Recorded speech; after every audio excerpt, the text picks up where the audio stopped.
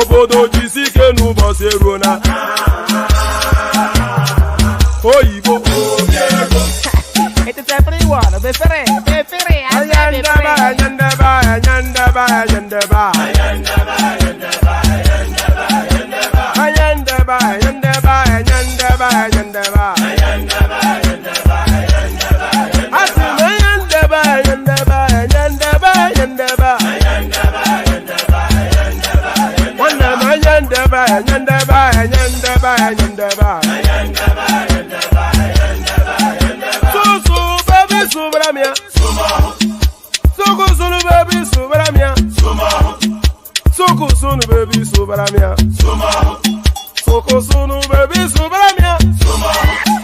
Ladies and gentlemen, sometimes you just have to act like you are drunk, like you are crazy.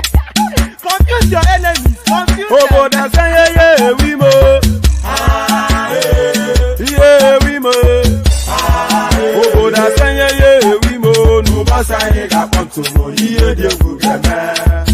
Okwitara kara mi nguru ma mi ga kwuru m ụgwọ ya baby mo abe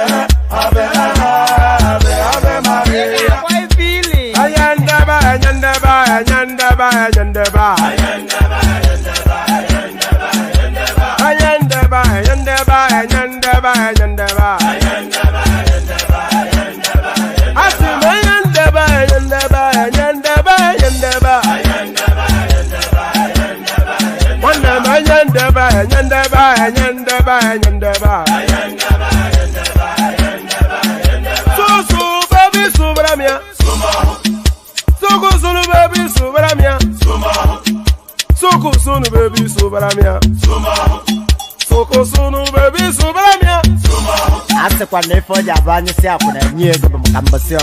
Since I was born, but now I am getting youth. Hakuna motangu, hakuna kogabu.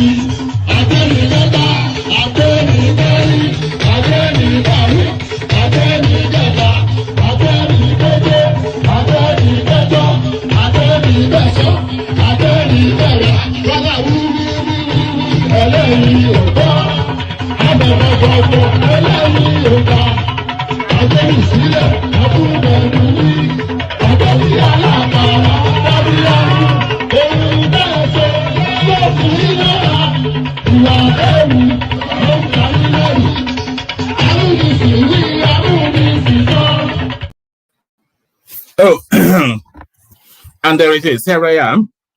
Sorry, hold on 1 second. There's nothing like being prepared, is there? And this is nothing like being prepared. That music caught me off guard. I still thought I had a moment more just to settle in, but there it is. And then suddenly, there it is, the bald head on the screen. So there it is, the bald head on the screen. Good day to you. Good to see you. How are you? So hope you've had a wonderful day, and then you're rounding off the day with your friendly neighborhood woman went to mow. So another day, another session. Here we go again. We do it as we always do it. So we do it as we always do it, but it's been somewhat of a slow news cycle today. So it's been somewhat of a slow news cycle today. So it's very much a case of bring your own. So if and when the panelists do turn up, then we shall be laboring them as to what they have been looking at in the news today. So we do it that way. So somewhat of a slow news cycle, but nevertheless some news. So what are we before we even contend with everything or with anything? The usual protocol, of course, click on the like button just as soon as you're coming in. I'm not seeing any likes at all. I wonder why that is. Not even one single like am I seeing, unless my system is acting up. So click on the like button just immediately, just as soon as you're coming in. Subscribe if you haven't done that already. We are pushing for figures, as you know. Always pushing for. Who is not pushing for figures on YouTube? We're no different. So click on the like button, click on subscribe. Click on the hyperlink that says StreamYard if you want to come and participate. You know, we are harvesting and harnessing new voices. If you notice, there's a new dynamism on the platform now. The new dynamism is the expansion both of the... oh, God, what happened just there? Give me one moment. Something just came on my screen. So, yes, the new dynamism is the expansion both of the conversation and the main stream as well. So if you want to come and be part of that new dynamism, then click on that hyperlink that says StreamYard. So click on like, click on subscribe, click on the hyperlink that says StreamYard, and then there's an invitation to buy your host cups of coffee. It is pinned on the comment section. You often ignore it, so you can carry on doing that. So you often ignore it, so you can carry on doing that, but do not ignore this. NMPP suspends Kwakwanso over alleged anti-party activities. So now, when I first came across this headline, I had the thought that NMPC was actually a party created by Kwakwanso himself. So quite how they are able to suspend him from his own party remains a mystery, but hopefully that mystery to be unraveled when we get into the details of this piece. NMPP suspends Kwakwanso over alleged anti-party activities. So we find out exactly what's in play there. So we find out exactly what is in play there. So we find out exactly what is in play there only to go back to an old, almost tired storyline now. So yes, ladies and gentlemen, we're back to Tinubu again, and it's did he or did he not Chicago State University? Tinubu's certificate. Chicago State University restricts access to our Twitter account. And there it is right there. So there it is right there. Our brothers and sisters from the Obidient quarters, they have taken their behavior to the rest of the world. So they've gone to harangue and harass that university to the point that they've had to temporarily take their Twitter accounts down. And this is where we are now. So this thing is going to come to an head. This thing has to come to an end in some form or the other. Tinubu certificate, Chicago State University restricts access to Twitter account. So quite what's in play there, we find out shortly. Only to land on this, Lagos ranked as 5th best African city to live, work, and invest in. So now, So when I saw that headline, I read it with mixed feelings. Because of course, which other capital city in Africa do you think would exceed Lagos? So you just have the lazy assumption that the best African city to live in would either be Lagos or Abuja. But they're telling us that Lagos is number 5 to live, work, and invest in. But then who are the top 4? So you have to hang around to find out. Lagos rated as 5th best African city to live, work, and invest in. So we'll go through that, find out exactly who was ahead of Nigeria. But then you wonder if Lagos should be in any ratings at all. Certainly, when you read the words of the vice president of the country, you wonder even more. Nigeria is in big mess, coupled with poor governance, Vice President Shettima admits. So, yes, yeah, okay, let me stay with this headline. So there's this sort of I won't say confusion, because we all know what's going on in the country. We all know what went down for the last 8 years or so, and we all know what the incoming administration met when they came in. But then there is still this narrative that the incoming administration should have some magic wand that will immediately cure and set everything to American standards. So the country is in a total mess. Irrespective of whoever is in charge, the country is still in a total mess. Nigeria is in big mess, coupled with poor governance, Vice President Kashim Shettima. So we find out exactly what's led Kashim Shettima to all that. We'll find out exactly what has led Kashim Shettima to all that. So now, we'll have a look at this video clip as well. So this clip now speaks to the first federal executive meeting that Tinubu is having and the 8-point agenda that will form the cornerstone of his administration. So we'll have a watch of that and then see where that takes us. So we have a watch of that and then we'll see where that takes us. And then we may well also watch this as well. Almost certainly we will watch this because like I said, the news cycle a bit somewhat spartan. So we have a look on Arise TV to see what they're up to as well. So a lot to go through, but then of course the panelists as well invited to bring what they are considering in the news cycle. So all of that to go through. So lean back, kick back, take it easy, relax into it. Exactly as I said, click on the like button. Click on subscribe if you haven't done that already. The hyperlink that says StreamYard is inviting you to come and join me on the screens. And the invitation to join to buy your host cups of coffee that is pinned on the comment section. So all those, you know where we're going. If you've been here for more than one session, you know what happens next. Okay, guys. Only water, where they see ma. Water, only water, where they see ma.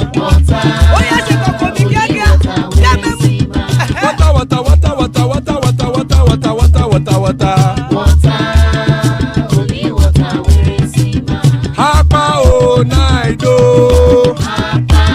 Hapa o naido. Hapa you don't come o.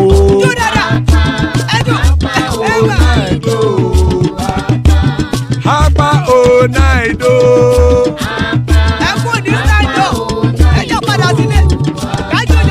Oro kẹ̀kẹ́ ẹlẹ́mù yé o. Ibe sodi akẹkẹrẹ ẹlẹ́mù re o. Bobby master kẹkẹrẹ ẹlẹ́mù re o. Chifu Faila ti kẹkẹrẹ ẹlẹ́mù re o. Eruku lẹ̀lẹ̀ ẹlẹ́mù dé. Eruku lẹ̀lẹ̀ ẹgbẹ́ ẹlẹ́mù dòde ojàre o. Eruku lẹ̀lẹ̀ Ghana ti dé ẹgbẹ́ bọ́ọ̀dì o.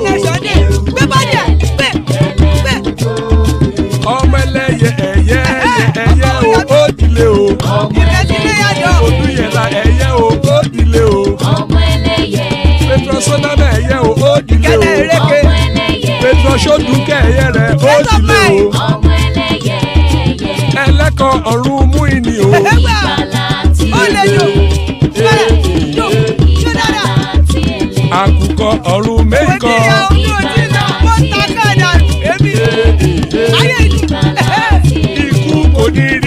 ṣe o.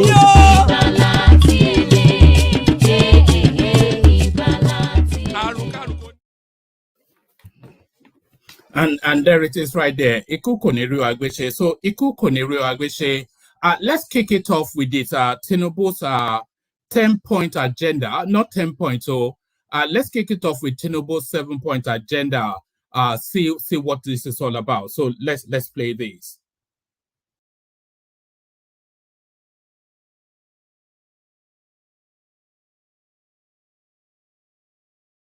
Presidential villa comes alive as President Tinubu convenes his inaugural cabinet meeting, just 9 days shy of 100 days in office.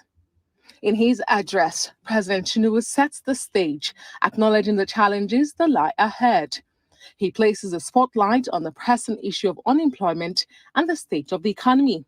The expectation is high, and there's tough time right now. We must work hard, commit ourselves, and create a buoyant economy that will serve every Nigerian.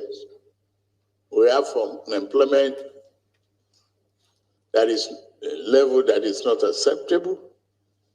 We are threatened by climate change. But to turn things around, you have been selected to perform your utmost best. The president further emphasizes collaboration among ministers, underscoring the essence of strong leadership. It is all in your hand now. I'm ready to listen. Like I said to the NPA yesterday, I'm ready, even for corrections. Only God is perfect. Don't be afraid to take decisions in this situation that you have been called upon to fetch water from a dry well. Following their closed-door deliberations, ministers reaffirmed the president's directives, pledging to turn words into action as quickly as possible. We're looking at different sectors of the economy that will contribute to this job creation. Chief among them is the creative industry and the digital economy. His Excellency has also given the mandate that this has to be done quickly.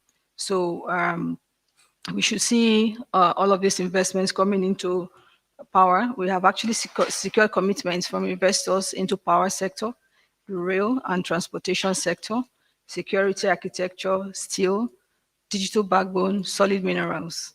And we're engaging these investors. We also examined the president's 8-point agenda. And those are basically food security, ending poverty, economic growth and job creation, access to capital, particularly consumer credit, inclusivity in all its dimensions, particularly as regards youth and women,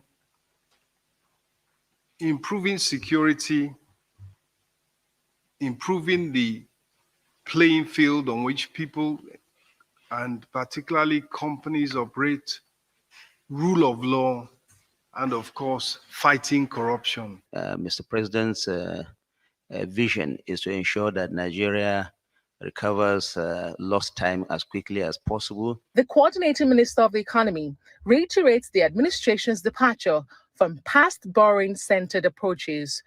Clearly, the federal government is not in a position to borrow at this time. Rather, the emphasis has to be on creating a stable macroeconomic environment, stable inflation, stable exchange rate, and an environment within which people can come and invest. Recently, Nigeria's unemployment rate dropped to 4.1% from 5.3%, thanks to a fresh methodology. While analysts acknowledge ongoing challenges, the resounding message from President Bola Tinubu and his team following their inaugural council meeting today is clear. A determined approach will tackle obstacles head-on. From the presidential villa, Adesua Omoruan, Arise News.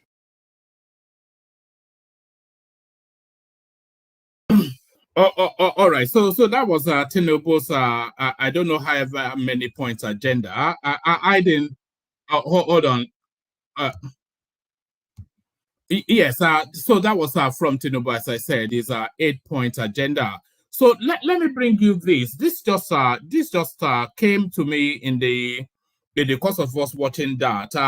So it looks as though Yemsin Wike has been listed as one of the campaign coordinators for APC for the upcoming governorship election in Bayelsa State. So that on the surface, you say yes. What's the big deal? The only thing is that Yemsin Wike is not a member of the APC. That's just the only thing. Yemsin Wike, as you know, is a member of the PDP. So let's go into this, see what this has to offer. It says breaking confusion as Wike makes list of APC campaign council for Bayelsa governorship election. So let's see what's in play here. The All Progressive Congress APC has created confusion for its newly appointed Minister of the Federal Capital Territory, FCT, Yemsin Wike, who has yet to denounce his membership of the People's Democratic Party, PDP. This is as the former governor of Rivers State topped the campaign list of the ruling party for the November governorship election in Bayelsa State. Pardon me. On Tuesday, August the 29th, the APC released the campaign list for the 3 off-season governorship elections in Kogi, Bayelsa, and Imo State in a tweet. The list, which was seen by correspondents, constituted the names of the minister who is still a member of the opposition party. So here it is. Yemsin Wike's name appears on both APC and PDP for the Bayelsa governorship election. Are you still doubting the PDAPC is real? Just the play. So it looks as though PDP also now they've put him in play. So PDP have put him in play. So now let's go to how the PDP is looking at this. It says PDP weigh options over Wike's open romance with APC.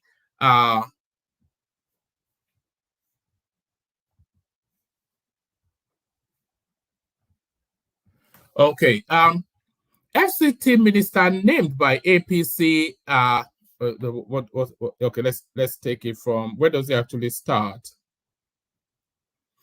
Right, I think it starts from here. The People's Democratic Party PDP is in a quagmire over how to handle the open romance between former Rivers State Governor Yemsin Wike and the ruling All Progressive Congress APC. Party officials have kept sealed lips over its plans on how to deal with what some describe as the most brazen case of anti-party activity ever embarked upon by a party leader. The situation took an unexpected turn for the worse when former Governor Wike, being named as a leading figure in the National Council of the APC. Wike, who is the current Minister of the Federal Capital Territory, Abuja, was on Tuesday named as a member of the APC Campaign Council for the 2023 governorship election for Bayelsa, Kogi, and Imo State. This is despite the fact that his party, the PDP, on August the 2nd, 2023, named him as a member of its National Campaign Council for the same set of elections. Attempts to get an official response from the PDP leadership have been unsuccessful. The party's National Publicity Secretary, Honorable Debo Ologunagba, neither picked nor returned calls to his mobile telephone.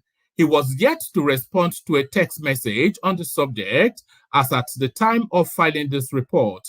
However, a party leader who spoke on the condition of anonymity because the party is yet to deliberate and take a decision on the issue said the party would definitely act at the appropriate time. The party source said, "We don't want to make our party all about Wike and his unending tantrums. We are all aware about his love for attention, so we have decided to ignore him in the hope he will avail himself of the opportunity of our efforts to reconcile our aggrieved members." So, I mean, it beggars belief. It's almost like a Twilight Zone sort of a thing, really.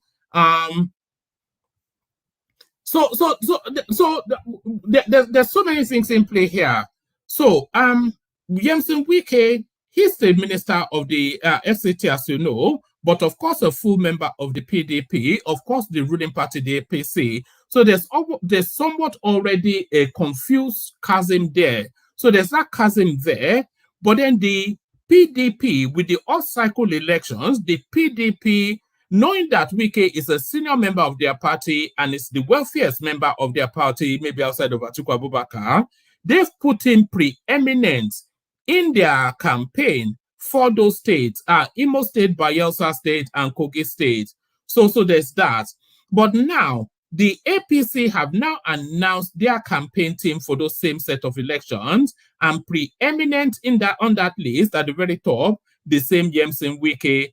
So is he going to shoot from that side and then go to run around and shoot from the other side? How does that work is the thing. So how does that work is the thing. But almost certainly Wike will have to cross carpet. He has, in all intents and purposes, outside of our public announcement, he has already crossed carpets. So we know that. So he's going to cross carpet. But when he crosses carpet, is he going to take River State with him? You know, and that's the other question. So, I mean, how do you unravel a mystery like Wike? That is the quick question. How do you unravel a mystery like Wike? So how do you unravel a mystery like Wike? Let's go to something equally mysterious. I thought this guy owns the party, but alas, it probably does not. NMPP suspends Kwakwanso over alleged anti-party activities. Just coming off the back of the Wike readout, I suspect there might well be somewhat of a similarity. The Board of Trustees of the New Nigeria People's Party, NMPP, has suspended Rabiu Kwakwanso over alleged anti-party activities. The suspension of Kwakwanso, the party's presidential candidate in the February 25th election, was announced on Tuesday at the end of a meeting held in Lagos. It also appointed new national officers, headed by Dr. Agbo Major as the acting national chairman, and Mr. Ogini Olakosi as the acting national secretary, with 18 others. So why was he suspended? News Agency of Nigeria reports that the suspension is for 6 months. News Agency of Nigeria reports that the suspension were put to a voice vote by members of the party at a special General Assembly held at Rockview Hotels in Apapa. News Agency of Nigeria records that the NWC of the party on Thursday, August the 24th, announced the suspension of the founder of the party, Dr. Boniface something or the other, and the National Publicity Secretary. Addressing newsmen at the end of the meeting in Lagos on Tuesday, Secretary of the Board of Trustees, something or the other Abdullahi, accused Kwakwanso of hobnobbing. Okay, so it's the same narrative as Wike. Accused Kwakwanso of hobnobbing with President Bola Tinubu, the People's Democratic Party, a presidential candidate Atiku Abubakar, and the presidential candidate of the Labour Party, Mr. Peter Obi, without the board authorization. Abdullahi announced that Kwakwanso has been stripped of the NMPP national leadership status by the board. The Secretary of the Board of Trustees said the purported suspension of the NMPP founder was a flagrant gross violation of the party's constitution. So there it is, for hobnobbing with Tinubu, and that is it right there. So I'm not sure that there's much more from there. So not much more from there. So let's go on from there today. So hopefully there are people in the room so that the conversation can kick on. It always a slow start these days, I've noticed, but hopefully there are people in the room.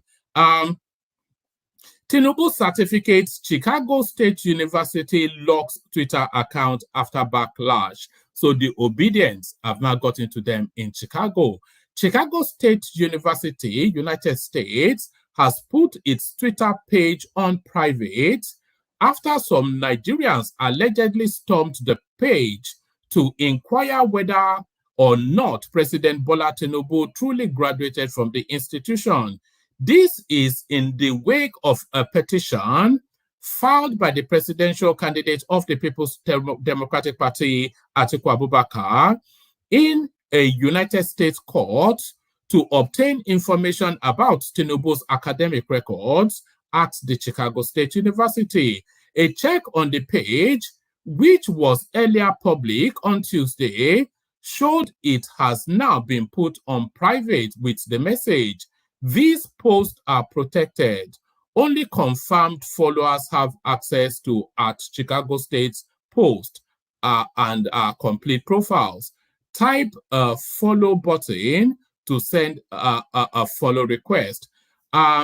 Correspondents had reported in January 2022 that the university confirmed to it that Tinubu indeed attended the university. Beverly Poindexter, who is in charge of official transcripts request, enrollment, and degree verification at the Office of the Registrar, CSU, in a terse email response said, "Mr. Tinubu did attend our university. However, if further information is needed, go to Students Clearinghouse something or the other to make a formal request." In an earlier letter dated August the 20th, 1999, and signed by then Registrar Louis Davis, the university stated that Tinubu was its student between 1977 and 1979. He wrote, "Please be advised that Bola A. Tinubu did indeed attend Chicago State University from August 1977 through June 1979. He was awarded a Bachelor's of Science degree in Business and Administration with honors, on June the 22nd, 1999. His major was accounting." Also attached to Tinubu's Form CF004, submitted to the Independent National Electoral Commission during his governorship re-election bid in 2003, was a commendation letter from CSU recognizing his performance and high scholastic achievements. Tinubu's academic qualification has been a subject of controversy for some time now, especially following the 2023 general election. So you see, that last sentence is the one that always really rankles me. You know, Tinubu's academic qualifications is not subject to any controversy, certainly not. Tinubu presented his certificate. People who are minded to check the veracity of that certificate, they have gone through the process of checking it, and they have found that the certificate is indeed valid. And they only know that the certificate that he presented is valid because the institution that he got the certificate from told them so. So there is no controversy. It's just a bunch of idiots just showing us just how stupid they are. Just a bunch of idiots showing us how stupid they are. But from stupidness to more serious matters, Nigeria is in big mess, coupled with poor governance, Vice President Shettima admits. So just how big Vice President Kashim Shettima has said that Nigeria's economic situation is in a big mess, adding that the country is chained by poor governance. Shettima, who spoke on Monday when he received in audience members of the Presidential Committee on Fiscal Policy and Tax Reforms, led by the chairman Taiwo Oyedele at the State House Abuja, expressed optimism that his principal Bola Tinubu would tackle. Asking the committee to come up with roadmap that would transform the economy and take the country out of the woods, our former governor of Borno State said fiscal policy and tax reforms were a potent tool for resource mobilization. So yes, you know, the whole of governance is not any more complex than just this. You see what I'm highlighting here? If you get this right, you create the best country in the world.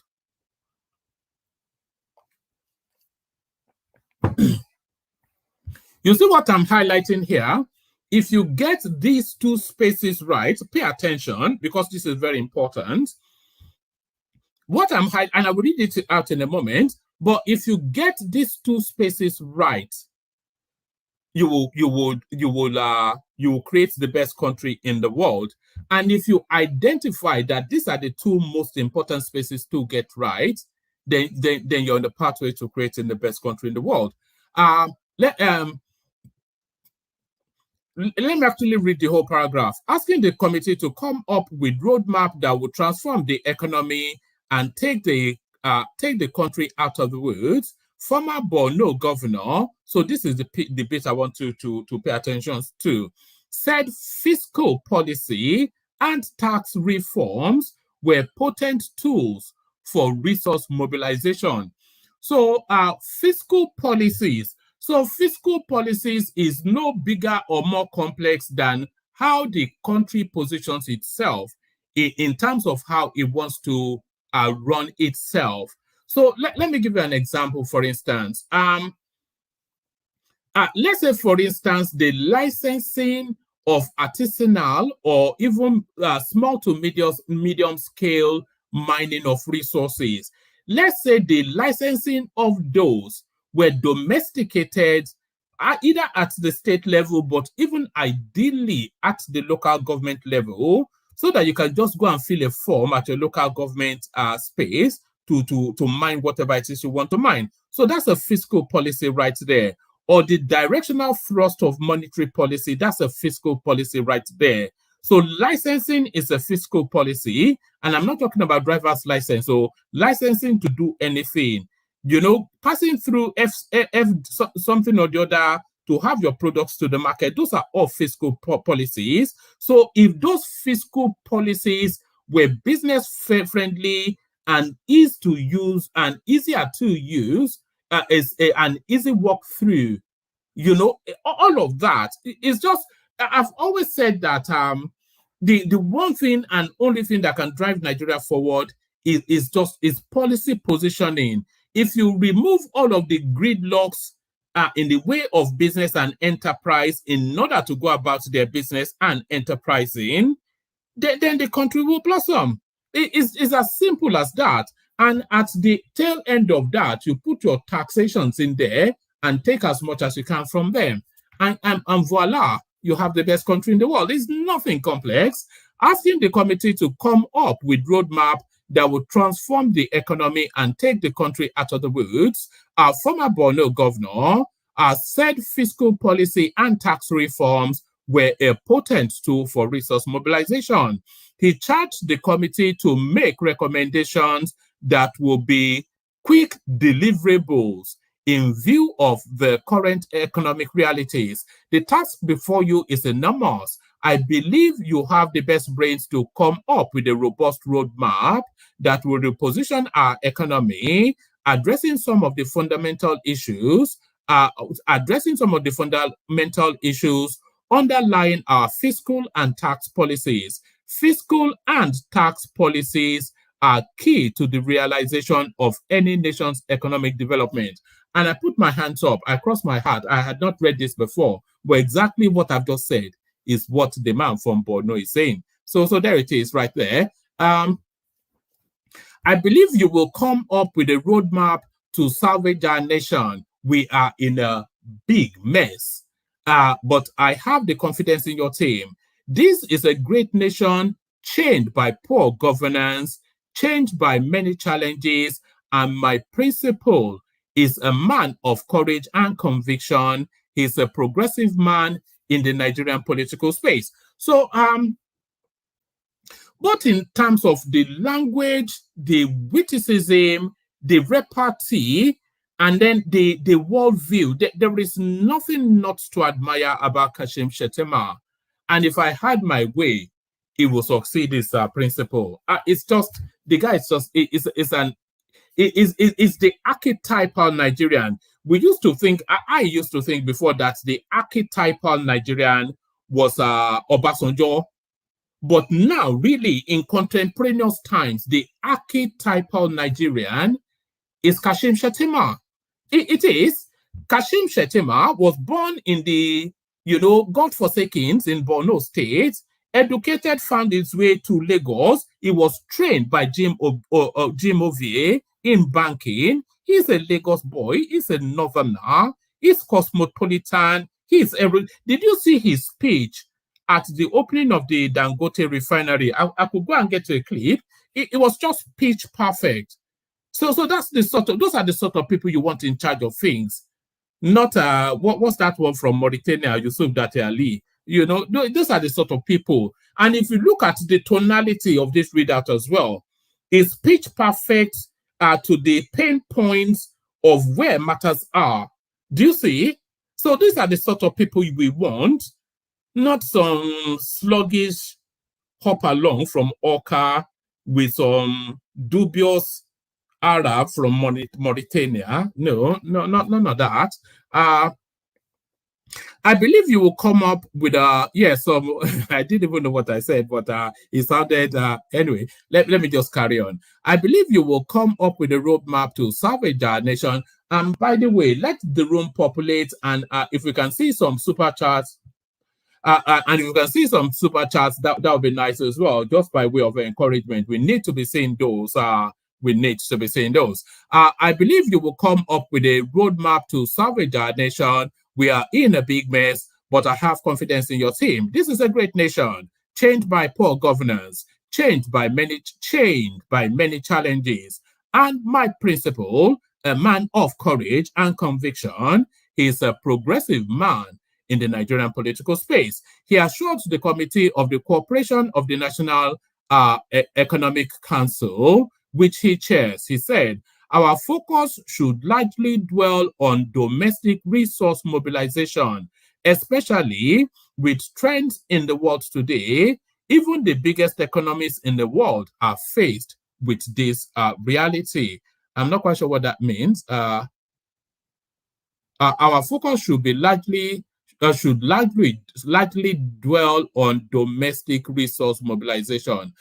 So we find out what that means in a moment.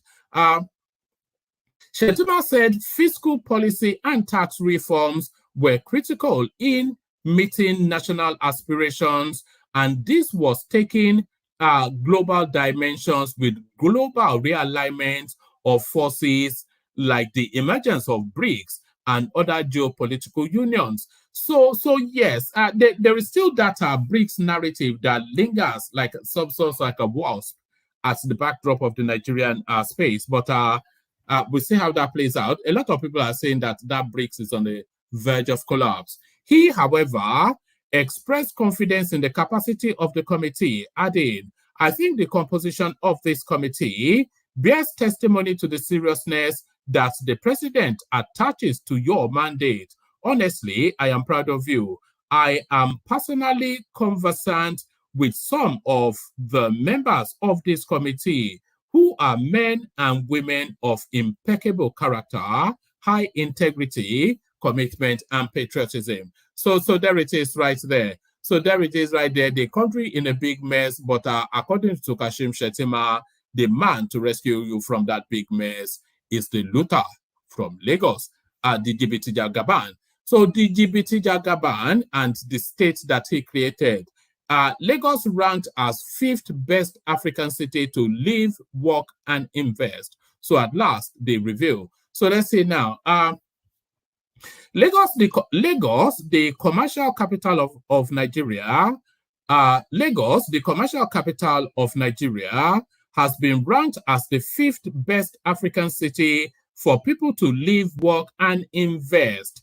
according to a report by Brand Finance City Index 2023. So I think this is a global survey. So when it's coming from a global space, it inspires more confidence. The ranking is based on a global survey of close to 15,000 members of the public conducted in April 2023 in 20 countries on all continents of the world. The report reveals Lagos, Nairobi, Kenya's capital, were ranked behind Cape Town, South Africa, Cairo, Egypt, Johannesburg, South Africa, and Casablanca, Morocco.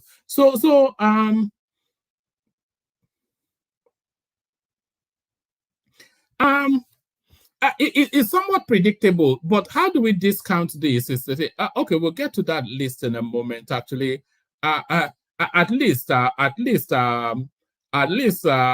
Kenya did not come above us, so maybe I'll send this article to Kaizo.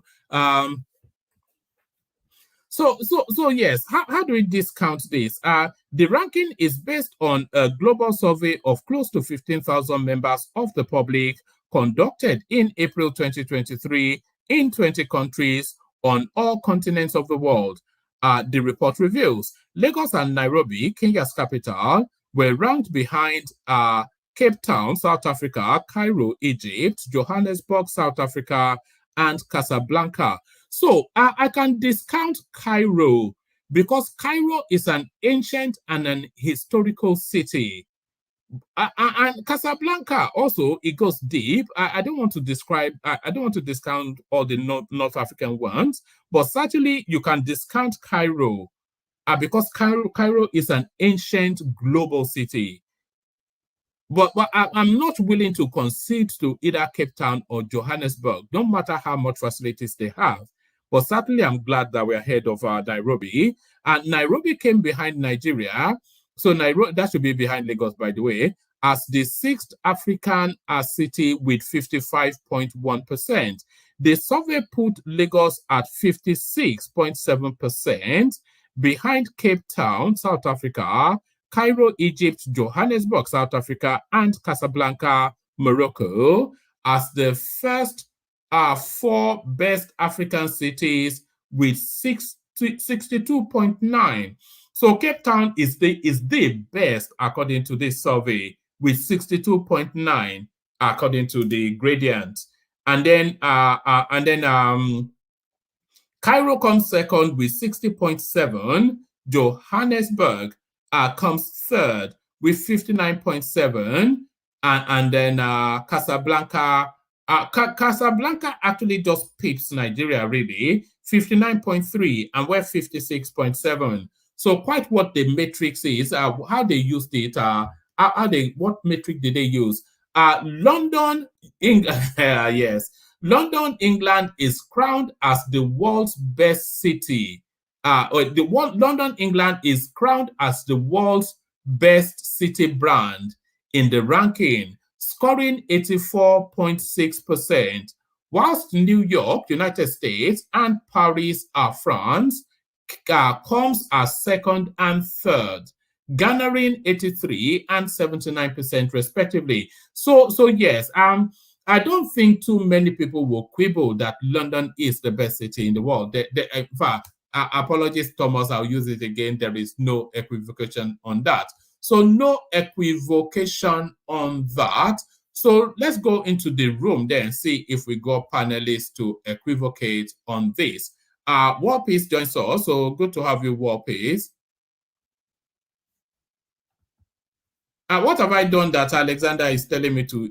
What have I done? I've not done anything. Good to see you, War Peace. Adewale is here. Good to see you, Dewale.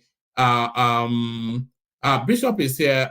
Good to see you, Bishop, as well. So good to see you, Bishop. What did I do? Text me, Alexander. Let me know what I've done to get the to easy. Come on now. What am I coming on now for?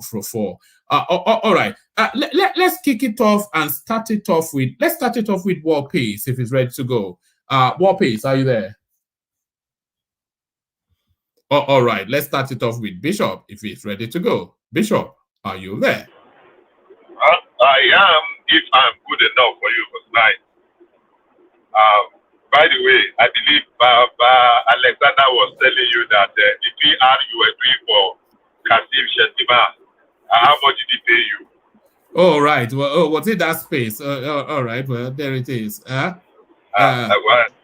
don't think so, Bishop. Bishop, I don't think so. The way one man was praising London as the best city in the world is what makes London. No, everybody know that. That was a joke. But Alexander Gomez is a London man. He was born in London. He did lights in London. Okay. It could be either or push out. He clarified. No. He just told me now that I think it was me mocking Pete Obi that it was yes. You know that the way he has been going to all those obedient spaces, he has gone native now. We'll rename him Alexander Oketuku. The way you were hating Kasim Shetima, you were kind of rubbishing Obi. I thought that was what he was saying, because I was going to ask also, how much did Shetima pay you? Any others, by the way. You brought another thing before I start. Yesterday it was Hotel California. Today you were technically or practically giving us lines from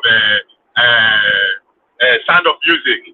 How do you rate a person like, did you get that? Yes, how do you rate a person like Shetima? You were practically giving us lyrics from Sound of Music. So we wait for another one tomorrow. Anyhow, good evening, gentlemen. Good evening, fellow compatriots. Good to have you, Bishop. Please do the needful. Click on the like button. Let me repeat that because I keep it today. Please, people, Nano, do the needful. Click on the like button as you come in. If that's the only thing you will do, it will be very well appreciated. Thank you. So, what do we have? Kick it off with this list now. Let's kick it off from a fun space. Nigeria fifth. But I like the way they phrased it, by the way, Bishop, to live, work, and invest in. So Nigeria ranked fifth best African city. So when they said fifth, because I don't read these things ahead so that we can react to it together. I was curious to see which cities rated above us. But I had the lazy thought that they will want to put Johannesburg above us, but I want to discount that because it's not really an African city. It was built by the Dutch, so it's nothing to do with Africa. But Cairo, so what are you making of that list? Ahead of us are Cape Town, Cairo, Johannesburg, and Casablanca. Honestly, if you ask me, without seeing the list, that probably would have been, I would rate Casablanca ahead. Johannesburg was built by the Dutch. Are you with me? We have you back now. You were quaking, but carry on. Not again. Wow. Okay, if I say carry on. I will just pull up. If the network is better. Okay. So if you actually asked me, without me saying this list, honestly, I would have, because Lagos has its challenges, especially with a very heavy population of people trooping into Lagos, that are making us to have a lot of places like slums now. Overpopulation is a major problem. I will go with a rating, and I probably will put one or two other cities like Kigali ahead of Lagos, and probably Abuja for obvious reasons. So I have no problem with that rating at all. We can always do better. It's not yet Uhuru. The only challenge I have is that, so what happened to suddenly the second worst city to live in the world? That your brother Rufai is always chorusing every time. It will be very upset about this list, Rufai. If we because attack he was always looking at it. I'm he telling will you, tomorrow. He will not say two things before you remember. He will say, is this a city that in Mushi people are living in the slums? Is this the city that you There are have put slums. on the, and it would go on that Look, sanctimonious. there are slums everywhere. Yeah. There are slums. As I'm speaking with you, I'm just about leaving New York. Now, I've been in New York for the past 4 days. There are slums everywhere. Is it Atlanta? You want to say there are no slums? Is it Las Vegas?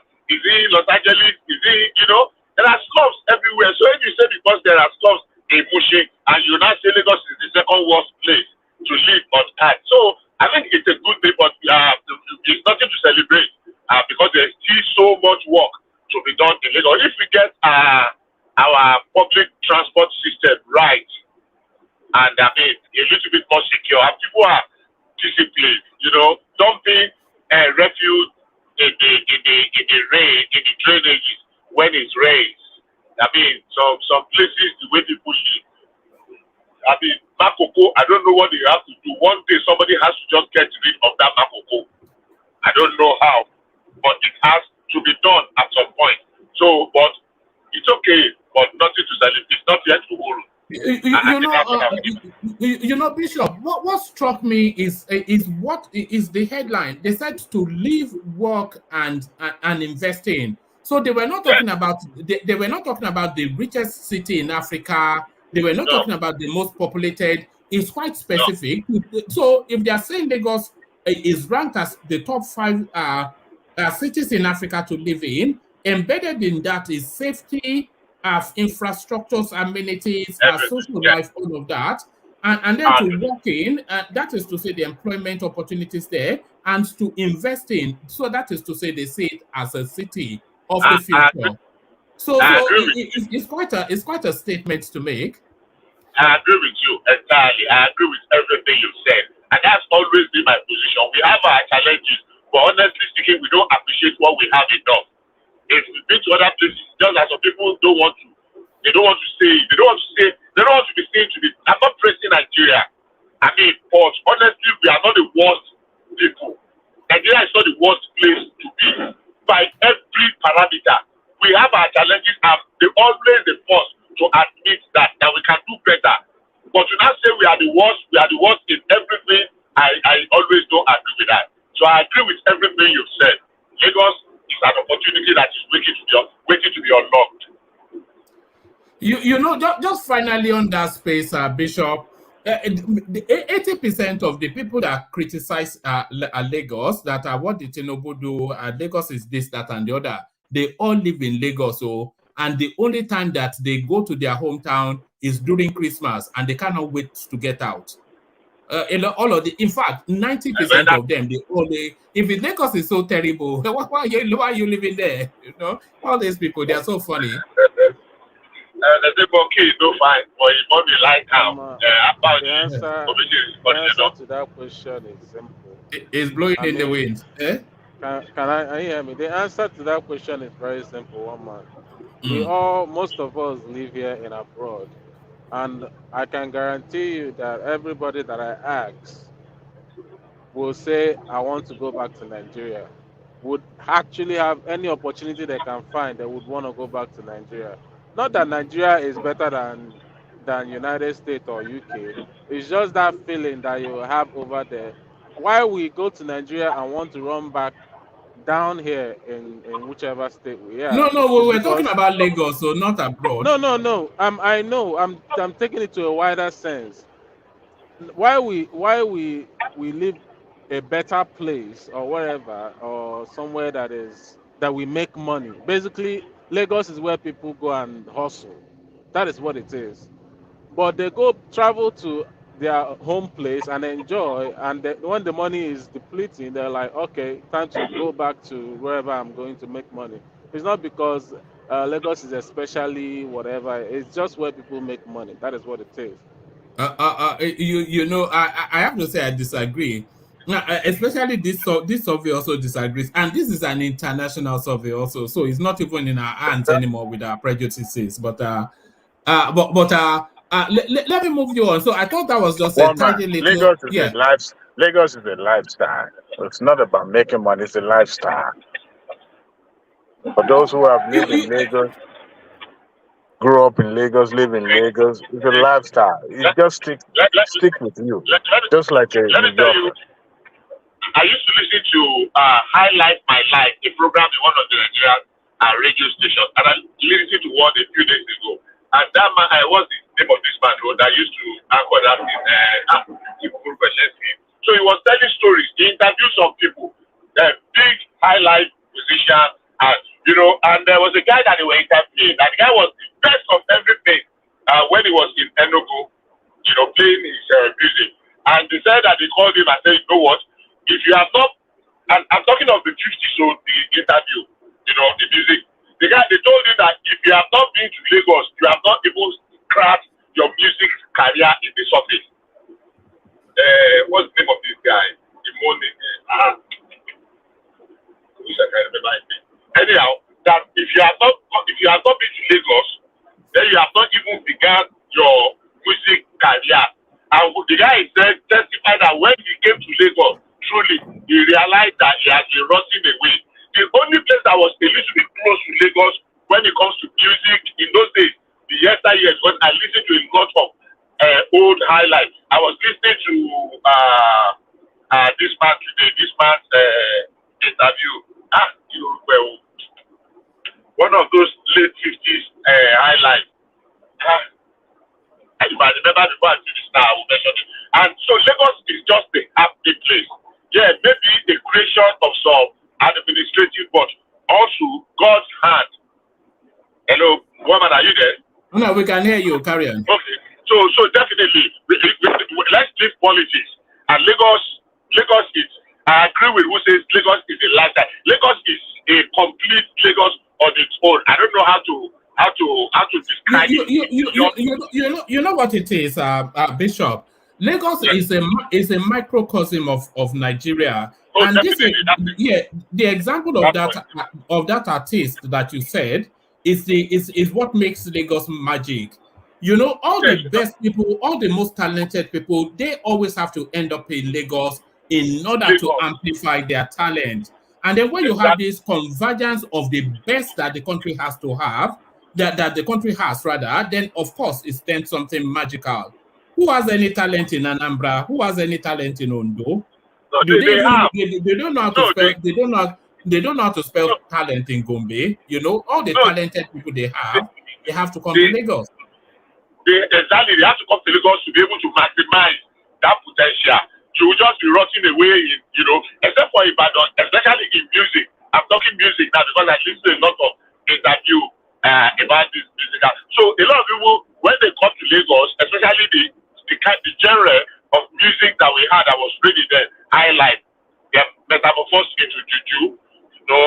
So if you come to Lagos, like Adeolu Akisoya that was really in Ilesha and Ojobo, eventually, Acct, he had to come to Lagos to blossom.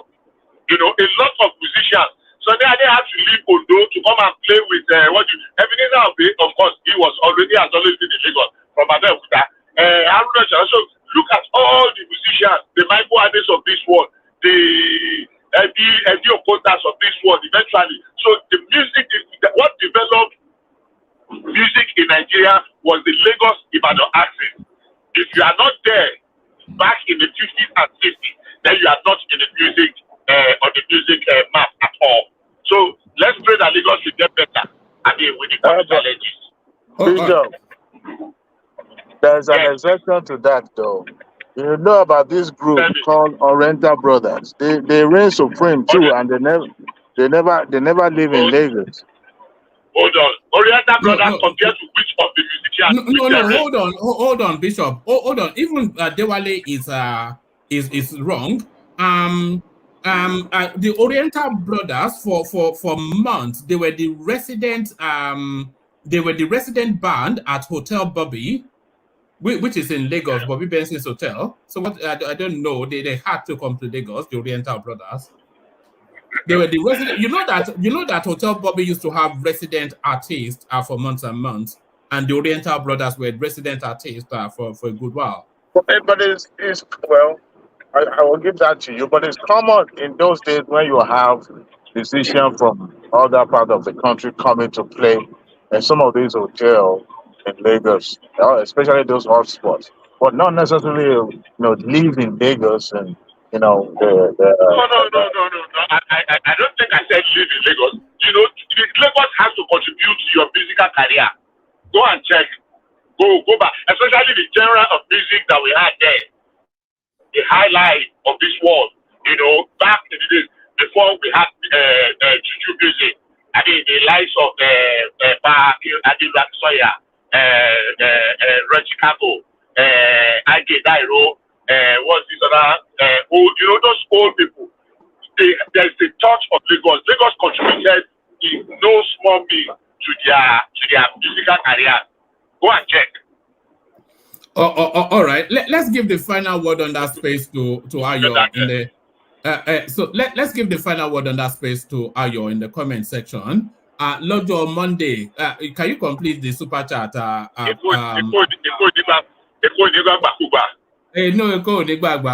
Lojo Monday, so there it is right there. And every other day of the week as well, there is no room for Pala in Lagos State. No room. But let me take you to another space, Bishop. One of the mysteries that has been agitating the Obidients space for months and months, I think I might have been able to solve it. So I have sent my agents round, and they have dug through the archives to find the yearbook of Tinubu set, Chicago State University. So there is Tinubu right there. I hope this satiates the Obidient, but I suspect not. They will probably say it's Photoshop. So there is Tinubu. He has no classmates. He has no this and that. There he is in his yearbook, smack in the middle, surrounded by his classmates. Well, we had a word on this last night. I did express my dissatisfaction, vehemently so too, with the conduct of these so-called Obidients. And Obi himself, by not reining them in, by not calling them to order. I find that very distasteful and very disgusting that he sees the horde of untamed, what is the word now? The way they are rampaging everywhere. I mean, you need to see what they were sending, the messages they were sending to the side of the Chicago State University. It's horrendous. And, all right. Hold on. We'll get to that in a moment. So let's build up to that. Let me take you to this space instead. Confusion as Wike makes list of APC campaign cancel for Bayelsa governorship election. So now, in all ways, in body but not in spirit, certainly Wike has left the PDP. I think we can say that. It is on the campaign council for the APC by off-season elections coming, governorship. If he's on the campaign team, then that is to tell us that he'll be campaigning against a party that he's a card-carrying member of. But to make the matters even more clear, the party that he officially belongs to, PDP, he's also on the campaign council of that party for that for those elections. Unravel that for us, Bishop. Well, that one I will start like your friend used to start with Stella Buckley. This one I will say confusion, break, and double wahala for everybody. I don't know who is playing who here. One, if they are going to make Wike a member of the campaign committee, did they get his consent? Either it is party A or party B. If they got his consent and he gave them his consent, then something is wrong. If he did not give them his consent and they still publish his name, there's double two things. That double is wrong. I am not competent enough to make a comment on that. I don't know whether it's funny, really. I think I would say it's comedy or it's tragic. So let's say it's tragic comedy. Are we now at that point that Wike now has to provide some clarity? He has to make a decision now. Because to all intents and purposes, is an APC man, but officially a PDP man. So he needs to tell us. But if he crosses over to APC, does he take River State with him? Well, with his influence, I think he will. I think Wike has River State in his I don't say vice in his pocket. I mean, Steve Fubara is a Wike. I don't think he has the liver to betray Wike. I don't think he will want to do that, and I don't think he will want to be head or head with Wike. And if Wike leaves him behind, they can finish him in PDP. They will finish him. But if Wike carries him along, they can be sure of getting him ticket for second time in ABC. But if Wike leaves him behind in PDP, I don't know whether he will be able to survive what is coming. So if Wike already has River State in his pocket and Wike is moving, I think it's safe to say that Wike will go with River State where is his population. But I want to take him back to that Wike will go with River State, both the governor and others will go with him.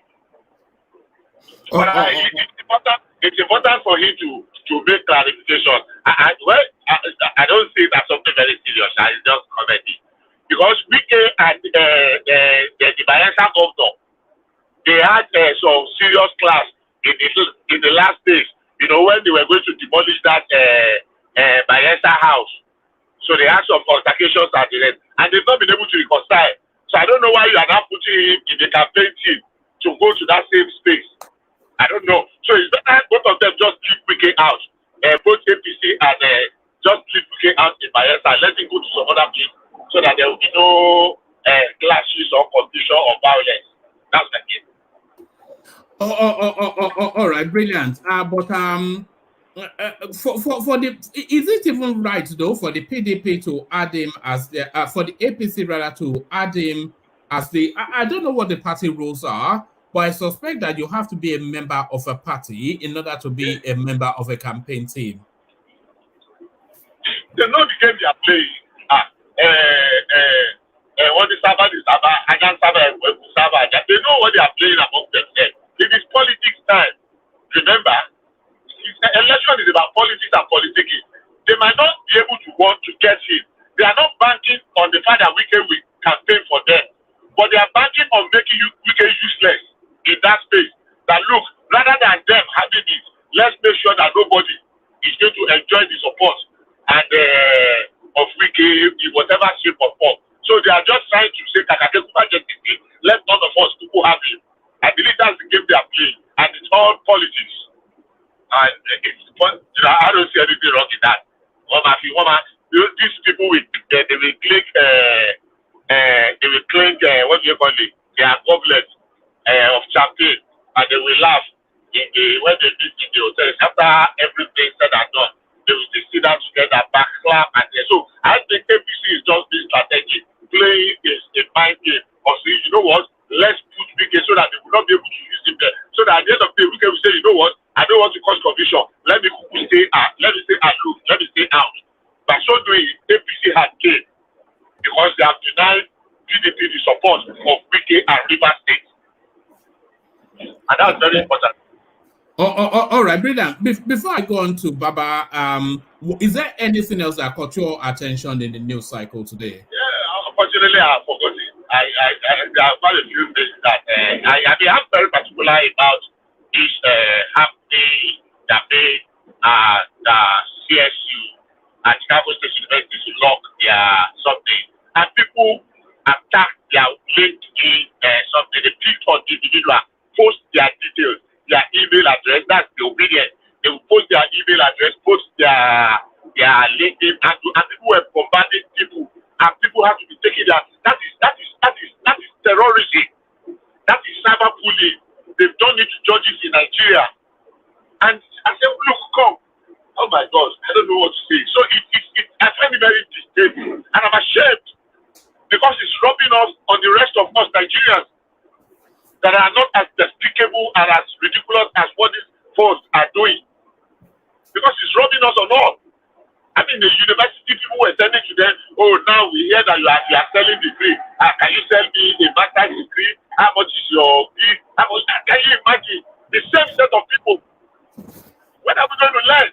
And we hear some of their so-called learned ones among the informed ones, edging them on, hailing them, praising them. I mean, I find it very distasteful. Politics aside, we shouldn't descend to that level of infamy. But that's exactly what they have done. But September 16 will clear their base. All right, brilliant. Brilliant. Stay with us, Bishop, as we move the conversation on to Baba. So One Baba, man, sorry. yeah. Did you see? I don't know if today news or yesterday news. The guy the DSS arrested connected to Emefiele loot, some Dogara something that they found 400 something, 403 billion in his wife account in I think Zenith Bank. Alhaji Aminu Yaro Dogaro, Saki Hausa, Chamarawa Council of Chiefs of Lagos, and his wife, connection to the ongoing investigation of suspended CBN Governor Emefiele. No, I didn't see that. Can you send the link? Let me have a look. My friend, I will send it to you. I'll send it to your WhatsApp. Oh, all right. So you see. All right, brilliant. Let me take the conversation to Baba. And Baba, maybe you want to pick it up from where Bishop left it off. Is the Chicago State University, they have had calls to put their Twitter account on private, not for any other reason than the harassment by our friendly neighborhood Obidient people. So they've internationalized now this wayward behavior that we've been trying to cage within the confines of our country. So what are you then making of this development, and what repercussions are you expecting? Baba. Thank you, one man. I salute you. Good evening, folks. Our listeners, like and share and subscribe to this platform. By all means, if you can share right now or subscribe right now, please just click on the like button. Thank you very much. One man, thank you for the opportunity once again. I think these people, I don't understand exactly what they are doing. They are destroying Peter Obi day by day. Peter Obi is finished. It's completely finished. And they don't realize it. But I think what is happening here is like they know they've lost out. So they are just lashing out at anything. They know they lost out. It's like you've lost out, and okay, even if Nigeria is for sale today, they will go around the whole world looking for buyers. They don't care anymore. It's like, let Nigeria end because of what? Hatred. But if you look deep into it, it's not about Peter Obi anymore. It's particular hatred directed at somebody. I wouldn't say a particular ethnic grouping. No, that was going to be my question. That do you think this is an ethnic? No. You know why I say no? We intermarried. A lot is going on in that sphere. If you look at most of the developers in Lagos, the Igbo developers, most of them are married to Yoruba women who are part of the family from whom they signed the development of a particular a small land on the island, particularly the trading areas. And they have, apart from that's why I always say no. It's just hatred directed to a particular person. And it is very, very unfortunate. I mean, it happened during the Time magazine, and I'm sure they've taken notes. It happened to Chicago State University. They shut down their Twitter account, and they extended it because they cannot reach that space anymore. They are now onto the governor. You can't believe it. They are now onto the governor. And what that is doing... The governor of Chicago? Exactly. They are harassing him as well. Man, even the family of the governor. It's incredulous what is happening. That's why I said they are just lashing out. And if I know human behavior very well, I were a judge, we forget that the judges also are human beings. And I'm part of that panel, and you are doing this to me, my family. We have never witnessed anything like this ever in the history I will of our not country. only raise my middle finger against all of them, I will turn my nose to, and I will do whatever will make them bleed more. Because it's a human institution. Law is law, quite all right. But like I quoted the late General Dia many years ago, any smart judge who knows his law on any case can write two judgments.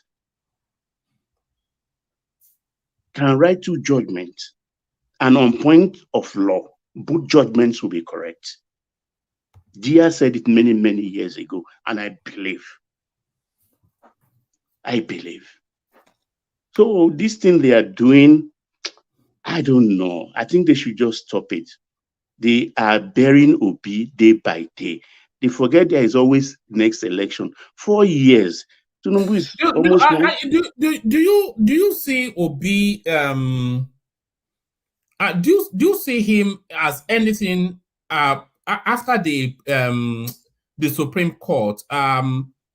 Do you see him having any showing in 2027 thereabout? Because I think they may have done irreparable damage to that guy. Oh, I think he could be still a beneficiary, because what I see coming, and I say this because I know your program will still be here even 50 years in time. So I'm saying this for posterity. Atiku will want to come back under the platform, on the platform of at the age PDP. of 82. Atiku doesn't care. He has a burning ambition. Atiku can barely walk now. Yeah, that is where the whole thing will get destroyed.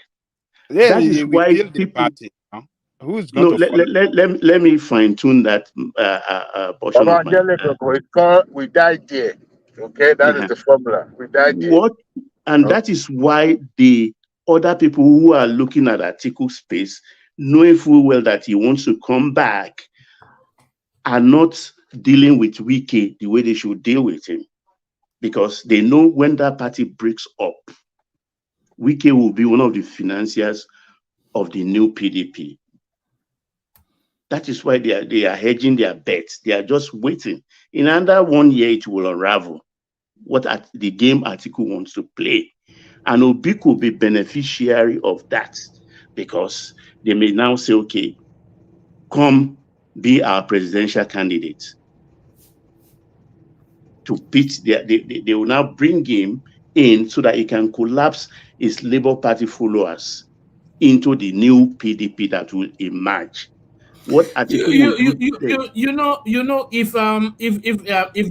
If the PDP presents Peter Obi in 2027, it will still get the same result, because they will get the southeastern votes, but the northern votes that Atiku brings in, they will lose that, because they not have more affinity with the southwest, and Tinubu has a religious affinity with the north, so it will still be the same results. Well, I wouldn't say that, because whatever it is, with 2 southern candidates, definitely the North has to pitch their tent one way or the other. It all depends on Tinubu's performance.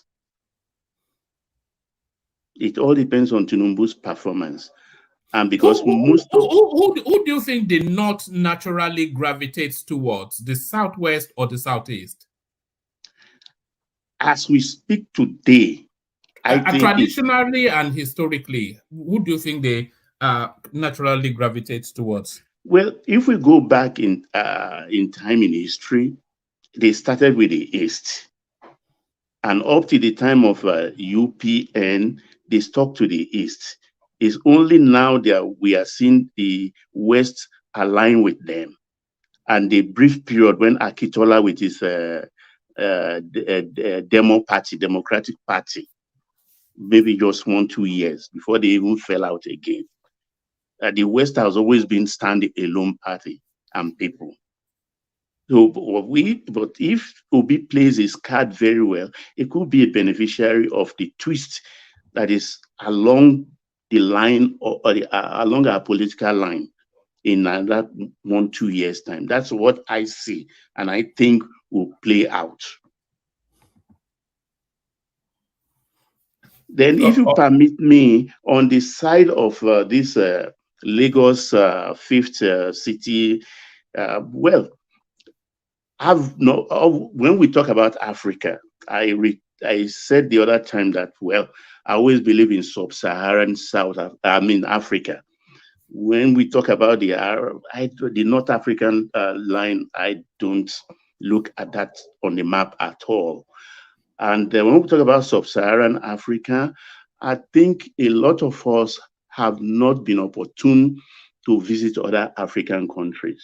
I wouldn't say Lagos being the fifth is correct or not, but if you've been to other cities, particularly Central Africa, West Africa, you will thank God you are a Nigerian.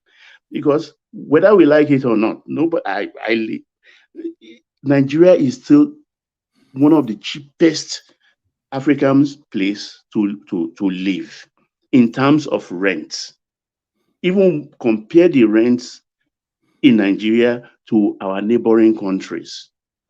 You won't believe it. I'm sorry, which country? Which country are you talking about? I can't hear you, Des. Please speak up. I mean, you're comparing to which country exactly?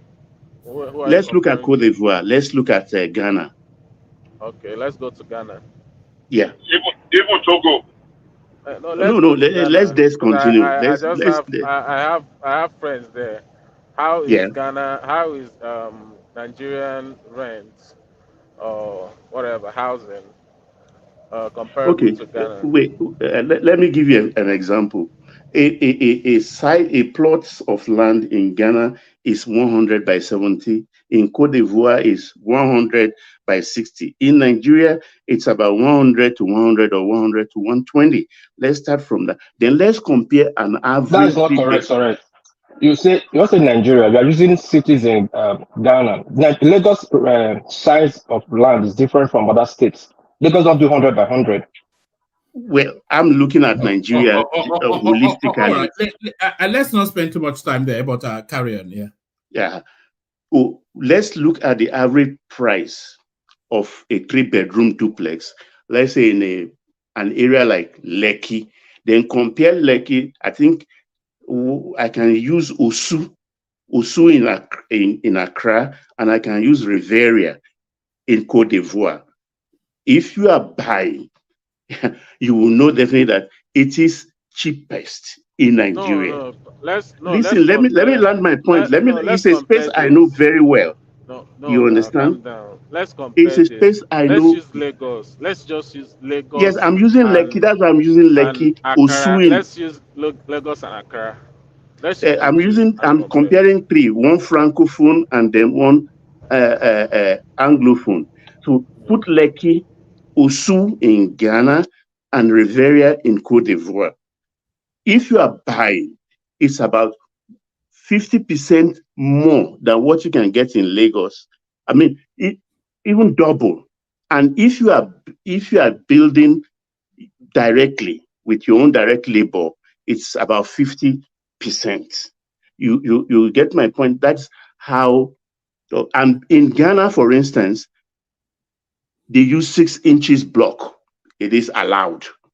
In Nigeria, we build with 9 inches block. The best you can do is to use 6 inches block to divide the internally. That is the rooms or the dining area and things like that. We use 9 inches block. Yet it is cheapest in Nigeria comparing the three cities. Because we are talking about rent. I don't know why you started talking about building of houses. I'm combining all together. Yes, in terms of rent. Yeah. Yes. In terms of rent, yeah, because my friend lives in Accra, so I know that space a little bit. Now, the average rent in Lagos, let's say, is always increasing anyway. Let's say now it's about 3-bedroom flat is about, let's say, 800,000, 700,000 naira now, 3 bedroom, right now in mainland though. I'm not talking about island. You're gonna be seeing it like in 2 point something million a year in the island. But in mainland, we're talking about 700 to 800,000. In Accra, my friend converts his naira. He's paying 3 bedroom flat for 300,000 in Accra. So I'm not sure where you're getting the rent that is way more than. I'm not It sure where you're depends on getting the that. area. I'm talking of particular area Osu. Without, I don't know, I don't want to say this. Baba is not talking about the ghettos. So that Yeah, Wait, so you're talking let me about. My friend, Sorry, you're let talking me about put my it friend Osu. this don't Then way. live in compare. ghetto. One man. Let me Hold on, put hold it on. this way. Compare Let me Osu put with. it this way. Wait, compare Osu with I Banana have things in Republic now. Accra. I have things in Accra, and I have things in Cote d'Ivoire. Hold on, Baba. Somebody in the comment section is actually confirming what you're saying. It says Lagos is equal to Osu, so that's somebody that knows Ghana. So it sounds Exactly. as though, yeah. But Wait, Baba one man. One man. This is not fair. Compare Osu with Banana Republic. You have I to said Banana compare Republic. Sorry, Osu with Banana Lagos. Island. No. Banana Osu is Island. about Banana Sorry. Lekki. Island. Then let's Osu is compare about that Lekki, now. not Banana. If you want all to right. use Banana Republic, you can Sorry, use Banana Island. Trazaco Estate. Trazaco Estate. Hold on. Sorry, hold on. This is my point. This is my point. I'm not sure that we want to be here, but make that point and then we move on. Yeah. If you are bringing Osu, there are other places that in Lagos that are equal to Osu too. There are other estates in Lagos, islands in Lagos that are equal to Osu. Don't just say Lekki. We have VGC. We have other places, big estates too, big All places right. too in Lagos that is equal to Osu. So compare it fairly. Let's just say Lekki. Lekki is big. Which part of Lekki? So let's all know what we're comparing. All right, just have the very final word on that space. I want to move on. I'm not sure that we want to be. Yeah, Baba. Well, I know the comparison I'm making. You understand, and even extending to Cote d'Ivoire. What I'm saying is that we should just be thanking God for what we have, and we should be proud of it. Because averagely, even I don't eat kenke with the kind of yo-yo fish they use. As a Nigerian, we don't eat that way. Neither do we eat asheke. I mean, in Nigeria, no matter how hungry you are, even if you have to eat kenke, you will eat with good tilapia, fried tilapia, and some pork feet and things like that. We eat very, very well. We are blessed, whether we like it or not, and we should appreciate what God has done for us. Our All right. country is. Yeah, go ahead, woman. No, land the point. I was just going to say that's an international survey, by the way. So I'm not even sure where the argument is coming from. International survey tells us that Lagos is a hotbed of desirability. So we have to go with that. Yes, it is. Even when you were talking about the music genre thing, I got excited because people in the old people will forget that no artist, even people like Rex Lawson, people like Celestine Oku, I mean, people like Osadebe, they all thrived in Lagos. It's in Lagos they actually made name for themselves. And with the exception of maybe people like Ishie Brothers, if anybody old enough to remember this artist, I think Ishie Brothers made their name either in Kaduna or Kano. That's just an exception of it. But every other artist that reigned, they all made their name in Lagos, because Lagos is like, I told you last time that when it comes to Lagos suffers from rural urban drift. People come to Lagos every day. Every day. That is why nothing can work very well in Lagos, because you cannot plan, because you don't know how many people comes to Lagos every day. You understand? So Lagos is a very special place. I sit here today. There is Do no. you think we should start deporting them? All these people that come to Lagos? No, like it belongs to all Send of them us. back to No, Kano, one man. yeah. No. That's what makes Lagos tick. You get my point. Every day, there is no blessed day I don't talk to Lagos. There is no blessed day I don't think of Lagos. it's not an easy place to live. I mean, I always tell people, my friends particularly, that look, what I enjoy about Lagos is that on a stretch of 100 meters, you can find 3 record shops with their loudspeaker outside, and they will be playing different genre of music, and only a Lagosian. You enjoy that. That's chaos. Yeah, well, only a Lagosian will pick a particular one, even if it's far off, and enjoy it. He will shut himself out of the other 2 loudspeakers. I always tell people that that's one of the amazing things about Lagos. It is just a special place. You can say it's dirty, it's too compressed, it's not good, it's noisy, but like Bishop said, monkey no fine in mama like him.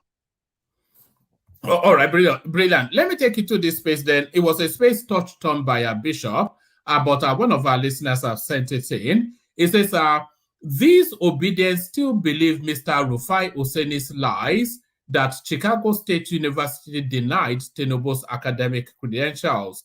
Now they are insulting and attacking the governor of Illinois, since they can no longer insult and attack Chicago State University, who have now locked their account. Mr. Rufai Oseni is a liar, sponsored by Peter Obi. Leave the governor of Illinois alone. I went to Chicago State University to physically verify the truth. Mr. Oseni and Peter Obi did not. Oseni only concocted lies, and now you guys are attacking, acting on those lies. Stop tarnishing Nigeria's image and focus on your case at the Petition Tribunal. So now let me now take you to the Twitter page of the governor of Illinois, Governor JB. Governor, yes. Hold on. Mute yourself for 1 microsecond. Governor JB Pritzker. Governor JB Pritzker. So he describes himself as a husband and father, proudly serving as Illinois' 43rd governor. So that's how he describes himself on his Twitter handle. And very quickly, people engage with him. So this is from Promise Mbakara. It says, if you can read the room, Nigerians are tired, better do the right thing. So that's him to the governor of Illinois. This is an Awale replying to governor of Illinois. Sir, are you aware of the drama unfolding at Chicago State University, deleting the yearbook of 1979 graduates? So we've seen that yearbook, and they still continue. So this one is from Nakamoto, he calls himself, Citadel of Fake Certificates. So that's what he said to the governor of Illinois. This one calls himself Mashallah. Sir, apparently CSU is giving your state a bad reputation. I think it's time you stepped in. And they go on. Wazobia comes in. He says, sir, do you sell forged certificates? I want to know how much it is. So this is Sukomi, he calls himself, but certainly not Sukomi, more like Ikechukwu. I need a certificate in botanical science and engineering. How much should I pay? And this one is Obi retweeter. Mr. Governor, I learned that Bola Tinubu bought a certificate from your school. I need to buy MSc in business. So these are the sort of things that the governor, I mean, unbelievable. You know,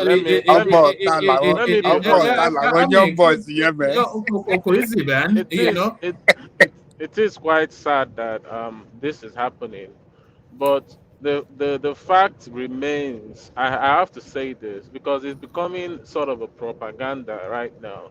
Obidients has always been a quiet sort of people since. Let me finish one man since this whole court case started.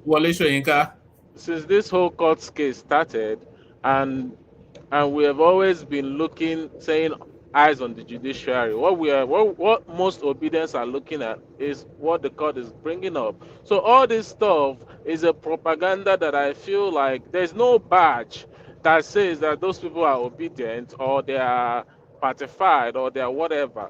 They are Tinubu supporters now. They are Tinubu supporters attacking the Illinois governor for giving their principal a fake certificate. It could be anybody just trying to trying to make up something to make the Obedience Yes. or Partify. And I don't even appreciate the fact that they call them Obedience. Even if it's people that are disgruntled, you will say, okay, there were 65, more than 65% of people that the votes didn't go their way.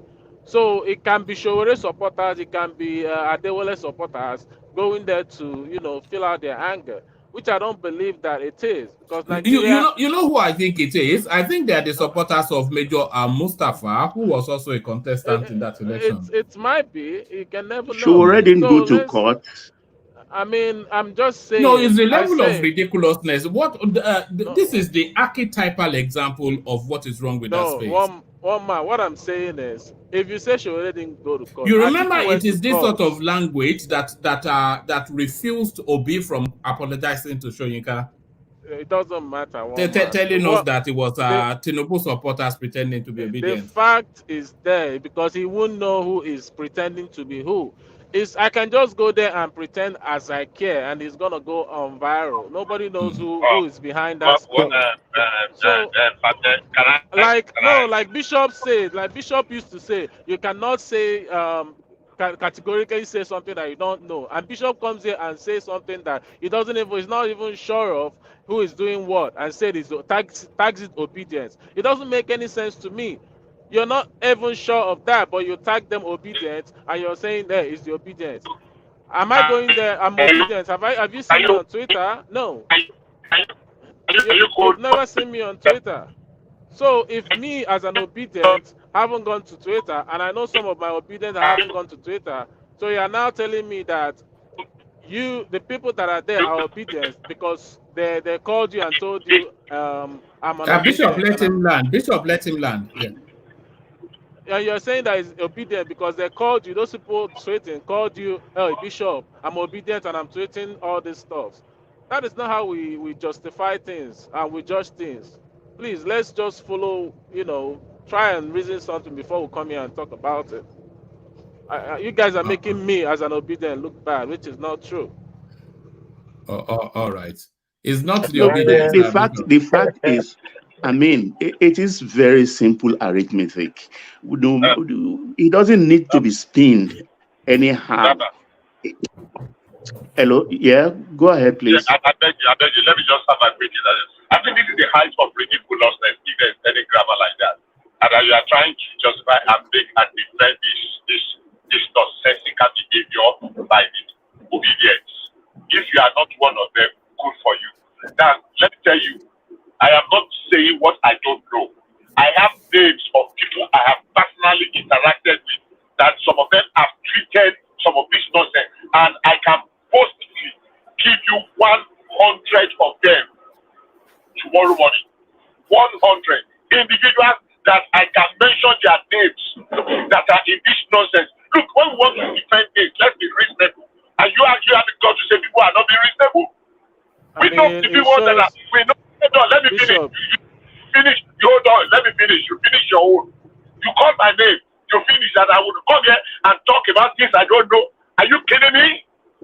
I know. We know the people that are behaving, that are putting up this gutter behavior. This discussion you are saying you don't. Anybody could have done it. It could have been obedient. It could have been shown. It could have been. What kind of a lame defense is that? It's not a lame defense. Come out and show me the person. Actually, show me the face of the person and say that this is obedience. And he has an ID card that says I'm on obedience. So stop saying that you know. You don't know. Just say you assume. If you say you assume that I know that you are assuming. Don't say categorically you know that it's obedience. I'll allow you to speak. I allow you to speak. Number one, you don't have the what do they call it? You don't have the license of you are the obedient. No, you don't have that. You don't amount to obedience. There are 1,101 others out there. You can speak for yourself. We know that majority, 99% of the idiots putting up this Jarrell, they are the people that supported Obi, that call themselves obedient. So if you are ashamed of that, come out openly and boldly and denounce them. I disagree with you. I disagree with you. You are I just disagree giving with you, Bishop. you. You're just misleading everybody, and I feel like I'm not this is what anybody. Everybody APC can sent open their you. eyes. They can APC see. sent you to We do don't this, people. and I will Please, disagree with please you. Bishop, let me That comment. just Please let me comment. nonsense. Come and APC be Please let has me saying sent you comment. to bring out Hold this on. propaganda and spread it, and Hold, I would not hold, hold, agree to it. They hold pay on, me to please. do it. They Please pay let me. me interject. Let me interject. Please, we understand what's going on. There's you cannot be 100% right. Same the way you are accusing Bishop. None of you have the right to claim who is right or who is wrong. We know Obedients are very frontal. We know Bush supporters are very frontal. Same with Batify. They are both toxic. I cannot battle both of them. Then again, we understand from statistics, more than 55% of Yoruba didn't vote Tinubu or hate towards Tinubu. So, and more than 80% or 60% for national polls did not vote Tinubu. So there's a lot of people in that space that will be doing that. But we cannot remove the fact that Obedients are not in front match of those tweets. They are in the front match of those tweets. But to say they are all obedient, that the place I will agree with you. Yeah, that's Best. I what I'm always say saying. One piece. That it's is not what I'm all saying. obedient. There are other because It's wait, hold basically on, let me what I'm land. trying Wait, to say hold to on, let One me land, Piece. let me land. Yeah, let me land. I want to judge one man with his one man is not fair. Sometimes I don't like this on that tuning, discredit They somebody. are You are all raising obedient. people. Please, Hold on, well, hold please, on, hold don't on, mention word. hold They on, are all obedient. hold on. Let me land, please. There was a time when one man was reading out people's name. When you read one Yoruba guy name, you say, no, this cannot be Yoruba guy. It should be Chuko. Or how do you know that the guy is not Yoruba or is Yoruba? So if you can say that guy is not Yoruba, that means the other names you read, they're not Igbos. Probably they're from the north. But we cannot take out the fact to question these people and want them to stop this nonsense. It's giving us national embarrassment. All this obedient, Batify, front people on Twitter fighting back and front. They should calm this down. Election is over. Let's move forward. Thank you. That's my submission. What piece do you think Batify will be going online to be trolling the governors and the school and all that? You think Obedient will be doing that? Batify are worse. Do you know what they are doing to we in our state, Edo State? That is not true. No, no, no, no, no, no, I no. operate on a Twitter space. You not been there, so you know what you know. I You subscribe see, to you every don't single you don't subscribe. You don't subscribe to everything. I'm not disputing what what you are piece. saying. I'm not disputing what you are saying, but you don't know what is going on everywhere, Because I see 100%. the rhetoric, I see what they post online. So some of the things that I'm they not post talking online about can obedient. I'm not talking about. I'm talking about Batify. What they are doing to us in our state. see the Badify is not as loud as rude as Obedient. That's what I want you to know. I see That what is from. see. That's how you see So it. We see it in Benin. let's We in Benin. We see it worse. They tell One us Piece. worse. Why are we Let's go aligning back with to the East? Do you know what they tell us? What let, they insult us like crazy. Have you seen let, that? Seen it? let's go back to memory lane. Yeah. This after this whole thing started, Obi has come out and said, everybody should calm down. He said we're taking the right process towards whichever towards the courts and the judicial system. That's what the route we're taking. Obi has come out and said this, and now Partify, the article, actually was the one that came out with the supporters to protest. So if you're looking at if you go back to memory lane and you see that you will know that Obi has actually been the one calling out for peace. Nobody is talking about So Obi. don't He's talking about no, his disciples. I Those understand minions that. coming I online, understand being that. rude to people. Can you imagine? See, You can't the say people supporting Tinubu has nothing to lose. They are not the loudest when it comes to online trolling. But if you want to measure and see who are the trollers, go online, go on YouTube, go to the Asleep TV, go on Twitter, go and see the response and the reply on Twitter. You'll be able to gauge who are these elements are. Look, Batify will have a rejoinder, but they are not as loud, as rude as the obedient. You would say your own obedient is different because you're not going to go online and start abusing people. That's you. But that's something that they've taken in as their job. And guess what? On our Sleep TV, they have their anchors quoting these people on a daily basis in one of their programs. They will be quoting the obedience. And if you go down, if you go to the Twitter and to look up those ones that are being put up as a reference, you will see the responses underneath. Repulsive. Yeah, Highly Adewale, responsible. let me add to that. Let me add to that. Obi has become, I laugh every time I say, Obi has become, money making machine for some people. If you look at YouTube, for instance, there are some platforms you will go, particularly some pastors who claim to be pro Obi. And if you look, see their followers in hundreds of thousands, and you and me know that all they are saying is BS. And you will see how the obedience are lapping it up, all these fake prophecies and everything on daily basis.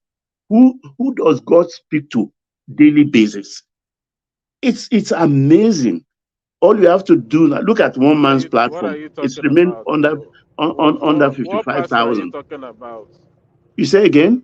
What pastor are you talking about? Because I have one in mind that you're Yeah, that Kingsley, that's one of them oh, I who don't has given understand. October 10 again as the date.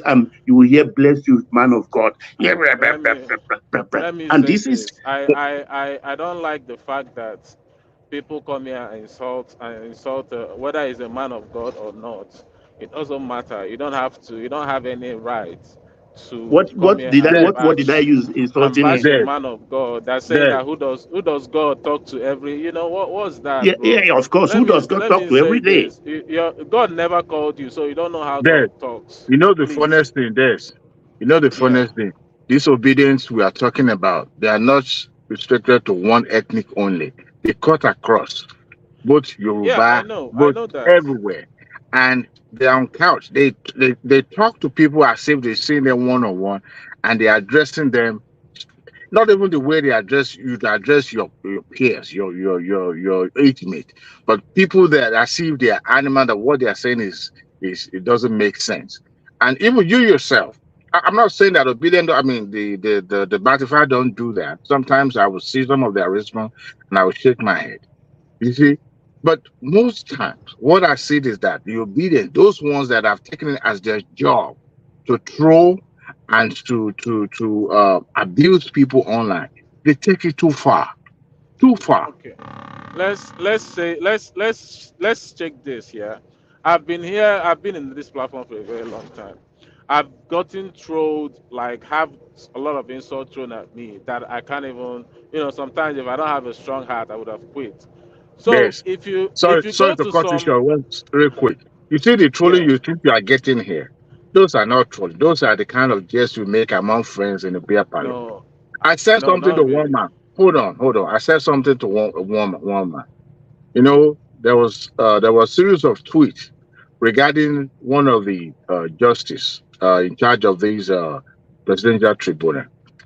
They actually pinpoint his daughter, and they profile her so much that they were able to bring out where this lady works. He actually owns a shop, Yes, in and Wuse Market or and the something like that. obedient were saying that if our dad make any nonsensical judgment, that they will go and bombarded our store and they will cancel her. They said us all sort of things. And also if our dad make a very good judgment, that they will mobilize obedient and ensure that they buy everything in that store and all that.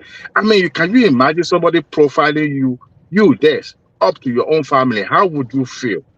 No, I believe that is not good. It's never good to Exactly threaten what we are someone. trying, what we are saying here. Um, You can imagine I'm taking it too far to be, trolling the governor, trolling the school. It doesn't make any sense. This is a I have domestic to issue say, and I shouldn't be. have to always We are say this. diminishing our own, demarketing ourselves in international. It doesn't speak good of us. I have to always say this. If something happens, I don't want people to start saying is obedience. When is someone out there, maybe his name is Ikechukwu, whatever his name is, and mostly the name will be Igbo, and they will tag it as obedience. If it's Yoruba or whatever, it won't be obedient then.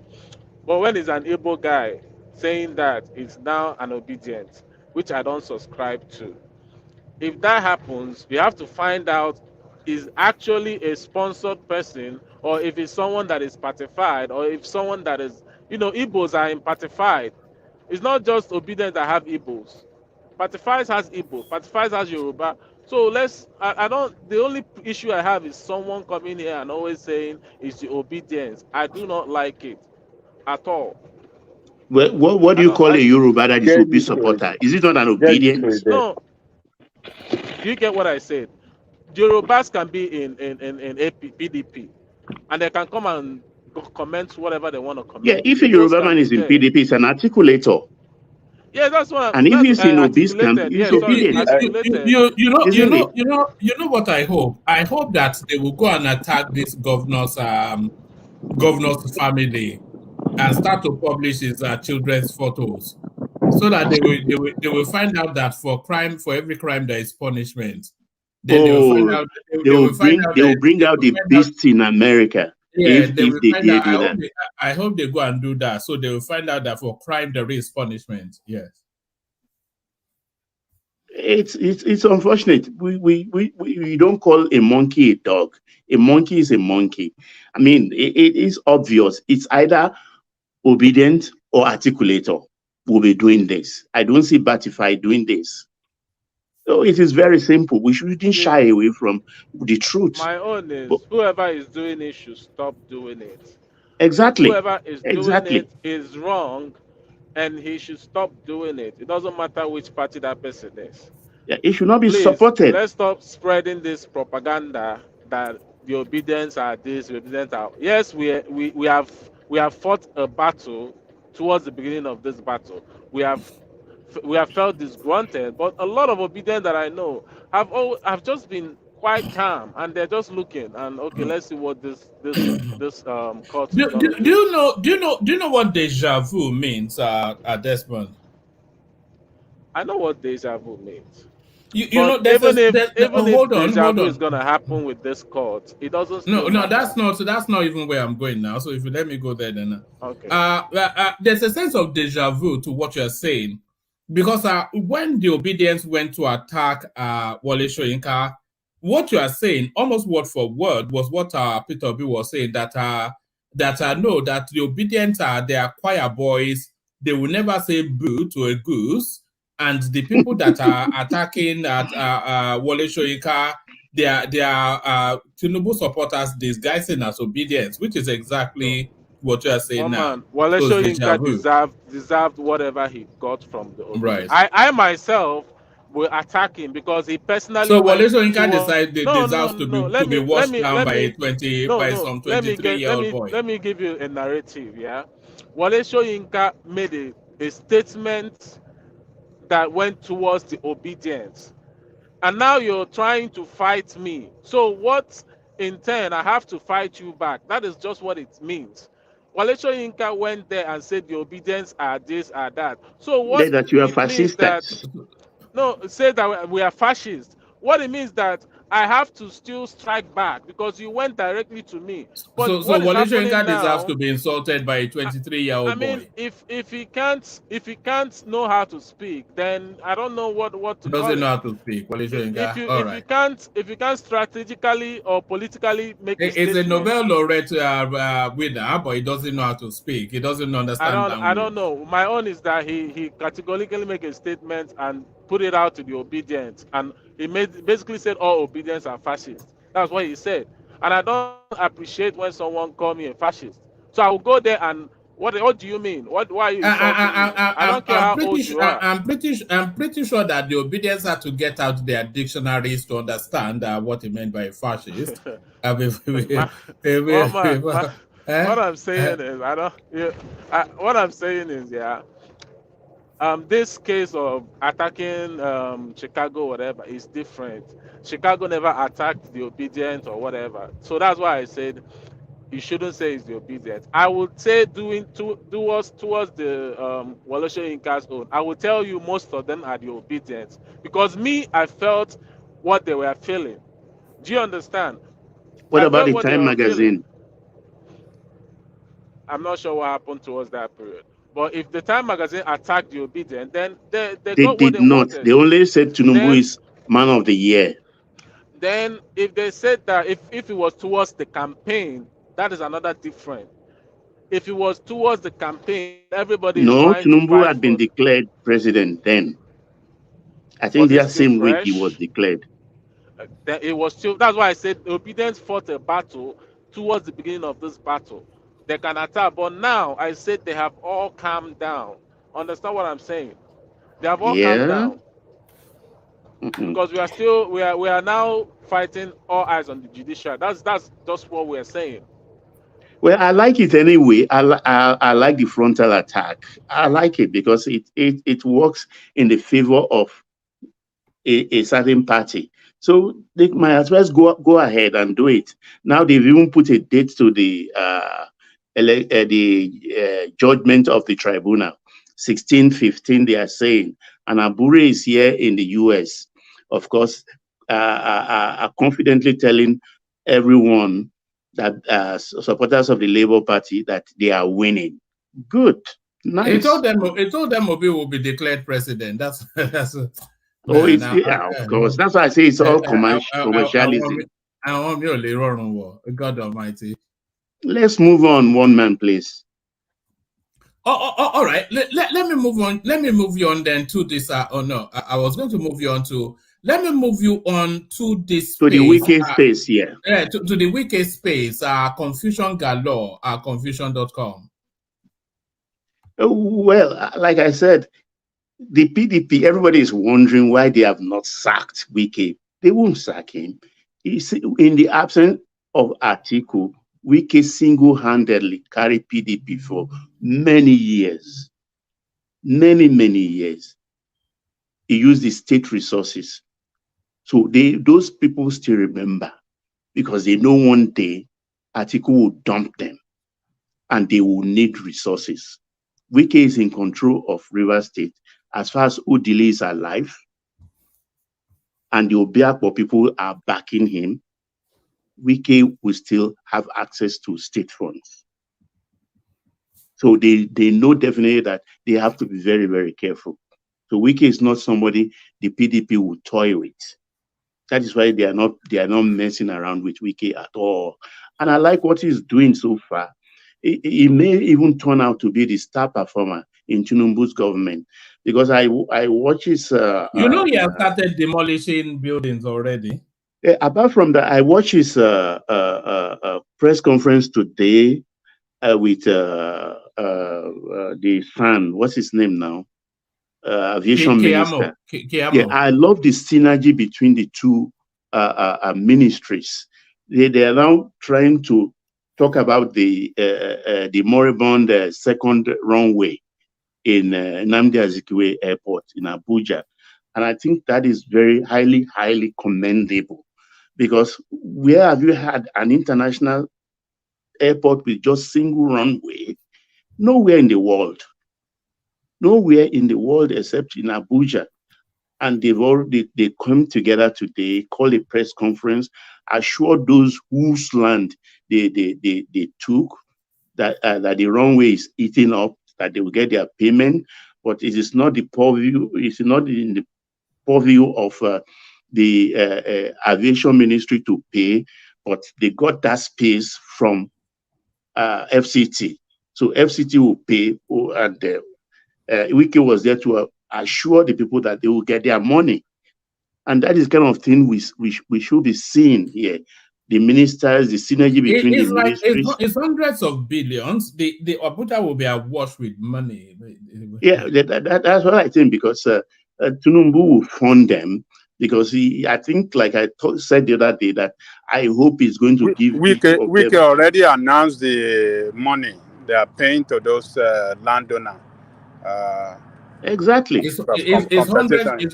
It's hundreds of billions, isn't it? Yeah, it's 880 million naira or so. Yeah, he's been through this kind of things before in his Rivers State, and I think he's going to get the funds one way or the other, because he promised them employment too at Federal Capital Territory and Aviation Ministry as well. So they promised the people in the community employment. So yeah, you can continue just to add to your point.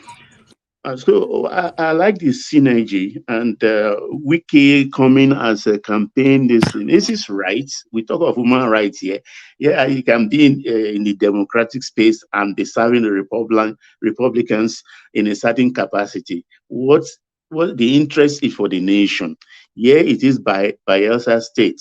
Actually, it looks very odd on paper, but there is nothing wrong with it.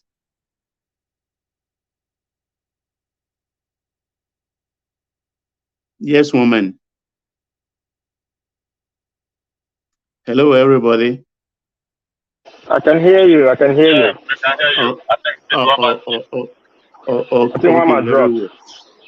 So Yeah, Baba, sorry, before you move on. The other day I was asking you to give me your private your WhatsApp number if it's okay with you, so we can discuss some yeah, one traditional man will matter give off it to the you. I really want to talk to you about this thing concerning the Edo people and the West. I know the yeah, we have to principal talk. grudge. Listen, World Peace. I know that when Midwest was actually created, the grudge you guys have is because the asset of the West to which you belong before was not shared out. But I have an answer to that. So when we connect, I think I will try to open up because I'm pained. I'm very pained that the people of Edo, because I have two as in-laws. I have two in-laws who are Edo people. And I mean, I don't know how to handle that space at all because Okay. it's painful because we Yeah, are one people.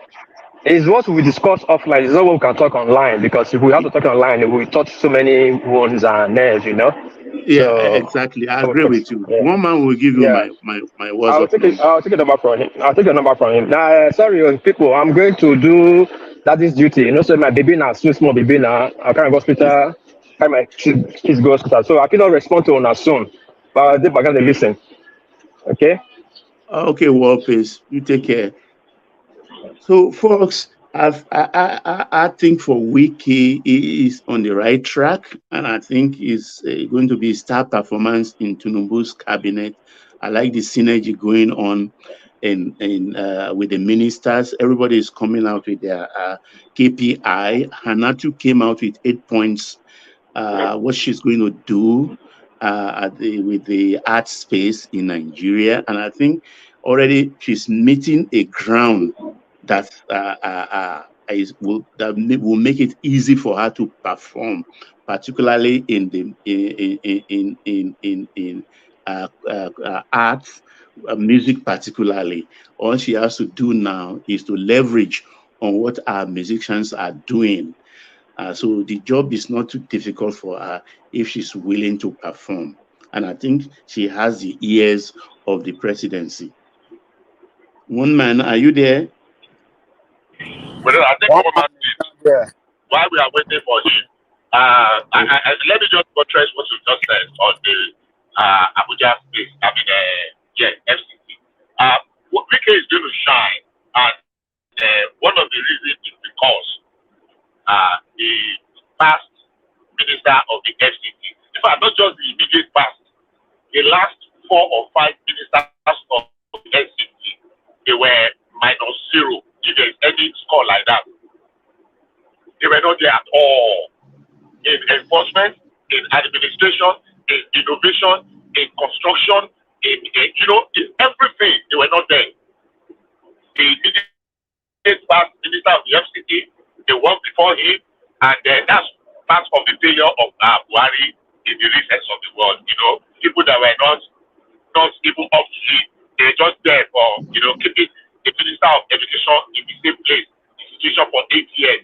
They banned that. So that's the load. If we take a jumpstart, and meanwhile, I don't know whether you're the one that said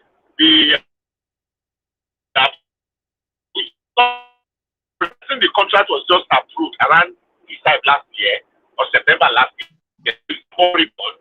I mean, they just design and hello, am I on?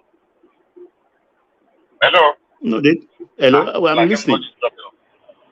Okay. No, I'm listening. I can hear It's you. it's just like around this year that is, the thing was approved. So yeah, they have not been funding for it because, of course, obviously for several things. But it's not like it was moribund or it was abandoned. No, it has not been abandoned. They just reduced even the one we are using for now, like how many months? About 2 or 3 years ago. That they have to shut down the airport for about 6 months. So this one is not very much. It's supposed to come on street immediately. They're supposed to start with once. Of course, we know cash is our battle. So I give you that we do at least if it comes to drink and water, he will put something. And he has actually said by himself that he wants to emulate air revive. Now everybody is abusing air revive. But everybody is pointing to his record in FCT. That means he did something. So he wants to surpass and he wants to equal, if not surpass, his record. So I think that's something to look up to. And I will be very glad if he can achieve at least half of what he set out to do. I will give him a pass mark. I think he will even do better than 50%. With the way he's starting, he's just been there for 8 days, and it looks as if he's been there for months and stuff like that. So it's a good fit. I've always wanted Umahi to be in that FCT space, but it's cool. Hello? Yeah, with you. Yeah, it's good that he is there at the moment, and he has River State still in his pocket with Fubara there, and like I said before, Odile is behind him, and I don't see any opposition coming from River State against him. So far, so good. No, River State. I mean, whatever is going to be good for the people, but I think River State is already in its pocket. Let them continue. If they can put the break up, I mean, one person cannot do everything. Let him do his bit. When another person comes, let him do something. If everybody is doing small, even if it is just 10%, in 10 years or in 10 times, everything will have been completed. So government is a continuum. I mean, we see what is happening even in the West today. You see some of their cities in America, you will be shocked. Sometimes because people have not been to those cities. Go and look at cities like Philadelphia. Go and look at Sunday City. Go and see a portion of Las Vegas. Go to Chicago, Illinois. I was in Illinois a few days ago. At least I went to some of the black sites. So there's no city that is completely built. Even they are rating that they say London and New York. I don't know about London, but say New York is the best something of the world.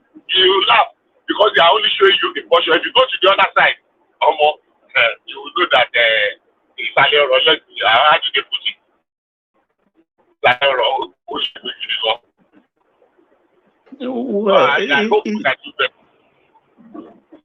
I think people like you, when you talk about the hinterlands in America, we should all believe you because you move around every day. And I think watching you, I always think it's only the Ghanaians that are very, very proud people about what they do.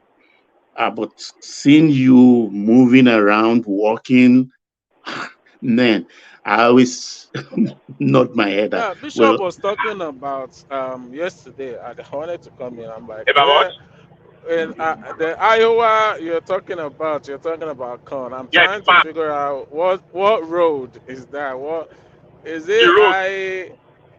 Which interstate were you passing? Will I remember the interstate now? Look, I was coming from.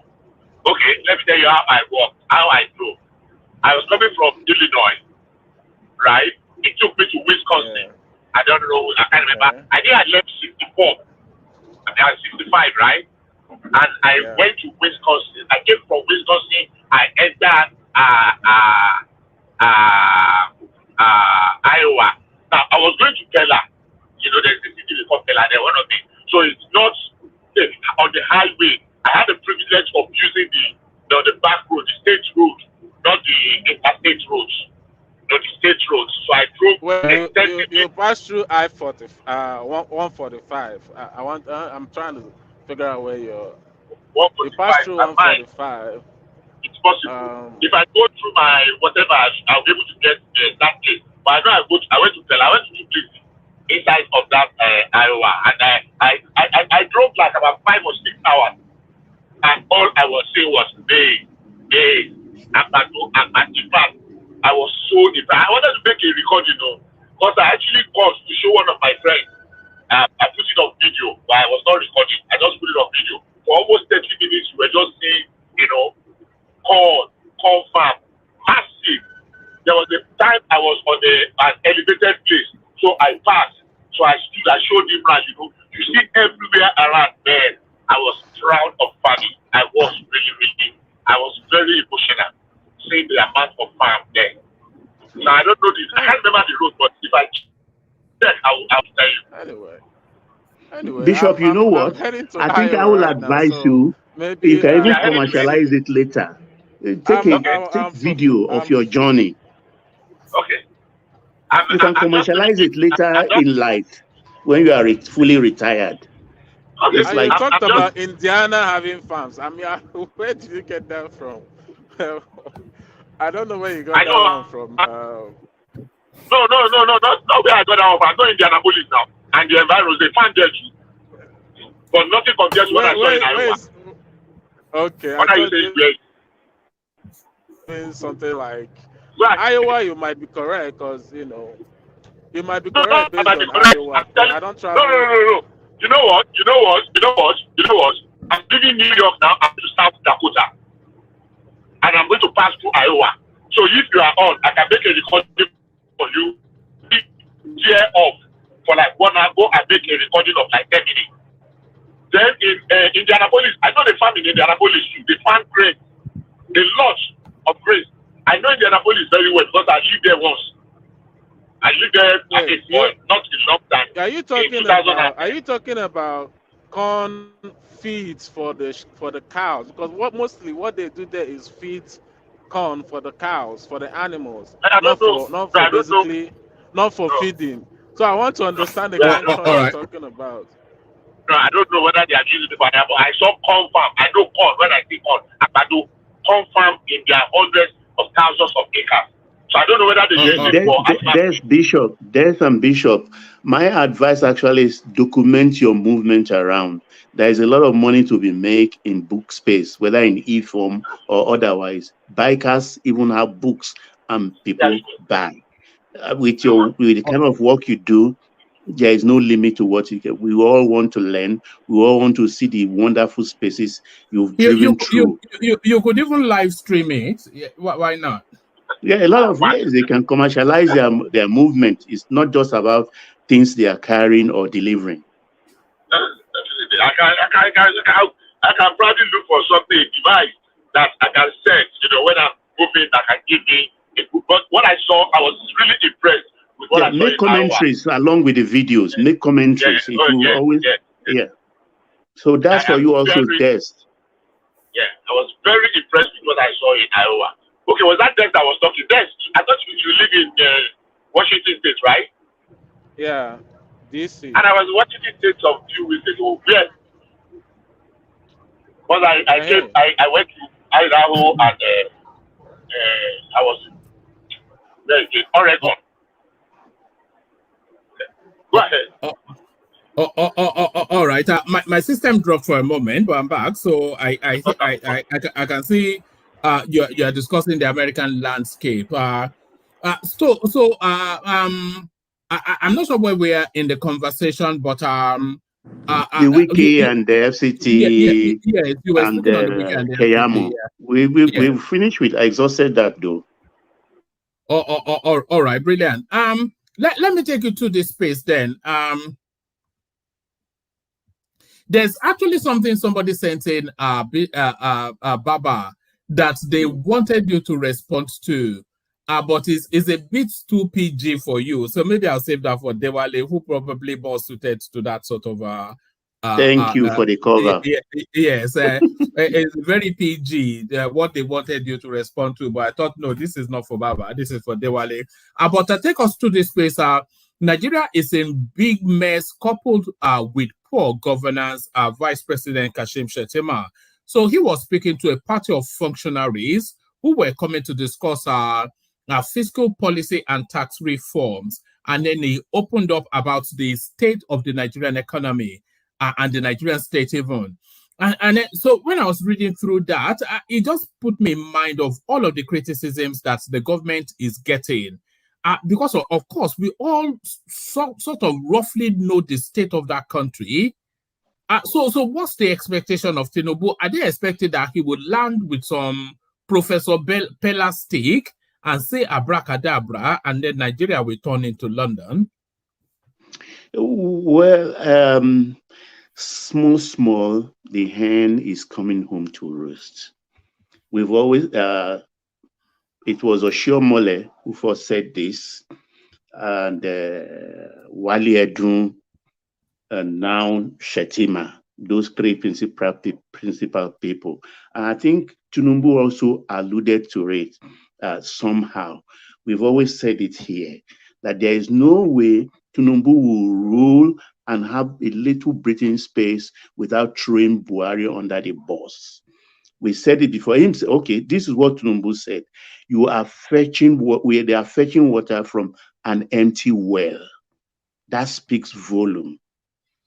We are fetching water from an empty well. So there is nothing in the coffers. So it's like Buhari gave us a BA degree, that is begin again. That's what Buhari handed to them. If it were to be another party ruling, for instance, they will have the luxury of saying, oh, we didn't meet anything. Look at the national purse. Nothing in it. You understand? But Tinubu doesn't have that luxury. More so when during campaign, it's like, okay, nothing wrong in that era. We'll continue on their program and stuff like that. But the reality has set in. The hen has finally come home to roost. They just have to expose all that is exposable right now, just like since yesterday, because a lot of mess went on under Buhari, and a lot of people took advantage of him. Maybe the illness, or I don't know how to describe the man. Justice will not be done if there's not at least some significant recovery from the Buhari space. They just stole too much. They stole too much, and we're not seeing any signs of any recovery being made. No, I commented a few days ago that Kese and Kasa is coming. Like Walpi said a short while ago, that the Serikin Hausawa in Lagos, they discovered some, I don't know of that story, but I know definitely that Seriki Hausawa in Lagos actually has is his son or daughter working with CBN, and actually he benefited from this arbitrage thing. So, and that is just a small speck in the kind of scandal we are talking about. It's really, really big, very, very big. Only that space alone. Before we now turn to oil, before we turn to aviation, and it really angers me that these people will just walk away scot-free. But it looks as though they will walk away yet again. No, it's not going to happen. Under the Babangida era, they walk away scot-free. Abacha, they walked away scot-free. Obasanjo, they walked away scot-free. Good luck, Jonathan. And now this guy again, they walk away scot-free. This time around, it's not going to happen. Are we going to wait for, you know why it's not going to happen? To be arresting them? You know why it's not going to happen? There is just no money. And Tinubu has added to it with the oil subsidy thing, for which he has nothing other than to do that, and the arbitrage thing. You understand? So that has put us in worse situation.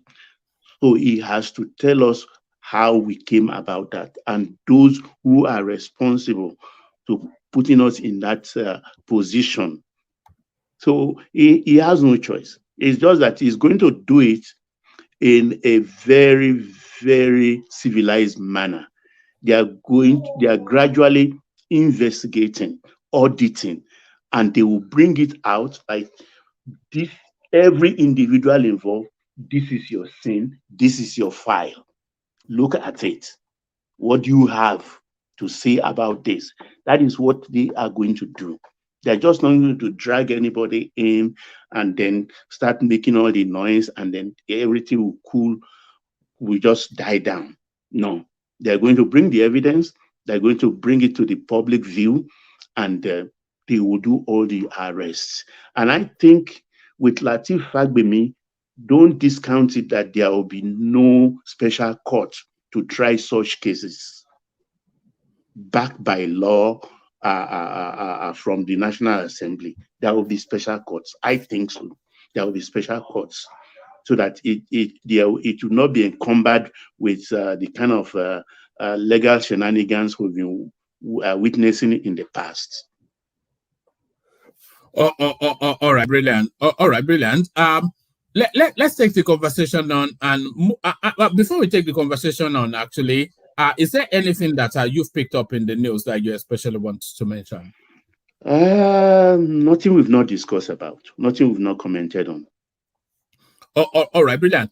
We're going to take the conversation to Dewale, but before we go to Dewale, let's acknowledge Faith, who has not been with us for a while. Faith, how buddy, you did there? Faith, Mama Pekin. Look at that. That's what she usually does. She will just come and quietly sit there. Let's go to Dewale, who hopefully is not quietly sitting there. Dewale. All right. Okay. So let's go to Ajanle Koko, who hopefully is parked and ready. Ajanle Koko. One man, what's up? All right, brilliant. So there it is. Pick us up from the Yemsen Wike space. Who is on the campaign council of both the PDP and APC? So whoever wins in Bayelsa State, Wike still wins. Yeah, greetings to our listeners around the world. Click on the like button, share and subscribe if you haven't done so. Wike is not an ordinary politician in Nigeria. Wike is a national political leader in Nigeria. One of the best performing governor in the recent time, if not the best.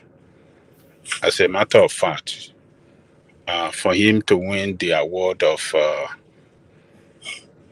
Mr. Project, or was that award given to him by Buhari?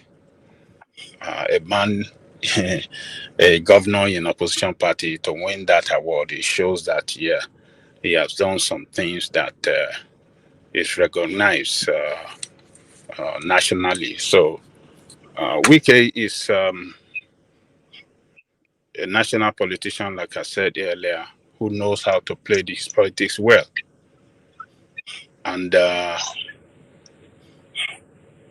is in both parties now. He's a friend, a very, very good friend to the president. We all saw it when at the inauguration,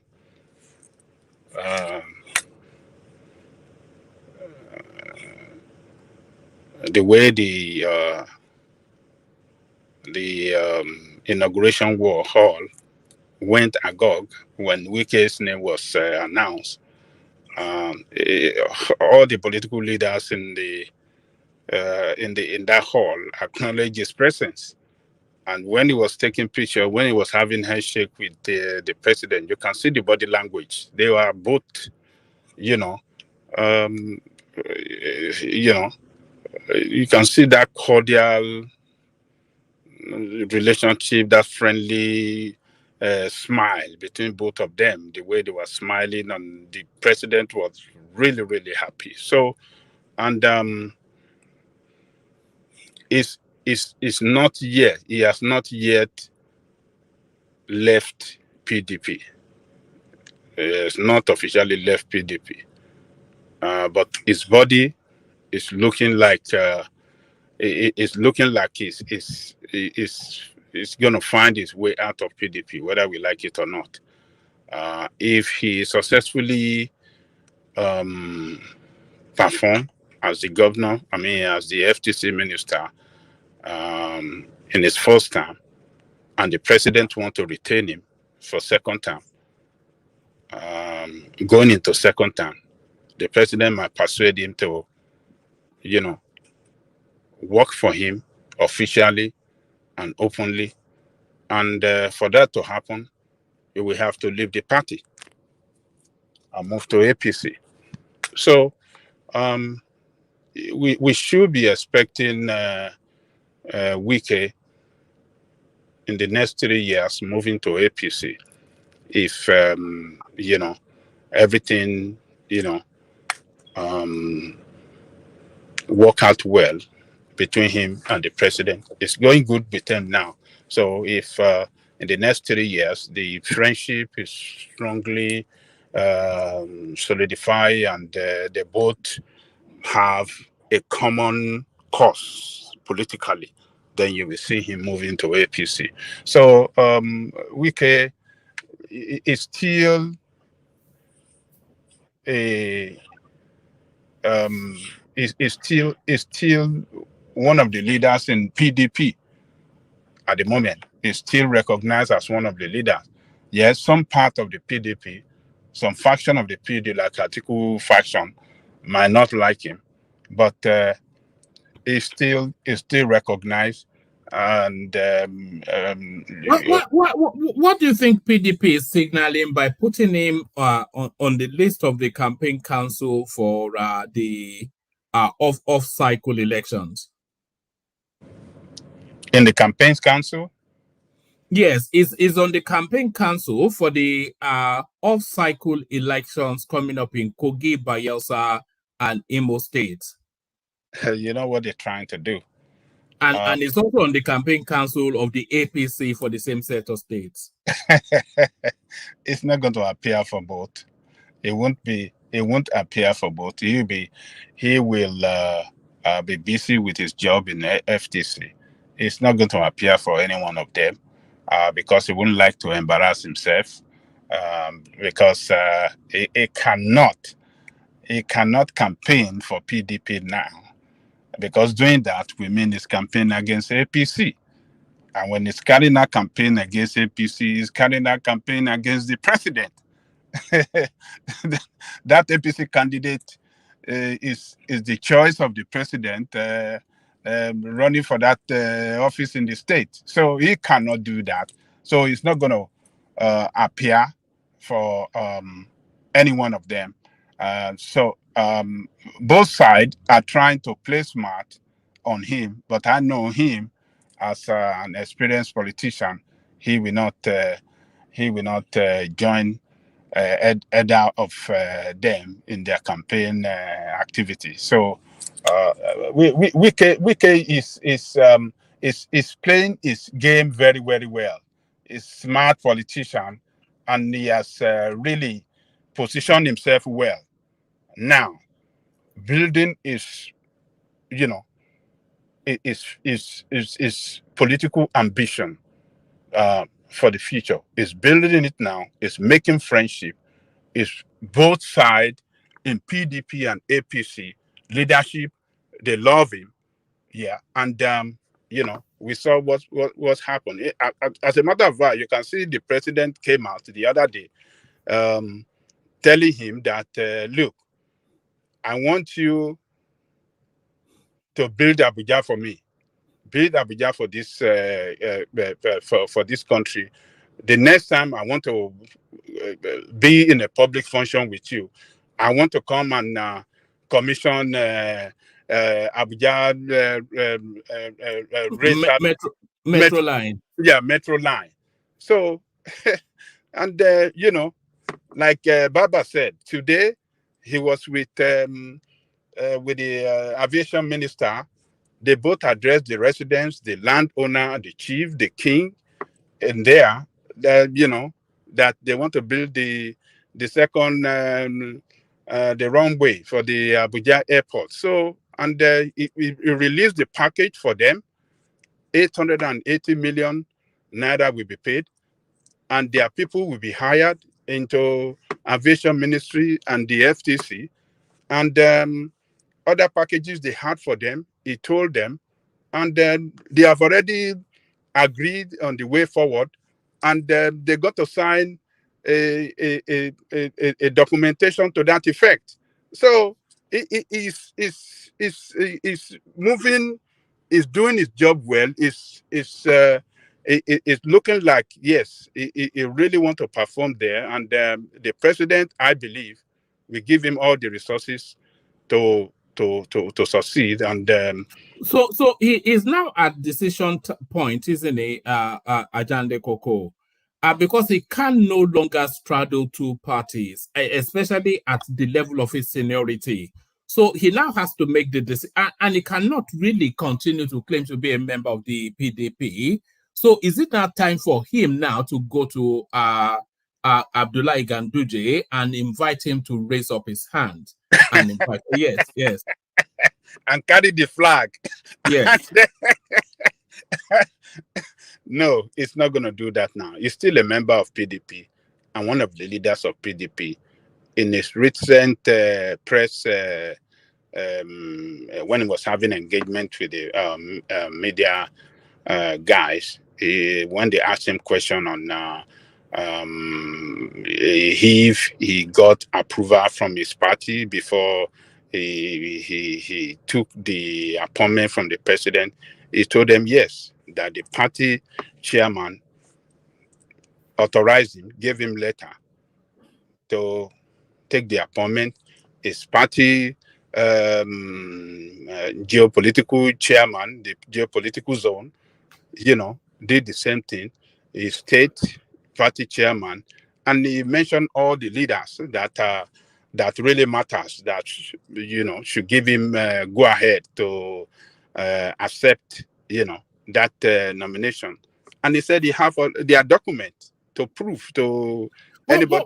What politics do you think Wike is playing? Does he just want to continue to be relevant, or has he reached the bar of where he's ever going to reach politically?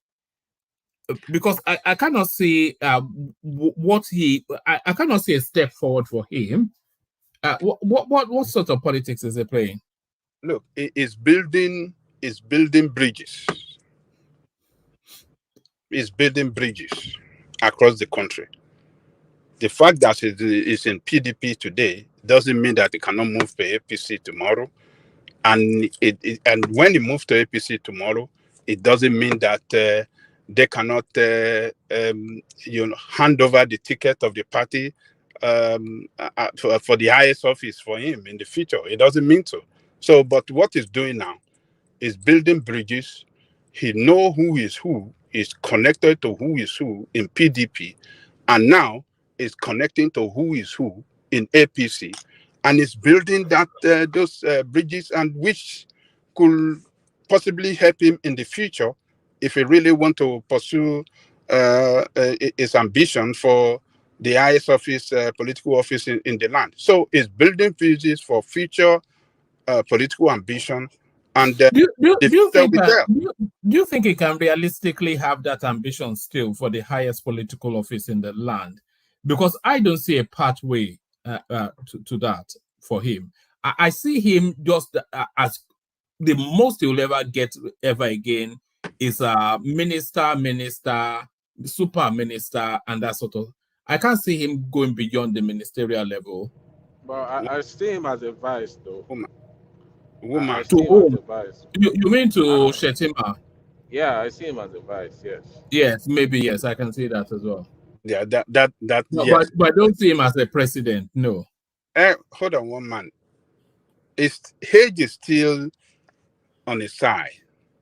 He'll be in his 60s, won't he? No, it's 55 years. Is it? Maybe 55 or 56. I stand to be corrected, but I think at the last time I heard him, say something about his age, or maybe when they announced his age, I think it was 55 or so. So I stand to be corrected, but so somebody can check. I think it's still around. Well, So if we look at the Nigerian trajectory, then there's no window for him for 16 years. So how old will he be then? 16 all right, years. let's do this. And then Obasanjo, Tinubu will spend 8 years, right? Mm-hmm. If we go to the north, let's say Chetiman spend another 8 years, that's 16 years. As at that time, he will be like 70, 71 years old. So the power will shift down to the south. Lexi is telling us it's 55. Yes, 55. So yeah. So in the next 16 years, it will be 71 years old. Exactly the same year that we have Tinubu today. So if God spares his life, if God give him good health, yes, that time could be his chance could be it could be good for him to go for that office by then will have built, cemented his relationship well with political leaders across the country, and with that big money in the pocket to splash around, he'll be ready to go. And so look, one man is really pursuing that game of the future. That is what Wike is doing. He has shown that he have that political sagacity to play the game well, the way he played it during the primary of PDP. If not that Tambua that betrayed, that stabbed him in the back, he will have secured the party ticket. So, and this guy got the cash at hand, and he got the state in his hand, one of the richest states, maybe the second richest state in the whole federation, or third, that from where you can use the money, if you still keep that state under his control, that is where he's going to get all the cash to spread for in championing his political ambition. So it's all about money. It's all about knowing people, and Wike know people, whether we like it. He know people. He's well connected to people across the country. Look at the way he connected himself with the political leader in the West. Before the primary, after his primary that he lost that, look at the way he was visiting Lagos, giving like 200 million or 300 million to women organization in Lagos. Look at the way that governors from the West visited him several times. Actually, they were leading all the Western governors. They visited him later than persuaded him, placated him to work for Tinubu. And everything worked out well for him. And he's more well connected with the president now. So he's building his future political career, and he's building it well. So he's just doing the job. He's just doing all he's doing now for the future. So work in progress for the future. That is what Wike is doing now. So that's the way I see it, woman. All right, brilliant. And then let me take you to this space then. Lagos, the 5th best African city to live, work, and invest in. So all thanks to Tinubu, would you say? Where's that report coming from? It is coming from an international organization, actually. It says Lagos, the commercial capital of Nigeria, has been ranked as the 5th best African city for people to live, work, and invest in, according to a report by Brand Finance City Index 2023. The ranking is based on a global survey of close to 15,000 members of the public conducted in April 2023 in 20 countries on all continents of the world. Lagos and Nairobi, Kenya's capital, are ranked behind Cape Town, South Africa, Cairo, Egypt, Johannesburg, South Africa, and Casablanca, Morocco. So the best African city to live is Cape Town. And then the second best African city to live is Cairo, followed by Johannesburg, then Casablanca in Morocco, and number 5 is Lagos. Well, about a place to live in, I don't know about that. I'm not sure if a lot of us, when we're tired, we want to go and live in Lagos. I don't know about it depends on when. If it's Lekki, Victoria Island, Aja, those sort of, you wouldn't object, would you? I don't, even Ikoyi, everywhere. It's not as peaceful as it used to be. It's not as quiet as it used to be.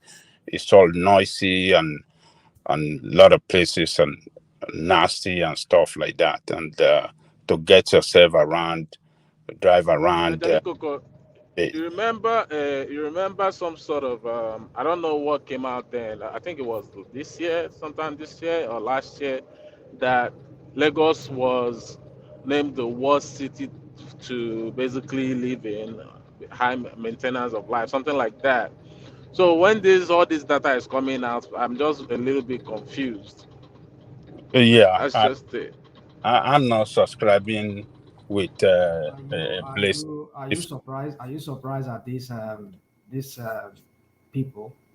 What they just make up themselves? Are you surprised? If the MBS can be telling us that unemployment in Nigeria is 4.1%, does that not tell you that there's something wrong with us in the head? I mean, I don't just understand. I mean, this is Tinubu era. What are you? It's 4.1, not 1.1. But I said 4.1. That's why I said I said 1.1. All right. Okay. I said 4.1. I mean, I don't know. I mean, are you people surprised? You have Tinubu there, the master at propaganda. Goodness. I mean, I don't know. My brother, what's the name? Des. Please don't be surprised about this. Just let them have their few days. One thing I know is that you cannot govern the country with propaganda. Sooner or later, the truth will come out. Let them continue faking themselves and doing all these things. At the end of the day, we shall find out. That's just it. That's just my own way of seeing things now. I won't come here anymore and just argue with people, because just imagine the insult to our intellect. Somebody telling you that Lagos, whatever crap survey they did, and telling you that Lagos is one of those place to live. Where can you live in Lagos? Where's the light there in Lagos? Are they asking people on the street? How many people did they even conduct? Did they conduct the polls with, or did they interview in Lagos? And they're telling us all this crap. And then they will go and put those kind of things on the international media and tell us that Lagos is a walkable, is a city where you can walk and live. Man, goodness. They interviewed 15,000 people. Who are the 15,000 people? What are the 15,000 people they interviewed? I'll email them for their names and addresses. Yeah. One by. I was saying to Thomas and the rest of people, Tom, I mean, stop. You need to stop this Tinubu promotion here. I mean, you're just getting me like, what is going on here? I mean, 4.1%. Well, I mean, and he himself just said it to you. You know how they arrived at that figure? No. I don't need to. I mean, woman, I've had so many crap. Whatever figure they say they arrive at, whatever forget it. I know how they arrive at it, woman. But is that a true reflection of what we're seeing in that country? Just because people do alabaru or whatever, they're not mentioned. They're not. Do you know anybody that doesn't have? Do you know anybody that doesn't have some form of income or the other? I'm not saying sufficient enough to give them a standard of living, but do you know anybody in Nigeria that doesn't have one form of income? I know many. Even beggars are making income now. But I know many. Let me tell you something about Lagos. People you don't know anybody like that. People seem to not know Lagos very well. See, Lagos here, most of the places you go, if you go to one apartment or one house, you might see like 10 15 girls living in that one house, trying to scatter for that rent. This is what's going on in Lagos right now. One person cannot comfortably afford, if you're not doing something good, you cannot comfortably afford, rent in Lagos. You can't. So Lagos is just something that people just make up in their mind as, it's so great. And so people are just trying to survive. Every time people are trying to survive, all the streets are filled with Olosho. There's no place you go in Lagos that you don't see people That's not sleeping. a job. So that's not a job. The Okay, no oldest profession in the problem. world. Hopefully, someone you know is on that street. No. Hopefully not. I don't know people like that. Thank you, Des. They But do you have a now, according to Adewale. do you have a? I've got to that along those lines, a storyline for Adewale. But do you have a screen in front of you, Des? Yeah. All right. Can you read the headline? This is from the Evening Standard, the London local newspaper.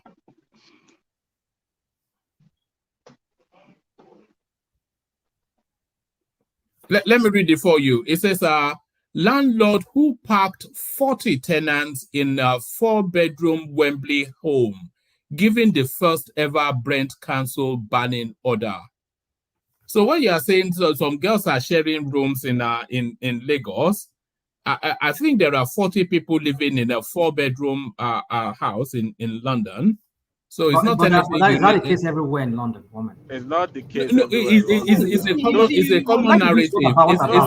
It's a common narrative. It's a common narrative. Those might be like immigrants that are basically hiding or something like that. They're not human beings. Yes. How many of your cities? They are not Pakistani. Hold on. Woman, how many of your cities or town boroughs there that have open gutter, open defecation, like we saw in Lagos, everywhere in Lagos? I've never seen open defecation in Lagos, and I grew up in Lagos. What are you talking about? You see, that's what I'm saying. You see, you see, I know one woman. Let me not to say anything. I know from little interaction I've had with you. I know where you're from. I know a little bit of a pedigree from what you told me. You're not one of those people that doesn't really understand what other people are going through. Maybe because like you said, you don't really live much in Nigeria. Apart from those few years you spent in Nigeria. But ask people here on this platform. Go to. Okay, let me ask Baba. Baba, have you ever seen? They still do open defecation there, even near those lagoon there. Go to. Let's not even talk about the rain. Small rain, just 2 minutes rain. I mean, what are you talking about? There is flood go full everywhere. As in, close to my house. The drainage system is not rain. working. There's no What's going on? And then you're telling me Lagos is a walkable. I mean, it's a city to walk and live. If traffic hold you for 11 hours from coming just trying to just access the mainland or access the island, you will regret living in Lagos. You're telling me Lagos is that how other livable and walkable cities? Yeah, no. Well, it depends. It depends on your entry point, doesn't it? Rational mind. Just continue. Does it not though? Is that not the narrative of everywhere? No. What's the traffic like in New York? Well, man, you see this. What about? Can you get from one end to the other? You cannot be stuck in the kind of traffic we have in Nigeria. Whereby I've been in Lagos. There was a time, was it last November when I was coming? I was trying to enter through border into Nigeria. I was stuck between. There was this heavy rain. I was stuck between Maza. Is it no from Vokes there, from Vokes just to go to Surulere. I was stuck there for more than 6 hours. No movement because the roads are bad. People had to start taking Okada. What are you talking about? Are you telling me is that a city? Is that a walkable and living city where you have spent 6 hours? Even in New York, where have you ever seen people spend 6 hours? When I was taking my mom to the airport a couple of days ago, we were stuck in traffic. She nearly missed her flight. Yeah. How many hours? For hours on end. You see, you just how you're not looking for one man just like the police. Like that's to say all this kind of come on. You see, No, everybody do it. you try to make out like something going on in Lagos is unique and peculiar to that space, and it's not a phenomenon that to varying degrees is global. It's a global phenomenon. You've not experienced all this thing yourself. That's why you're saying all these things. Because you hardly go Nigeria, probably. But annually in Alabama and in Mississippi, they have great flood. Check it out. So great flood. Annually, honestly.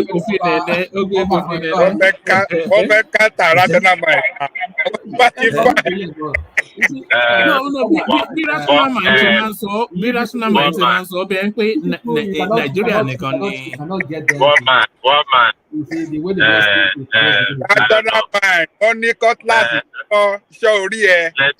that's why my mental health is important. Rational mind. Rational mind. Hold your America, if we hold our Lagos. It's not by force that you will come back. Monkey no fine. If Mama like him. We are not where we want to be. It is a work in progress. Every society has its challenges. It's a fact. We cannot just keep. I'm thinking, how is Lagos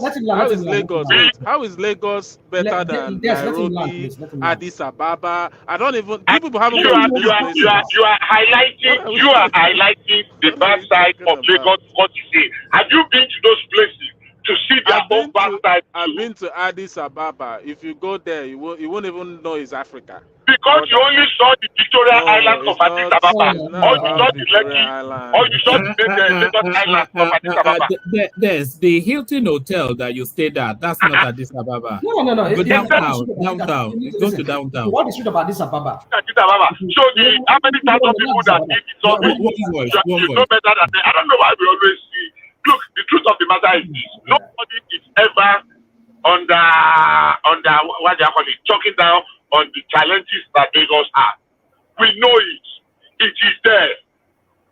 Are they doing something to improve on it? Yes. Gradually. Hold on. Wait, Bishop. You've made that point several times. Hold on. Let me finish. You're only going to say what is. Are there challenges here? We know what you are going to say now. Are there challenges here? You cannot know what I want to say. You cannot know what I want to say. But you've said it several times. But say it again. No, you cannot know what you are just assuming. You cannot know what I want to say. Okay, now, carry on. Every developed cities that you have been to have passed through their challenges over the years, and they keep overcoming those challenges one at a time. They were not just built like boom. They fell from the air. You are mentioning cities. Some of them have been 100 years. Some of them have been 1,000 years. Let us everybody know that Lagos, London is more than 1,000 years. The New York we're talking about, for how long have they been built? Most of these major cities. So if you are making our gradual progress, and it's a thing, I can never be tired of it, especially for naysayers to hear it, who will never see anything good, anything working about Nigeria. That is not my fear. I see the challenges and I see prospects, and I see that we are making, it might be slow, but we are making good progress at our own pace.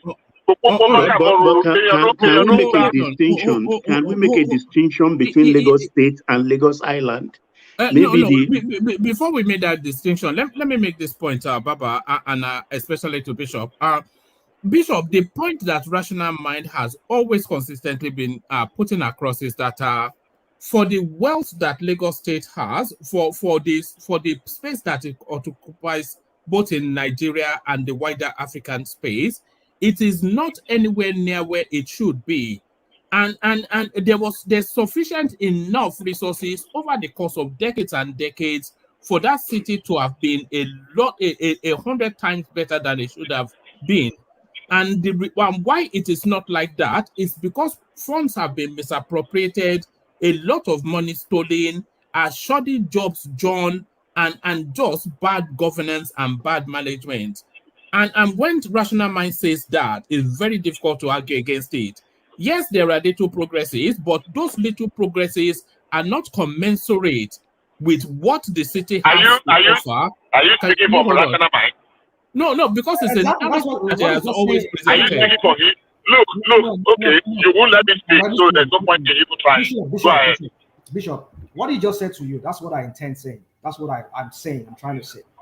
Maybe it's putting it better than how I wanted to say it. Because when I get angry, I have when I get never, angry, I can't just put whether it it is Lagos or anywhere in Nigeria, I have never seen you talk about anything good in Nigeria. Nothing is working. Everything is, you have your language that you use. That you are using. Why am I saying Nothing, good? nothing. You have never seen anything good in Nigeria. May I interject, please? Okay, you can interject. I wanted to just okay, rational man, calm down, please. Calm down, please. Can I just apart from that distinction we have to make about Lagos or Lagos State, it's two different things entirely. Hold on, Baba. Let rational mind come back, because we are going to a different space. Let rational mind come back, because I think rational mind needs to be understood within the parameters that is speaking. He has high expectations of the. I think a lot of our narratives, actually, there's elements of Stockholm syndrome in it sometimes. And maybe we're not holding the country to a high enough standard, and we're easily satisfied with little trinkets that they throw at the ground at us like fowls. But rational mind are coming. Well, I think you've already said it right. I don't know how to say it more than what you just said. For me, what I'm trying to say is that what we see in Lagos and other parts of Nigeria by different governments, state government, is tokenism. It's like take this one, just give the dogs a little bit of bones, let them all like feel like. But then when you go to other countries, that these leaders they visit, they see how things run. Okay, now we're talking about a rail. Buhari was there. They are commissioning rail every time, opening rail every time. See, this very day, this rail is not functioning. Where in this world have you ever seen it? Even just a light rail, or not a very deep rail that is cutting across several states. So just one rail within the city, like how many miles? That rail that I'm looking at is not to like, it's not like up to 100 miles. I doubt it is up to 100 miles. And they have been building it for over 20-something years. There's a piece about every time they will use that rail as a campaign. Oh yes, we just bring something now. Okay, it will start functioning. They'll start doing it. They'll bring all the TV cameras and everything. Yeah, it's working. And then at the end of the day, nothing. You know, how many people that use that rail to campaign? Rational mind. There's a piece on Bloomberg on that thing you're talking about. Let me show you. I can only show you the headline because it's behind a paywall. It says Nigeria's train to nowhere shows how not to build public transit. And this is by Bloomberg. It says it will fade away, but let me see the bits I can get. It says in July 2018, Muhammadu Buhari, the president of Nigeria at the time, boarded a gleaming new train linking the capital city Abuja with its airport. At the ribbon cutting ceremony, Buhari hails the system as evidence that we are a government that delivers on promises. 5 years on, that promise looks empty. Train cars are locked away at a depot. Cavernous stations fully equipped with elevators, ticket offices, cameras, and scanners stand empty, overseen by board security guards. The four leather couch in the VIP area are covered in bird and bat droppings, and then it fades away. So it's really to that narrative, tokenism, trinketism, and then fobbing off, you know. Yeah, may I interject, please, one man, rational mind, please? Yeah. Come in, Baba. What we should understand about this rail thing, the old ones have faded away because I think there is what they call, I don't know much about the gauge, standard gauge and narrow gauge. I think those are the two parameters. These are narrow gauge, but we shouldn't forget that banditry is involved with this inoperativeness of the rail system. Have we forgotten people even being proud that abandon their cars because of banditry and going on the train? Even as recent as 1 year ago, I think when they stormed one and kidnapped dozens of passengers, and they paid a lot of money. I think that has contributed tremendously to the idleness of the train system. But I understand, I don't know, somebody can correct me, that the one for Lagos to Ogun State and Ibadan is still working at the moment, and people are really taking that opportunity. What I see in all of this is that we are on the right track. We may not be flying, but we are running. If we are not running, we are crawling. At least if we are not crawling, we are moving. We are not standing still. Somehow, we've been very unfortunate to have bad government all along the line. But like everything in life, at its point, it has to stop. And of course, we start witnessing positivity. I'm not saying we should crazily embrace positivity and be optimistic when there is none. But what I see is that, it could get better, but we are doing something at least. Let's commend that. And for instance, when we talk about here, they even talk about we are not doing anything, we are idle. We are doing something.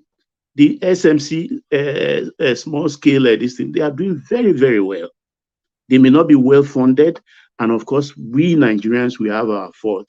Even monies we borrow from bank, we see it as public money. We don't want to pay back. Yes, Baba, do you think we're easily satisfied with very little tokenism? Rational Mind called it.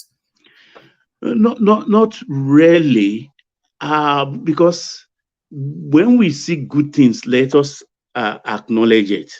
Lagos, for instance, they are not doing badly. We talk about corruption in Lagos. Yes, there will be corruption, but definitely not in the magnitude people push it forward, because Lagos is the most indebted state in Nigeria today. So most of the monies are even being borrowed, and those who borrow Lagos State money are not playing with their money. They are breathing down their neck and looking over what they've done with the money they've given them. It's not as easy as that. The governor doesn't sign a check. Because let me show you something that somebody sent to me. This is Governor Sanwo-Olu wearing $1 million on his hand. So this was on a Monday. Is it a Patek? I can see it well. Well, I don't know. Oh, that looks like Odimeng Kwege. No, it is a Patek. Yes, Patek. Is it a Patek? Okay. Yeah, it's a Patek. So that's a Patek. I'm not sure what this one is. Let's say. How much they say it costs? Well into the high hundreds of thousands of dollars. No, that's not true. Woman, that Patek I see, I've forgotten the name of this. No, the other one with the small, small seconds. 300. The one with the small second is about 65,000. This one, not this one, the previous one. I don't know. I don't know the cost of this one. This one is a Nautilus. Nautilus is expensive, but I think yes, Nautilus is still on that. $300,000. Well, something close. Something well, close. There you are. There you are. Somebody that's been a civil servant all his life. Well, let's be very honest with ourselves. And this one is $129,000. No, that's 65. That's 65. Except if the engine is made of maybe 18 karat or 9 karat gold, because these things at times we have the starting point just like cars. This one is a Philippe world time chronograph, And this one is Is 140,000 this pounds. peak of Patek? God, Nigerians. But let us be very, very frank with ourselves.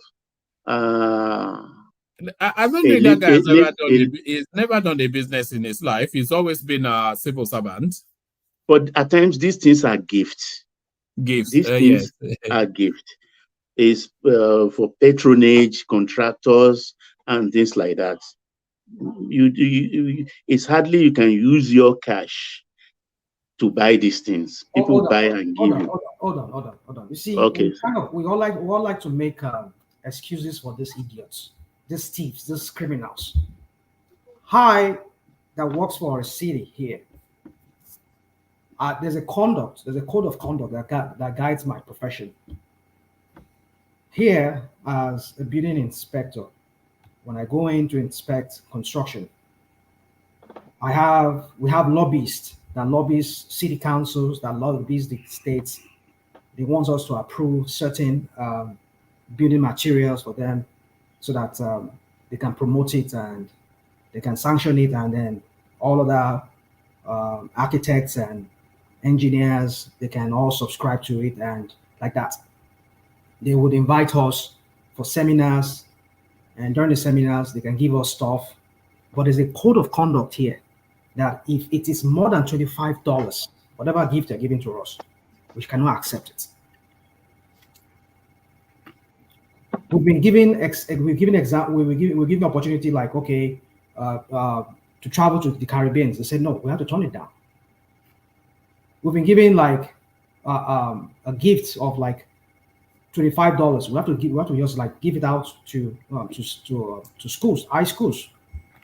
Because we are rejecting it, but people like Justice Thomas taking it. Although as a civil servant, there's a code of conduct. You cannot accept certain gifts or certain amounts so that you don't get influenced. Now you are telling me now that a governor is getting a gift of a Rolex or whatever you call it, Panda or whatever you call the name of the watch. What about 300? How much you say is what to a woman? 300K. 300K, and you're here making excuses for it, like, oh, they give it to him now. It's my goodness. You see, this is how we talk about the Roman Empire, how it went on a decline, how it just went out. This is just one of those things. When people start rationalizing things that that doesn't even make sense because of one man, one person, because he's your tribe man, because it's his turn to become, like he said, this is my Emilokon. It's his own turn to become, and now suddenly we just have to throw out sense into the dustbin, throw out what is etiquette out in the dustbin. I am fully detribalized for your information. I'm not saying you, Baba. I'm not saying you. They know themselves. That comes here. Every one of them that comes here. I'm not being specific to anybody here. But the point is, I'm trying to make is this: we kind of find a way around everything just to rationalize everything for this guy and all his criminals that I would say. Yeah, they gave it to me. Let us give him some time now. My goodness. And gradually, we've become so numb to morals. We just look at it like, nothing they did. That is how we have become in that country, Nigeria. We just become so numb. We just make excuses for what. How do you build a nation like that? How do you build a country like that? Can I come in? I don't get it. Go on, my brother. Go on, just go on. Okay, we are like, my own thought on this is that a society evolves, so are its institutions. It's a gradual thing. It's not automatic. You know how long I've been hearing that gradual thing you've been talking about? No, let me finish. It's not an event. Even in the West, the democratic society we try to emulate today. I'm hearing this gradual as long as I've lived in that. I was born in that country. I was lived. I've been hearing it from the military regimes. Nigeria, we just have to make it. It's going to be gradual. We get there. It's even older than me. The word gradual I've seen. I've heard it that. Well, we've been independent now for under 70 years. Let's take America. You know very well. You understand. Let's not go this route. Let's leave No. America. We have to, because we are. That's why we are saying it's a process. That's why I'm saying it is a process. The West today, it's a process that took them to this point, and even that process is not perfect. It's not perfect. When people start making excuses. Can I take a minute? Baba, can I take Go ahead, please. Now, National Man just informed us now that America is a country that has no corruption. Because if he gets a gift that is more than $25, he has to report it. So America is corruption free. And I'll point one thing: the son of the president of America today selling artwork at $168,000. What something was just $28. So you know those that are buying it from him, same people that we're talking about. I'm not justifying one. I'm not using one corruption to justify the other. I do not. It's not a Picasso. It could be. It's not even a Picasso for where. It's just. You know. I mean, there's a lot of things. I am not using it to justify what is going on in our space. Are we challenged? Yes. Can we get better? Yes. Are we moving towards that getting better? I President Biden is saying for how long? Hey, our country is just 70 years after independence. Not even 70, 63 years. 63 years. And we had a lot of interference and truncated democracy. This democratic experiment we are having now is just 25 years old. Exactly, that is what it is. 25 years old. And where we're supposed to be, that's one man will say, it's time of me saying that. No, you cannot be bad, because that is my truth. Except you can force it. There are countries that are much more older than Nigeria. The volume, the magnitude of corruption in America is mind blowing. It is because it is our own that is. I'm coming. Sure. It is our own. Do we condemn when we want to condemn? I'll be here. I condemn when I need to condemn. But I don't generalize and say that the system cannot work because one thing is not working today. No. I am praying. I am hoping. I'm desirous. I am hopeful that the system will work one day. So I recognize the one that is working. The one that is not working, I believe it's a work in progress. Sometimes we'll get it right. Somebody will come and will fix it. We won't just throw everything away because one part is not working today. That's exactly my point. Let me. No, but that's not a. Sorry, Des. Hold on. That's not a point, though, because the thing is, we cannot say someday it will be right. We have to insist that it is gotten right now. That's what we have to insist, and let me say why. That's not possible. Hold on. Yes. If you let me say it, then I will say it. We have to insist that it's gotten right now, because to get it right, it doesn't really need anything other than the political will to get it right. To get things right in Nigeria, it's a matter of spending money. You know, because Nigeria is not going to invent electricity. Electricity has been going. That's the point. Just hold on. Nigeria is not going to invent electricity. Electricity has been, I think, it's about 3 centuries old now. It's an already perfected system. So it's a matter of that political, and Nigeria does have the money. So don't say, where are we going to get the money? We've had the money for as long as we've needed to have electricity. So it's a matter of political will to point it. So building roads that suits the terrain, you spend the money, or you don't build the road that suits the terrain. So these are things that can be done immediately and right now. And you know, it's taking deliberate steps, isn't it, with deliberate intentions, which is what Nigeria never does. You know, they just come with highfalutin nonsense, steal all of the money, and then they will tell you there's a better tomorrow. And then that tomorrow, another set of persons comes in and does the exact same thing. So we have to put a stop to it at some point and insist that the right things must be done now, not in the future. Now. So what magic are we looking for in the future that is not immediate and right here? Everything is right here. So why don't they just do it? That's the point. Okay, one man. I Let love me that point. answer you. Let me answer you, come please. in before you come Yes, in. please let Because me let me I'm trying answer to one man. buttress what one man said. You can take everything at the point. Yeah, it's like one man just took my thought out of my head. The thing is that people don't seem to understand that we are in the 21st century. Sometimes they say America has been there for so many years, it took them time, and this. I'm like, does people understand that we are in the 21st century? Everything that ought to be invented has already been invented. We are no longer using hand to plow. Now there's tractors that can fasten everything, and you can harvest with a machine, and it's just fast. Everything is fast. So if you don't, that's what I'm saying. That if Here that political will is we are there, talking about lifestyle, attitude.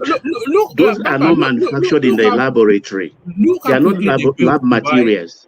Look They're how quickly they built. like equipment and stuff like that. Look We are how talking quickly about they built Dubai. institutions we are talking about, grounded in principles that are well tested and trusted. You have to build it. It's not an event that happens overnight. So it takes time to curtail people, to take food from a man's mouth. You have to drag it and remove his teeth with the mate. It's not an easy thing. It's been with us. It's endemic, yes, but we have to put the right institutions in place that will help our situation. What I'm saying, we are not trying to invent, we are making intelligent comparison that those people who had the institution over 200 years ago, still building them. Even till tomorrow, they are tweaking, they are making a necessary adjustment and fine tuning. Take, for instance, even the Supreme Court. What is happening in that space in the US today? If it's happening in our own space and it's open that way, Jesus Christ, I don't know what will happen. I mean, we talk about Justice Thomas, we talk about Kavanaugh, we know what is happening in that space, and a couple of others, just one unit of governance. We are not talking about the executive, neither we're talking about the legislature here. Can I interject? So we have to be Baba, very careful. Baba, Must we talk? Yes. Must we complain? Yes. Must we make suggestion? Baba, Yes. hold on. Baba, must we insist? Must we insist? Yeah, of course, rightfully so. So we are rightfully insisting. we must have we must show righteous anger. We are insisting that we want now, not in the future. We are insisting that now, not in the future. Right. You know. It's like I hear that we want to eradicate poverty, and I laugh. Poverty is part of creation. We will always have the poor with us, but we have to reduce the number to the barest minimum. We have to face reality. Baba, yes, can you hear me? You know, when people talk about eradicating poverty, there's no country on this planet that poverty has ever been. Hold on, I'm sure you know, embedded in that language is to minimize it. And also, some people take it literally. No, I don't think anybody does with an IQ beyond that to it. And also, when they're talking about eradicating poverty, you know, poverty has different meanings. So we have to redefine what the baseline of poverty is in Nigeria. So it can no longer be at the rudimentary level of, you know, people scrapping for food in the gutters. That's we have not to have that anymore. So poverty, even that definition of poverty, there has to be a minimum threshold that is completely unfathomable. Do you understand? A lot of things need to happen in that country. Well, don't let's deviate. I just use that as an example. When it comes to issues like this, there are no absolutes. You understand? All I know is that the institutions we have to build. I cannot go arrest somebody or pluck the wristwatch out of a governor's hand to say you must have stolen this. You can. It's institution that will call him to answer. So those institutions are what we should build. Hold on. You've been talking a lot, Mr. Baba. You talk about institution. Now, Come on. Let me ask a question. In the whole of, ever since that Lagos State, I've always thrown that question here on this platform. When have you ever heard that one person, APC person within Lagos, has faced one EFCC case? Where have you ever heard? The only person we heard. Okay, you've answered it. Hold on. This guy, what's his name? The Speaker of Obasa. Recently, we heard about how Showere's platform revealed so many shenanigans, so many corruption. At the end of the day, they swept it under the carpet. We didn't hear anything about it anymore. Now, I'm asking you, what institution within Lagos is functioning? They describe that as work in progress. So, you see, wait, Ajale Koko, can I answer your question? Everything in his pocket, as have your institution, your so-called institution that you say should be fighting corruption, should be questioning these leaders within the Lagos State government. They're not, because they're already pocket. They're also on their payroll. What do you expect? Now we're seeing this being replicated nationally now. And you people are here making it look like, no, it doesn't matter. Okay, Russia. It is true that doesn't understand. Okay, Daddy, what's the name now? Yeah. Hold on, please, Daddy. Sorry, let Pansar come in. Pansar come in. Thank you. I was wondering, am I ever going to be recognized here? He recognized. You only came in 2 minutes ago. Carry on. Let me say hello to everybody on this panel and those watching us from every other fora.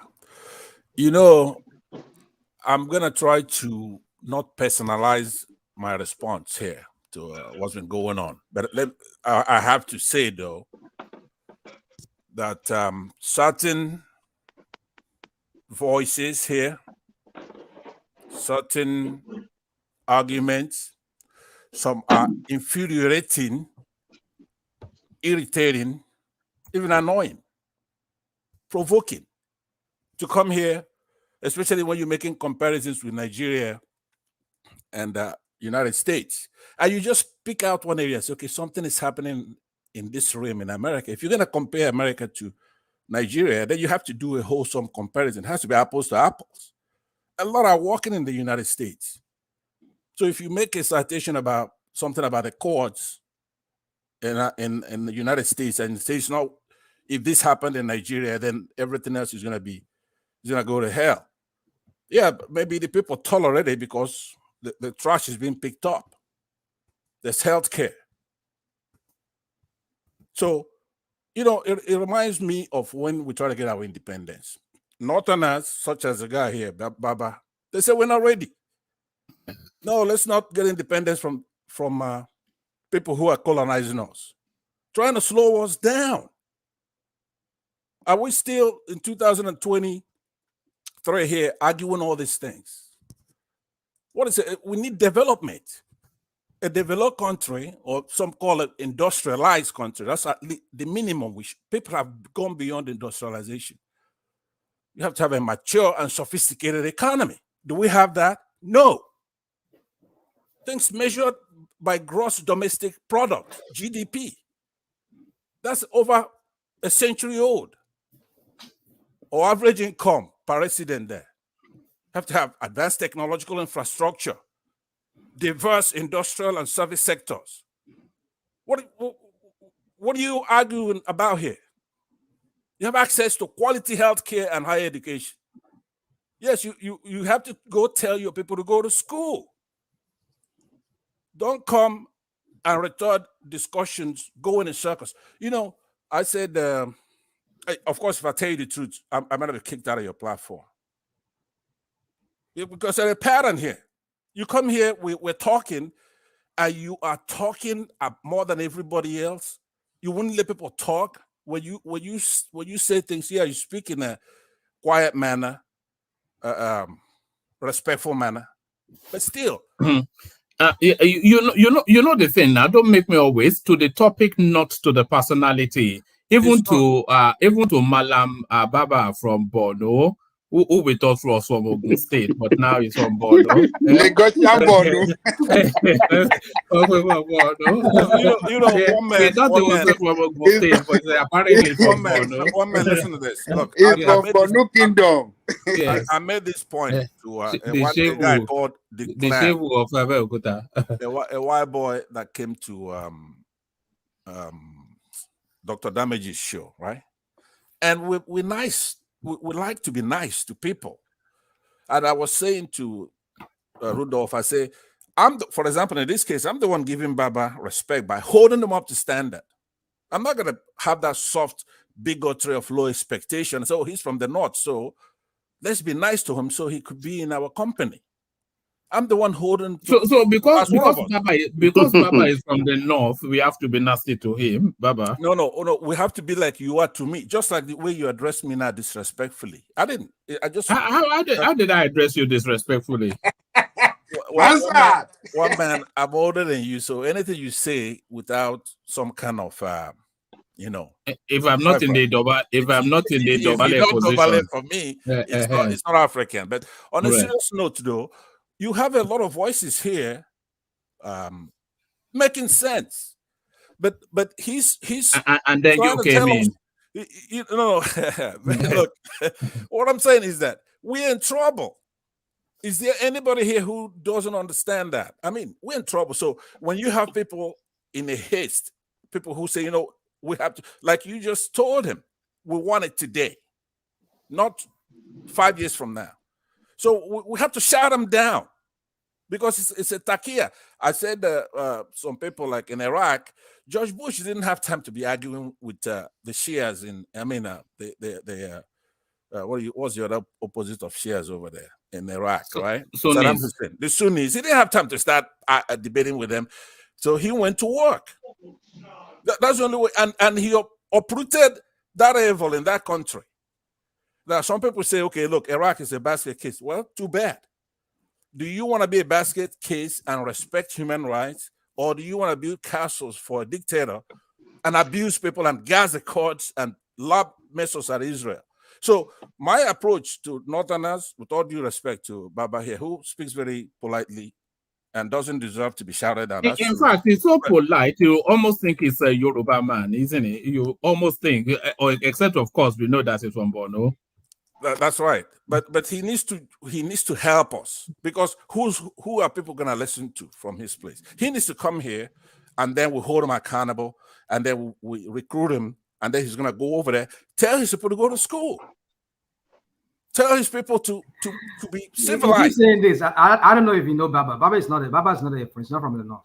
No, don't do that now. Let him carry on.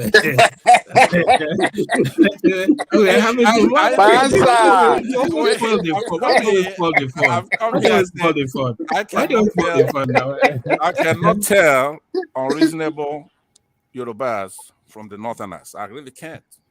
Only the reasonable ones I can. Okay, I say John Lekoko is Yoruba.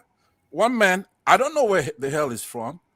Right? Because you don't even know if I'm off this world. Maybe I'm a Martian. If you're unreasonable and you're a Yoruba, I cannot tell you apart from the unreasonable ones. Go ahead, complete it. I'm saying. So I'll end. You who call Obi a saint right on this platform. What do you think every other person would think about you? Calling a modern day human being in the year of our Lord 2023 a saint? Okay, that speaks volume. All right. First of all, all right. Let's not have another Pansat session. But no. Hold on, one man. What I'm saying is that you should have admonished him just for fairness and say, "Don't make it personal." Right? That's good. But you started it. You do. No. I mean, you go full speed and you want to reverse at once. How is that possible? Only you Pansat can do that. Not so. Yes, only Pansat. Nobody else. Let me ask you. Let me just use another approach and say to you, we need your help. We need you. When all these people are assembled here, all these Nigerians, they're not stupid. There is nothing wrong. You can't compare the United States. It's so super. It is your type of Nigeria that is the problem. You said here that you came from the East straight to the United States, so you don't know any other place in Nigeria. So you are still biased with the myopic eyes you have leaving your southeast and coming to US. You've not been to northwest, north central, western states. How do you come with rational mind? Okay, let me respond to that. I'm here with rational mind. No, I'm talking about the rationality of your own mind. I know. I'm just kidding. But listen to me. I come from the Southeast village. First of all, my activity when I used to go to the towns, about Lagos or Port Harcourt, is to go there and build up some of these fat, spoiled kids in the cities, right? There's nothing wrong with the village. The Southeast, there's a synergy between Southeast and the United States. The adjustment is not much. We are a fair people. We believe in the Western tradition. We don't Republican too, in nature. We're Republican in nature, like I just said. Right? So it's very easy for me to go over there. I'm not going to be 5 o'clock in the morning when people are sleeping. I'll start shouting my prayers. I won't do that because I'm from the Southeast. So coming from the village, it's one of our reserved, what do you call it? Conscience. It's in our villages. So don't take that to mean. Hold on, Pansa, you've been speaking for a long time. I have. Let me just interject you. Don't you think Baba has a point there? That when you said you just Woman, can I comment? Jordan, yes. Make that point, and then before Pansat responds, let Prince Daddy come in because he's been waiting. Quick. So the only thing Baba has a point there, that you just moved from Southeast and you just came to the United States. You've not really maybe go to other parts of Nigeria to see how life is there, interact with people there. Could that be possibly? Could that probably that could have been something that also imagine that journey from the back of Beyond to the Golden Palace. From the back of Beyond to the Golden Palace. So don't you think he has a point? Yeah, you know, one man. That question deserves an immediate answer before. So you're going to answer that question. That's what woman said. So hold on. Let Prince come in because he wanted to come in before you, Prince. Woman, if you don't mind, let Pansa go ahead and answer the question because all right. Okay, go on, Pansa. All right, thank you very much. You see how a gentleman conducts himself, Pansat? I do. I like Prince. It's one of our gems here, and then a true Nigerian. You know, it's exasperating though, like the question that was asked me. You know, it's annoying because do I have to be at the sun to know the temperature of the sun? Do I have to? I mean, if you go over there cutting off people's heads because they don't believe in your God, right? I gotta be there to know that. What is the virtue that has been exported from there? Let me turn that around on you, rational mind, because I know you're a good guy. You are actually on our side, right? Fair, progressive Nigerian side. You're a good guy. However, your milk toast responses to this will give them impetus to keep going and going, putting takia. Like asking me that question. Do I have to be at the north? I know everywhere on this planet. And I know about the cosmos even. Without being an astronaut, I haven't been up there. There's very few things I don't know. So I don't have to, Baba, directly to tell you. You do not export anything that we should be proud of. Even when you say if somebody's from the Southeast, like you put me, do you think that people in the villages are stupid? No. Let me burst your bubble. Let me land. In Inewe alone, what comes out of Inewe alone, you will marvel. Inocine alone is doing spare part for Air Force jets. Right. Now that's small. Talk. That's where to talk. What I'm saying is that there is no difference between a village in the north, a village in the southwest. We have good Nigerians. Our virtues not in our buildings or our roads. First of all, let's be good Nigerians. Let's be good human beings. Let's be good Africans. That's where the virtue lies. It's not because I see people glorifying Lagos, doing this and doing that. That's not the issue. Go to school. Have your people go to school because there's no shortcut. Now, finally, let me say this. Because I see this as the pattern, okay? The North and the Southwest, they conspire. They think that you're dealing with the Igbos. You're not doing anything. like passing up certificates. The mental siege hold on. again. Here we go. No, you're gonna hear the truth now. Just because I say let's be objective, I'm not saying let's be fair. You cannot say I give you some and I'll take some. No, if I got it all, I'm gonna take it all. Do you follow me? It has to be objective. I cannot say I'm not gonna knock the North unless I knock the Southeast as well. I never said that P2B is a saint. You said so. I said without context. You said so on this platform. Hold on. I said without context. We're not talking about Mother Teresa or somebody. Or no, you didn't qualify it. On the day you said it, you didn't qualify it. Either you misunderstood me or I misspoke. It's not that kind of, I haven't judged him. Pansat is a moving target, Baba. No, but it's not true. One man, I am a known phenomenon as well. You always try to paint me. You can't paint me. No, there's no consistency in your narrative. It's a moving target. What do you mean? Explain that. You take a position, but then when you are being caught out, you move the goalpost, and then you shimmy it, and then you sliver it, and then you pan it, and then you pad it, and then you push it forward, and then you're a moving target. All right, I deny that, but let's have that conversation one day. So I yield back my time. I do remember what Pansat said, exact word though. He said, compared to Tinubu and Atiku, he is a saint. That's exactly the exact word. Exactly. Yeah. Now that's the context that I would say something like, because I have no power to say otherwise. I'm not in that man's head or his soul. I don't know what kind of sins he commits. That's none of my business. I got mine, right? Nobody's a saint. The Bible tells us that not even Queen Elizabeth was a saint, right? So I don't want to overflog this. Can you move on from that space? Because I know what I had. Okay, so all I'm asking and I have very good memory. Okay, all I'm asking you to do is you come here, you get a lot of privilege. One man likes people who talk like you, gentlemen, who don't raise any dust. He's a media man. He wants followers. He wants his show to go right. That is he doesn't give him more than what he gives other people. Yes, he does. He's a showman. One man is a showman. What he doesn't give you, you take. You're right. He doesn't give it to you, but you take it. No, I don't. Okay, so but anyway, be fair. Think about our country. You know what is good and you know what is bad.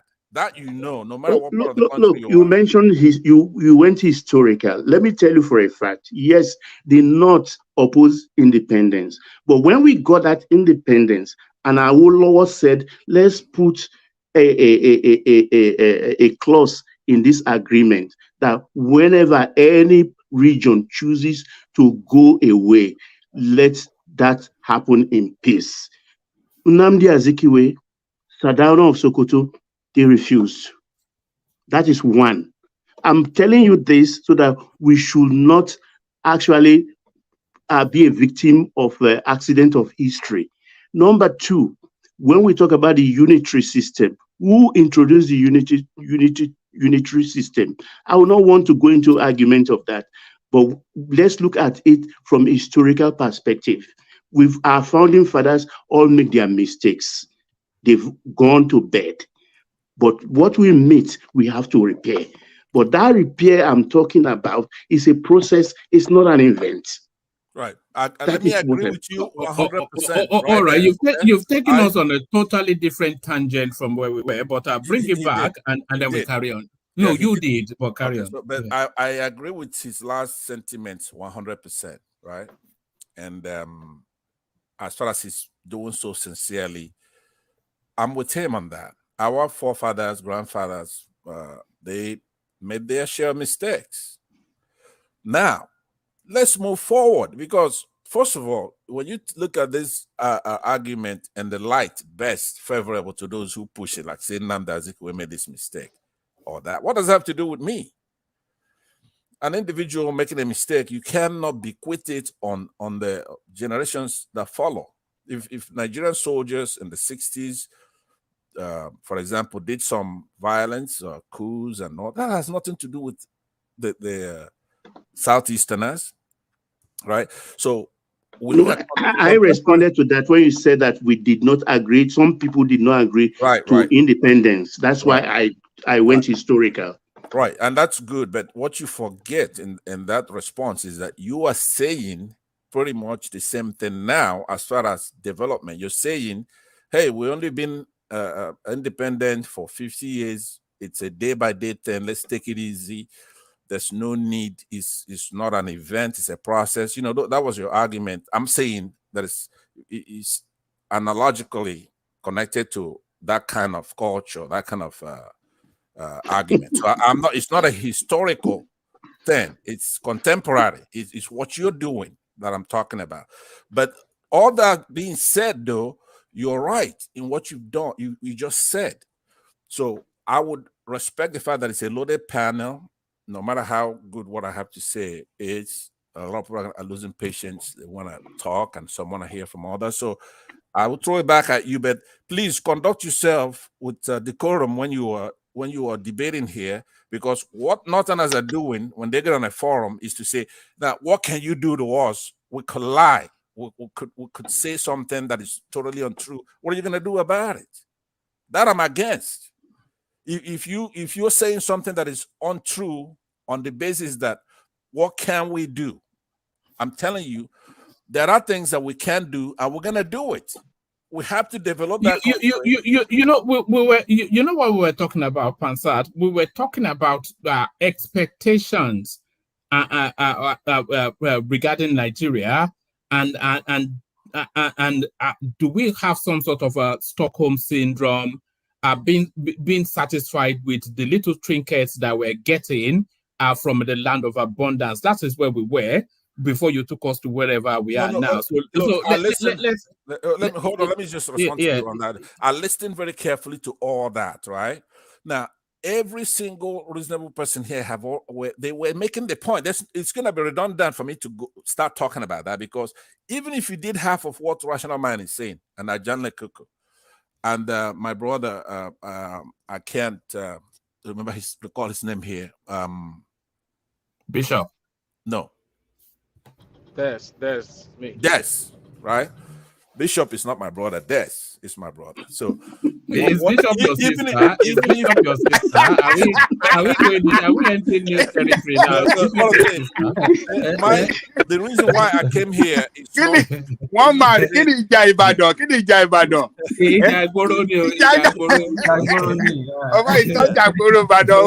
I jumped in not to elucidate those cogent points that are being made, right? It's because what Bishop is saying to counter what they're saying is just blatant craziness, right? I keep knocking platforms such as yourself that will bring people who are in Nigeria, they don't have a boot to piss in or a wounded to throw it out of, and they want to tell us here, we in developed countries, we know what it is. We know what it is. There's nothing a Nigerian who's resident in Nigeria have to tell somebody in diaspora. Nothing. You're making a lot of leaps you're making a lot of leaps of assumptions. No. Look, you're just throwing one pass it along. Let him just. I mean, you've already said you wanted to hand so that other people can talk. Pass along. One thing. So let me just say what I'm saying. Look, you could stay here and sugarcoat him and do all that. That's fine. That's you could do that. But my approach is to tell our people the truth. When I left Nigeria, I told this anecdote a few days ago. When I left Nigeria, I left from the village, but I was as sharp as they come. I was a sharp guy, right? I stopped over in Frankfurt, and when I landed in the United States, right? You come to find out how dumb you are. I don't care who, like, for example, his governor over there in Lagos, right? If he comes here, he's going to be one of the dumbest people in his neighborhood for a couple of years at least. Nobody's going to understand what he's talking about. He's not going to understand what anybody's talking about. The guy in school here, what are you talking about? Who's that? That governor school here. What are you talking about? What I'm saying, if he didn't school here, if he's a governor. Now, I've listened to him. You see what I mean? The moving target. I got it now. You see? I'm a moving target. Thank you. Yeah, thank you, Pansat. I'm not a follower. All right, thank you very much. Let's hear from Prince. Prince, come in. All right, well, man, thanks. Hopefully I can recollect what I'm trying to say. Yes, anyway, apologies for that. We've been Pansat again. No, it's interesting. Hello, everyone. Actually, I was just going to make a comment regarding what rational minds way of thinking, because sometimes it behooves me that rational mind coming from Nigeria or Africa to the West. So, in other words, we can say it's well exposed to a lot of things. And sometimes when it makes its arguments that tend to be poor, sometimes it just takes me unawares.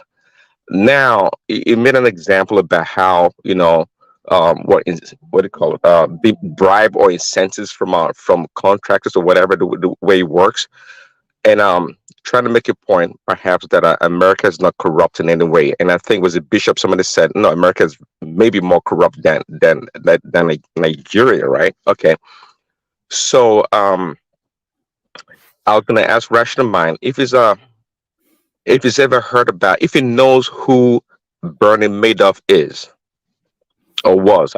Maybe it's dead now. I can't remember. Bernie Madoff. Okay, and how much he stole. And The Ponzi scheme guy, right? yes, thank you. And if it was, if perhaps, let him talk. oh, Let hold him on, talk. perhaps Rashomar thinks Bernie Madoff is a Nigerian, but actually no, he's an American. Okay, in case you don't know. If you heard about the Enron debacle back in the 90s or was the early 2000s, and heard about Eisner or maybe Conrad Black from Canada, the media mogul. See, when it comes to corruption, it's not unique to Nigeria. Rational mind. So I mean, I'm not sure where you live in America. Not like it matters, but sometimes it does matter because you seem to be inoculated from the perception or the reality of corruption in America. See, there's so much corruption and waste in American government. And the notion that someone like Sonolu gets a watch, not like I approve of it, but that American politicians themselves do not get bribes or get paid from the lobbyists is something quite troubling. If you don't know that, that's part of the system. There have been That's a American. question that I need to do real quick because I was about to type in. I'm sorry to interrupt you. I was about telling one man that I'm going to, and let me just because I have to be in a different meeting somewhere else. So, Go you want ahead. to answer that question? Yeah, Because go I ahead. understand what you're saying about Madoff and the whole industry around this lobbyist and how they bribe, and I understand all of that. Yeah. So, you want me to answer that question? Go Real quick? ahead. Yeah. Yeah.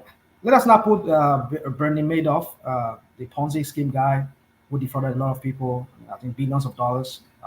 People lost. I think himself is dead. I think they locked him up and his, maybe some of his kids too. I don't know. I'm not too sure. So I know what you are talking about. That's an individual who manipulated the system. That's what I'm trying to tell you. You see, one thing about the United States is that you can go on and do your shenanigans, but one day, when the law catches up with you, look at what somebody was giving. I was citing an example of what's his name, Biden's son. But what happened to him now? He's facing the music. So, but we're going to see how that plays out, how pans out. We know where Bernie Madoff, where he ended up. He was incarcerated for. I mean, Exactly, Rational Man. The hold on, institution will reel you in. hold on, please. I know you have something to say, Mr. Baba. Please let me just land this point. But when people tell you, I can't really remember my thought anymore. So what I'm trying to say is this: they have But institution. He said, kill us all. no, but carry on. All right, no. So now the point is this: that they have institutions that work. They don't have pocketed institution. Now let me go back to Nigeria. Your EFCC, our EFCC, let me say our EFCC chairman in Nigeria. Where is he today? The CBN governor, where is he today? The Ganduje is being investigated. You see, I mean, I was listening to a guy, and then the guy was trying to like explain it. And let me just say that his mind was trying to explain it, and I was listening to that guy, was just like laughing, and I went to check it. Where did you see? Where did you see an investigator being investigated himself? Where do you ever see that in this world? Just imagine any of those attorney generals that are investigating what's it called, trying to prosecute Trump, and they are now being investigated themselves. Only in Nigeria you can see all this crap happening. They give us this illusion of that our institutions are up, but how many of them are then Even the one that they were successfully prosecuted, Daria and the rest of them, this Taraba state governor, where are they today? They were pardoned, right? But here, they have a system that works. You can do it for so long, but one day when the law catches up with you, when that sword comes down on you, you will chop. Okay. Oh, no. It will chop that person up. So they have system that works. And now this is another angle I want to come from quickly because I have to go. If you compare the United States, this comparison, I don't like doing this comparison, but if you want to go that route, let's go that route.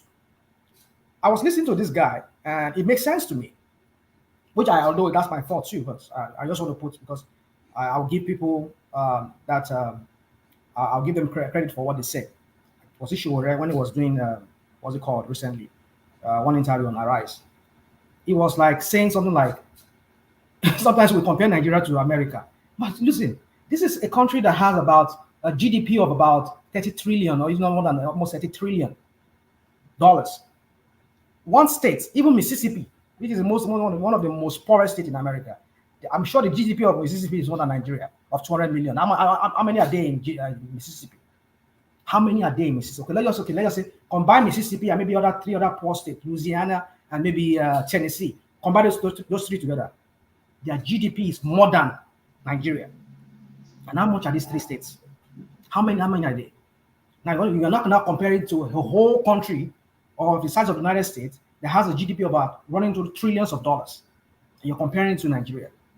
And then you have he said what he said was that the problem with Nigeria is not Nigerian, it is the thieves in Nigeria. The thieves that were put there that are milking that country dry. Now you're talking about corruption. I'm not saying there's no corruption here. But was it Pansad? Was it Pansad or was it Ajay Koko that said it here? You are comparing apple to oranges. People like to say that. They have a shock absorber system here that can absorb whatever corruption. But okay. Let me interject. You talk. Hold on. No, Rashma, hold on. Okay, so it sounds like you don't really have a grasp about a lot of things that happens in America. For example, if you only knew the corruption in the healthcare system when it comes to the Medicaid or Medicare in America, it would blow your mind. And also the assumption that you think that every corrupt person or criminal is caught and punished in America puts you in a state of delusionment, rational mind. Okay. And Jim Jordan is trying to bring in Smiths to the floor of the House of Rep.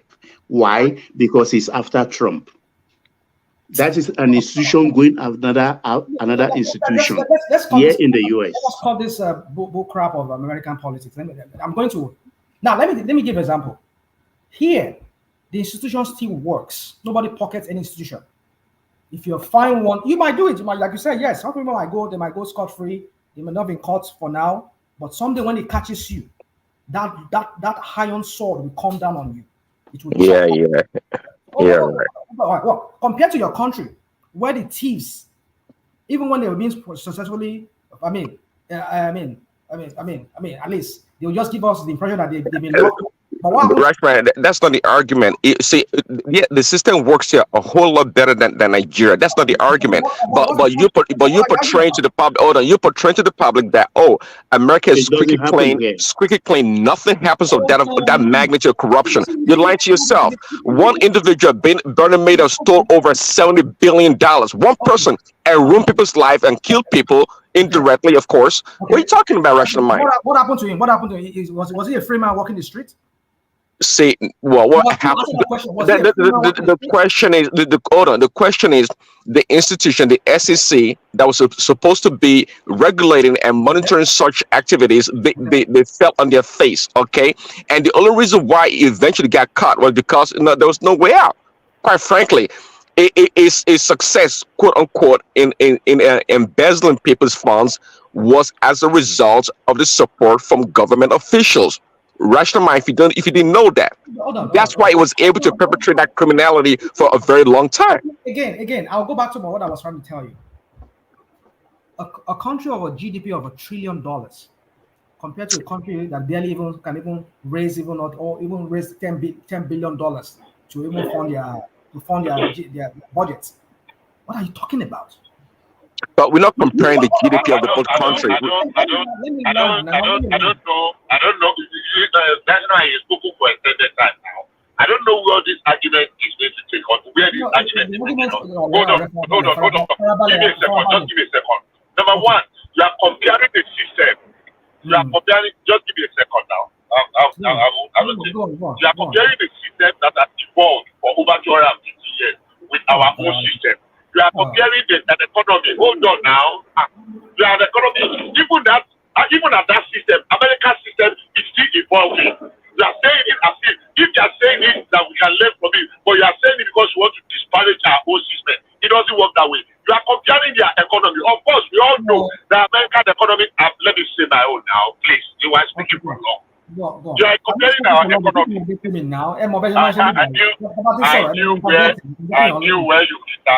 knew where you interjected and you were talking. So just give me 2 minutes. I won't exceed 2 minutes. Start counting me. Now you are comparing the economy. Oh, America is a 100 trillion economy. But America is a country that is in $32 trillion debt. But nothing is happening to them. They are not devaluing their currency because the debt is in their money. It is in their currency. They are using their paperwork to buy our own valuables. So America, you are remembering that America is a country of 32 trillion economy, but you don't say that America is indebted to the tune of $32 trillion. It's the most indebted. Let me just, I said 2 minutes. It's the most indebted nation of the world. They've been in journey longer than us. They've had better opportunities than us. Why don't we grow at our own pace? I sure that when one man said we want it today, look. Am I still here? Yeah, I think Bishop dipped. Let's hear from FM, who I think is joining us for the first time. FM, unmute. Let's hear from you. FM. Hello. Can you hear me? Yes, perfectly. How are you? I'm fine. I've been longing to join this group for long. Like you guys you've taught me a lot in this group. You understand? So I've been longing. I'm calling from South Africa. So I just want to contribute my own portion to this place. So I came in. Come into the conversation wherever you are. I came in because of Rational Mind. I like him a lot, but I just want to say something to Rational Mind. Have you been with these politicians before, like governors, senators? Have you been around them before? Well, the most I've ever been with is a commissioner. So I won't, and I'm not really a body with him. Just sometimes I just hang around them, and that's it. Basically, that's it. And no governor, nothing. So the answer is no. Yeah. No, yeah. Okay. So I'm just trying to what Baba is saying. If we've been around them, this thing of giving money, like giving gift to them, is part of Nigerian system. What Baba is trying to say is that this thing we're gonna stop them, but not what we can do instantly like that. That's what Baba is saying. It's not. We are not trying to support what Songlo, like the wristwatch thing you guys are talking about. Because I just joined. I was sleeping. I've been longing to join this group for long. During the election, I just want to say something. Man, I even had a bet because I even came from this group because I walked along with a lot of Igbos here. They were like it was a war. Like they even called me Ashiwaju. Because of what Kolata said, I even had a bet with somebody I had to win because I told them we come third in this election. Everybody was surprised. I was supposed to even pay this group because of I won. I won't lie to you. I have gained a lot from this group. So what I'm trying to say here is that when Jack Conde was the governor of Lagos State, I had an opportunity I was in their house. They used to say in Ilupeji, if everybody in Oshodi there, at the back of this, and that's where they stay. These governors, they give them gifts. I used to go there. There's a lot of things that is going on in Nigeria. We are not trying to say giving gifts is right or wrong, but that is Nigerian system. It's going to take a while. It's going to take a long time for us to stop those things. That's why I Is came this in. is I this just came in. Baba speaking? Baba. It's not Baba. This is FM. No, it's Abdullahi. It's Abdullahi. But it just sounds like Baba. Like I mean, it's just I Baba don't know. reincarnate, have you? Reincarnation. That's why you looking for me. No, I don't yeah, know. but you know what's about Yeah, that? but They all it just sound sounds alike. the same. They sound the same, you know. When you get Yeah, there, you realize. all these black people, they all look the same to me. Racist comment. So, let me Eh, just land this point with because I need to go real quick because all right. So Go you see this comparison. I never started with this comparison. My fixation is Nigeria, and the only time I made reference to my kind of work here as a civil servant is that as a civil servant, there's a code of conduct, there's an etiquette that you need to follow of your profession. But in Nigeria, you see, this is how we started years and years ago. We become so numb gradually, and now we're just excusing things that for me is just beyond me sometimes. I'm a very don't get me wrong. I'm trained to be very to be more of a enforcer. I mean, that's where I work. That's my field. So my line of thought there usually is because I know the consequence of chaos when law and order is breached in any way. The ripple effects, the perception among people who sees that. Like for example, when somebody is not being prosecuted, you don't face the law, you don't face the consequence of your actions. When people see that people just go scot-free like that, it becomes a norm, and that is how a society slides into decline. And America too is getting. I mean, I must agree with some of you here. Yeah, America too is sliding into decline. It's declining. You hear it among some people here, among people, some older folks who have been here for longer than us, who came here, who were born many years and their parents were born here. They tell you how America is sliding gradually. So my point is this: my focus is not America. My focus is Nigeria, because besides America, there are other countries that are doing well, who are just young nations. We have Singapore, we have Malaysia, we have other Dubai. countries. We have Dubai. These are countries that just started how many years ago? But then if you use that excuse now, if you use that example now, you say, oh, you see, in those places are a very small country now compared to I should Sorry. Rational mind. Kulata is asking that where does your law enforcement where does it place in your list of professions? Because Dupsy was telling us the last time that you're a medical doctor, a lawyer, an engineer, and now a law enforcer. But carry on. It's okay. It's okay. I see. I don't really need to reveal what I do much. So No, I that's just fine. give you things of what I do. I'm only No, it's teasing. okay. It's okay. I understand what now. You're not you. I'm just talking about. ìyàwó ẹ̀ dúpsì nìkan ló lè mọ gbogbo ohun tó ń ṣe tán.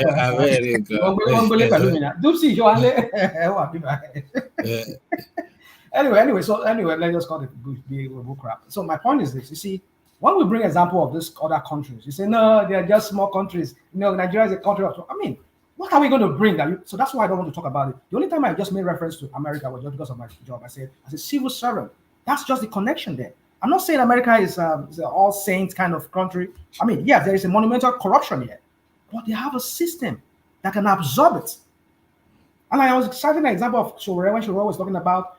We talk about when we have half of our money, even more than half of the money revenue, we're using it to service the lifestyle of those criminals in government, starting with the governors, the president, the deputy governors, and all these ministers, and all these commissioners, and all these lawmakers.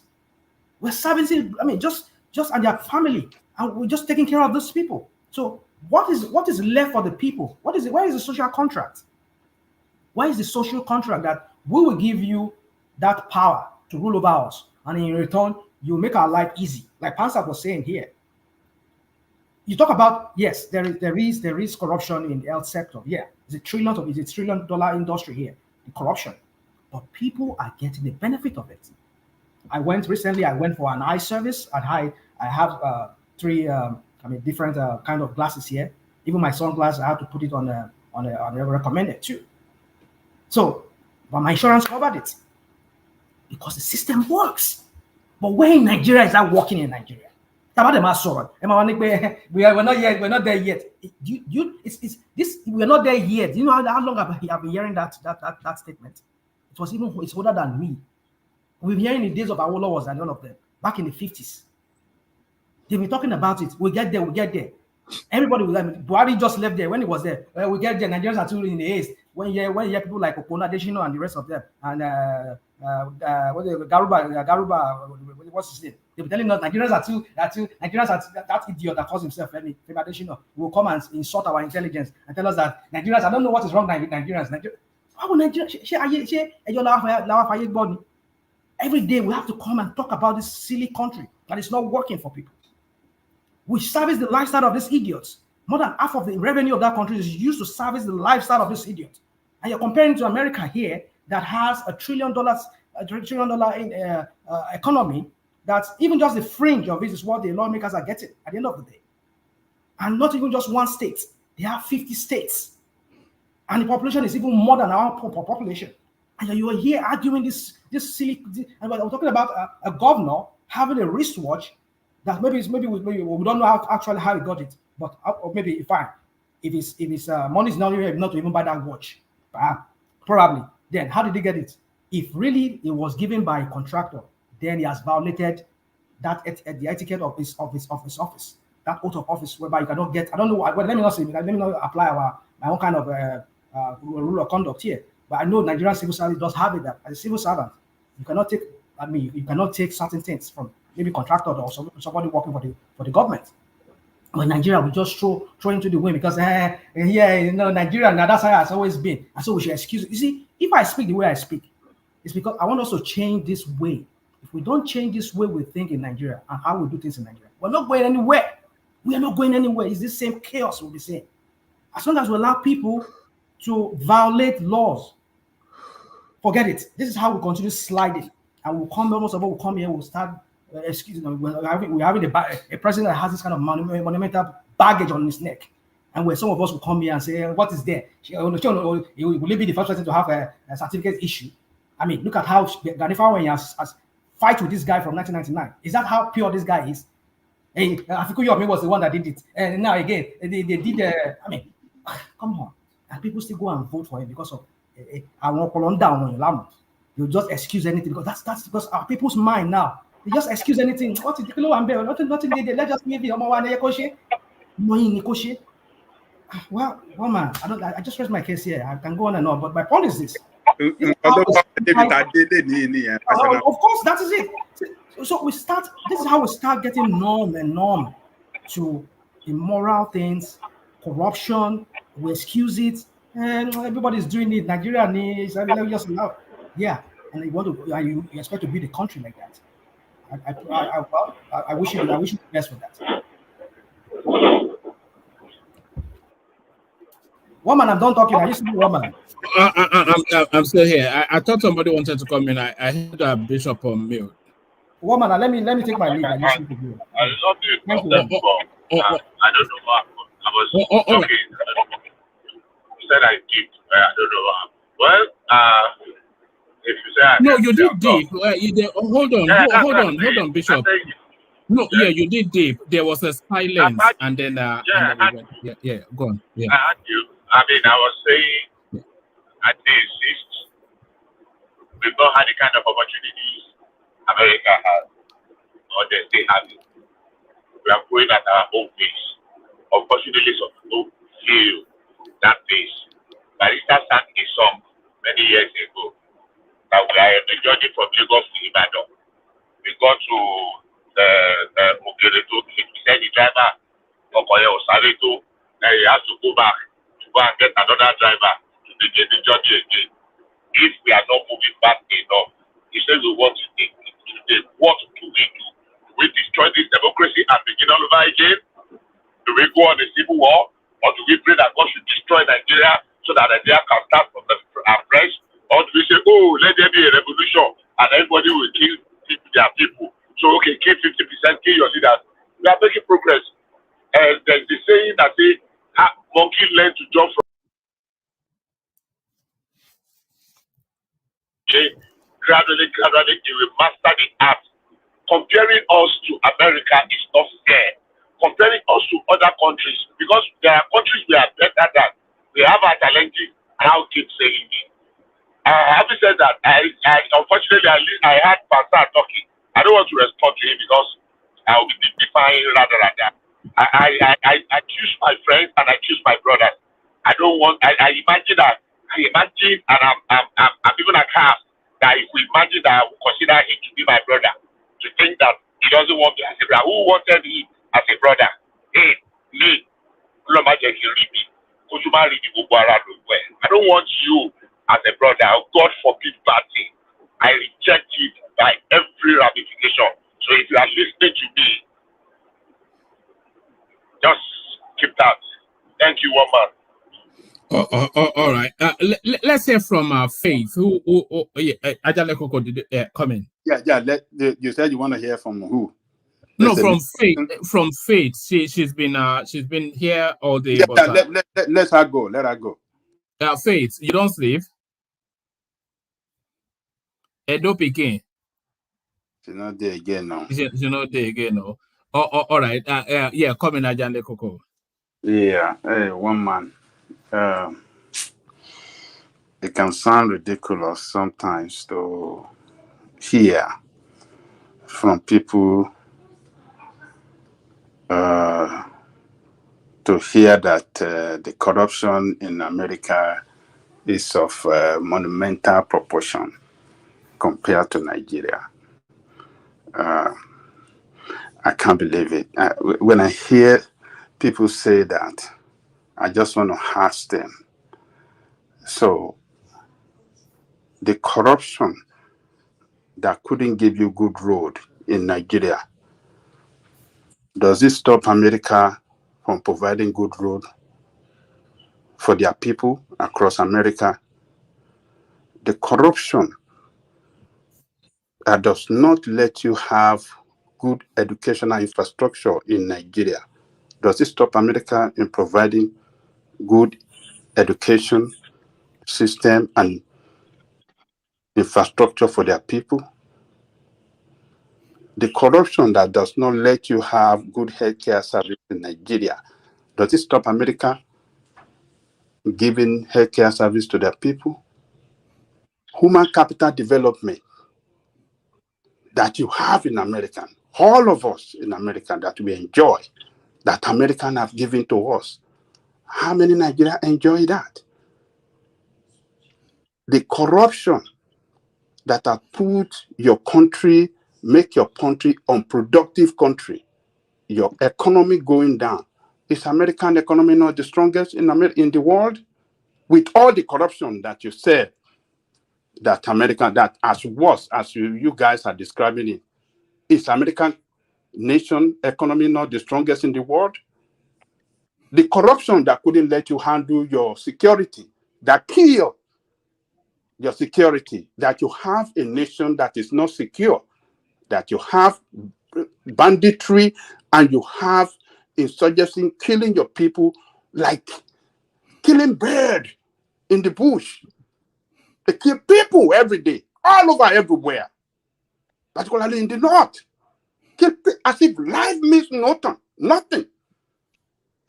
Does insurgency kill people and banditry kill people in America? Look, we should, the food affordable, that is affordable for you to buy and eat in America and drink anything you want to drink. Is it affordable to a common Nigerian? The innovativeness that we see that America is known of, number one in the world. Yet you can describe that, oh, the corruption in America is of monumental proportion. It's the worst in the world. Does the corruption in America disturb their innovative and creativity? Can't we see it? The strongest military in the world. Why didn't corruption kill them? Why is your military cannot stop crush the insurgency for going to about 15 years now or 10 years. Angelica, if you allow me, please. We have to. We have to be clear. We don't have the strong institution. Sorry, we don't have the strong institutions. What stop you as from they developing? Okay, what stop you Well, from developing strong institutions? good question. At the inception of Nigeria after the independence, right, when we had regional governance, we had institutions, and we're gradually building those institutions to a point of maturity, which never came to pass as a result of the military intervention in our democracy, and we have to start from scratch. So we're not really comparing Nigeria and America as one, because Nigeria as a country is extremely diverse, just like it's not just a nation of 90% majority one group and the others a minority. No, that's not the case. So It's a very America is complex. not diverse. America is not diverse Well, country. More so today. I'm going back to the. America is not diverse. I'm going back to its foundation. I'm going back to the foundation. One large group determined the course of the country. Okay. America is not diverse. Okay. So don't add all those immigrants crossing the border today into America as making America diverse. Okay. But in terms of its Prince Daddy. Yes. So yeah, you don't have strong institution. Do you know when Ghana left Nigeria? Look, in the 80s, I don't know. You don't know when Ghana left Nigeria? Ghana left Nigeria. Ghana has steady electricity supply. They have more infrastructure more than Nigeria. If you don't know, so what are we talking? We are the people that chase Ghana away in our country. No, we also had we add institutions, just like I said, we add institutions that Ghana have a better health care than Nigeria. Prince Dati, let me tell you, if you are talking that Nigeria does not have institution, you guys are lying to yourself. I said strong institutions. Hold on. What do you mean strong? You have the institution, but your corrupt practices does not allow your institution to work. Your disobedience to the law does not have your institution. It is the supremacy of the law that everybody abide to that make institution to work. But you have a situation where you have governors in their state can do anything they like. You have your ministers at their own department, office, government department as the head, do whatever they like. They don't follow the law. Unruly, and they're doing it with impunity. You see, the police chief that's supposed to go after them will not do it. You see, the EFCC guy, it will take it back. Look, we have the institution, but you, with your corrupt mind, corrupt practices, will never let the institution work. If America allowed their corrupt mind and corrupt practices, to work like that, their institution will not work, and you won't be able to live in America. We won't be able to live here. This place will not be a peaceful place for us to live. But we all come here, we run away from our country, and yet you want to say, oh, America is big, America does it, corruption is so high. Corruption is so high in America, but you can sleep with your eyes closed. You can have no, I think you are missing the point here. I think you're missing the point. I'm MAGA and First America, so it's not about down in America. No, we just pointing out things. Hold on. You can run into a situation and you call the police will call. You can run into a situation that you find yourself, a safety situation. You know what to call, and they will respond and help you out immediately. And yet you say it's a corrupt system, and you don't have such a situation. That movie was just 4 days ago. I don't get you people. So That's it. Dubai that they built yesterday. If you go to Dubai, hold on. Baba Let me land Jaliko, now. Baba Let me land. It's Jaliko, all nobody is látàárọ̀ ẹ̀ jẹ́ supporting kí n sọ̀rọ̀ corruption. ní kí ló dé. No, a ṣe fẹ́ sọ̀rọ̀ ni a ti ń gbọ́ yín látàárọ̀. After all, I had. Hold on, I everybody. think for years. Everybody, hold on. Let Ajan Lekoko land, and then after Ajan Lekoko, let the prime come in. He hasn't said anything yet. Dubai yesterday, they built Dubai yesterday. Go to Dubai, you can even see the institution in Dubai work better than what we have in the United States. Because it's not a democracy. Forget it. Look at the excuse again. It's not a democracy. Then Yes. when Niger now saying they want to run their country, where you say, oh, it's not a democracy, we must not allow them to work. We must not allow the junta to operate. Military is different from monarchy. Oh, it's different. So what is the difference? So what we are saying is that it takes the political will of the leadership of a country to make country work. When you have a group of people in the position of authority with corrupt mindset, their vision and their mission is all to loot the resources of the state and use it to their own advantage and not to the advantage of the country and not to the advantage of the people of the country. You have the country that you have today. This is the kind of country you are, and people like you will come to justify it. I mean, this is unbelievable. You can't believe it sometimes when you hear people defending indefensible. We should all be crying for that country. Baba, you said it the other time when Obasanjo, what do you call it? Tinubu made that statement. Do you know when I listened to that statement, I almost cried. Because he spoke like a Yoruba man. Which one is that? Which particular statement? That statement you had Tinubu said when he was addressing his minister yesterday, that the situation that we find ourselves in this country is like somebody giving the basket,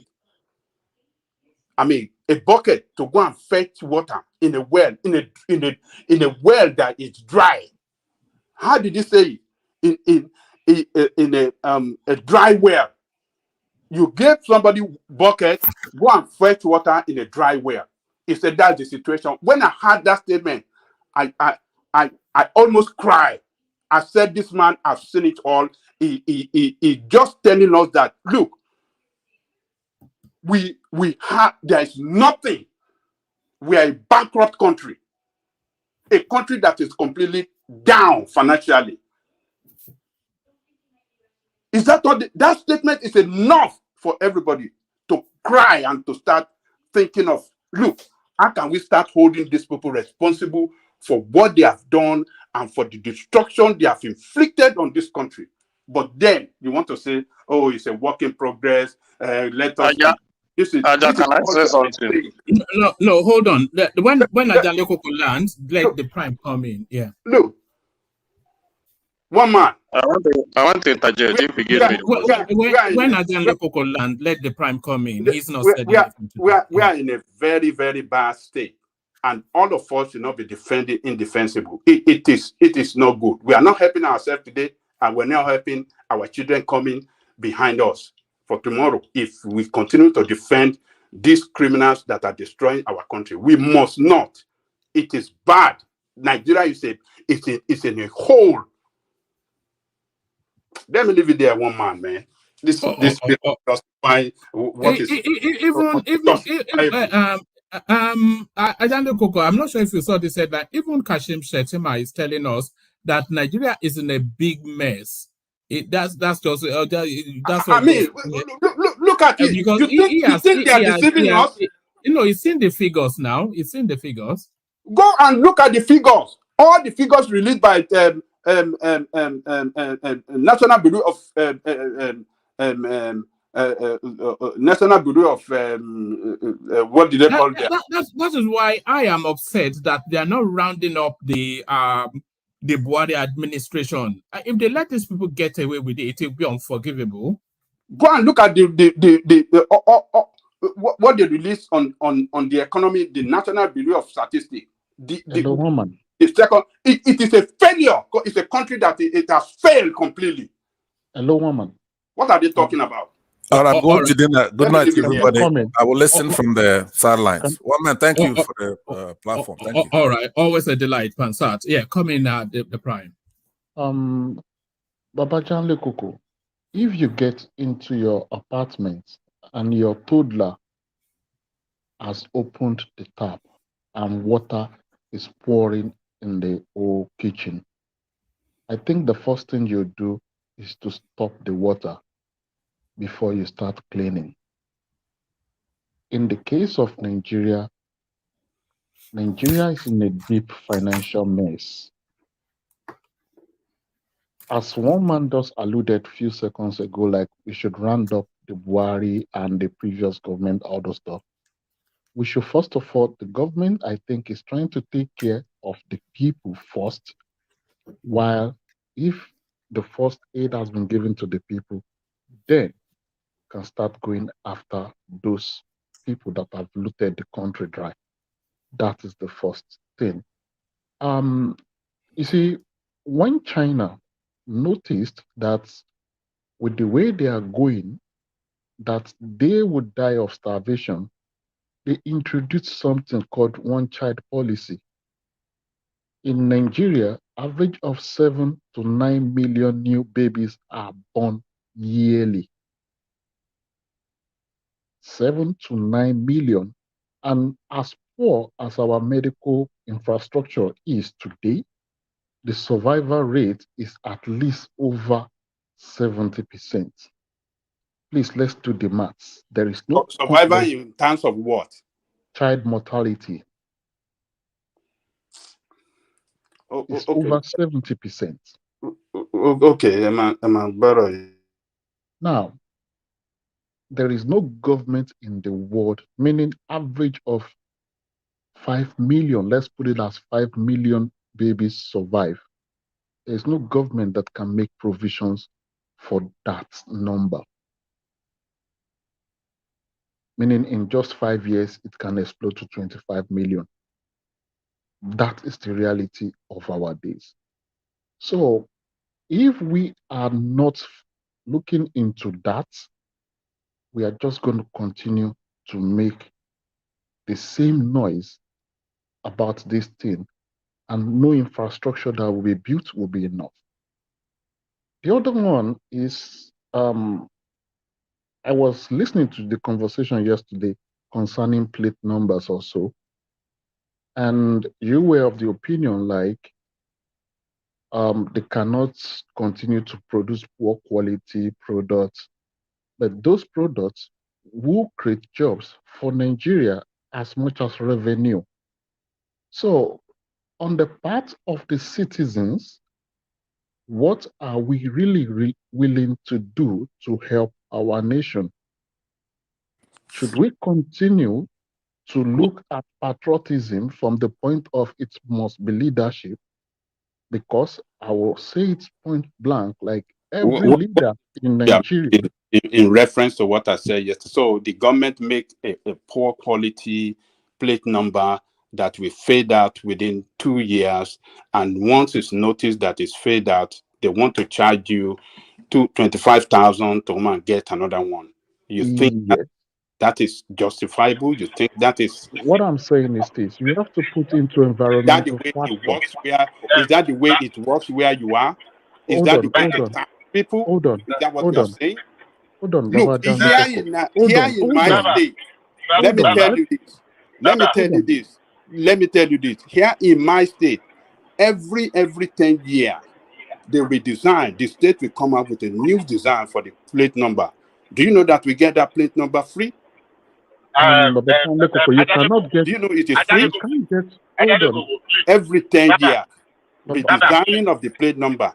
They redesign And Hold the on. moment you go for your Can I say registration, something? they will give you that new plate number. Once it is redesigned one, they will give it to you. Papa John Lekoko. So Hold on. don't let Can I us. do one thing for 1 minute? Please.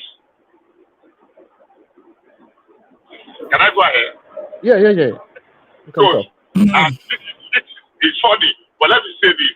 Just after we started this thing, after I spoke, I got pulled over right there in New York. I'm now in Ohio as we were talking. Do you know why I was pulled over? One man, I got a ticket that my plate tag is fake. That the man said it's not easy to read from afar, the policeman, and he gave me a ticket for that purpose. I can scan it to you here. I have it now. Just now, about 2 hours ago, I got a ticket that my plate, my tag is fake in New York. He said in New York they don't allow it. Okay. A Thank you ticket for that. because my tag is fake. He said it's fake. Okay. It's not easily readable. Okay. Thank That you. the So, reading camera cannot read it easily. So he gave me a ticket for that purpose, and that is New York. okay. Thank you. So, Baba John Lekoko, what I'm trying to say is this. On the part of we, the citizens. Now he just said it. They give him ticket. Go and ask him how he's going to pay. He have the option to defend, to go to court, to defend that himself, to tell the judge, look, this plate number, if the police said it's not readable, you can take it to the police. He's driving in the night now. You can show to the judge, look, this is readable, and if the judge sees that it's readable, you say, okay, don't worry, go and get another page number, and they can strike it out. So I you live in have the Georgia. option. I will be This short. is, I want to they pay are not forcing. $110. Hold on. You have the option of going to court to defend yourself, but in your situation in Nigeria, you don't have. They just slam it on you. You have to pay 25. No, you have no. You have options. You have options. In 20 during Fashola time, No I took option last for month. defense. Yes, Number you one, have options. No, Baba, let me tell you this. Hold on, Bishop. Let them. Yeah. During Fashola time. No, hold on now, please. During Fashola's regime, I think that was around 2011. I took LASMA. I took them up. The commissioner of transport had to call me on this issue. So there are procedures also in Nigeria where you can formally challenge issues. So that is by the way. So I want to bring I'm trying to bring another scenario. In South Korea, which happens to be the 12th largest economy, I've said this. In the late 90s, when they were having economic challenges, citizens of that country contributed their gold, their precious, necklace to bail out the country. The America you live right now, at a point, one of their noble presidents said, it's not what the country can do for you. It's about what can you do for your country. That was Kennedy. If we don't get to that point about what can I do for this country, and we continue to push the blame at those leaders that are part of our brothers, our cousins, our friends, our townsmen, we are going nowhere. Because most times we say the government should create things. Some of us here did sciences. We understand the concept of protocols. Where Can I ask a question? universities, yeah, okay, I'm with you. What you can do for your country? Does it start with the citizens or the leadership? Or No, can the leadership come up? It starts with the citizens. Yes. Okay, what has Nigerian citizens not done for Nigeria? Okay, this is what I'm trying to say. Make sure that the democracy survive. No. No, hold on. Take that point. Take that point that Ikena is making. I think it's an important point. Ikena make that point again. Yeah. I said, what has the Nigerian not done for the Nigerian, as in what has the citizen not done for Nigeria to make sure that democracy survive? then what has the leadership of the country called Nigeria have been able to do for Nigeria to make sure that they continue to do those things they are supposed to do? Okay. The citizens, there are lots the citizens I think can do. Following simple law and order. This is almost No, like a well, civic the responsibility. question Ekene is asking you is that why should the citizens be patriotic to a country that the governance is not patriotic to? Yeah, because they are failing in their civic responsibilities. It's part of their civic responsibility to pick responsible leaders. So You mean is the fault of the citizens that yeah, we get not the leadership we're getting? yeah. Those leaders we have, they are part of us. We chose them. What of the institution that make sure that the leadership that the country, as in the leaders, build leadership themselves? Then Sorry. if the citizens say, what of the institution in Nigeria you know perfectly well, that institution that is the My bro- leadership of the country controls it in order to bring the leaders they want. And when maybe if the leadership comes on board and the citizens were like, is it what we get after all our efforts? Anyway, let's manage it. What happens? Ekene, Because you cannot tell me that you don't see it. Ekene, this is how this whole thing. For some of us that have done grassroots politics, you cannot rig where you are not popular. If that is where you're going, you must have minimum of 50% popularity to even rig. That is the fact for anybody that has done grassroots politics. So when I'm talking more of we, because it's this problem is a two-phase problem. We always conveniently look at the leadership part. We don't take our own part. Every one of us have or know one person that is spoiling that country, but oh, it's my brother. Thank God, it's our turn to eat. That is our character to the nation. We have people in civil service that are living way above their means, and our society celebrates them with chieftaincy title. That is what we do. So you now mean that the citizens are now to be blamed? The Because citizens you cannot tell me that that if something wants to be rotten, maybe the thing starts from the tool to start to rot. The rot starts from the head to come down to every part of the body. We can conveniently want to use that analogy that the fish rots from the head, but we all know that it takes one brick to build a house. See, let me tell you this before you continue. Let me tell you this before you continue. I know you are a father. Okay. You have kids. You cannot tell me that in your family, you are the one to build an institution, even which your wife, your children should obey in your house.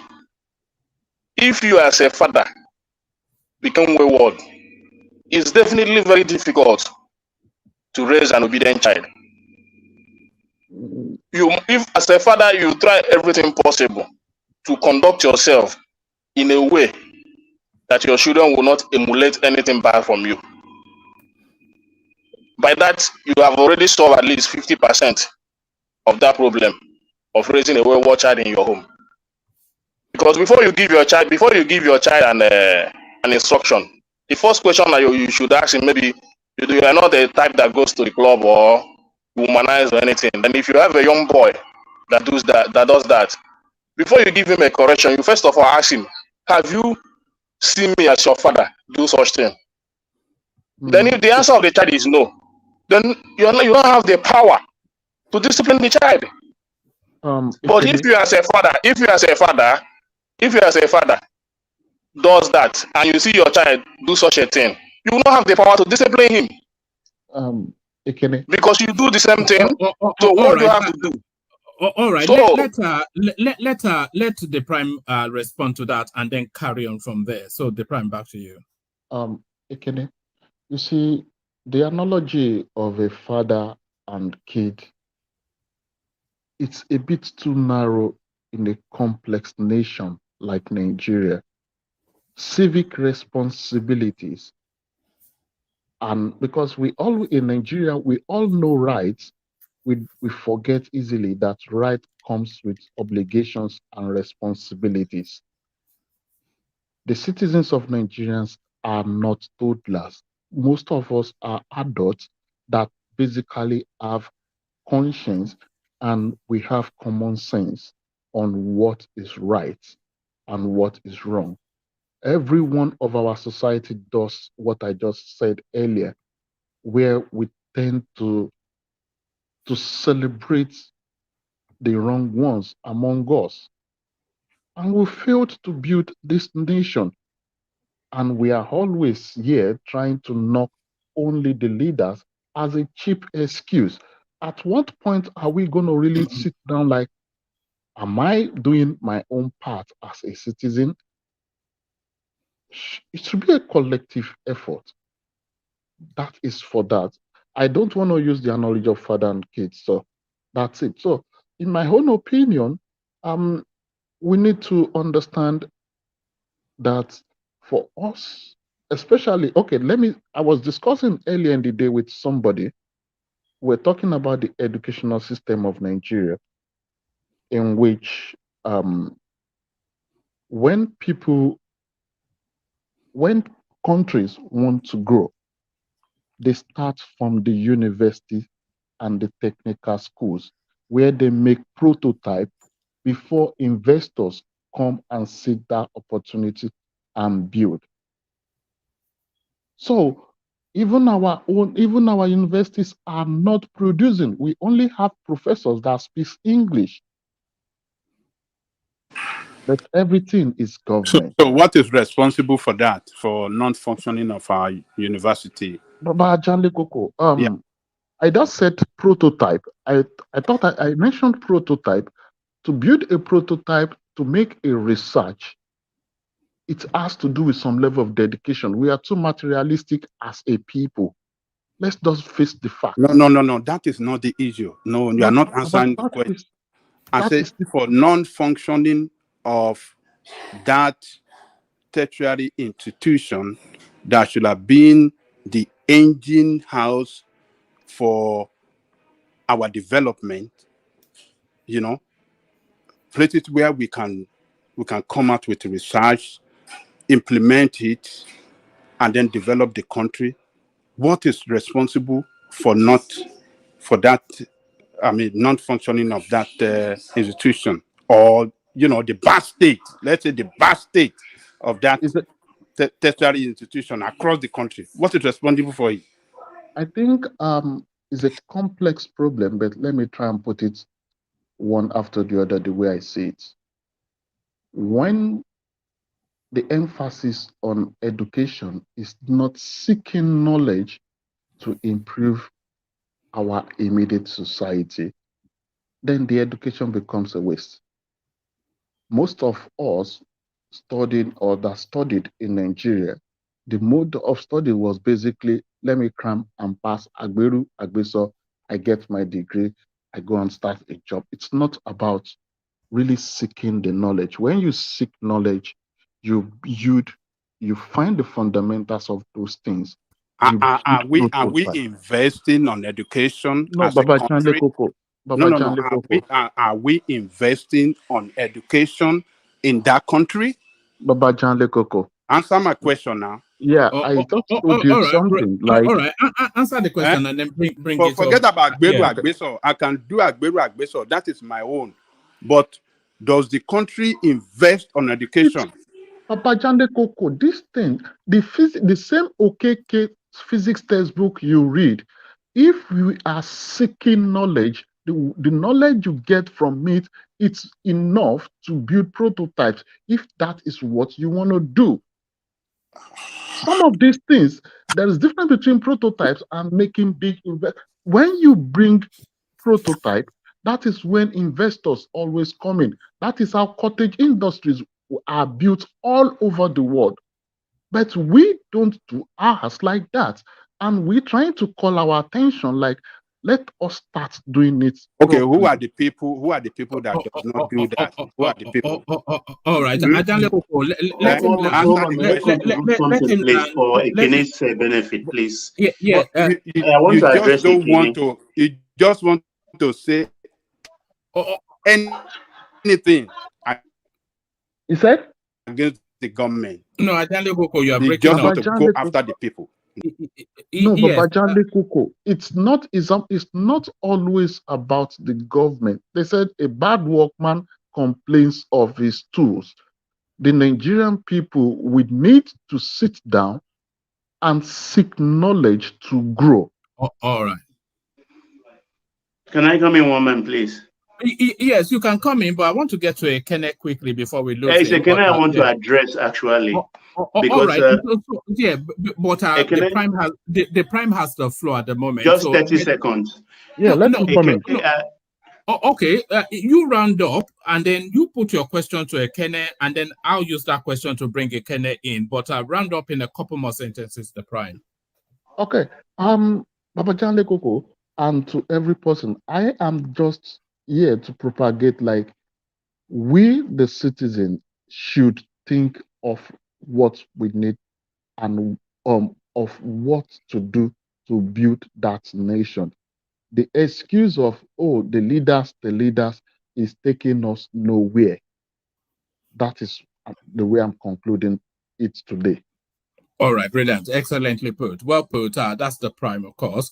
So yeah, put your question to Ekene, and then Ekene, off the back of that question, come into the conversation and let's hear from you. Bye-bye. Thank you, one man. Ekene, I'm addressing you because I know you are an LP man and you are trying to be a functional party man. What I expect from LP space, you understand, and I want you to take this to the meeting.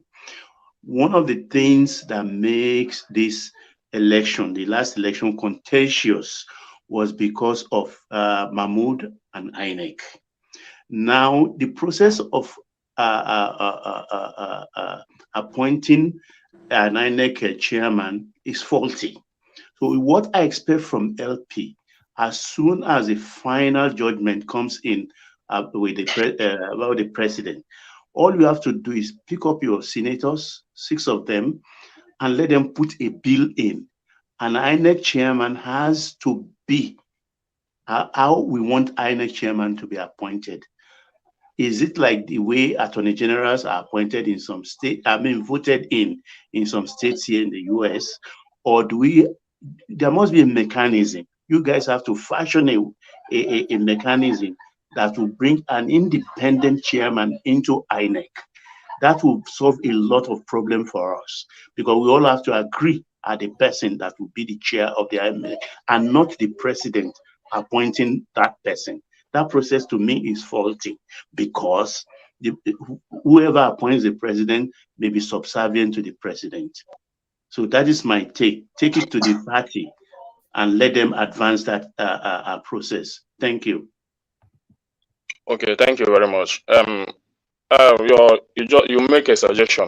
No problem. I abide to it. But for me, I'm not defending LP in any form. I'm just a member. In LP, we are trying to bring up idea in our space. What are we going? It's not all about there to win election. Anybody that is an LP working as a senator, House of Rep, knows what we are doing. If you misbehave, we are not giving you second term. We are not. The best you can get is the 4 years. I'm not that type of party member. Even at least most of us, we drag them in our platform. So anybody that wins an election under LP knows that he has nothing to show than to perform. So your performance shows that whether you are going for the second time or not. I'm not a blinded party member. I'm in a party to contribute my idea as in what I can say, to have my say, at least in my own environment. So I'm not defending party. So it's not about LP, it's all about Nigerian. So, but before going to what we are talking this night, you see, we might continue to blame the citizens, but at the same time, you are denying the citizens the only right they have to turn things around, which is through a peaceful protest. Because we that is blaming this government now, if Nigeria turns out tomorrow to say things are getting bad, let us go to the street for a peaceful protest. The same people that is blaming the citizen now will still come back here and say that these citizens are not doing the right thing. That's the only power you have as a citizen in terms of governance. So what are we saying? You blame the citizen. The citizen want to perform their civic rights. You say they are killing the government. Then we have done it to an extent that it now becomes a sin to go for a peaceful protest in Nigeria. It's quite unfortunate. But for me, you see why the only way I know you can get a good leadership, it happens in every other country. It's not a must that when you elect a leader, you must get what you want.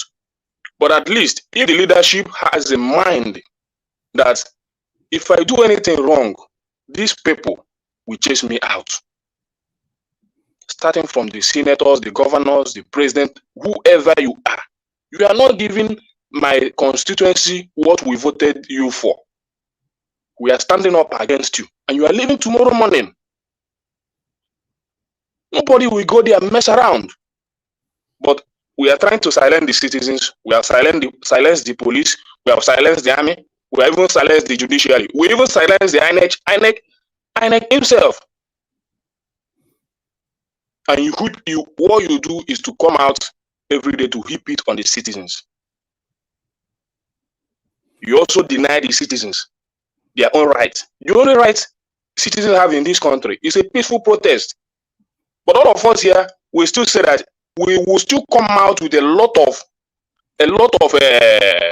argument that protest is a very bad thing to happen in our society. You cannot tell me that a country like Ghana today we miss electricity for 5 months and they will not protest. It will not happen. Cotonou there, whether we are richer than them, but at least they have very basic things for their people, which we never enjoy in our lifetime as Nigerians. As Nigerians, we never enjoy a steady power supply. We never enjoy good health care. Most of us now travel to Ghana to go and study. It's happening. Even in Cotonou, if you're able to study in Cotonou, you are very proud as a Nigerian.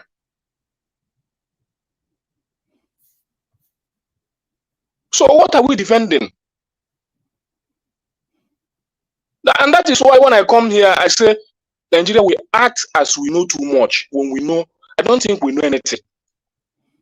Because if I begin to speak now, how it sounds in me, you say that I hate English, I don't like.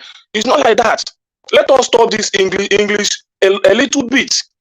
Speak our mother language so that we can get to the root of our problem.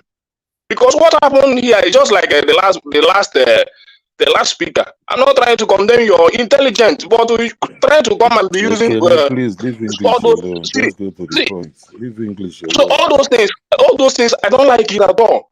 Speak to the people with the right language they will understand. Ekene.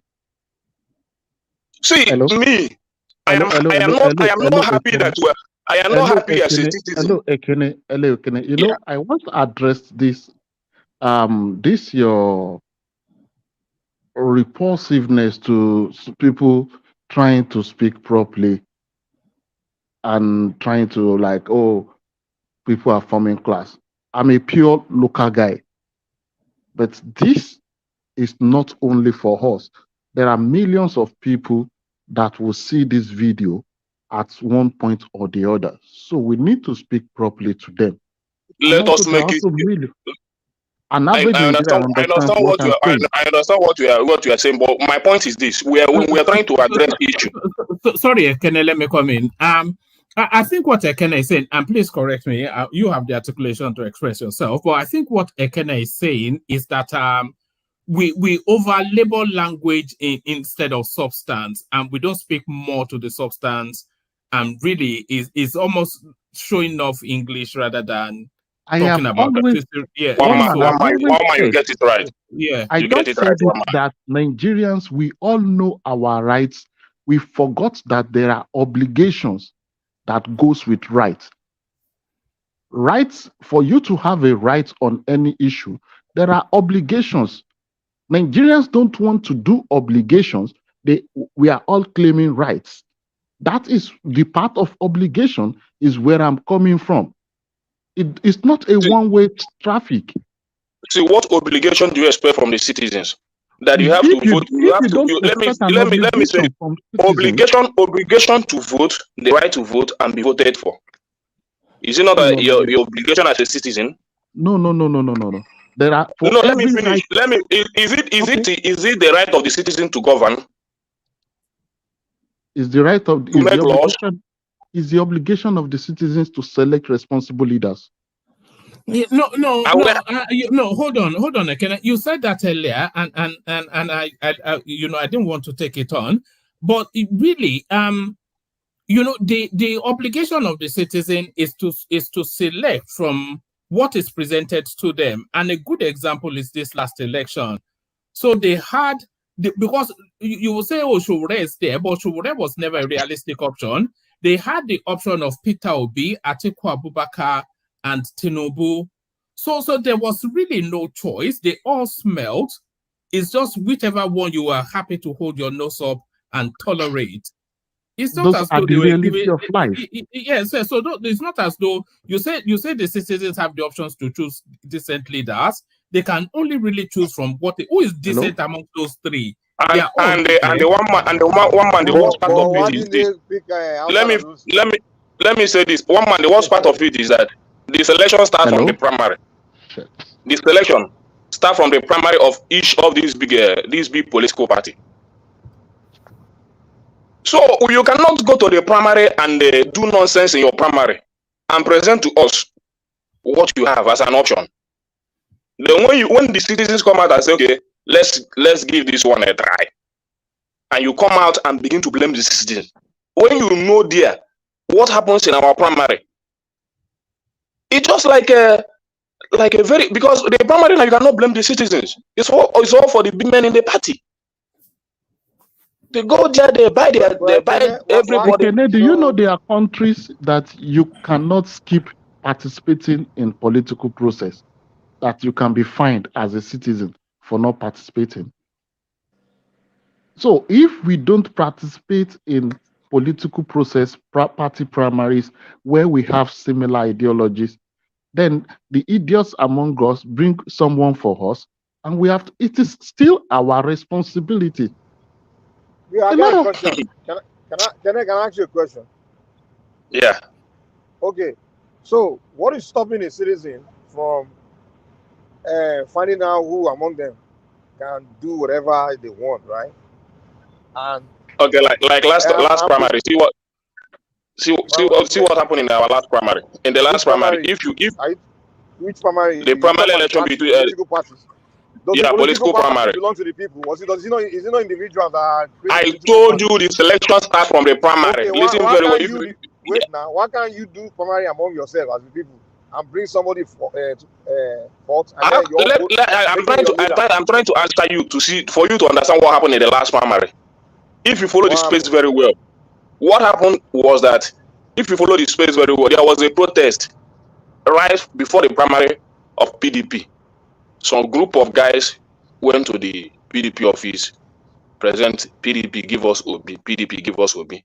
Then some group of guys went to APC give us Osibanjo, APC give us Osibanjo. That was the protest. At least that was the best they could see in that primary. But why do you have to go to APC and PDP to pick your leader for you now? Why can't you pick your leader yourself? At least these are the two major parties, because when you're talking about Okay, why do you keep following two major parties? let me finish now. Then you At are your least, problem, man. It's not. Go ahead, finish. but at least you now see where the problem starts. You It's start from with the the people parties. because they keep following two major parties. Is the major party putting gun on your head to vote for them? So you are the one picking the two major parties now over and over, and you're complaining, and you're saying it's the leader, At the least leader. in the two, but at least I'm trying to bring out something for you. I'm trying to make a point to you that even in the political party, because if you follow that APC primary very well, you could see the kind of crowd that Osibanjo draw in that primary. But at the end of the day, he couldn't get it. So why are you blaming? Are you blaming the owner of the party? The owner of the party create party for himself. No, the parties themselves, the big parties themselves, they have already know who they can align with. Wait, is it the party that will decide who become president? Ekene, the citizens Is it too, party they that have will decide who problems. become president or the Listen people? to Mike. So you are putting your hope on the political party, and then you are blaming, you are complaining. You are complaining. You are the one that have to pick your leader. You are putting your hope on political parties, and you are blaming political party for leader you have. Are you kidding me? If you before you pull out a leader there for people to vote, you must first of all go through the primaries of the party. And I'm just giving you an example of what happened Please, in our Roman, primary can I election. come in for 1 minute, please? You understand? So there is nothing there to blame. When even at least you would have given their citizens what they demanded, either from APC or PDP. You don't go and tell owners of political party to give you what you want. No, the owner of Yeah, political you should do follow. whatever they You like. cannot tell me that you cannot demand your Political right. party At does least not belong to. it happens as when that primary happens. Political party does not belong to the people. It belongs to the owners of the party. If I meet Mike, today, wait now, But the people have their say. Hold on, Mike. Mike, are you driving? You sound as though you are driving. But I'm wearing headphones. I'm talking through my headphones. No. I was going to take you. No. Come in February, but carry on. Yeah. Troublemaker. But you guys hear me better? Are you hearing me good? No. I was going to ask. I was going to ask if you can take over, but it doesn't sound as though you can. No. All right yeah, now. Yeah. Carry on. Yeah. So, Kenneth, you start with the people. Like me today, if I start my own political party and I start talking, and you choose to be voting for me, and then I'm not performing, and then you keep voting for people of my party, and I'm not doing whatever you want. Yeah, you are blaming me for your problem. Are you kidding me? No, you gotta blame yourself. You decide. It's called democracy. The people decide who's gonna rule them, who they will put in place. And if you are choosing who you feel is not performing, then it's your fault. You chose them. It's like if you have a company, if you hire the wrong employee, you have to blame yourself. It goes to why we say Please, the Mike. people. Please, Mike. Can I just say something, please? Please, Mike. Yeah, Mike. Please, I just want to buttress your points. Please tell Ekene. See, if you come, as I said, I live in South Africa. If you come to South Africa, the EFF you are hearing about, he started from nothing. Come to South Africa, the guy is gaining momentum. Yeah, he's a young guy. That's what Mike is trying to tell you. The people have the right. If you find out that these leaders are not going the right direction, you can shift. The citizen can say, yeah, we want this person. We can create our own party and say, this is who we want. That's what Mike is trying to tell you. Yeah, Mike, but unfortunately, in places like Nigeria, unfortunately, you have a population that are so tribalistic, where everything is, you understand? Like, if someone like Joe Renner that came from abroad, I say, okay, guys, let's rally, let's do things, they say, oh, see, he's a Yoruba boy, then Obi came out, he didn't even say half of what Joe Renner said. They say, he's a savior, oh, look at what he's saying, because he's Igbo, so you have a population that's very tribalistic, they can't be on the same page, they can't be honest. When it's time to discuss what's right, what's wrong, they can't, and you are blaming leaders. That population is what you have to blame for your problem. That population, the mentality of that population is the problem. That's why we've been trying to break to you people all day. Mike, if you are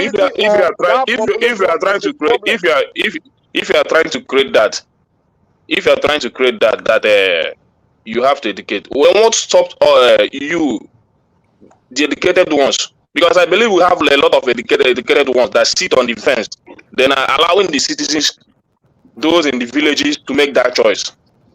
Because during that campaign, a lot of the educated ones will still say that We know that when the governor, all these people, they give them 5,000 naira, they will still go and vote the Okay. candidate that gave them money. So if you have a So what population that believes in the what stop us here, the educated ones, because we are still you are still part of the citizens, no matter where you are living the today. educated ones are a bunch of contesting for an propagandists. election is All not they the do time their to be education is Baba. propaganda and lies. That's what they do all over the place. They don't use the education for anything productive. Nigerians are pathetic. I'm not saying that we cannot. I'm not saying that we cannot pick a political party as a Nigeria. We can pick a political party, and that is why I pick one. But Look at if we David are saying that with his education, all he's doing is going around doing propaganda, destroying the image of his country. Is that no, you cannot be Mike. You cannot be pointing at look another at person Rufai no, Mike, the see. educated ones are negative. Mike, let me say this. Let me finish. Let me finish. Ones we are both educated and uneducated. They are making bad. They are just terrible. That's the problem. It's the population. We just have to change the way we are for that country to change. So let's But not my point is this. My point is this, Mike. My point is this. I don't want to blame whether I Rufai or David anybody. I say you are part of the educated ones. Let us raise our voice also. It's not the one man thing. You know, I told you we have this because me, I can if I pick a person now, so this is the person I want to vote for, and I go to my space and I organize people for that. What have you also do? You as the dedicated ones also. Why do you keep saying and not to also lead them in that path? Mike, sorry. What we need. That's why we're on this platform, Ekene. We are on this we everything No, but unfortunately, I'm not getting what I want. That is my point.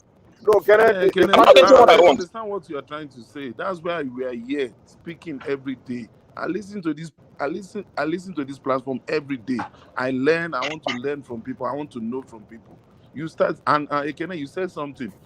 Starting a political party is not child's play. I'm telling you, it's not something you just just say I want to join. It takes a lot of money. A lot of things and you have also made a point here, and that is why when the election is around the corner, the only space they think about is either APC or PDP, and that is why they go there to say, because you cannot tell me even in APC we still have good people. You're making our point. So let me finish. You cannot tell me that every politician in APC is bad. You cannot tell me that every politician in PDP is bad. It's not possible. But the possibility, let me finish. But this possibility of these people coming out to contest as a president of the nation is very difficult. If you check their primaries, in APC we have good people, in PDP we have good people, but they choose to overturn it and give you just anything, choose from anything. If you want to solve problem, you have to start from the people. You just got to start from. Mike, please, can I drop something? You see, political parties in developed country is mainly ideology. You understand?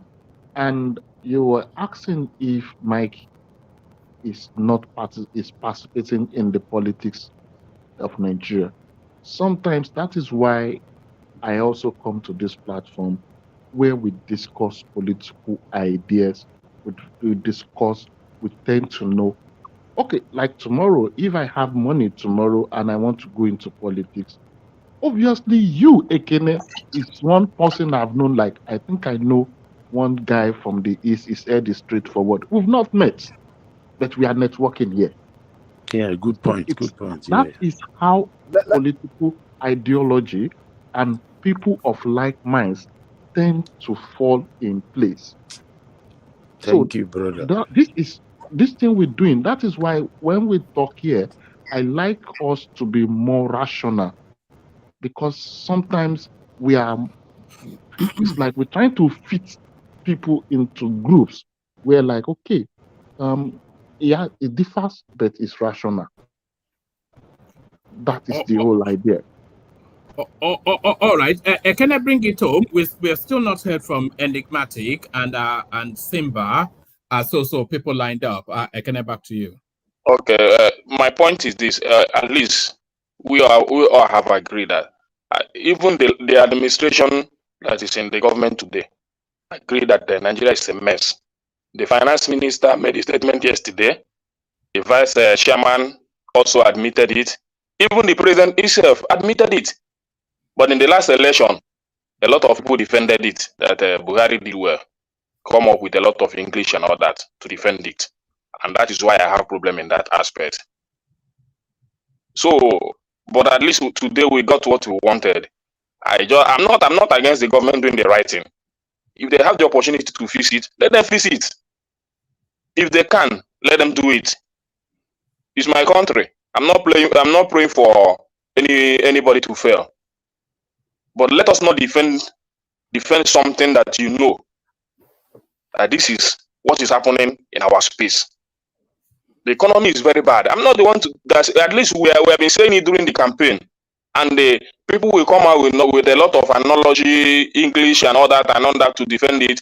But the people have done. The people that most of us supported is now in the power, in that position now, and they're coming out to make those things to be reviewed to us.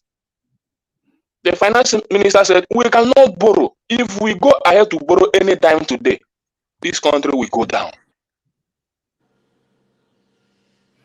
But when we are talking about the money we use to service our debt in this country, people will come out to defend it here. We talk about this, you come out with another. So let us stop that. It's not all about the citizens also. The problem starts from the head. If they start to build the economy, do the right thing, build some institution, you have to give the people a fair playing ground. Give them what they want. Invest more in education. Our education is nothing to write home about. This education I've seen in Nigeria is not education. It's all about going there to read theories, come out and begin to speak English all about. They're not building talent in our schools. I don't know what English do you. What man? It pains me a lot because if I know what it takes to build a fortune. It's not about all this. You see, before you build, to educate yourself. Yes, I have what it takes to educate myself. Yes. So why are you waiting for leaders to educate you? Go educate yourself now. What's so hard about buying science books, buying books, and reading and educating yourself? What do you have to? What stopped the government investing in that? What stopped the government investing in that sector? At least other countries do it. You don't teach people theories without technical know-how. You teach people theories. You come up with technical know-how. Listen. If you go to listen, let me say this. I'm okay. If you go if you go all right, make that point, Mike, and then after that we go on to enigmatic. Enigmatic Mike, is unusual for in the Western world, but let me I'm already saying something now. Hold on. In this Western world that you see in all these other countries, all these countries, people that came up with the scientific breakthroughs, like all these innovations, inventions, if you go and read about how they came about it, it was through self-education. They spent time like self-educating themselves because they have passion for certain things, and they were doing research in that area by maybe spending time in libraries, picking up books about that thing, just reading, self-educating themselves, and then from there they were able to come up with something. So when we come and say why are Nigerians not coming up with anything, it's because Nigeria is not educating you. You understand? So just to let you know, you have what it takes to educate yourself. You don't need to wait for Tinubu to come and sit you down and open pour book in your head. You know, you go and pour the book in your own head. Go and figure it out yourself. That's what we need to start thinking, and this is what we need to start talking to. It's high time Nigeria will stop this leader. We heard this for the past 60 years. It's time to start saying people. Why is it that in all these other advanced countries there are people that are making things happen, but in Africa we're sitting around lazy, intellectually lazy, waiting for one leader to do the thinking for us? So that's just those nations. Don't compare the revenue, the money they invest in education with what Nigeria is investing in education. Before you say that Nigerians should not talk, we have the lowest. Excuses. I just told you most of the. No, it's not. There's nothing like excuses. It means that the government itself don't even care about whether you read or you don't read. You have to first of all show that example. Invest in it. You are happy that we have a lot of beggars in the street. Those guys need to at least have a basic education. If you give people at least basic education, you will see them on the street like that. Because at least they can before you begin to think about your personal education, you first of all need basic education. Listen. Okay, the one When you have basic, when you have see, let me tell you what basic education. Let me tell you what basic education is doing. What are they producing? Let me finish. Let me tell you what basic education does is that it now gives you the option, the right to choose where to go. You can defend yourself at least in some certain areas. But that basic education, it's almost dead. The problem of Nigeria. No government is paying attention to it. Nothing. And the problem of Nigeria, we are not producing. That's the problem of Africa. The black man is not. What have you teach your people to learn production? What have you teach your people to learn production? You didn't teach them anything. No basic education, nothing. Hold on, Mike. You are talking across purposes. Both of you, you are talking across purposes. Because you are making an egalitarian point, and Ekene is making a pragmatic point.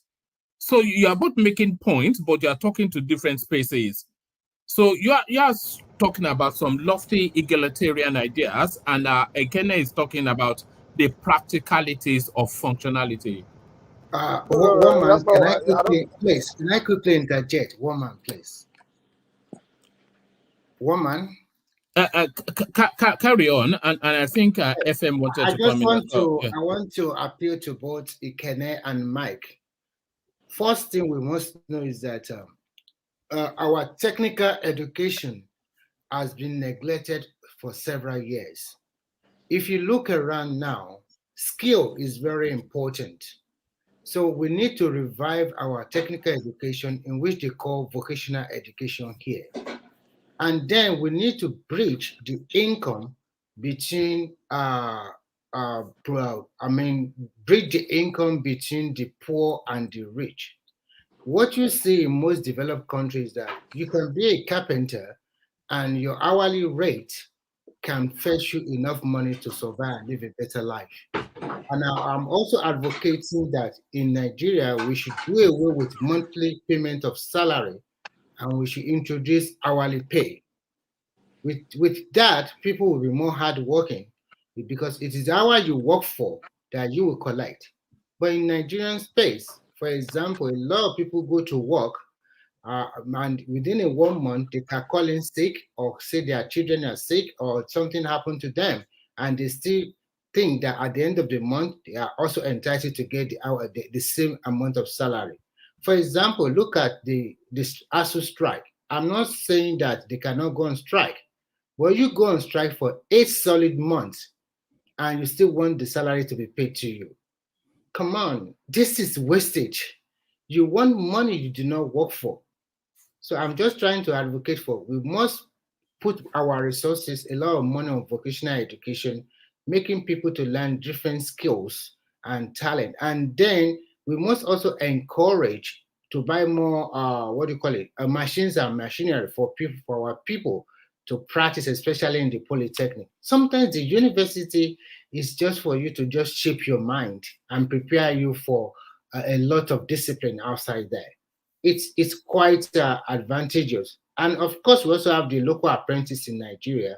We can also formalize it much more better, so that if you go and learn something within 4 or 5 years, you can also graduate, and probably maybe you can go for a kind of licensing or maybe a certification that can give you that almost the same at par with people that go to vocational college, if you can pass that exam. So we can harmonize everything together. So all these things about English is very important. At least you are using it very well, I can hear. So education is very important in somebody's life. It opens your mind to what you don't know. And you can also at least hear the information by yourself if you are well educated. Okay, these people are telling lies, or this is the truth. So that is what I just want to contribute. Thank you.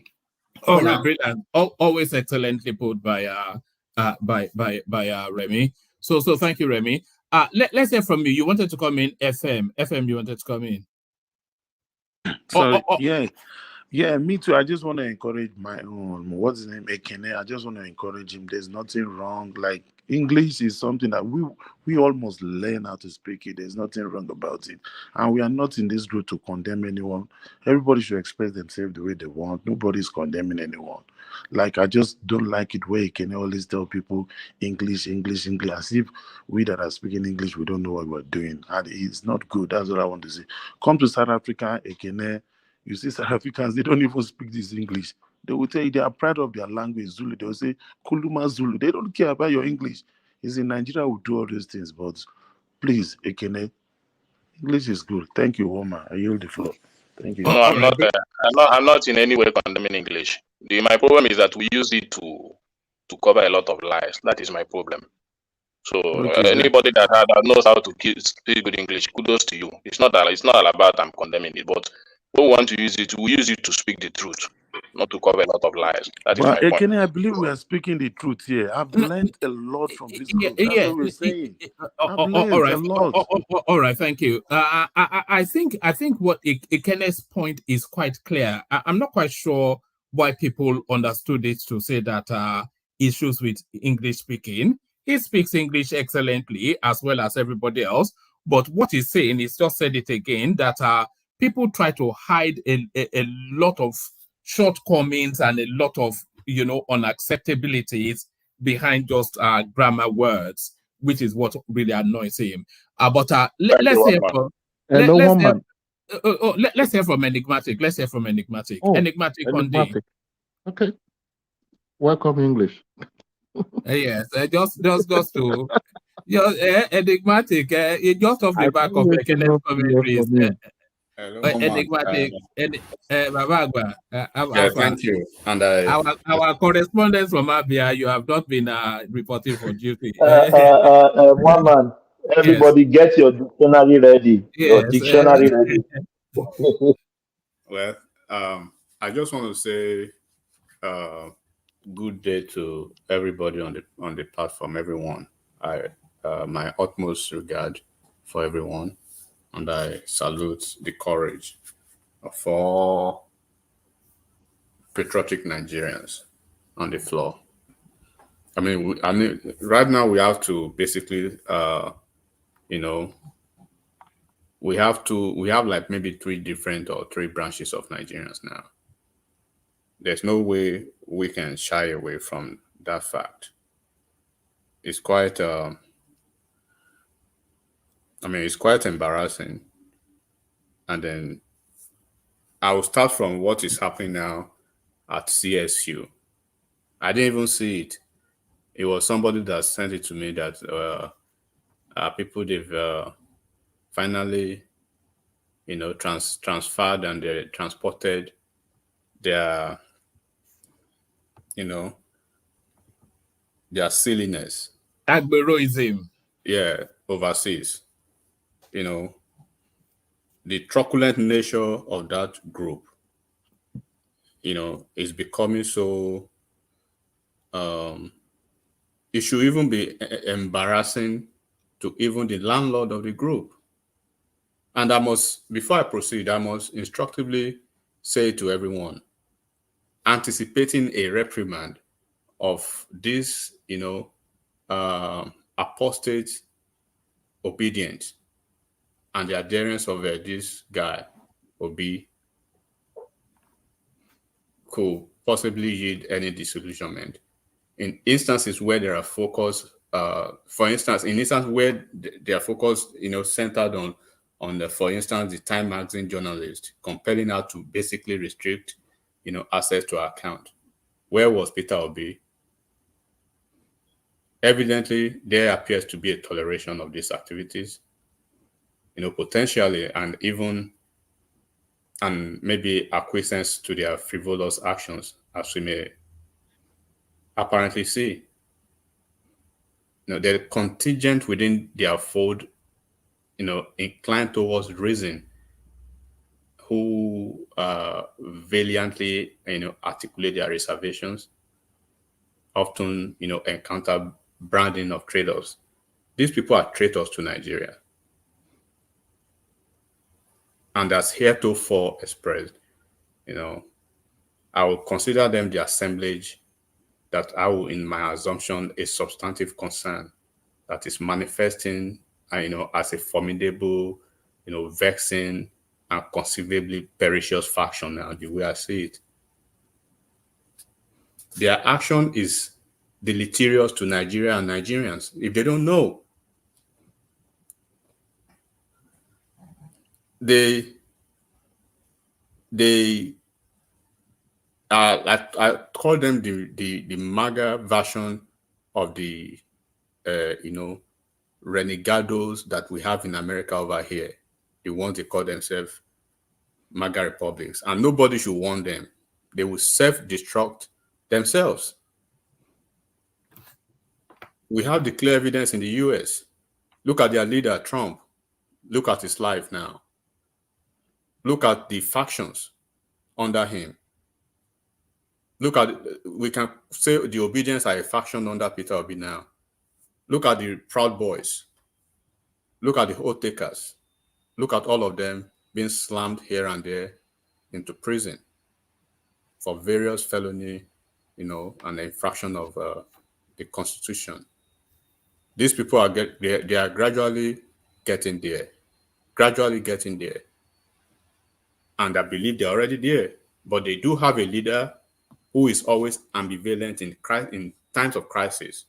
He was too quick and so fast, with his Twitter finger, responding to Reno Omokri even while he was lying, not answering pointedly the question that Reno was pointing to him. He quickly 2 days ago, but he wouldn't do anything when situations like this happen. He wouldn't tell me that he doesn't know what the renegades are doing at CSU and what they are doing to the Chicago, to the governor, what they did to that Times lady, what they did to Wole Soyinka. One of them was on this platform earlier trying to rationalize and justify, the malevolent attack on the Prof. Wole Soyinka, trying to, the state of their ignorance is so unconscionable. You can't even think that at this, what do they actually want? You want to question yourself. What do these people actually want? It is anarchy for anarchy's sake. That's just what it is. Anarchy just for anarchy's sake. I mean, we've had several elections in Nigeria now. A whole general, Muhammadu Buhari, lost election 3 times. 3 different times. He walked himself through the judicial process. He went to court to challenge the process. He went to court to seek redress. He had 12 million in the bag every presidential election. In the North, he had fervent and more or less like occultic followership in the North. We didn't see this type of, embarrassing situation to Nigeria. They are not embarrassing Nigeria now. Somebody was saying, you people were trying to rationalize Peter Obi's chances going forward. Peter Obi is done, finished. If you guys don't know, do you know what I think so as well. I think this is the end of Peter Obi, not physically but politically.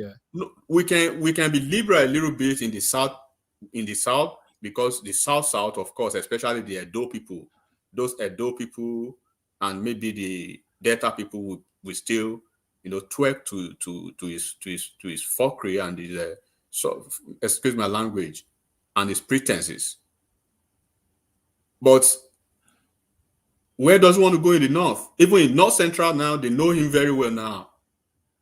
Where does he want to go in the North with this set of obtuse obedience who are apparently what if we go back to PDP? What do you mean that where does he want to go in the North? Okay, Baba, PDP still have ground in the North. So if we go back to PDP and they give him the presidential ticket, he will have ground in the North. We can factor that into the conversation. While I'm closing the conversation, I'll factor that into it. But I'll tell you, first of all, we should be if we have to go by antecedents, right, and the precedents he has laid, for himself by virtue of a political treachery, and then being one of those in the top ladder of serial betrayers in the political landscape of Nigeria, we can almost more than 70% be assured that Peter Obi is almost out of Labour Party, because ab initio, Labour Party was never a party for him. It was just more or less like a vehicle to actualize a dream. And we understand the fact that his obedient groups, the IPOB, the Biafra, that manifested eventually, morphed finally into these fascist obedience now, trying to burn the country down. Just a few days ago, when there was a news that the president of the US had wanted to see, or probably he was going to be seeing, he's going to be seeing the president of Nigeria. They went ballistic all over again, calling Sleepy Joe and everything. And this was the same man just some few months ago that was the doyen of all the leaders in their group. Chimamanda was still writing to Biden. Obiezekwe was writing to the same Biden. This Obidients, Biden was the best thing alive to them at a point. And all of a sudden, he became a Sleepy Joe. He became a man who was falling apart. So, look, if things do not go your way, go back to the drawing board and try again. Obi, he came to be president of Nigeria. This Atiku has been running for over 30 years. And probably in 2027, he will be coming for the 7th run.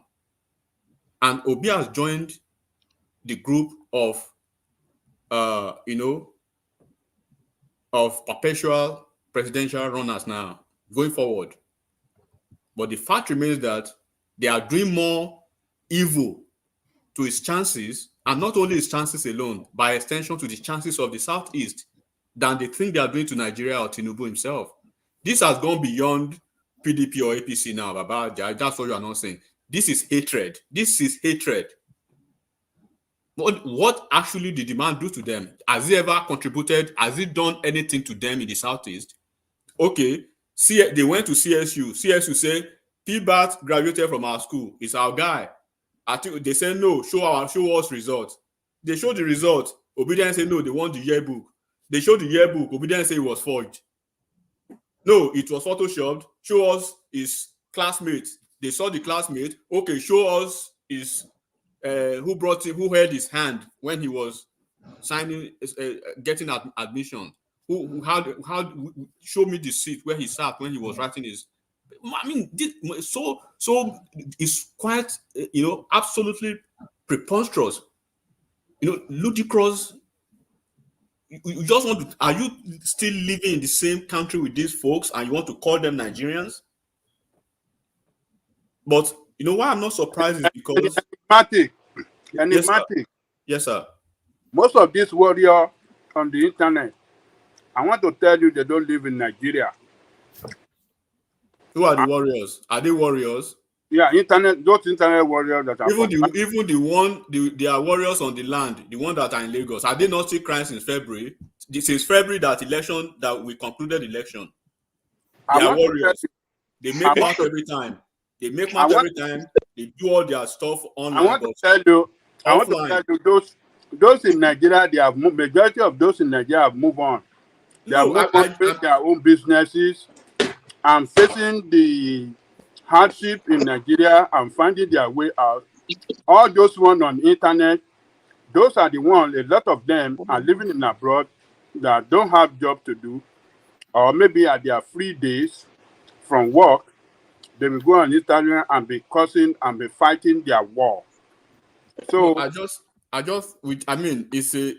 a glorious thing that we escape these fascist groups with their leader. It's such a glorious thing for Nigeria, because they came with Nigeria as a zoo. All of a sudden, they love Nigeria more than every other Nigerian, and then all of a sudden, now they are trying to pull down same Nigeria because they lost an election. I mean, prominent Nigerians, better than the guy 1 million times.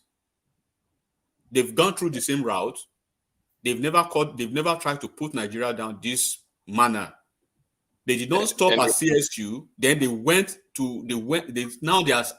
are attacking the state governor. Do you know what that means? Enigmatic.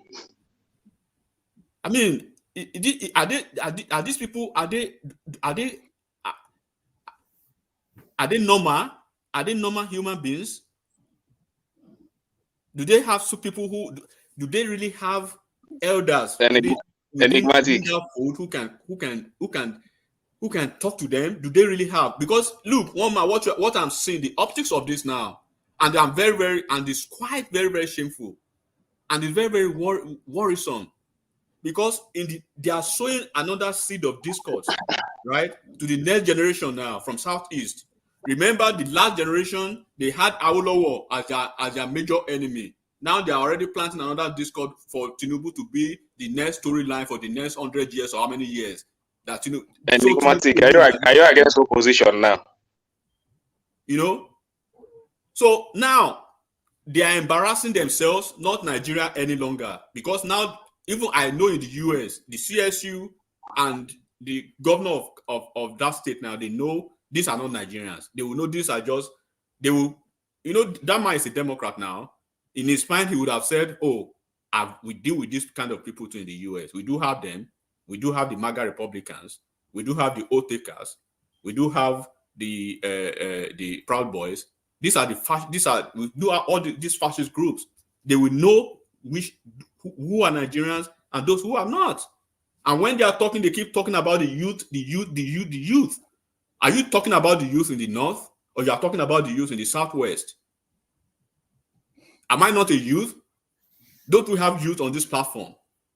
But when we come to this platform to say, okay, some people will say Obidients are different. The same language that Peter Obi was using was somebody was using it today, defending the indefensible.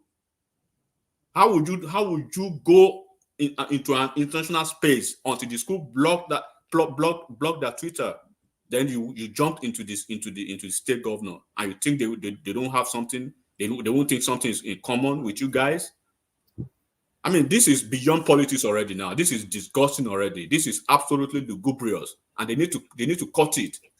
If they have a leader that we, of course, all of us, a lot of us know he's a bloody, pathological, lying pretender. We know that. He's going to be pretending as if he's not seeing what is happening. He's just going to be quiet there. And when something happens, Enigmatic, how are you, my brother? Yeah. So what is going to be the end game or the limit when they will stop? When are they going to? I don't pray they stop again, because they've gone beyond it. I want them to self-destruct themselves, like the examples I've given in the US. Go and look at the oath takers and go and look at the Proud Boys. They are self-destructing themselves with their leader. That's what I want for them. They should self-destruct themselves, because they've gone beyond they've gone beyond the normal now. I mean, this is not the first time we are having presidential election. But when we are saying is this an election, or you are taking a tribal, they will say yes, it's an election. This is tribal already, because when you see the preponderance of all these people attacking Nigeria and everything, almost all the institutions, go and look at the group. You will know where they come from. Enigmatic, you are the one making it tribal. We can check it.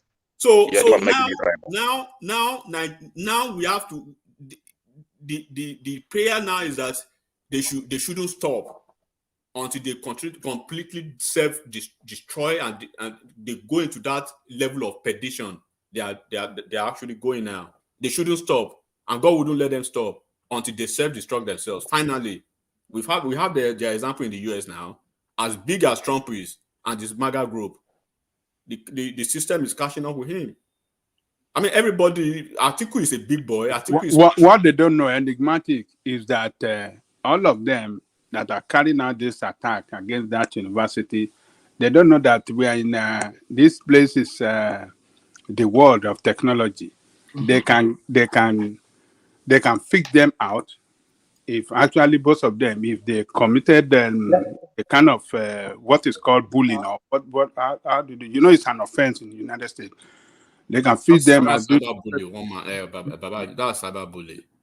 Cyberbully, rather. Thank Yes, you. that's Yeah, cyberbully. cyberbully. They can feed them by getting their IP number, or how did they say it, and they'll be prosecuted. So they don't know. They can do all those whatever they like in Nigeria, but Yeah, here in the I think United the States, US should quickly do that. And the US government should quickly do that and give a they will get them. I mean, maybe they are listening. They are not resting on this thing. They've gone.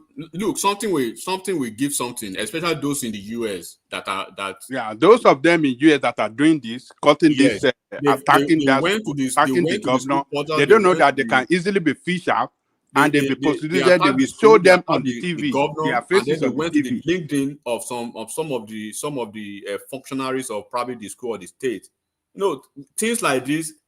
It's not only destroying. It's not only destroying the image of that their man now. They think they are trying to curry favor for. No.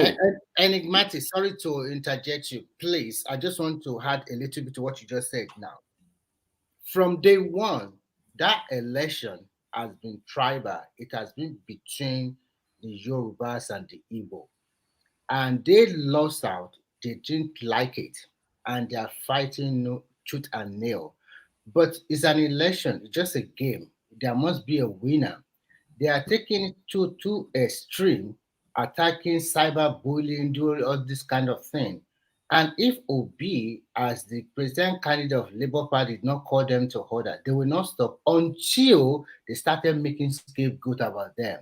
And go and write it down today. Nigerian government is also will start to regulate social media. They must do it also in Nigeria, like other countries.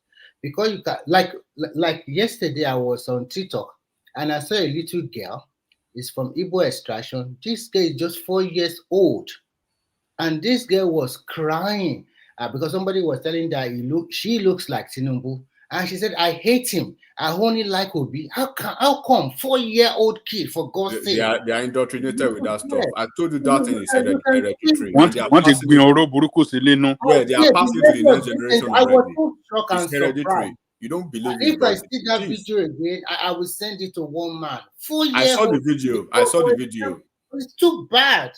What are we raising? That's the same way they brainwash them to hit our. See, I just told you you didn't catch. Most of the things experience propaganda.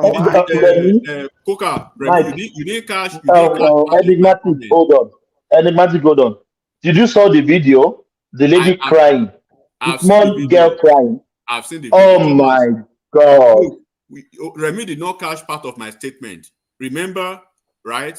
Remember, it took them years, right? You will see people of in their 20s, even in their teenage years, they will viciously be talking about what I don't even care about, what I don't even know. Awolowo, Azikiwe, all those nonsense.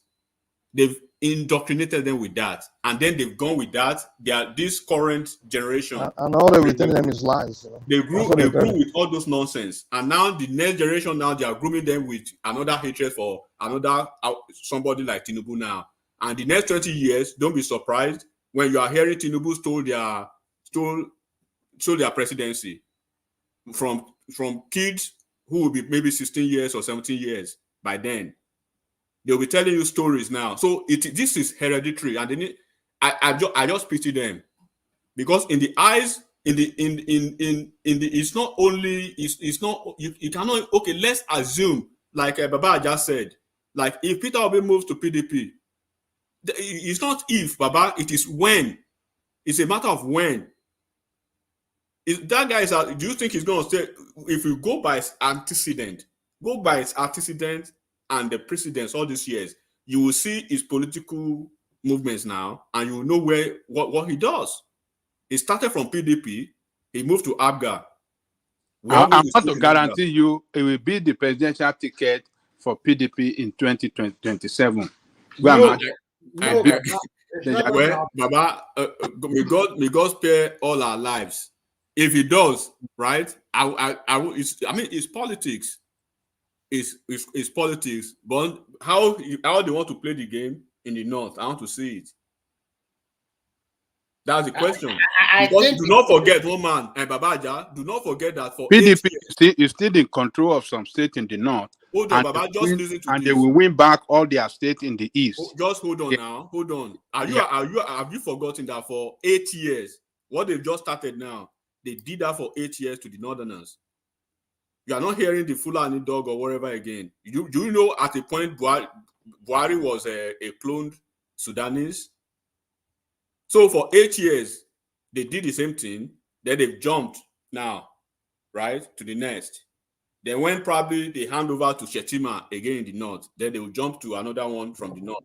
Start all those for maybe 8 years. But enigmatic, When do you think they will stop? enigmatic. This has to stop. Why do I say that? It shouldn't stop. Let me land. Let me land, my brother. This has to stop because they are not damaging only Tinubu's name. I don't care about Tinubu. They are damaging Nigerians. Enigmatic. Let me say this. I will still repeat this. Let me land, please. Let me land. I will still repeat this. Somebody walk up to me in the church saying that you just elected a drug baron as your president. I was so embarrassed. Thomas. That's what I was telling Kenny earlier. What you don't understand is they are, you know what they call that is their that is what they are playing to, that they will, whatever it takes them.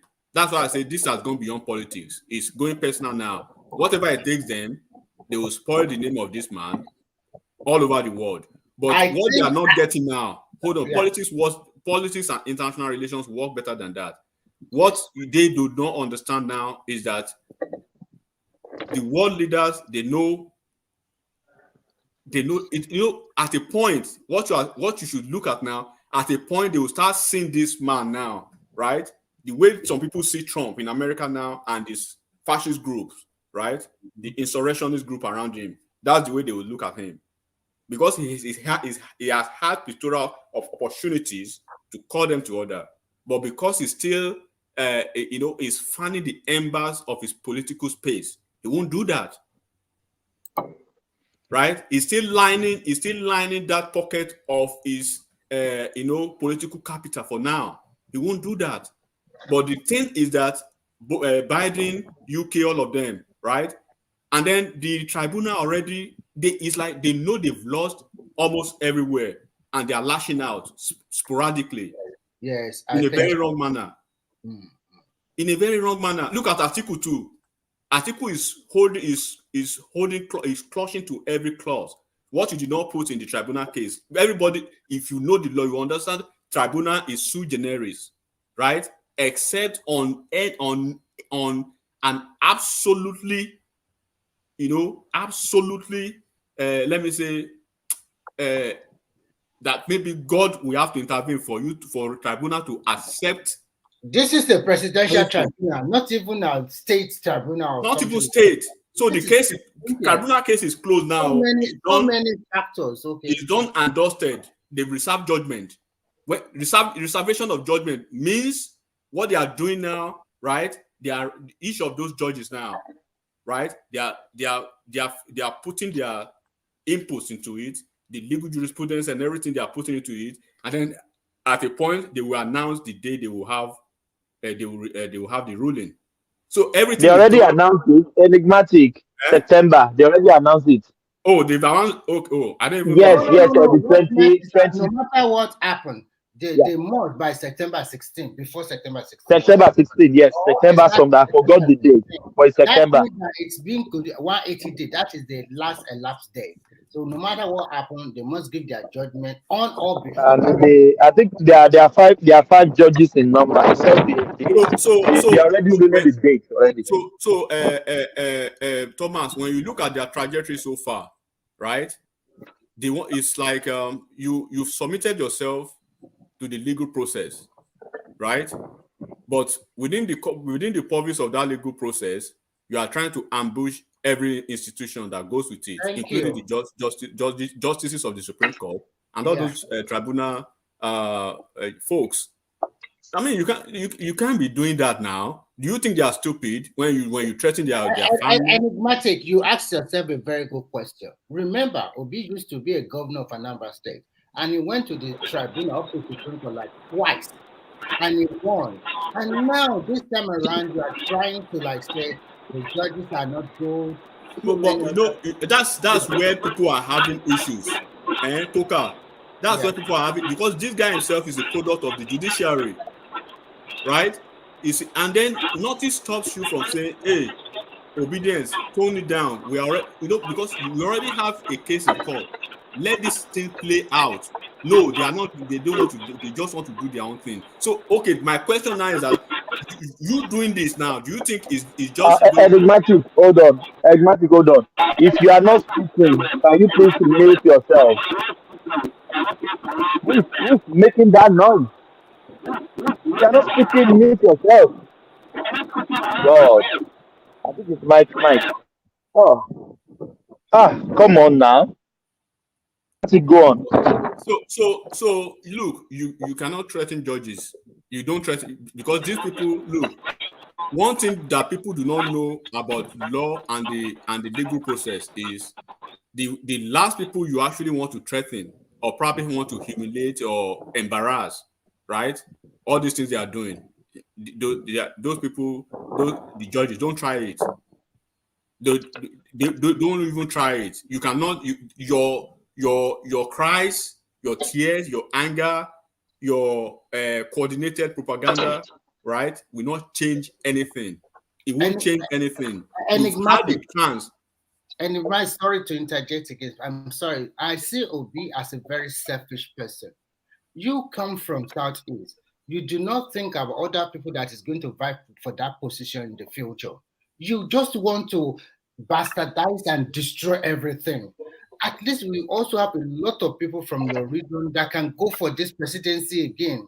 Why are you now there just to make other regions of Nigeria to unnecessarily do not trust you, dislike your people unnecessarily? Why are you doing this? And then he Hey, knows. Enigmatic, can I interject? He knows they are coming from a position of deficit already, a position of political deficit already, because now the taciturn nature from the north is well emboldened now, and then the not so yummy whatever you have with the southwest. Do you want to just rely on Edo people and some people from maybe Delta State? Even Edo people are already fighting with him. Even Edo people, you ask them, they are, because they also like castigate them. They insulted them. They insulted their hobby. They are fighting. They have make enemies all over the country. I don't know why. Somebody is writing. Enigmatic is the reason we keep pushing with everything we have. Push very well, Omolanke. Push your Omolanke very well. They are not. Okay, can I interject also, Enigmatic? Push very well. Can I now say something? Everybody just speaking. You don't want me to interject. Why you don't use all that energy? Push for Igbo market. Don't you, Omolanke? Enigmatic, hold on. Let's hear from Prince Daddy. Prince Daddy, go ahead. Yeah, thanks, Thomas. Yeah, Enigmatic, hello. So your preamble to your discussion so far, trying to compare Obidients with a MAGA or Trump. I think we had this conversation before, and I do not. I accept your submission or your characterization of both actions, if I may say. As a Trump supporter or MAGA, I don't think we are the same as the Obidients. Not at all. You may not like the politics of Trump or MAGA, which is fine. And that's why in America, they're allowed to have opinion vary in whatever direction that you want. But I was going to ask you the question, which I posted on the chat. See, are you truly in support of imprisoning or jailing opposition, regardless of how you feel about them? And the reason I'm asking this question because a lot of tyrants over the years in different countries have done it. One that comes to mind, of course, is Nazi Germany with Hitler. It's your mind. Do you think Hitler is right to have jailed the opposition because it was in the right? Do you think so? Because you can always make the argument. It's not the person, right or wrong, that has the power, has the right to subjugate or imprison the opposition as they see fit. So I am not in support of treating Obidients as the proud boy that you mentioned as hold keepers. Because these people, believe it or not, they are Americans as much as the other side that you supported. They actually claim that they love America more. So they can have a difference in opinion or in the expression of their love for America, but it is not a justification to jail them. I mean, because quite frankly, a lot of scholars have come to the conclusion that what is going on right now in America is quite frankly, it's not different from what happened in Nazi Germany or with Franco back in Spain. So let's not go there. Let's not go there by killing people because we don't agree with that. Yes, I agree. Some Obedience, they're like miscreants and they do silly stuff. I do agree with that. But let's not go to that far of saying let's jail people because they oppose us. That's not the way to go, especially in a democracy. And I can tell you right now, what is going on in America right now is anti-democracy in so many ways, so many levels. Thanks. Okay. Prince Daddy, I take your point, but I completely disagree with you. At the risk of absolutely sounding modest, I would say there's quite frankly, right? There's an element of absolute resemblance, with the Trump MAGA, with the fascist Obedience that we are dealing with now in Nigeria. The Obedience, they are an existential threat to Nigeria's political landscape and even the national security of the country now. Same as enigmatic. Yeah. Are you calling them fascists? Yeah, of course they are. They insult Baba Wole Soyinka for that word. Don't let them insult you. That's their second nature already. We know. So what is new again? Would they actually do anything more than? Would they display anything better than their malevolent nature? You will be so surprised that they will have to tone down their pugnacious attitude. I'm not expecting less of that. When you see the way they write, when you see their comment, even on comment section, you can easily point to who they are already. They can't hide it, right? We do have, look, Thomas, 2020 here, America almost collapsed. The democratic process in America almost collapsed because of the selfishness and the greediness of a lunatic narcissist that we have in the US here. And we do have somebody like that in Nigeria, right? Who does not care about the proponent of the future of his even political colleagues from that southeast. He's just so tunnel visioned about his own selfishness, trying to burn all the bridges as we see now. Look at Soludo. Look at what they've condemned Soludo to.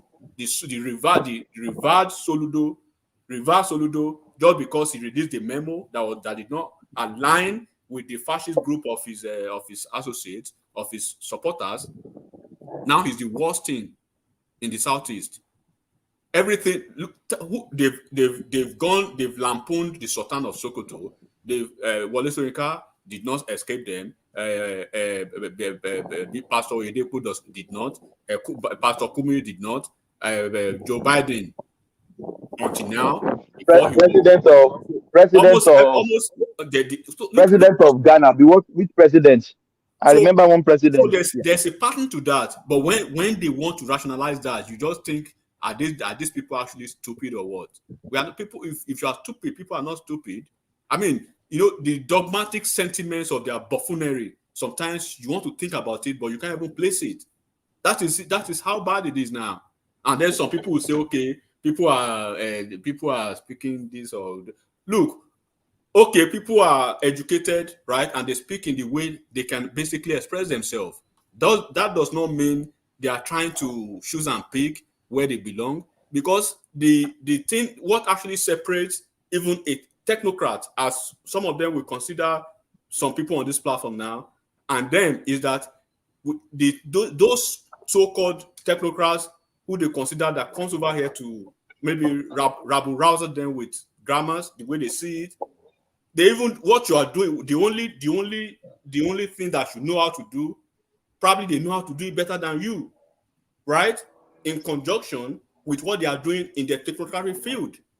Because so many people, I know so many people they are running multiple businesses, stream of businesses, fashion business, oil and gas, real estate, right? And a whole lot of other stuff, importation and exportation.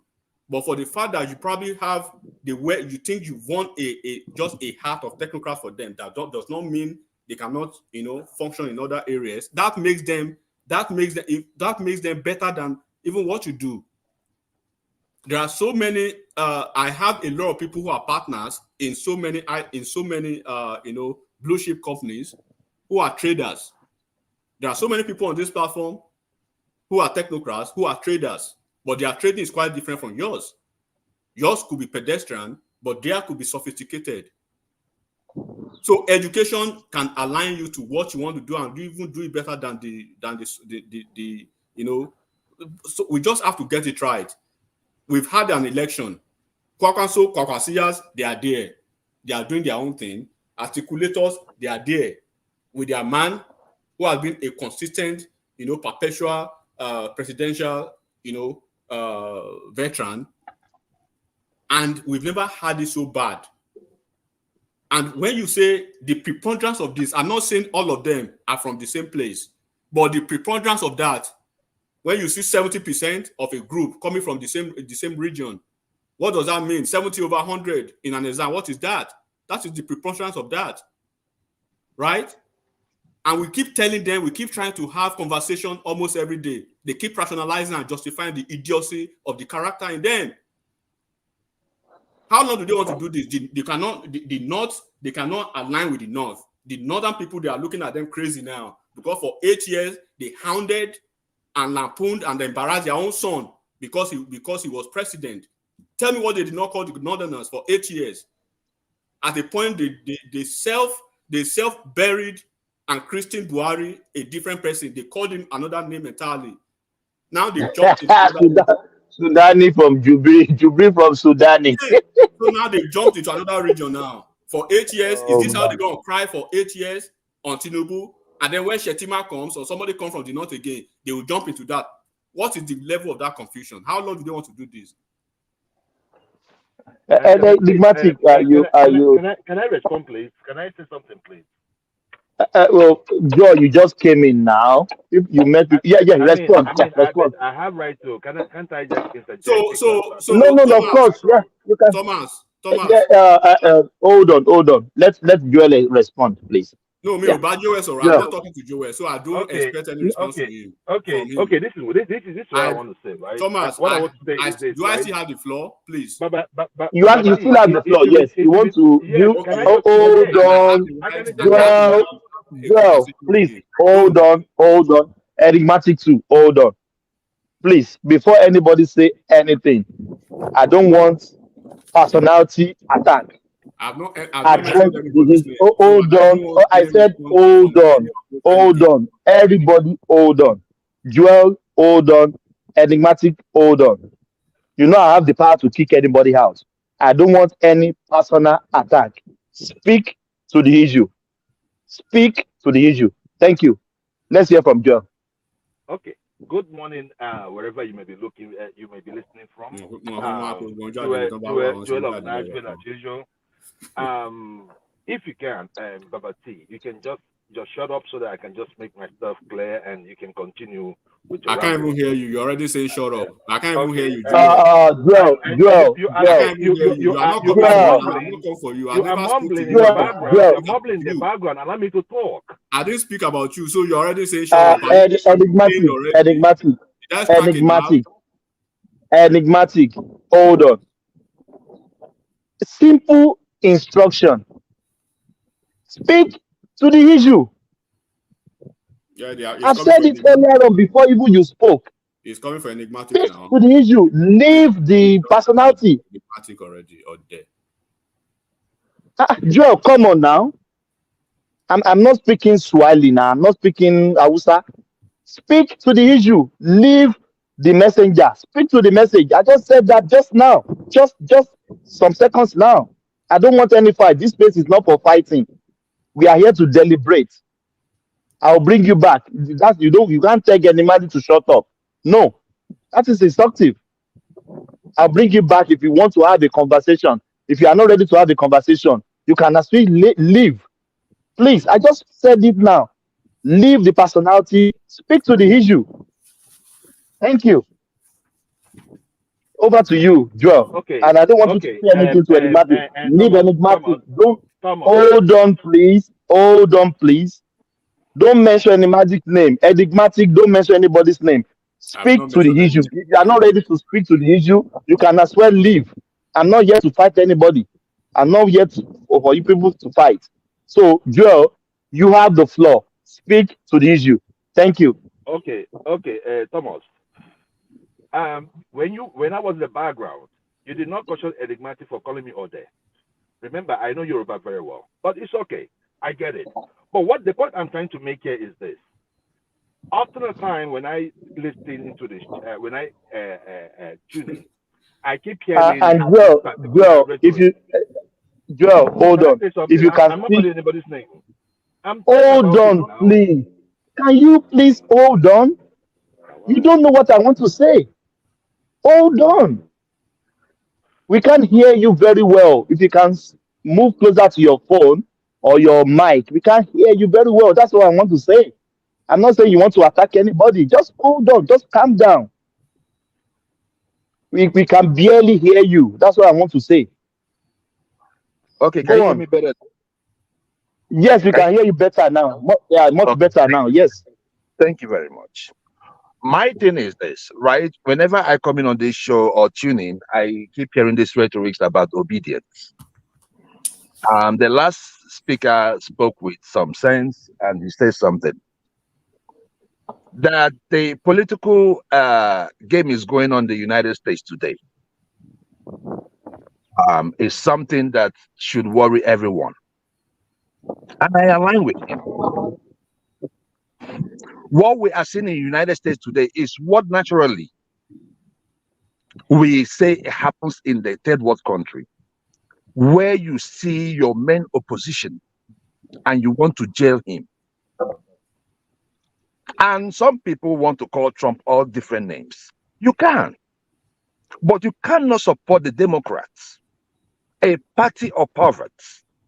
And on Sunday you go to church and you come out to say that, oh, that you believe in, there is no damn ideology that tells you to mutilate kids.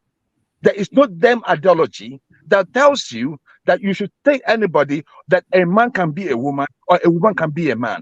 That is it for some of us. And if anybody is coming for Trump, he is coming for us. And that is the reason why we're supporting Trump. Now, if I want to align it back to what is happening in Nigeria, whether you like it or not, whether you like the obedience or not, somebody was talking about Buhari. Now Buhari is a saint all of a sudden, with a mess that man made. Yeah, people might have their different opinion or how to describe him, which I don't believe in. But Buhari was a mess. And if people were crying under Buhari or calling him names, that's what happens to public leaders. Tinubu is not going to be different. So if the Obidients, being what we are, we came out in mass, made this election what it ought to be. Whether you like it or not, we change the narrative. So you can always come here and call us names. You can always recommend anything to us, jail time or anything. Look, you can only lock us up. You cannot die. You cannot kill the ideology. You cannot kill the ideology. The ideology for the obedience is that Nigeria must work. Nigeria must work for everybody, and that is the bottom line. For some of you thinking that it's about the Southeast, it's okay. If it's about the Southeast, so what? In the last election, what percentage of Yorubas voted Tinubu? Are we going to castigate those ones too? Thomas, it should be an interjection. In the north, how many percentage?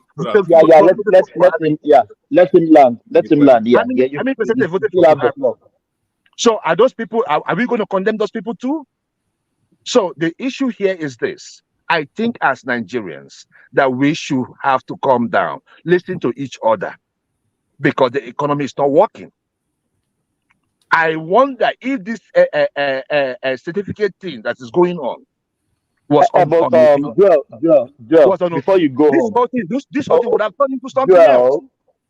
Joel, So I rest my case, Thomas. Joel. You can continue the show. I rest my case. I'm still in the. Thank you.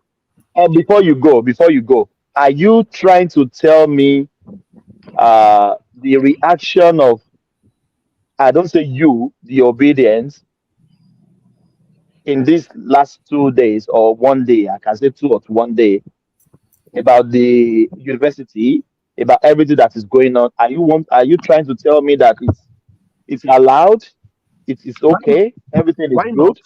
Didn't we discuss Mesoma here? Did we or did we not discuss Mesoma here? Why won't we discuss the number one citizen if his certificate I'm not saying they should not discuss Tinubu. Yeah. I'm talking about the attack on the universities. On the university. No. There is no attack on the university. Let me hold on. Do you know they have to take down their Twitter handle? Yeah, because they are playing games. So they are playing games. Thomas, please let me continue. Let me just round up so I can. You understand what I'm saying? So, and Thomas, you asked me a question. So they are playing games, Thomas. The issue that we are just writing them. We are just writing them, intimating them that look, do the right thing. We release the. What is the right thing? What is the right thing? See. There have been many things coming up. There was a lady. I don't know if you've been following the space on Twitter, right? And Thomas, I don't want to take most of your time, but if you want to allow me to. Joel, it's a conversation, enigmatic. We wait. We have to at least. It's a conversation. Okay. It's not so a monologue. I don't know if you saw this video on Twitter where this lady logged in the yearbook of I think it was searching for Tinubu or something, and a name came up by and that particular year. Is it Gloria B. Tinubu or something, right? So the thing there is this: if the school, I've not seen that. Yoruba. Let me say this: Yoruba adage. Thomas, hold on. Please hold on. Thomas, yeah, it is there. I mean, by tomorrow. One Yoruba adage said, "Ojú mi ò ní rí bí." Let me tell you I want to ask this guy. I want to ask him a very pointed question, which is because I'm sticking to the law. I have a name. Okay. It's like, just call my name. I mean, I know I'm too small, but mention my name. My name is you don't have to mention. You call me Joel of Nice. I'm sticking to the law. So hold on, Mr. Tennessee. I'm sticking to the law, okay, and I'm going to strictly. I don't want to go to the echo chamber of idiocy now, or the echo chamber of those fallacy and propaganda. I'm sticking to the law. There's a deposition. If you understand what deposition means under the law, then you understand what this is all about, right? The fact speaks for itself. Now, there was a request that was made, right, to the school. The school responded in affirmative. This guy, we know him, right? He was in our school between this year and this year. He graduated with honors. 1. Number 2, the deposition, right? Deposition now. People should check what deposition means under the law. It means when you do anything under, and when you file anything under deposition, anything on deposition, right? It means if you contradict that, even by a whiff of it, you know what that means under the law. That is criminal offense already. So there's a deposition out there that was released by maybe the representative of the CSU or probably their legal team, right? They replied Atiku Abubakar that, look, people should go and read that deposition. And that's why we called it. I read it. Can you guys give me 1 minute just to address Joel? It's very important, please. It's very important, please. Oh yes, Baba. I beg of you. Joel of Nashville. See, ever since I've known you on this platform, I gotta be honest with you. I have never been as disappointed in you until today. What you just said this last few minutes is heartbreaking for me that you just uttered those words, because the very person that you are speaking of, I am on a page right now on LinkedIn. Gloria Bromel Tinubu. She's a Tinubu by virtue of marriage. She's married to Soji Tinubu. That's how she became Tinubu. There was no history of her going to Chicago State University. She went to Clemson for God's sake. I know. Let me finish, please. Let me finish, please. Let me finish. Let him finish. Let him I finish. have Then you can never respond. been. Joel, I don't know what happened to you. You know, I was joking about this stress with the election. I don't know what happened to you, but to be honest with you, brother, I have never been as disappointed that I am with you tonight. Okay, this can I respond? has nothing to do with Tinubu's record. It's okay. Can I respond? So before you respond, Joel, let me call you, because I believe you are educated, and I believe you probably even, let's assume you had maybe your first degree in Nigeria. Probably you've gone to further schools in the US, and you know the academic and the education system in the US. And I choose my word carefully when I speak with people that I believe should have some intellectual, let me use the word intellectual fecundity now to be able to balance, situation and conversation regardless of primordial sentiment. One, I was basically focusing on that deposition. I will challenge everyone on this platform now to go and read that deposition. When you read the deposition, Enigmatic, I've read it. I have read it. Okay. I have read it. But to people who have not read it, but go and read it. I'll just make I have also read it. Okay. There was a response. Enigmatic, before you even go ahead. Yeah. The university, Chicago State University, also submitted true certified copy of Tinubu admission letter, his record at the university, and his diploma, his bachelor degrees diploma, whatever they call it, to the petition tribunal. I don't even want to even go. That is even too far. I'm trying to stay on that deposition now. What you are saying now, because why we question, the intellectual character of some people sometimes, because so it's easy to go. Sorry, lawyer. Sorry. How can you post that? Because now you have a picture all over Twitter. And why? Why? Come on now, Babati,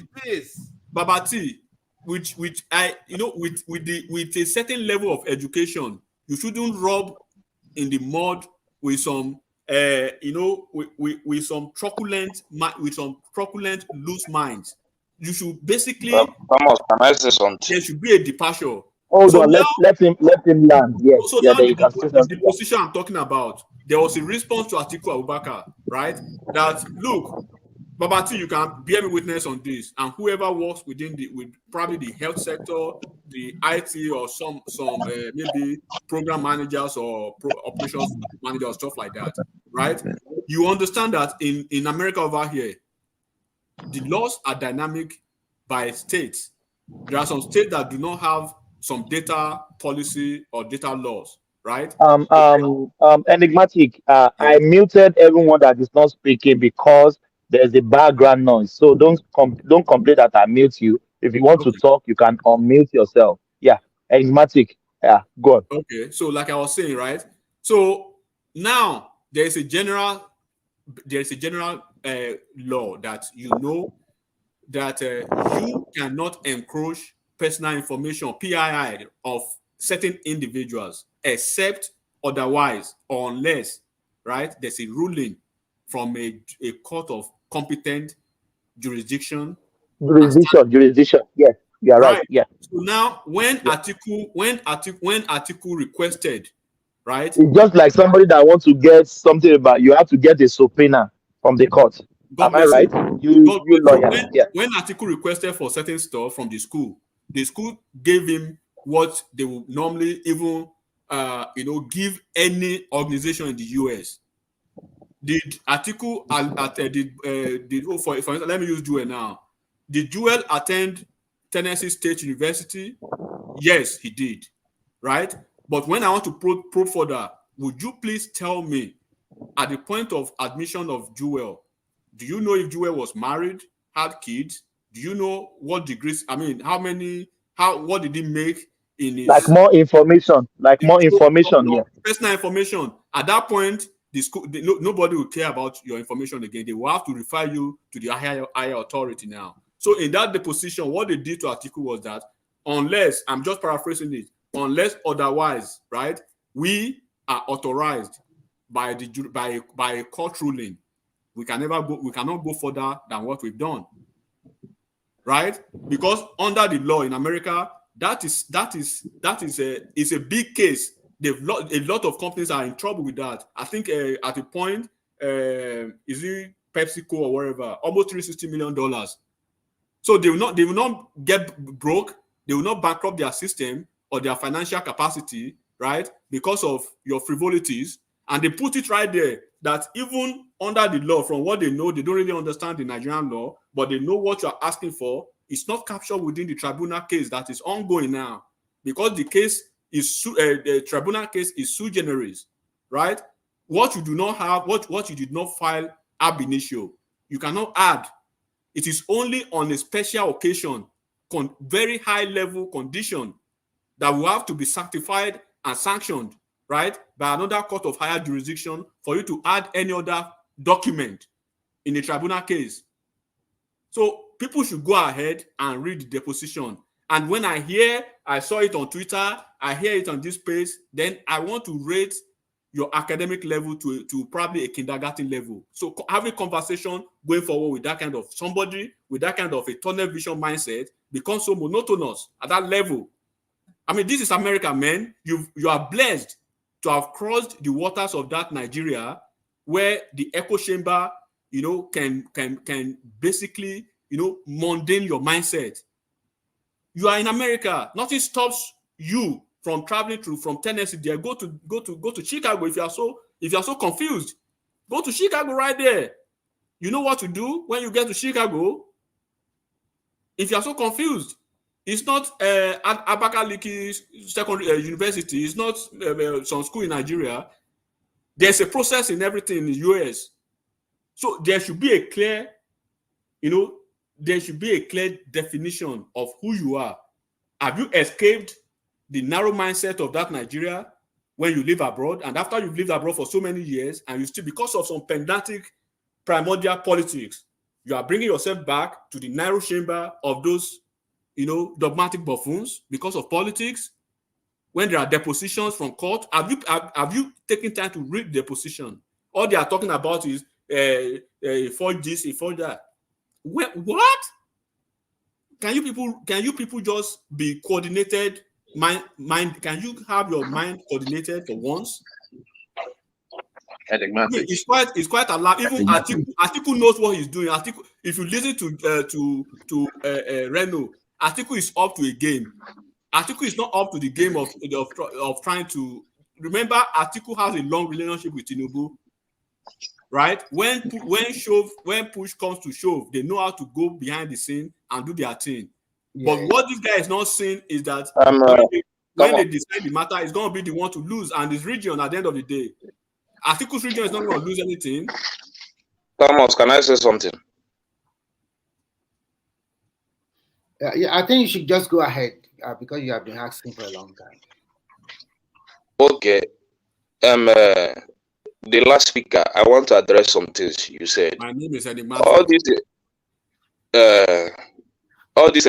this assumption you are making, and you are referring it to the Southeast. I don't understand because let me finish. And this issue of certificates is between Tinubu and the Atiku, and even Tinubu filed a lawsuit. Who are those embarrassing themselves now? I'm coming. This is an issue. We are having the conversation. Answer the question too. Who are those embarrassing themselves at CSU? Who are those? Nobody's embarrassing himself. You see it that way. If you see that as an embarrassment, then you can just consider it. I cannot have conversation. But for me, the issue. Have conversation with you then, and you do not have the issue started with Atiku and the Tinubu. Have further conversation with you because you are not seeing it. You are not seeing it as an issue. I must not see it the way you see it now. I must not see it the way you see it. So to you, But I'm just trying to lay my own background on what I know concerning the certificate you're talking about. We all know. But my point is this. My point is this. Enigmatic. Let him speak. Hold on. Let him speak. Yeah. Hold on. So my point is this. My point is this. The issue is between Atiku and Tinubu, not with Obi and the Tinubu. Not with Obi and Tinubu. Let me finish now. If you don't want me to, let me finish. You at least you have all the time to speak now. It's just an interjection. A few minutes, I'll leave you. You continue to speak. I didn't speak to you when you were making your points. Enigmatic, calm down. Thomas, call Enigmatic to order now. Let him shut up. Make another person talk. You have almost close to 1 hour now. You have been speaking. If you don't want other people speaking, is it only your opinion we are going to? Let's see other people's opinion now. Everybody has opinion to make. 5 hours. For 5 hours, you guys have been speaking before I came on this platform. I just came. But at least they are giving you enough time to speak now. If you don't want other people to speak, then you say. So for me, I'm just trying to say what I understand and what has been going on between the certificates. Everybody, hold on. Let me just hold on, please. I wish everybody please, well. Hold on. I've made my point, Thomas. Thanks for the opportunity. Yes, Enigmatic. No problem. I'll call you, my brother. Thank you so much. Yeah, Enigmatic. Thank you. The next voice I want to hear is Ekene. Yeah, Ekene. But removing Enigmatic, I just feel like he's running for my opinion because I don't like it. I want to respond to you so that I don't want Enigmatic. Okay, let me. Ekene will they listen to you, make you talk. You see, my point is this. I wanted to make a point to Enigmatic that the issue of certificate we are talking about is not between Obi and the Tinubu. It's between Atiku and the Tinubu. And the whole blame that he brought about the certificate and used it to call all the names that he called Obi and the Southeast is what I'm angry about him about. They're now reserving some sort of love for Atiku. Shows the kind of bias he is. Because if it's all that went too far to go to that court in that US to seek for that release of that certificate, I wouldn't know what Enigmatic would call Obi and the Southeast here. So let us not be too much hatred about each other. The hatred I see in Enigmatic about the Southeast, I cannot contend it with it. I cannot contend it. It's very, very unbearing. It's very, very unbearing. You left the person that went for the issue, then come to a national platform and use it against a whole region. What are we talking about? If it is Obi that went ahead to go and look for that certificate issue in the US, what will Enigmatic do? You use it to label him, call him all sort of name, tell them the Southeast they will never rule, all that and all that. Who is asking Nigeria to give the Southeast an opportunity to rule? If you don't want to give them an opportunity to rule for the rest of your life. Who cares about this? People like me don't care. I don't care if the Southeast rule or they don't rule. What is happening to this top power in Nigeria is what other people that rule this country, what has turned around in our nation? Don't come and tell me that because you can speak English and you use your English to use it to incur hatred for particular religion. If you don't like the status, say you don't like them. Don't come here and say because of this and all that. I just want to say, what will Enigmatic imagine if Obi was the person that filed that suit against Tinubu? This suit was filed by Atiku against Tinubu. Tinubu filed a suit not to allow those things to be released to Atiku. You didn't say that issue. I cannot calm down. You use it to call the parties all sort of name. You use it to say they will not rule, they destroy their chances. Who cares if their chances are destroy your word? The ones that have made the election. I'm angry about the Enigmatic. I just want to say it. I just want to say it. I don't respect English. I don't respect personality. I think that the problem there, the problem is that they allow him to make this statement. No, I don't want to get what allow him or what. But let me say it. Nobody should come and the contract is not up of them because of one particular thing. If you want anything to get from the north, go and get it. If you want the vote from the north, all the If I said hold on, I mean hold on. I'm the one moderating here. We must have some decorum. As I said, hold on, hold on. Please, hold on. Ekene, bring the tempo down. We are not fighting here. Bring the tempo down, please. If I said hold on, I'm saying this, please. I'm not being dictatorial now. If I said hold on, please hold on. Please bring the tempo down. We are not fighting. Enigmatic is not here. He has left. Yes. Thank you. And I Yeah, also want please. Just bring the, please, yeah. I can understand one thing. The bone of contention is not Atiku or Tinubu going to court in the US. The bone of contention is that some people are writing to the university. This is not proper. They are writing and cyberbullying the university, and some people went to the extent of even cyberbullying the governor of that state in America. What concerns America with Nigerian election? Election is just a game. There must be a winner and a loser.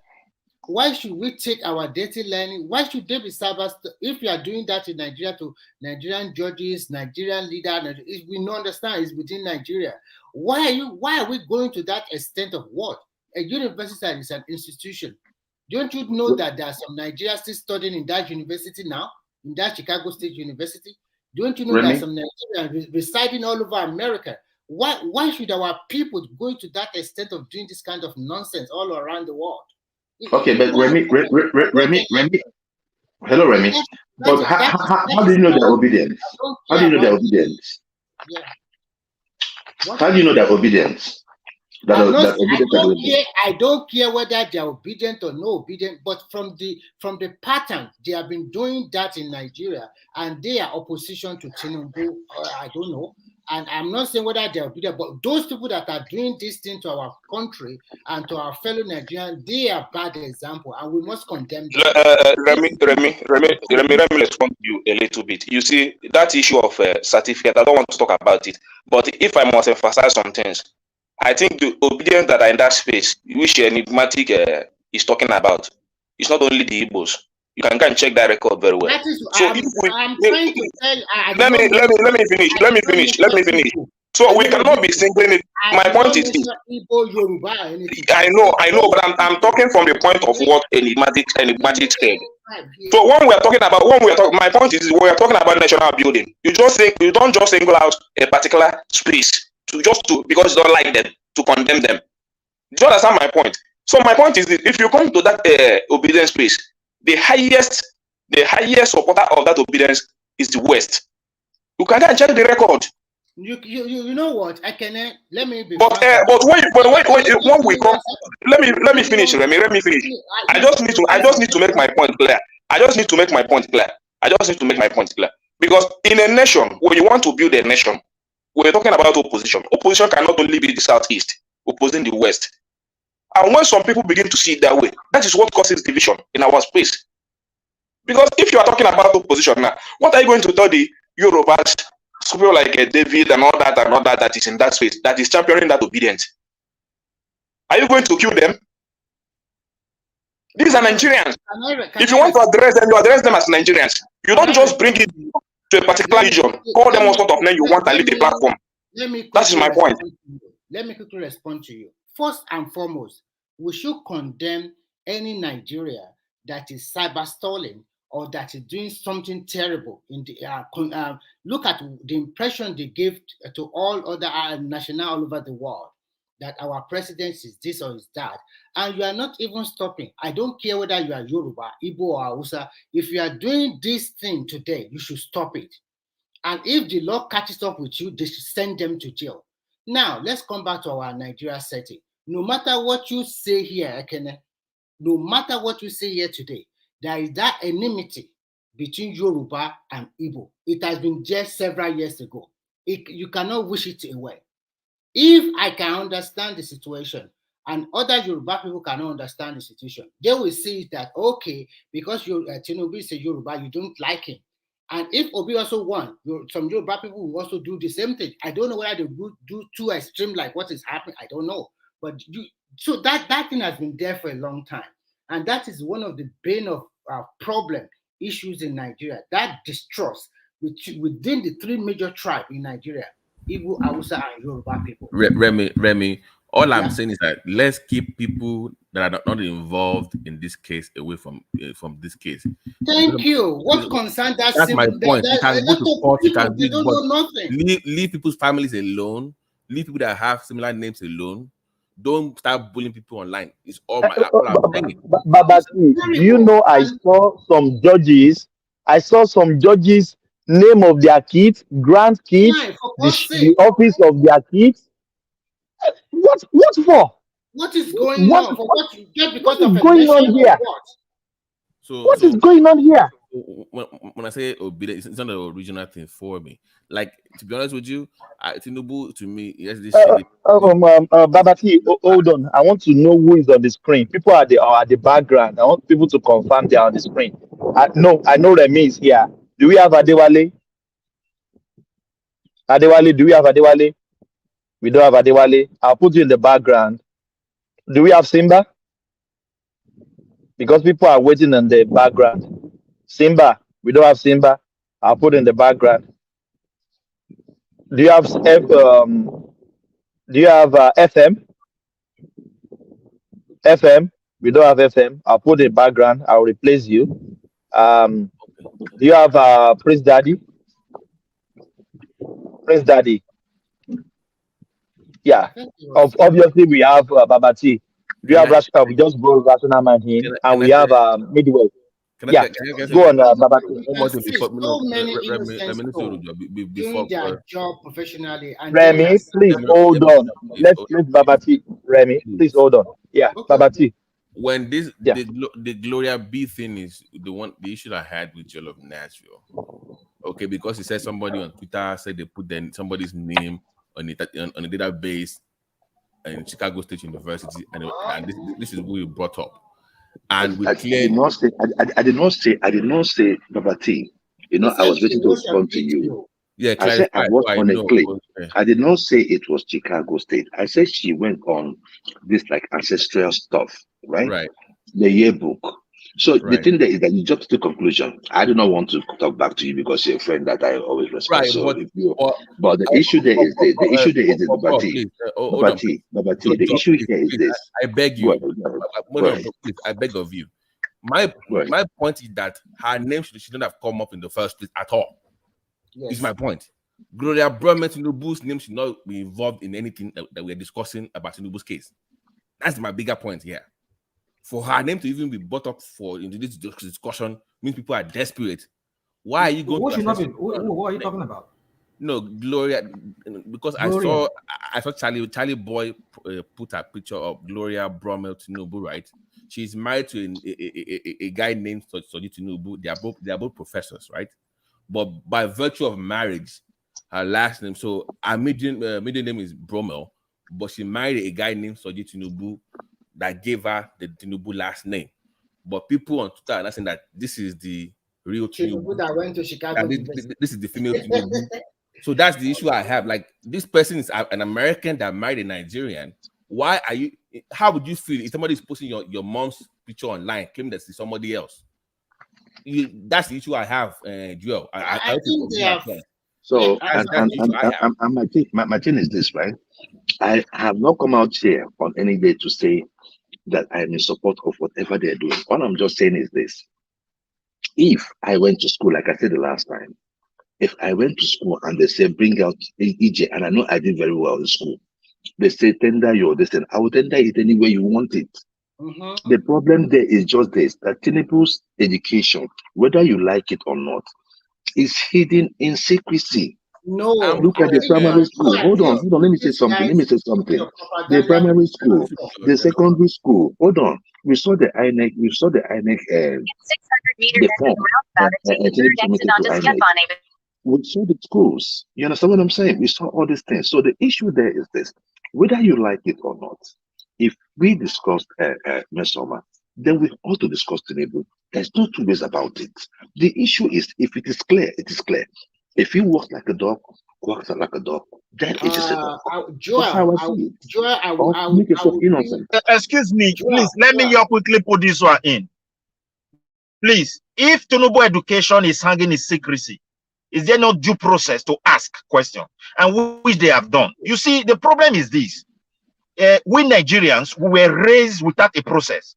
So we don't understand the importance of process. We want to do it like Nigerian style. And that's why we're in total mess. We are messing up our country with this certificate issue.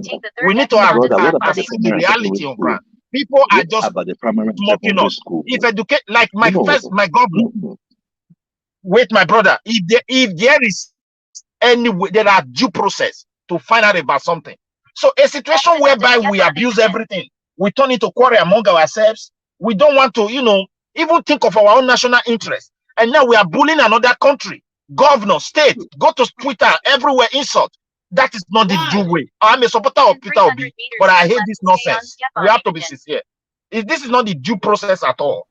We should approach this issue. If somebody education is not clear, there are procedures. Midwest. Yeah. How you take contact Midwest. now? How you kiss one Obi? Hold on, Joe. Oh, wow. Midwest. To be honest, please, just be honest, please. And Tinubu supporter that they are supporting Tinubu, turn left to stay on do that kind of thing. Yeah. They would they do that kind of thing? The thing is, my brother, whether Tinubu supporters, my brother, whether Tinubu supporters. No. If I said wait. If this is conversation, please. If I said wait. So the first suspect, people can suspect, could be obedient, could be articulated. Am I right? Because they are the that ones is the first suspect. Can do that. Because they are the losers. So Midwest, go on. For me, I see this thing this way. If Tinubu did not go to the walls of the university, go and write it down. Unfortunately for Tinubu, this is America. There is no way all these big multinational corporations will give you that appointment. Because by virtue of your training and professional knowledge, you cannot be an accountant, talk less of a financial accountant of a big organization like that. Not only 1, 2, or 3. What are we talking here today? And we are also in abroad. Who even cares about your certification here in abroad? Sometimes that, do you have the skill set to do this job? We are past the era of certification or no certification. I think we have done the right thing. What are you talking about? What are you talking about? What are we talking? Let me finish first. Remy, stay on point. Remy, stay on point. What is guy talking about? You people just come in because of Tinubu. Let me finish. Calm down. No, don't tell me calm down. I'm not coming down. There's nothing coming down here. I'm not coming. Not on top of a woman. We have been here before. Just calm down. I know your mindset. So you do what I let now. I'm coming down with a woman. I'm not on top of a woman. They say calm down. I think it's not hello, new grandpa, everybody. So at the end of the day, I think we went to court. Babati, kilo digon. I think we went to court, which is Ibo lo tún gbà yọ yẹn. Possible now. Ó ti wà mí bàtẹ́ tẹ́lẹ̀ ó lò ní important assignment kan tó ń fẹ́ la ṣe. Gbọ́rọ̀ báyìí. Okay, so as we are saying. National man lọ yàtà. What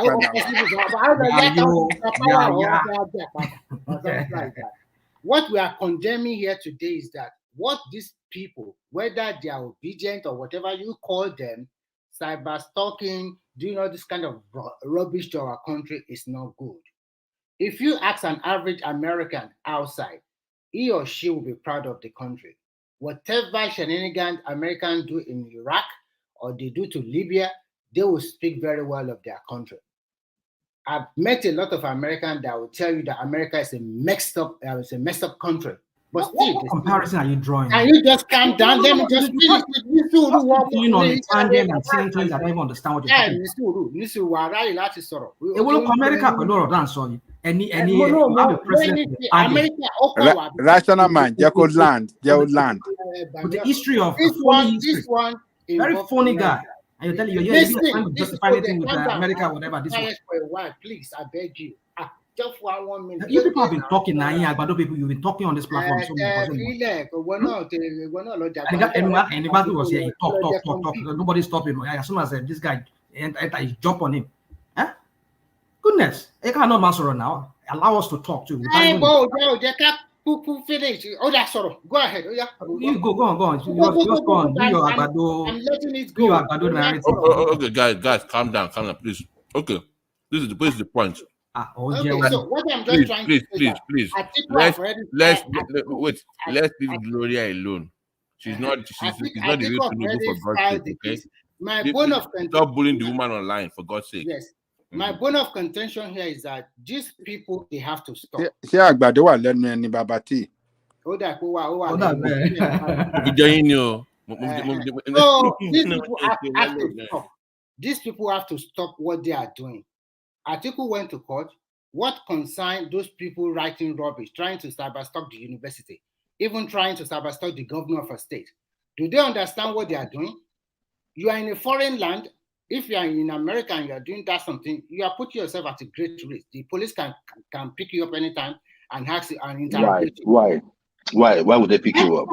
You think it's Nigeria where you do anyhow? You have every right to do anything, to protest and say anything. What are you talking about? You mean, okay, let me ask you a question. There is a case recently in Nigeria. There are 2 Nigerians that they were, I don't know, maybe they selling some information to one young guy in America, and that guy did something terrible to himself. I don't know whether he killed himself or something like that. Those 2 Nigerian guys were deported to America recently, last week. Yes, he did. He offed himself. Yes. Based on the they were apprehended and they were on the plane. They're already in America now. Whether they will send them to jail or not, I don't know. But they send them from Nigeria to America immediately. So if you are stalking somebody or you are threatening somebody online or something like that, I think there is a punishment for that. That is not because you're inquiring about someone's education. That's the reason why they are not inquiring. Once we are criminals, those ones were criminals. They were Yahoo boys. What are you talking about? You are not being truthful, and I guess you are also part of the people that are cyber stalking the university. Now you're going to accuse me, right? You're going to accuse me now, right? They'll just defame you. They don't have anything to say about you. Just like they say, "Oh, look at you, you're a liar." If Mike come here now, Mike will say, "I'm a liar. You're this." I mean, like, are you not a liar? Since I know you, you have been to several disciplines. You are a policeman. You are a medical doctor. You are an engineer. You are what we call a linguistic. You are this. You are that. You also. You are oh my God! So he cannot be jack of all trades again. He cannot be jack of all trades. Are you helping me? Jack of all trades, matter of nothing. Oh my God, Remy, you know, go kill somebody. Okay, guys, good now. Give him chance to talk before you know it's time. Can you have them respond? I remember when I was working. Remy, that's enough. Please, let's hear from Rational Mind, please. Rational Mind, yeah. You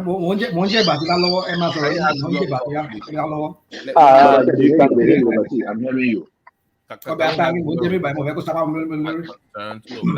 No problem. Mute yourself. Please, guys. I beg of you, guys, please. I'm saying that we all, my own opinion, I feel like he has a very shady past. I agree with you. And you're seeking legal means to unravel this mystery, right? All I'm saying is that the inquiry is okay. You can bombard the university, is okay, but let's leave people alone. You know, the Glorias, all the, that's the issue I have. I hope you get where I'm coming from, Joe. Hello, brother. No. Babati, I just told you I watched a video. I did not respond. I did not even know if it was real or not. What I'm just saying is that it is too much like, you know, I wish this thing could have just been like, you know, where is this? Bring it out and let this whole thing die down. You understand? So this whole scheme is even this whole thing now led even to the INEC form when they were started asking about the primary and secondary school. You saw it there. It was blank. What are you looking for, this man? Hold on. Can you give me my brother? I'm responding to somebody. Remy, I'm responding to somebody, right? So allow me to just talk, please. You've been talking. So Babati, what I'm just saying is that whenever you have 1, 2, 3, 4, 5 questions, people will ask. You're a public officer, so I do not blame those that are going there. I do not believe in cyberbullying or trying to make someone do what they don't want to do because you're cyberbullying them. But the thing there is that Tinubu brought in that wood, that infested wood. He brought it that infested wood, and we have to agree to it. If you say you went to this school, what information do you need? Bring it out. Let us leave this issue and go. So, if you ask me of my primary school today, I will tell you. Joel, so okay, let's look at it this way. If the school, let's say the school comes out today and says, maybe a press conference and say, Tinubu was our student, would that be okay enough for you? It would be enough for me. Do I have an alternative? No. I don't have an alternative. No. Hold on. If they say press conference is with our students officially, that would be okay for you, according to what you said. That would be okay for you. No, I don't have an alternative. Do I? No. He's not saying don't do that. Don't do that. That's not what they are looking for. They want the university to tell them. No. You know why I asked that? No. Remy, wait. Do you know why I asked that question? You know the famous Clinton quote. He said, "Never give your opponent anything for free. They must sweat for it." So even if it's available, make them work for it. So I'm asking you, at some point, the university says Tinubu officially is one of us. They do a press conference. Would that be good enough for you, Joel of Nice? Okay. Thank you. The issue there. Let me answer this question. Joel, before you respond, they already came out and said Tinubu was one of their students. Yeah. So what is the point of connector here? My thing is this, right? I am not one of those. I think we're having some miscommunications here. I am not one of those that are bombarding Chicago University. Mine is on the tribunal, right? It's not on the Chicago. Obi did not go to Chicago. Atiku went to Chicago. So it's none of my business. I don't know why we are bringing this issue like Obidients or me or I'm believing. Talking about cyber stalking and the rest. You understand? It doesn't. What I'm just saying is just this, Babati, right? The issue here is this. If Chicago University, they have got the memo. I believe they have gotten the memo. And nothing stops anybody from getting any information they want to get. And nobody's arresting anybody. If they have the information, bring it out and let this one die down so that we face the most important one, which is the tribunal. Because in that particular tribunal, we must get a result there, at least something. Because we cannot just allow it to slide like that. No. It means that. No. Joel, I want to ask you a question. Chicago. Let me answer. Everybody, hold on. Ekene wants to speak. Ajali Koko wants to speak. Everybody wants to speak at a time. We can't speak at a time. Ajali Koko come first. Ekene come second. Yeah. Let me ask Jewis this question. With all information that is available so far, are you convinced that Tinubu finishes first degree in Chicago State University? Look, to be frank with you, right? I have not been. I did not follow that case at all, right? But the thing there is that if he said he went to the school and the school said that yes, he came to the school, what else? That's the way I answer it. But the issue there is this, there are reasons why people are asking all these questions. And the reason is just simple, that his education is laden in secrecy from the primary, secondary. So everybody is now looking at how would you get into university without this? Now, for some of you here, I want some of us here to be very, very careful whenever we're talking about the United States and the education system. There is fraud in the educational system. If any of you are in the health sector, you said there is what? There's fraud. There's fraud in the education system in the United States. Yes. Let me tell you something. There's one thing that is going on right. States. Fraud. Yes. Can I come down? I will tell you what is going on in my own field now. Let me tell you what's going on, Ajele Koko. Do you know that in Florida, right, people were acquiring nursing degrees in Florida, paid for, and they don't have to show up. Thousands. It happened to thousands. In fact, I'm talking to you now. The investigation is on. They are writing. Oh, so yeah, they are writing nurses. They are doing, like in my own state right now, they are doing a revalidation of all licenses. Yes, it is happening. So do not come and say you should consider 1970s to 2023. You should It's consider those years. Tinubu graduated in 1979. If that can happen now, hold on, my brother. If that what I'm telling you right now can happen. I want you to say the truth. Say the truth. I want you to look at what is the truth? What is the truth? My question I want to ask you is very simple. Let's assume that it's a fake diploma. Yes or no? Right? Let's just assume. And then Tinubu went ahead and worked in Deloitte, worked for Mobile, and worked for all this multinational corporation. If you don't go to that university at all, there is no way you can do accounting system. My brother, see, that time, there is no software that is going to help you. You are going hold on. Let me tell you something, my brother. Can I say something? So, go ahead, Ekene. Go ahead. Go ahead. On that basis alone, it shows you that for you to be a financial accountant of a multinational organization like that, you have to be highly educated and you must know what you are doing because it involves a lot of money. It involves a lot of budgeting. It involves a lot of planning. It involves so many things. Come on, Mr. Remy, can I respond? You know, when we for me, those educational stuff are nothing to me. If you have an idea to govern, you have an idea to govern. That is me. So all those no, let me say my mind. Let me say my mind. If people want to talk, you allow them to say their mind. No, because the way you are putting it, you are just putting it so simplicity like that. Let me say my mind now. Let me finish. Let me say my mind. Remy, can you let him speak, please? Can you let him speak? I don't even understand. You cannot allow people to talk. If education is hold on, Ekene. I noticed something here. If people want to speak, they will not speak what you want to listen to. So just take it like that. Let him speak. Let everybody speak. Yeah, go on. Yeah, everybody must not have the same opinion. Opinion must differ. Yeah, that is it. If you have the same opinion, we will not be here. Yeah, go on. So for me, education is a very nice thing, basic education. But in terms of governance, I see governance more than education. So that's why I don't really question that issue. But transparency is very important. That when you come to, if you say you want to govern a space or you want to take up a job, even if it is primary school certificate you have, just present it. Show your idea. If you have to, at least that governance space doesn't require much. It's just a school cert.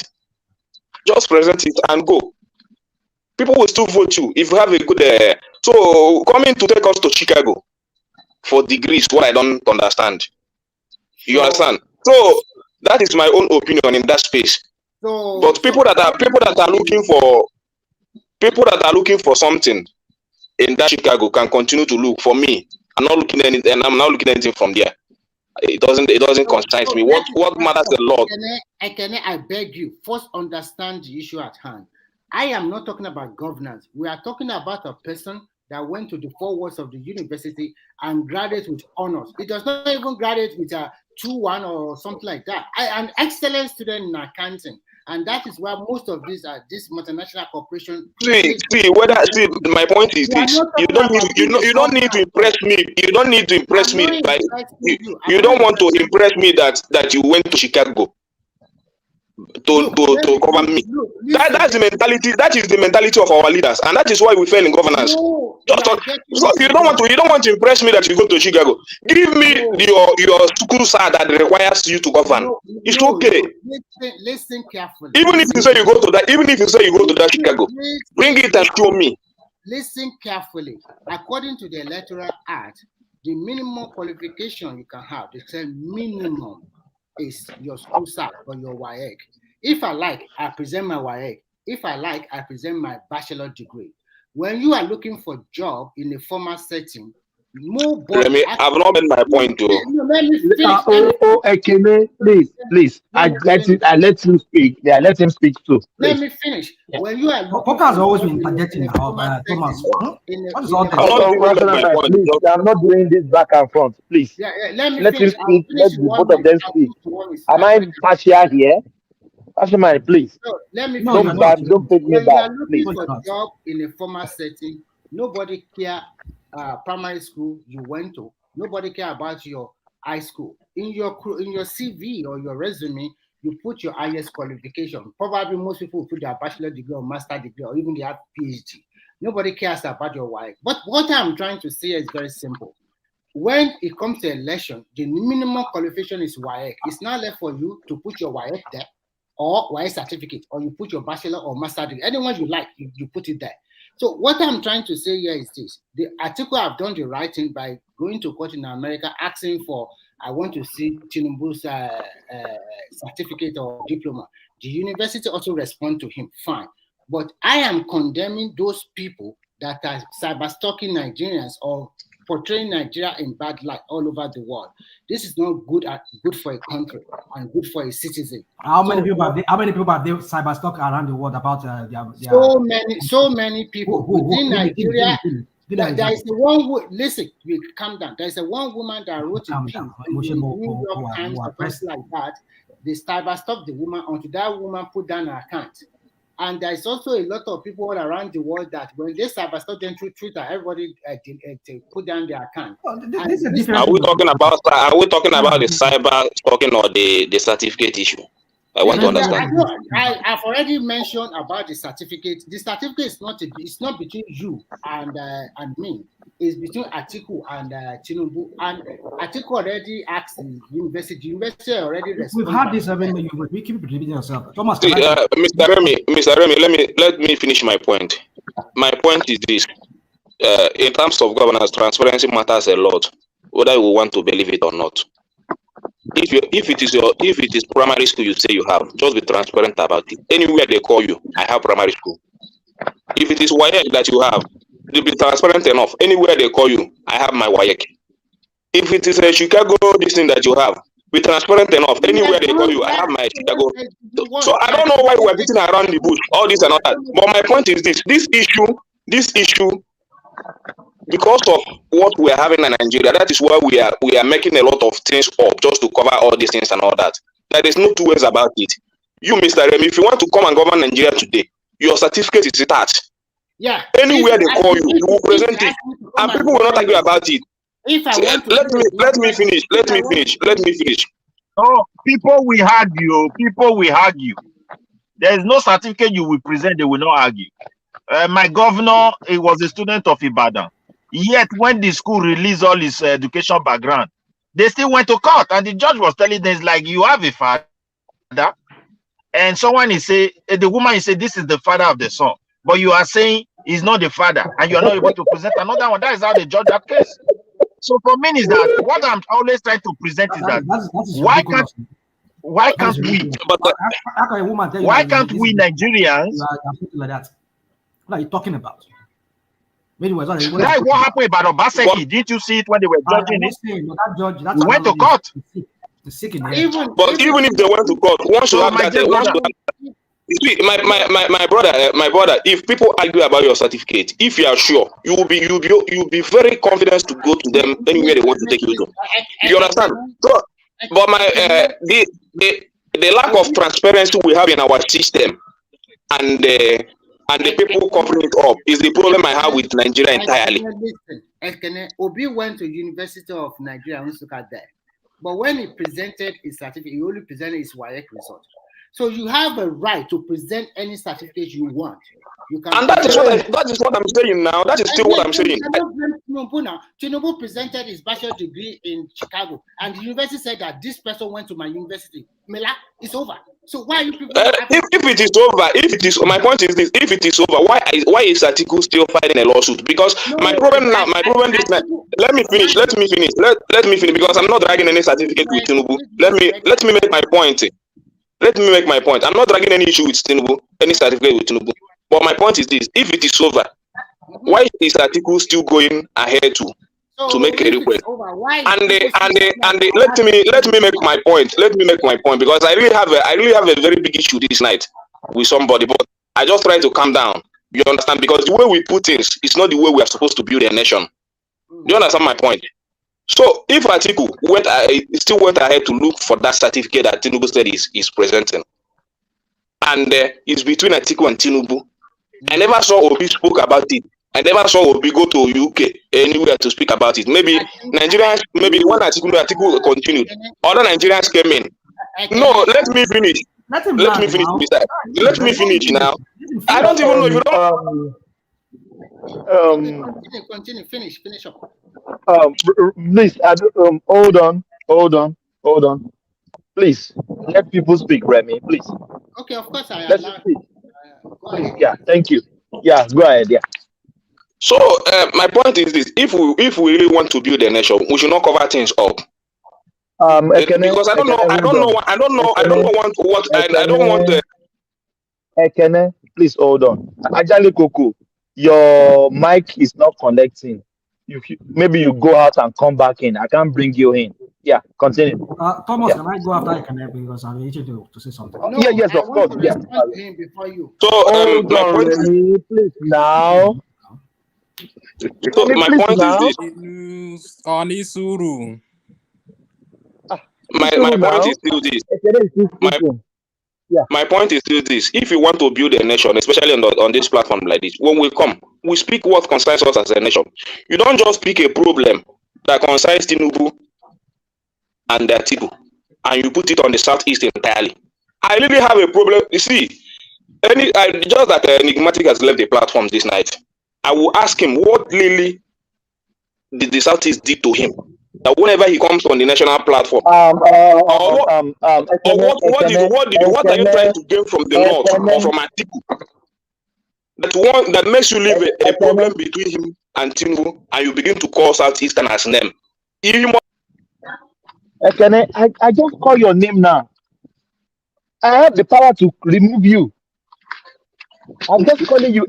Enigmatic is not here. Leave Enigmatic. Speak to the issue. There's a right to reply. It's not here to reply you. Leave Enigmatic. Speak to the issue, please. Thank you. And if I'm calling you, Ekene, hold on. I want you to stop. I want to say something. There has to be some decorum. Thank you. I'll bring you back. Yeah, continue. Please, Enigmatic is not here. No. You know me. Enigmatic is hold on, please. Enigmatic is not here. There's a right to reply. If you speak of him now, he's not here to reply you. I will not do that. So leave Enigmatic. Next time Enigmatic come back, you can speak with him. Speak to the issue. Yeah, thank you. No problem. But my point is, let us speak to truth to the power. The issue, whatever transparency pays a lot. Transparency pays a lot. We cannot continue to deny it. Transparency pays a lot. If you have WAEC, you have WAEC. If you have a primary school certificate, you have it. If you have a Chicago University certificate, you have it. When the duty calls for you to present anyone, you just present it. Go your way. If people want to take you to court to because of it, then you can go there and defend it. There is no two ways about it. And there is nothing to defend. Okay. Thomas, can I interject, please? Thank you. Oh yes, yeah. Let's hear from you there. I will go to Rational Mind. Yeah. Oh, okay. Thanks, Thomas. I thought Rational Mind was gone. Anyways, I'm not sure I came back, but anyways, I'm back for you. I'm back here for you. Okay. All right.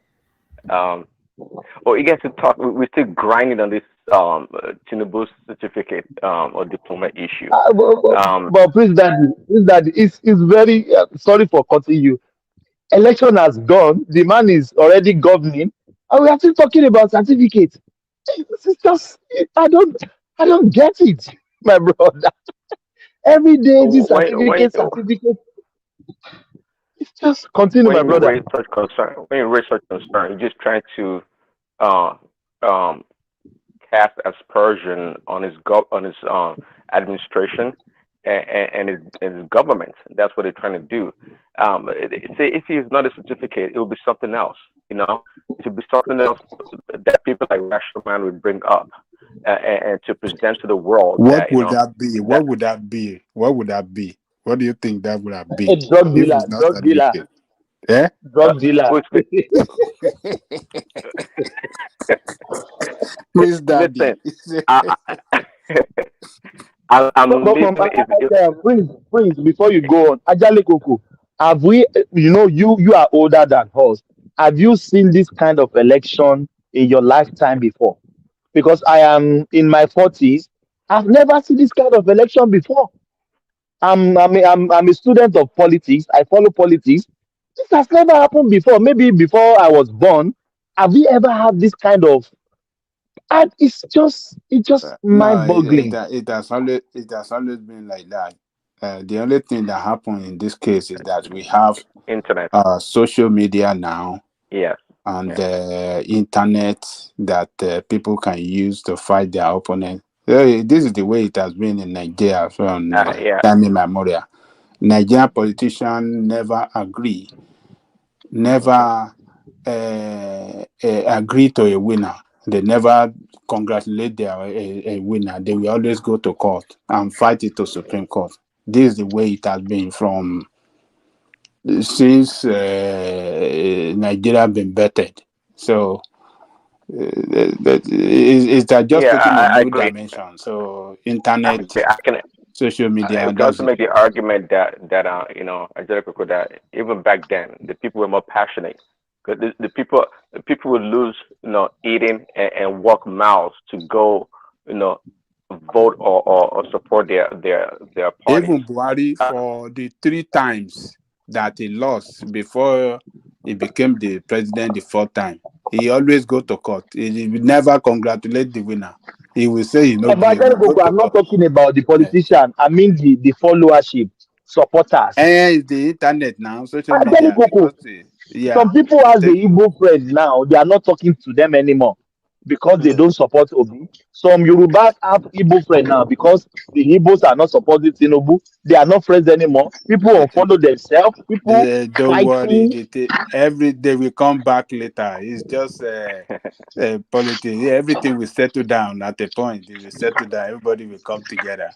Continue, Daddy Prince. Let me just say this. Let me say this, Angelico. You see, this back and forth arguments. So anything to say to talk about. You see, the issue of Tinubu and Chicago thing. I want to take us back to when following how to probe into this. You see, sometimes we say all these things. Some people will come here and spew ethnic hatred. Tribal hatred, and instigate other people against other people. But forgetting that the very first person who investigated this guy called Tinubu was a Yoruba man, Kanifawen from Ondo State, a very great lawyer, because he knew that something about this guy is dark. There's something about this guy that is phony. He investigated it. But at the end of the day, how did they just threw it away, say, oh, because of he has immunity, he cannot do this, he cannot probe him more than that. Okay. Because it was not more of election related, it is a lawyer who is trying to find out if this guy truly he has Rational man, if you don't mind, please let Prince Daddy interject. Then you have the floor. I'm coming back to you next. Let him have that before. I think he's done now. Forget the train of thought. He hasn't done. He hasn't spoken. He hasn't finished. Just hold on. Yeah, Prince Daddy. Yeah. Thanks, Thomas. So, a rational mind. On the group chat, in the studio. I mean, you were calling batifiers all kinds of names, psychopaths, and all kind of names. So you're not any different than the finger you're pointing at the batifiers.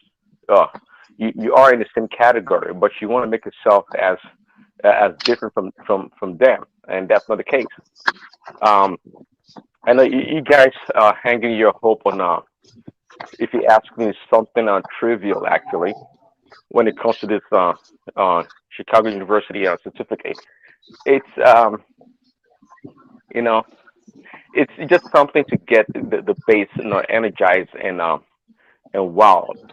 Just like Aburi going around the United States, telling them that they are preparing for a re-election or another election and all kinds of stuff. What is at play here is politics. There's no doubt about it. And sometimes things can go too far. There's no doubt about it. Things can go too far, and that's why I'm not saying things about enigmatic. I'm just saying repeat what I said about possibly putting people in jail, which I disagree with. Okay, but it gets to a point whereby we have to hang things and not push it too far. Sometimes things are not as bad as they are until it gets on social media and people make the worst of them. People blow it out of proportion. Things go viral, and you think everywhere is crumbling, but that's not the case. Truly, I hope after the judicial pronouncement about the verdict for the election, and everything kind of goes back to normal. And they don't have a choice. I mean, those that that love Nigeria don't have a choice but to accept the decision and to move forward as one country. I disagree that because some people are opposing Tinubu, they are less Nigerians or non-Nigerians than others. I don't accept that. It's just that it's so divided right now in the different camps, and the Atiku people are more likely to align with the Obidient people because they serve they are not different. They are not. They are not They will different. never align with Prince Daddy. Trust me. They will never. The what? They will never align with Obedience. Trust me. No. Well, they're not aligned, but in their interests kind of what you say, kind of cross over or kind of merging together. Somebody made a comment earlier that it was not Obi or the Obedience going after Tinubu's certificate in Chicago, but guess what? It serves the interest of the Obedient people. Okay, so right now they're not really aligned, but their interests kind of merging together. And look after the election, did you see PDP and Labor in the what do you call it, press conference? Yeah, they weren't in the The only press thing they have conference. in common is they both lost, but their interests are completely. Okay, I agree with that. I agree with that. I like that. That's it. They are both bloody losers. They are both bloody losers. Exactly. They both know each other are full of shit. That's what they won't trust me. They hate each other more. So they're not attacking each other because they are both on the losing side. So what's get to attack? Can I say something now, Thomas? I mean, these people just keep going. Yeah. Okay. Go ahead. Rational Go ahead. Yeah. Let's say rational mind. Thank you, the Albadorians and the Batified. Come on, we are not doing that now. Rational mind. Come on. Allow me to talk. I mean, Thomas, please, let me talk now. You see how people call rational mind is the grand Obidients. The fanatic Obidients. Okay. All right. Thank you for calling me those names. Yeah, let's have rational mind. Yeah. Go on. Fawayemi was the one who started this whole case. There were two things there that he brought up. That he said he went to Chicago State. I mean, he went to University of Chicago, but he went to Chicago State. The fraudulent the certificate he has was from Chicago. That he went to Aroloya or whatever school he mentioned in his INEC form. Those are the things that were being investigated. He found out that, the same stupid excuse is given to the court in the United States here, that, it was a clerical error, or whatever they call it, clerical mistake, error. Your date of birth was clerical error? That you're a female was a clerical error? Now let me take us back to 1999. That you said Afikuyomi was the one that did the mistake and gone. My goodness, what does this guy have to? Why would this guy ever in his life take responsibility for whatever crap he has done? Always looking for one excuse just to wiggle. Like what? Like what? I'll just give you an example. Maybe Responsibility for what? Maybe you're not listening, my friend. We listen, but responsibility for what? Please don't interject me. Let me go my rant. Because we don't understand anything now. Tell we us don't the understand what clerical you're talking error, about. rational mind. Tell us the clerical error. Tell us. Please tell us, okay? 1999. Hold on. It's late here. It's about 11 o'clock here my time. So please, my people are asleep. I don't. Go ahead. We are listening. Now, 1999. I said there are two things that, and the two of them came to light to be true. He said he went to University of Chicago. I mean, University of Chicago, where it was Chicago State University that the fraudulent certificate that we're talking about right now is from. That he said he went to Aroloya or Children's Day School, whatever. Forget Aroloya. We are talking about Chicago. Don't tell me what to say. Don't tell me what to say. Just a simple question. Thomas, can you please silence this guy, please? I will silence. Oh, thank you. Please. God. So, those two were the things he mentioned in those. Then, at the end of the day, Badoma shifted the blame. He now shifted the blame on Afikuyomi. That it was Afikuyomi that did mistake. He did it. What kind of mistake is that? Two mistakes. He will list two schools as of schools that you went to. Primary school, Children's Day Primary School, whatever. And then our lawyer school. So how does it concern you? Hold on. And then it was proved that they went to investigate and there was no record of Tinubu attending any of the schools. And then that was why I could not list it in this next election, because it was an issue back then. And at the end of the day, he said it was Afikuyomi that listed those, that wrote those things that he never. So now that Chicago State have come out to say he attended, so who should we believe? No. That's so now that you have the record now, so what's the way forward? Dude, don't tell me. What's the way forward? Repeat that your Abado line. That's. Well, now you have the record. What's the way forward? Come, dude. Can you stop? We get stuck in the past. Okay. Can you stop me and start getting me, please? Let me go on my rant. If I have to go on my rant. For our people that are listening, don't interrupt, because that's what you do a lot here. Okay, finish your empty round. Go ahead. Now, this guy, it came to light that they use immunity to cover him. He cannot be prosecuted because he has lied. That is lying under oath. That you went to a school that you did not went to. That alone in itself is a disqualification. But because they said he had immunity and there's nothing can be done, Nigeria's stupid constitution or whatever judicial compromise, they let it go. Now he could not list it in this because he knew that he never went to those schools. He knew that a lot of truth will come out from there if he's ever investigated, and he knows that that's going to be another issue for him. That was why he only listed Chicago.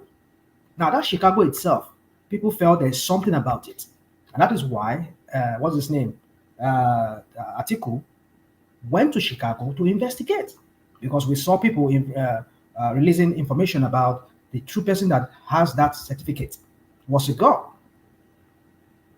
And in the date of birth on it was different.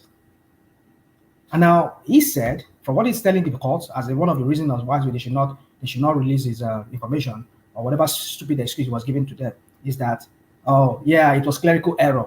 That what kind of clerical error is that? This guy has always had inconsistencies about his education and his background. How come that it's only when in Chicago that we knew about how your history started? Nobody can trace your history to any primary school, any secondary school within Nigeria. Are you telling us you not go? Somebody was saying he was homeschooled. He was homeschooled from primary school to secondary school. Come on. What kind of lie is that from the pit of hell? In those days, how many people were homeschooled? A lot of children, they went to school. They went to school in those years because you have to go to school. Rational mind. Sorry for cutting you. Hold on, please. I have to say this. Yeah. I don't know, maybe you listened to Dr. Rudolph channel 2 weeks ago. There's a professor. Okay, go on. Let me finish now. You said it before. I know what you're talking about. Yes. There's a professor that came there, that old respected Baba, Dr. Wumi.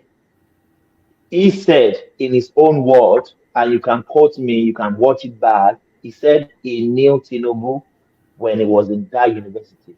He knew Tinubu. Did he himself attend the school? I said he knew Tinubu. He said, do I need to attend the school? Hold on, please now. Hold on. Do I need to attend the university before I knew somebody that attended that university? Okay, go on. Yeah, go on. Yeah. Rational man. Can I learn my in support of Thomas, okay. The professor said that he used to go and see a friend in the Gago State University, who is a friend to Tinubu, and both of them were students in that college at that time, and he met Tinubu a couple of times when he visited. So, what are we looking for? Okay, My question to you: are you? Are you? How do I put it? Are you disputing the fact that he finished at Chicago State University? Are you disputing that Chicago State University certificate, or what's your point, Rational Man? You see, Wama, you see, I know anybody can come and say whatever they want to say, right? Anybody can say, yeah, you don't like Thomas asking the question. Yeah, you don't need to know someone. You don't need to attend the university. If I know you, Rational Man, before you answer, hold on. Would you allow me to speak, please? Hold on. I will allow you to speak. This is a conversation now. Please, Rational Man, please. Conversation, but you were talking now. You don't allow me to talk. I will let you speak, okay, please. Go on. God. Please, just say please. And the Baba even is the supporter of Peter Obi. If you listen, is the supporter of Peter Obi. Yes. That's what I want to say. Professor. Yeah. Is the supporter of Peter Obi. Jamie, what supporter of that's what I go on. Jamie, you're on the issue to me. Anybody can claim anything. That's what I said. You guys are looking for something else. Oh God, you guys are looking for something else. If you want me to say my own piece, let me say. If you don't want me to say, no problem. I'll bow. Go on, please. Go on, please. This interjection is just way too much, and I don't like it. It throws me off. We have to no rational mind. Please, hold on, please. Yeah. I don't like you saying interjection. This is a dialogue. It's not a monologue.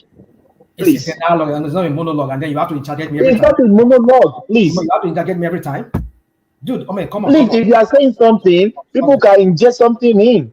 But you have to stop me every time. Every time you have to bring everything up. No. Please. Answer my question. Go to the point. Thomas, Rational Man, answer my question. Are you disputing that Tinubu University of Chicago certificate? What's your point? Now that's how I want to address that. I know you asked me that question.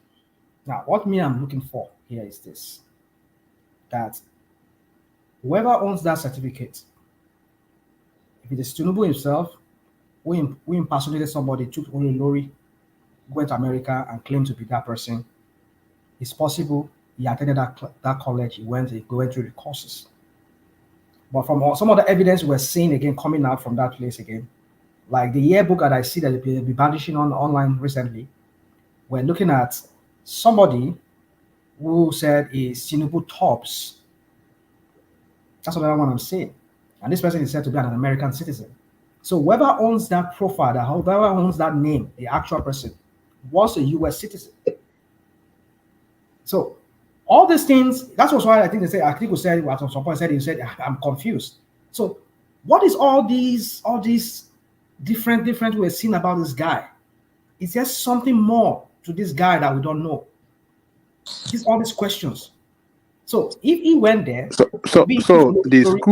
the school that released that made a statement, or maybe how do I say it?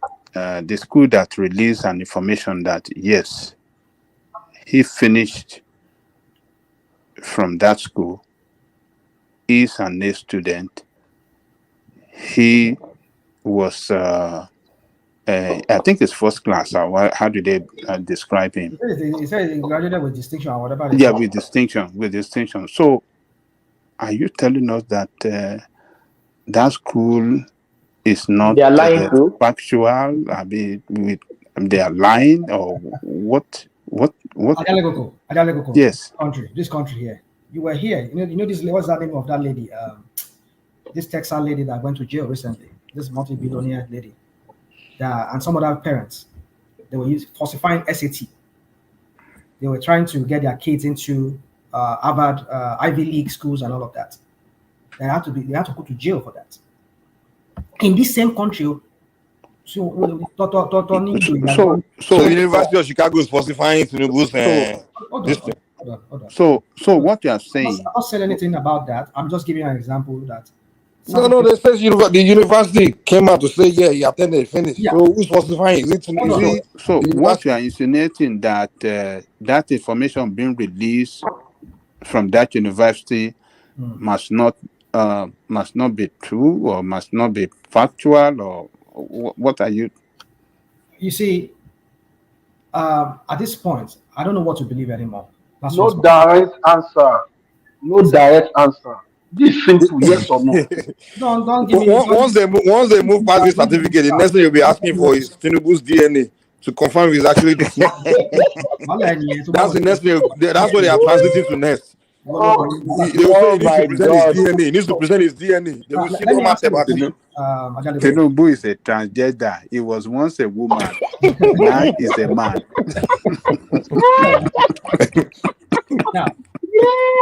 That's not right.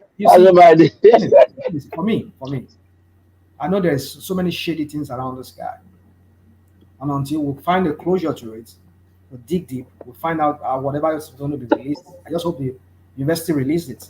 They will just ignore him, because at this point right now, Atiku needs whatever he needs to get from there. Rational mind, you do know, with due respect, you haven't answered Ajaniboko question since. That what? The question he asked you, you haven't answered him. You will not. You are just beating about the bush. No, do you know that? It's up to you. That's Baba fẹsẹ̀ fẹ́ ọgbọ́n àgbàlagbà fi sá fún màálù lọ́dọ̀ yẹn. No, you are just beating about the bush. You don't answer the question. Thomas. This question, wọ́n ní rational man beat around the bush.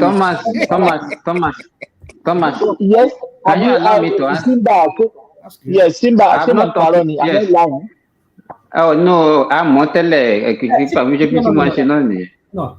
Go if you want to talk about the issue. This is the same. Okay, what I want to say, rational mind. Let me say this. The case is already in court. Okay. And we heard that all the documents they require from that university have been submitted. His transcript, his traveling itinerary, and everything. And even admission letter. Everything has been submitted to court.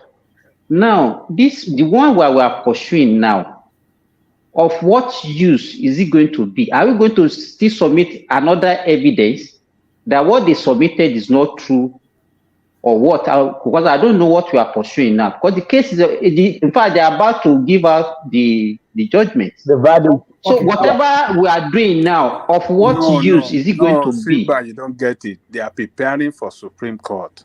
They already know the judgment will be against them now. They know that this one is not favorable. So they are preparing for Supreme Court. They have to gather more evidence to take to Supreme Court. But one is it, you have to prepare for war.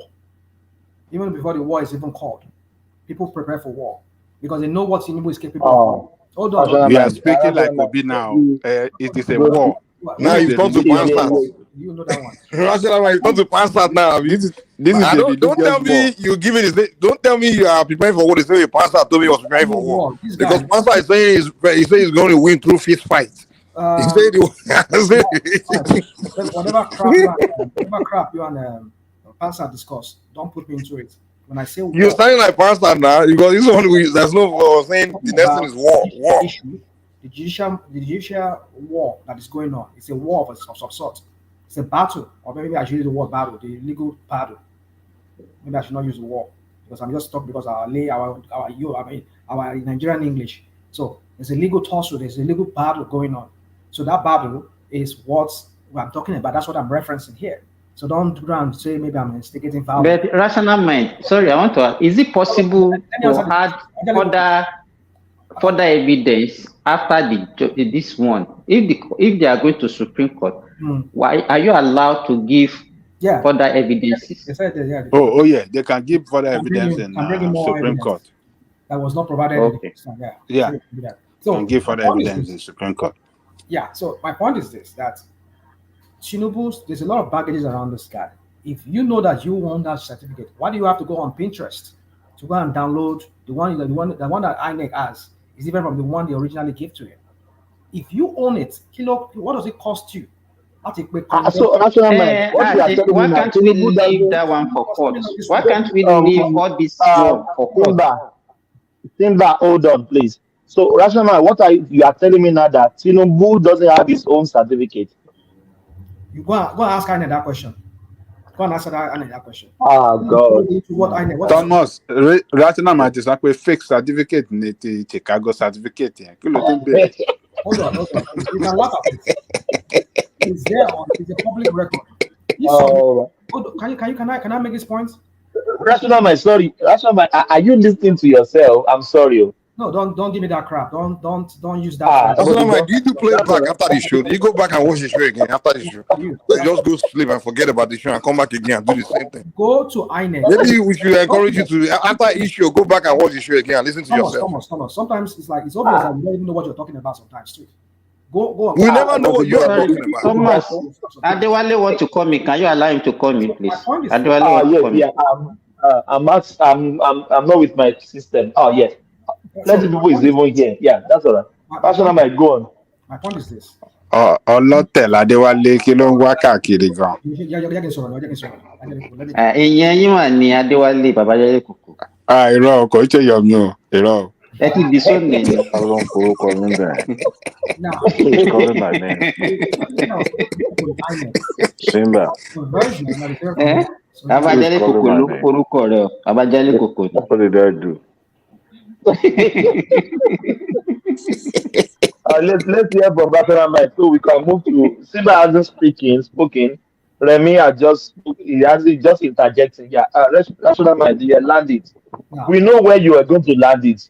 I don't even need you to land it. You say you know. How do you know where I'm going to land it? This is what you do a lot. I know where you're going to land it. I don't need to. Let me talk. So, if you go to INEC portal, go and download every candidate for this last election, whatever they submitted, you will see it there.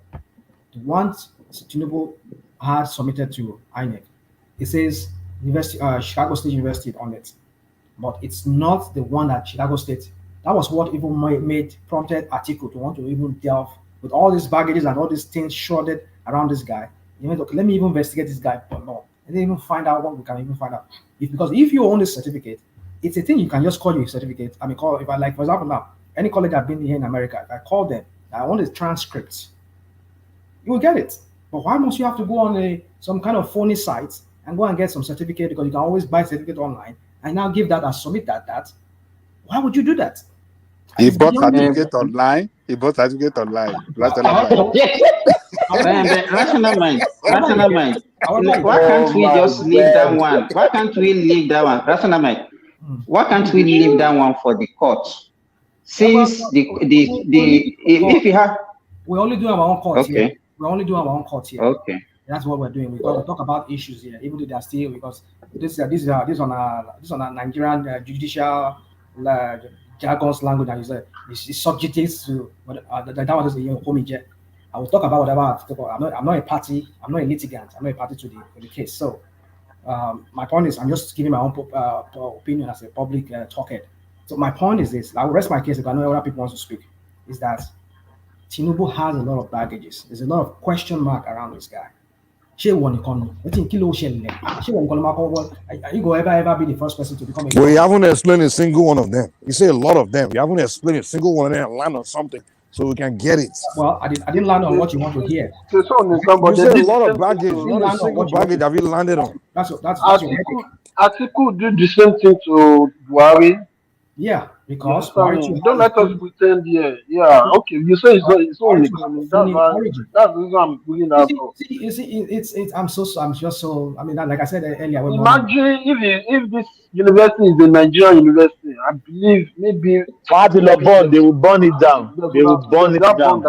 They will burn that university down. I trust Obidients. You people self-project yourself. What even people have not even thought about doing. This is what you people do. People,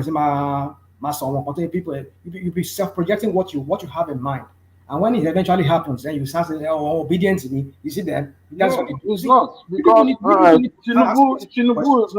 Tinubu is one-time opposition. I'm going to check the man record. He never promotes this kind of hate. You understand me? He never promotes what? In Nigeria. He never promotes what? What does he never promote? Go and check his record. The question I ask you, you never promote what now? I don't know what you're talking about. I can't read your mind. So what is this? He said hatred. He said hatred. Okay, go on. I'm listening. You're listening. Or you're done. I'm done. So, in conclusion, everybody, for me, these baggages and so many question marks around this guy, I don't know how a person can have all this, if not because when you have so many inconsistencies like this, then there's something phony about that thing. And that is why Article is making all this inquiry. And I hope he finds something about this guy. You hope. I hope he finds something.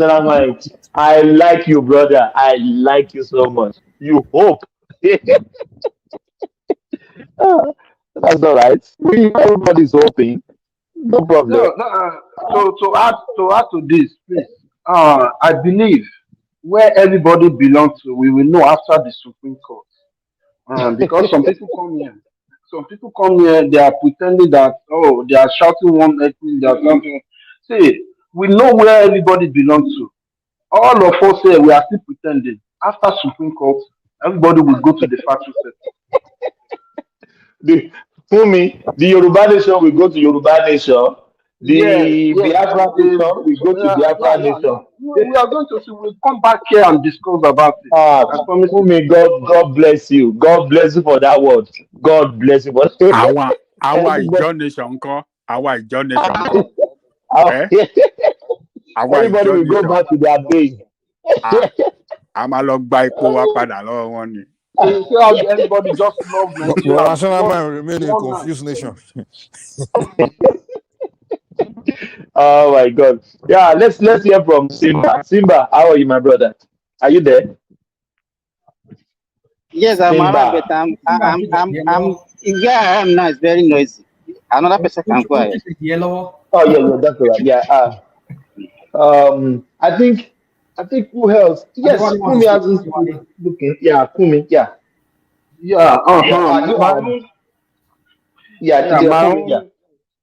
My own take on this matter is they should just leave this man alone. We should just focus about government. What is going on in Nigeria is enough.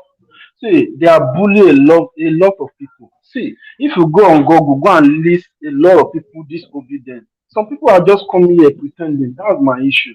We are pretend. We know how to manipulate word. We know how to play games. We are Nigeria. We know. We understand each other here. See, go and check.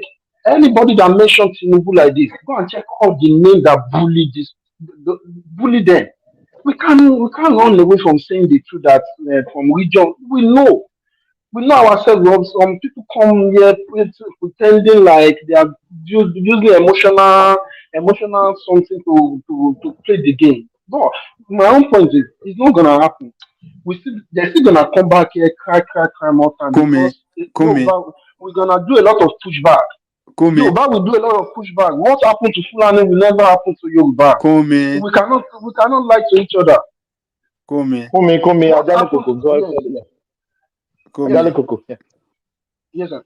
Adéwálé lọ̀rẹ́ wọn, wọ́n máa jìjọ lọ ń sọ̀rọ̀ lórí Twitter.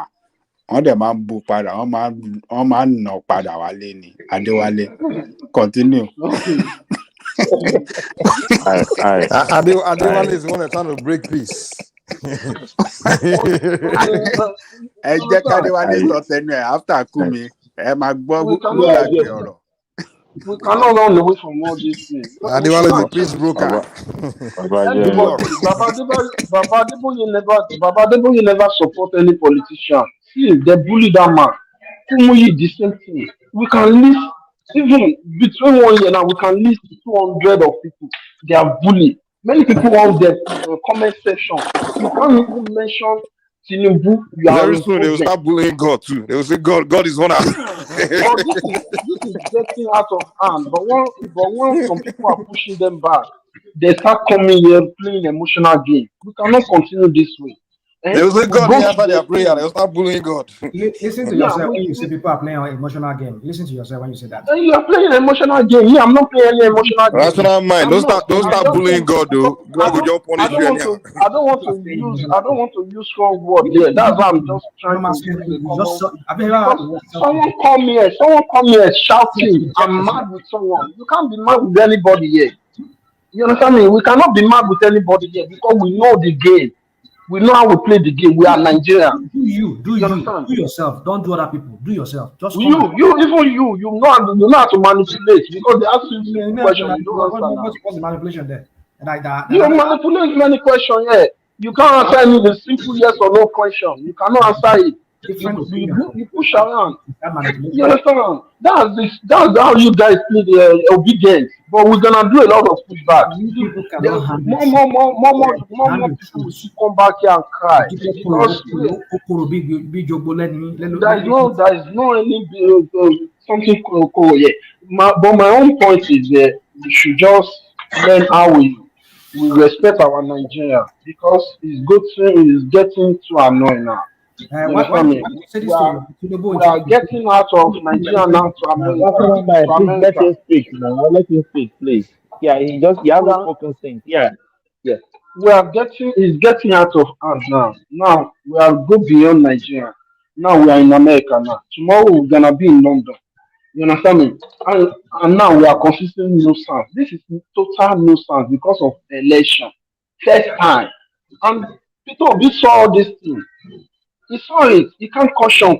Control your. I don't know. Call me as Obi say anything. He will not say anything. We know him. But he come out with 2 days ago to defend. He said that someone is lying to him. That means he know what is going on the internet space. He just he's enjoying he's enjoying what is going on, and that's very bad. Because you remember when Asiwaju when they lose Lagos State election, quickly when people want to cause they want to cause trouble, Asiwaju quickly come out and do a short video that no, everybody to calm down. That's what they call leadership. Leader. We can't continue this way. I pray to God. Gentlemen, there's a military takeover in Gabon. No? There's a military takeover in Gabon. Yeah. The last election, Sunday, to announce one election, want to cancel election, want to dissolve the Senate, they cancel all the kangaroo democracy to one bed. So the military is in charge there. When they go back, for democracy, one bed. That will end Umar Bongo's reign. Yeah. No, that's the end of Umar Bongo now. They close all the border. They said they are in full control. They said all the nonsense they have been practicing there, that it's all over. Are they doing anti-French? I think they are Portuguese control country now. It's a French. No. Are they French? Yeah, they're French. Oh, Gabon. Yeah. Sorry. Come in, let's see this other country. So, are you joking? I'm not joking. Equatorial Guinea. Are you talking about Equatorial Guinea? No, Gabon. No, I mean as in the Anglo. I mean the saxophone, the Portuguese. Saxophone. God, what is going on in Africa? What is going on here? Am I really on me? No. We know that's the way you wish now. And this new guy is a young guy. He's a young guy. The person that is making the announcement is a young guy. Let us be careful. Let us watch how this thing will fan out before we start praising all this shenanigan that's going on. We don't Don't even let know if us it's just be something saying orchestrated by. You see, okay, so let me say this. Let me say this. You see, sorry, Kumi. I know you want to say something. Yeah. You see, what is going on to France? I mean, because like I said, I studied French and international relations, so, but that's my area, core area. So, but then I'm saying is You have that many areas. So, no, that's I've always maintained that. Even though I won't tell you other things I do, but I will just say that's I'll be consistent on that. We know what you do now. You know we you know you learn a translate little French in Benin you translate Republic. English That doesn't to mean you start Yoruba making all for these things. USA. What I'm reading is there's something going on with these francophone countries. I think they are gradually realizing that it's It's time for the them. hand of Russia. Nothing going on with them. It's the Russia. Forget it. You see, you people can always And blame I'm Russia. telling you, it's Russia. So And I'm telling you what does this. Russia have to do with the one in Gabon now? What's the connection with Russia? Just watch it. You see this like an I mean, Arab again, you Spring. say about It's don't have spreading. propaganda anyway. I mean, it's the same propaganda that Agbado propaganda. propaganda. Yeah. So yes. You will soon see. Yeah, hold on. I'm not putting it beyond Russia, but at this point at time, I just think there's a rebellion going on among the francophone countries against France. And I think they see this as an opportunity for them because when Jacques Chirac was there and what's his name, the other presidents were all there, they cannot do this because they kind of rule them with iron fist. But you see this guy, this Macron that's there. Macron is a very, very like yoppy guy. He's not that too. That's why they could lose Mali, they could lose other African countries where they are losing them. Even himself is very, I mean, let me say, should I say very unpopular in France himself, Macron, because there's so many protests and everything is within France is weakening him. So I see that they see that as an opportunity for them to start their own rebellion against France. Uh, I think I think they need to sit down and recalibrate their foreign policy towards their former colonies. Uh, for me, Gabon will be another blow. What will be another blow to them will be the Ivory Coast, Cote d'Ivoire. If they ever lose Cote d'Ivoire, that is the end of France domination in Africa. And this is all this military takeover that I'm seeing going on. If because Gabon is another rich country too, very, very oil rich country, very rich, and that's where that other place where France also make their money from. But another country that I feel that will join it is if Ivory Coast, they lose Ivory Coast. Oh my goodness, it's tough for France in Africa. But the point I'm just saying is that that of the Ivory Coast, the only way I see is if they start rebellion from the north, because usually the rebellion starts from the north, from those their Ma area, Boaké area from the north. Usually those are Burkinabés there that are mixed with the people. Rational mind. What about DR Congo? DR Congo are Belgian. It's Belgian. They're Belgian. No, Belgium has handed over. No, they are Belgian. They're still Belgian. They're still more Belgian. No. DR Congo is more like all of them. France, US. No, it's yeah, Belgium. it's more like the one where it's obviously all of them, Forget it, it's Belgium. They just allow Belgium to be this language in Belgium is French now. So what? The official language in Belgium is French. So it's more. No, they have. No, it's mainly USA, France. It's all of them. But Congo is more of USA and France. Belgium is more like they just allow Belgium to be the manager, kind of sense. But it's particularly USA and France mainly, and then the old NATO. That Congo is just like it's the one where all hands are on deck. But the rest they keep it more like okay, France is the obvious, England. But that Congo is mainly US, France. Belgium is more like the manager. Who's little Belgium? All those other. Well, you can say whatever you want to say. I mean, like that's up to you. Well, then the thing is, like, I'm saying their colonial master. I mean, their former colonizer. Let me say master. Colonizer was Belgium. Yeah. But they started from Belgium during the. Yeah. They say it's Belgium, but different from the normal French. There's a way they speak their own French there. It's still French, but it's not like we say like Yoruba. There's some version of Yoruba. Okay, what is it like our own broken English? No, it's still French. It's still French. Well, It's just like it's isn't the French currency, the star Franco shit, or whatever they call that currency. Is it not what they are spending in Congo? I think no, I think Zaire has. I mean, Congo has their own currency. I can't remember if it's CFA. Maybe they call it France. I think it's France. Yeah, I think it's Congo. I don't know. I can't remember. Let me know because it's been years now.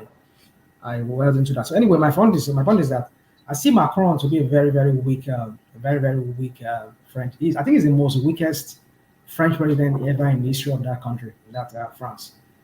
Could it be maybe because he's so young and maybe naive in some ways? Could it be? I think that could be one of the reasons. And is this kind of person? I think he's the only French president I've seen that it looks like it's a little bit lax with things. He takes everything like okay, it's one kind of approach to things. He wants to like, okay, I want to be your friend. Let us be like, So I think that's why these people are rebelling, because if it to be like Jacques Chirac and all those kinds of people, you dare not to do all these kinds of things. Those are very high hand, the iron hand fisted kind of people. So I think France is gradually losing their influence on their former colonies. And I think this wave of a military takeover is a pointer to us that something is going on. I don't know if they're going to replicate it in Anglophone countries like Nigeria, Ghana, and maybe like Sierra Leone. I reject it in Jesus' name. We're only making no, but the rational mind, the reason you are postulating, does it really exist in Nigeria? The reason maybe France is taking their money, does it really exist in Nigeria? Did you listen to? I think I was. So is it General Lagbaja that will take over? I was on my group today, and because I usually when I go there, I try to. So you follow my group? You can see that reason why. No. That means we should not listen to National Man anymore. Hold on. You cannot. Nobody forces you. No. I'm just. You call me a liar. I will never lie to you. I'll tell you what I do. I won't lie to you. The only reason I go there is that there's some certain kind of content that you don't find anywhere. The guy has those contents. No. Rational mind. If you are listening to my fine. The guy is a liar. The guy is a propaganda. The guy is any bad thing on social media. The guy is. Okay. Rational mind. Do you know Bayegu is cashing out? Just cashing out. One man is not cashing out, right? And they're all cashing out on the. And you are one man and not cashing out, right? Collecting donation. Okay, I'm asking for. You are listening to Mayegu. Rational man, you disappoint me. My God. You and one man, you both of you are not cashing out, right? But there is not any propaganda here now. One man don't allow propaganda. You people are not speaking your propaganda. But you are the master now. You are the master. You are the king. When one man will start the and say, Obi has done this today. Come and see Obi. America said they want to speak only Tinubu, no other person. Is that not the propaganda? Actually, man, hold on. Any news one man brought here, it's not secret news. It's news that all over the social media, even in the prominent newspaper in Nigeria, Vanguard, Daily Times. One man doesn't write the news. Did he?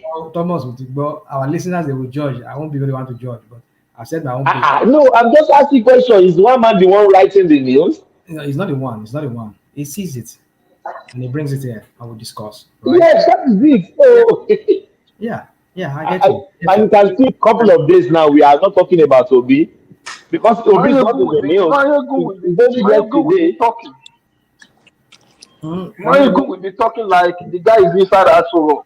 You know, the guy will be talking. Hello, please, can I come in, please? Femi. Femi, you came with a couple of days ago. We don't even say anything. Yes, I came.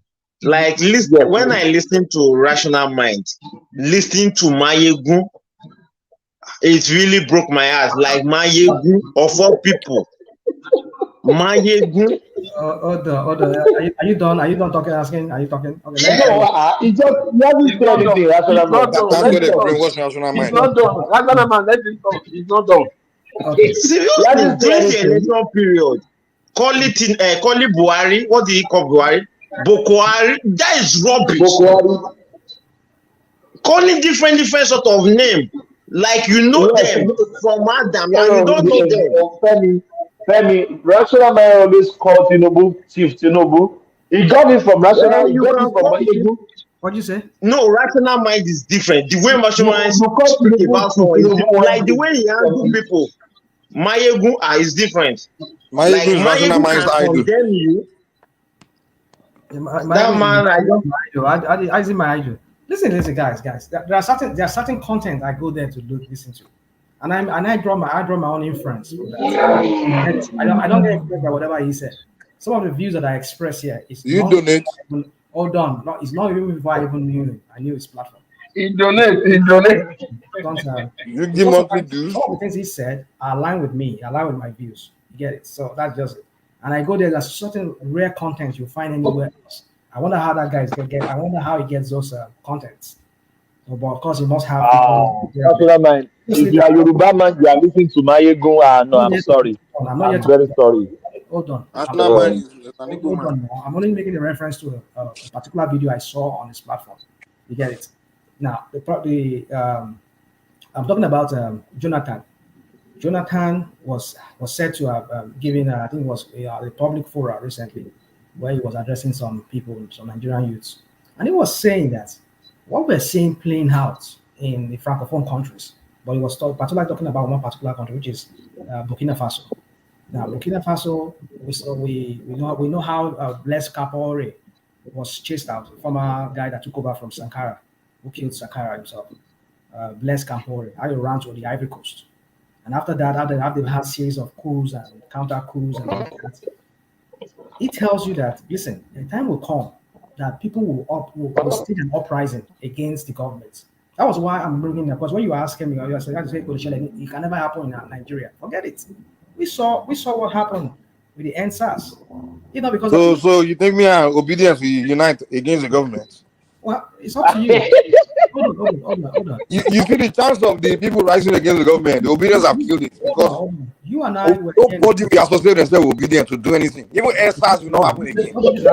Never. It will never happen. Me be on the street with Obidients and be doing anything. You guys are becoming the most pathetic kind of people where it's like God, Lord. But it was NSAS Obidients. Was it Obidients and his? No, it was people like the category of those kind of people. Attacking Yoruba Nation, they just adjust their own movement. That's what NSAS. My question is this. Was NSAS, was it anything has to do with Obidients or whatever? Is it? Was even Obidients was in existence then? No, what we are saying is that back then Obidients didn't exist. Now that you exist, we know who you are. If we're going to do any uprising, that means we have to do it with you. And anything that has to do with you, nobody want to do anything with you guys, man. Yeah, it's up to you. You guys are presenting yourself to be worse than the government. You won't put people on the side of the government. Can you speak for yourself? Say you don't. No, anyone can. We agree with me that Obidients are the most ethnic elements in Nigeria today. Worse than the government. Say you and your very dangerous movement. That's why we are stopping you guys to not go beyond Nigeria. That's why we are having this conversation. No, and stop. I wish you the best in that as you try to stop people from not going. That's why we are pushing back now. If we don't stop you guys, we're not doing the conversation here. You see how some people bring emotional on me. Yeah, you see, don't use your blackmail. You're blackmailing people when you say and you are not doing the same thing. I tell you, dude, you are self-project. All of you. That's what you people do. You Agbado people. Mama self-project. What people have in mind. What you even have in doing. You want to do the evil you want to do. Oh, they will and burn down the National Assembly. Who wants to burn down the National Assembly? Who wants to burn it down? You know you won't burn it down now. You just make noise. Have a mind of doing. You know, Obidients are cowards now. Noise makers. Now what? See, the worst thing that will happen when this after this judgment go against you guys is you guys will sit at home with the IPMs. Yeah, they will go to them. You guys will join the IPM and doing sit at home. That's what will happen. That's the most thing you guys should do. We all know you guys are cowards. And those of you in the diaspora, they will sit at home. No, and they will start contributing for 2027. You see. And they'll start scamming each other, collecting donations. And exposing each other. Those people that collected money, they will start going to court. That's what will happen. President, he has his history, baggages. Your vice president, Boko Haram sympathizer.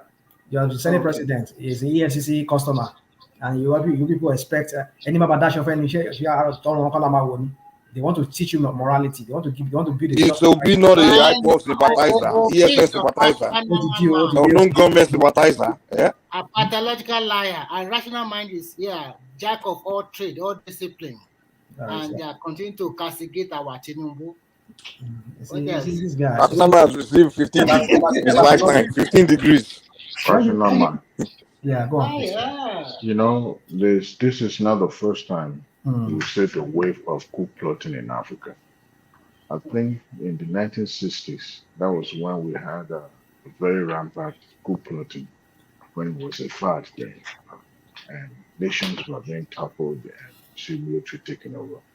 You know, I mean, if you operate in an intelligence space, you understand that there's no military coup that will successfully install themselves and be in charge of affairs of a country without the support of foreign government. There's never been, and it will forever continue to be. What we have, or the wave that we're witnessing now, is we have the hand of foreign government maneuvering and trying to change the course of these francophone countries. And they are being deceived because there's never a time in future where the lives of this country, citizens of this country, is going to be transformed. You are being deceived. The earlier, the better. I mean, the Gabon president, the guy with a stroke, something like that, should have left the government for a very long time.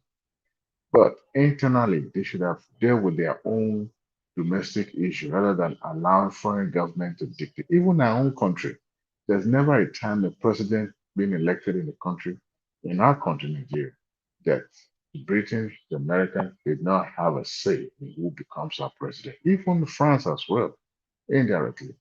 But unfortunately, what we're seeing now, like I said earlier, that Russia is trying to use Africa, at least weaken the power of France. And they are doing that. You said something earlier that Macron is weak. Maybe it's possible. But also, there's this idea in France where they are trying to, cut off their direct input or direct, how do I put it? Not manipulation, but their direct interference in the affairs of this, because those countries depend on France in terms of their economy, in terms of everything. And they also know that it costed them more. So what they're trying to do is, okay, maybe let them install their army, bring out their own self-governance, but at the same time, not committed, economically and all that. But unfortunately, the military that are taking over in this country are not going to do them any good. They will come because of our own greediness as human or as African greediness trait. They will come, they will rule, they won't leave the state, and they will destroy the entire country. But let's watch and see. Even the young man in Burkina Faso, the youngest among them, came because he had the backing of Russia. And it's the way all of them are kowtowing to Russia as if it's the only one that is going to save them. Let's watch and see in the future. What happens in the system when the wave Adewale, I saw that guy, president, putting handgun beside him, walking around, a whole head of state. Wow. I will not castigate him for doing that because military or the fearfulness of all this, they understood what happens sometimes that they could be poisoned, they could be killed and all that, and walk around with bodyguards and all that. So I won't castigate him for walking around with pistol. But the major issue, the cause of the matter to me is that even if we may not discern this, I see that this wave of anti-French, anti-this was not a domestic issue per se. We could see the trend, the francophone countries following that same trend because they're finding a new um a new missile or a new savior in Russia, and all of them are Russian. Even South Africa too is I don't know what happens to Ramaphosa, what he's doing by embracing Putin and all that. The future will tell because Russia is trying to annex all these countries, these remote countries, for them to be able to have more, political power across the globe. And they are doing that, by dangling all these economic uh, uh, incentives and all that across to them with the hope that they will be able to support them. But future will tell. But we've had this kind of wave in the 60s. And where did they lead us? It left Africa in penury and the same situation that we found ourselves. So time will tell. The one that happens in Gabon, if they succeed, well, I think it's high time that guy left the state because the moment he had his head state, he should have left a long time ago, but he kept himself there. So they will use all these flimsy excuses of reason why they are taking over economic, international interferences, then the political space in those countries, how individuals hijack and maintain themselves, perpetrate themselves in the office. But that alone shouldn't be the reason why they will topple. For every country that are unable to first or figure out how to solve their own problem, domestic problem, democratically, they will suffer and they will pay for it.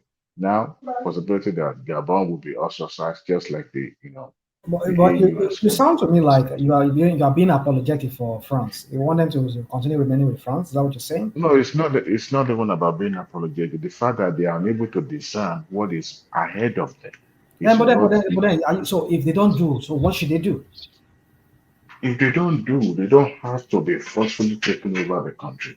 They should not do what? Because if even if that's not the case, they don't have to forcefully take over the government or the So what affair should of they the do? country. How should they go about it?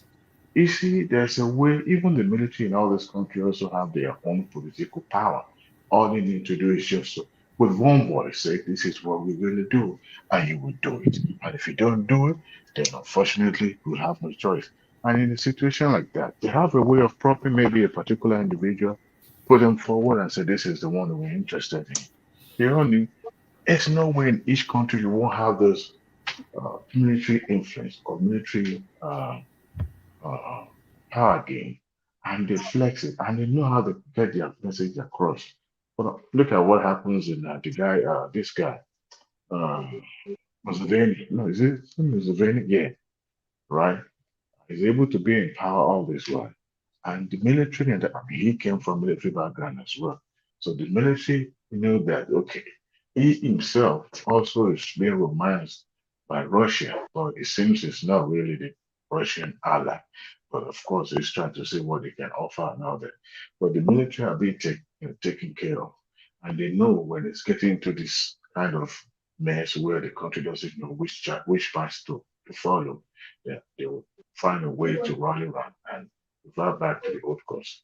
But it's not about being sympathetic to France. It's about they themselves unable to follow their own path, to challenge their own path and follow it. Unfortunately, military is not the answer. It seems where people welcome, yeah, dethrone them, be in power is not the answer because they themselves have their own greedy trait and they would not leave until they loot and destroy every part and fabric of that country. Unfortunately, that's what the trend will say. Probably maybe it will never happen in the British colony, maybe, I don't know. But it's nothing to celebrate here because all of them embracing Russia. Unfortunately, the guy in Russia knows what he's doing. I dangle the carrot, I dangle the banana, you come hugging me, everybody's fine, right? It seems America take a step back and watch. See, with all these things happening again, history is repeating itself again, where they will find their way back to their old master, to their own. Because at the time when the new crop of politicians, the leaders in Africa are coming up, the like of Pan-Africanism, Kwame Nkrumah and the like, they the West embraced them, but at the same time, they kind of repulsed because of what they stand for, the Africanness and all that, the West would have let them be. But when you have all this power coming at them, and they also have economic interest in Africa, number one, that's the number one goal. But when this group of politicians came up, even the likes of the former president of what is it there? The one that was killed by Belgium. What is his name again? Patrice Lumumba. Patrice Lumumba was also looking up to Russia. Remember, he was termed a communist, right? And was treasonable at that time. So they look up to the power from from abroad, and unfortunately, the strongest power had to take him out. So unfortunately, the trend we're seeing now, as had happened before, and if care is not taken, it will continue to remain in that penury and subject and some the generations to come. And the guy that is 30 something years old, by the time we have left the stage, or perhaps we were in our 80s, we won't be surprised that same guy will still be in power, will become the Mussolini of his time. As a matter of fact, I predict that that's what is going to happen because that young man is not going to leave the power because they will find out that, wait a minute, we've installed our own allies. Let's continue to enjoy. And it will remain there, just like we have the Compaore remain in power, just like the way we have Mussolini, just like we have the Kigali guy. Is there in all these military takeover? Is there any plan for transition at all? Plan for what? Transition. You see, that is the easiest excuse that I have found. They always come up with that transitioning. Why doing transitioning in 3 years? What will it take for a nation to organize themselves and conduct election within a year? What will it take? How much? They have the resources, they have the means, or let's say the interest that be could also sponsor the elections in those countries. What would it be for them to come up with an election within 1 year? Not a stop there. Even in 6, 8 months, they could plan it if it's possible. Of course, they're in charge, right? So the biggest uh, issue to deal with during election is security.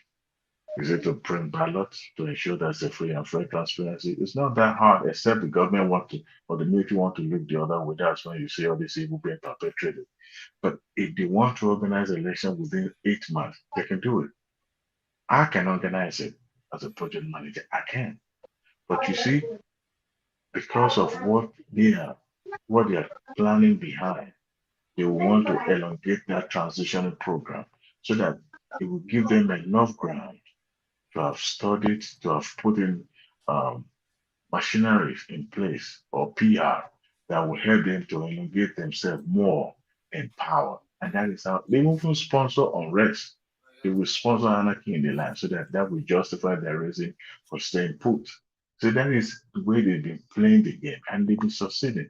But let's watch and see what will happen to the Francophone.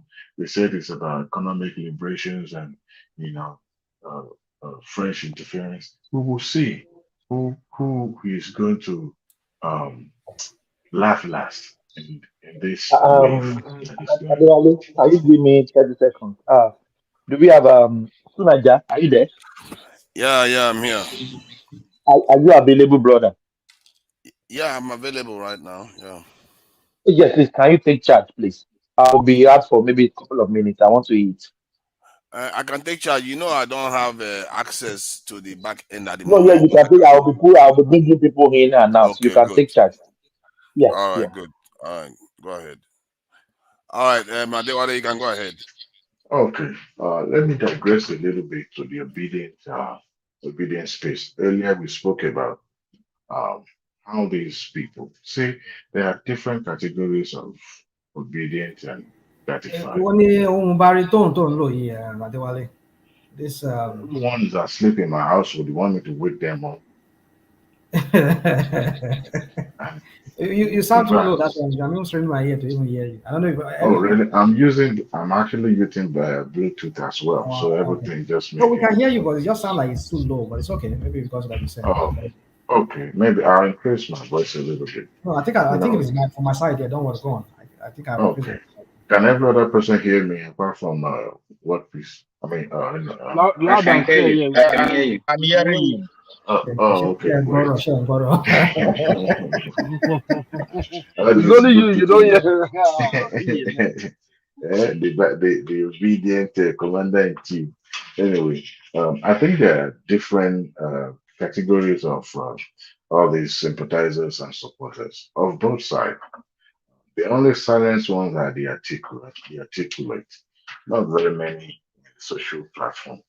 Uh, there are some that are actually rational in their thinking, and they don't mind objecting or having their opinion being expressed, but they don't shove it down the throat of everyone. But there are just some that are completely ignorant of even what is happening, even because they are supporting, they have no idea, a little iota of idea of what is standing for. They just join the bandwagon and doing disrespectful, very uncautious, uncouth elements. You know, they come online. I don't know if they're sponsored. They just go and attack. But the trend that I've witnessed is that the the Batify hardly disrespect people. Of course, they make political statements here and there, and they hardly attack if they are not being attacked. That is the trend. But some of them also make some statements that are very disrespectful too. You know, more when you call somebody. And you know, Nigerians, we have this way of expressing our way. I think it's common among the Gen Zs. You know, they are very quick to curse people, very brutal. You know, for those who don't speak Yoruba, is a curse word. You know, idiots. Those are the common word. As if you know people throw it around on social platform as if it's normal. And you know, people that they don't even know. Sometimes I even be there, old enough to be their great grandfather. They will curse you out as if you've simply because you have a different view. And to me, doesn't speak well. Well, unfortunately, that's where we found ourselves. You know, and this trend continues because in 2015, it started in America and also went all the way to to France during the election. You guys remember the Macron and his what's his name, Paris, right? I believe that's her name. You know, the language game on the social media was very terrible. And here we are. We are now having our own portion of the situation. Unfortunately, if social media would not end democracy in Nigeria or in Africa, I don't know what is going to end democracy because it seems our language is very undemocratic.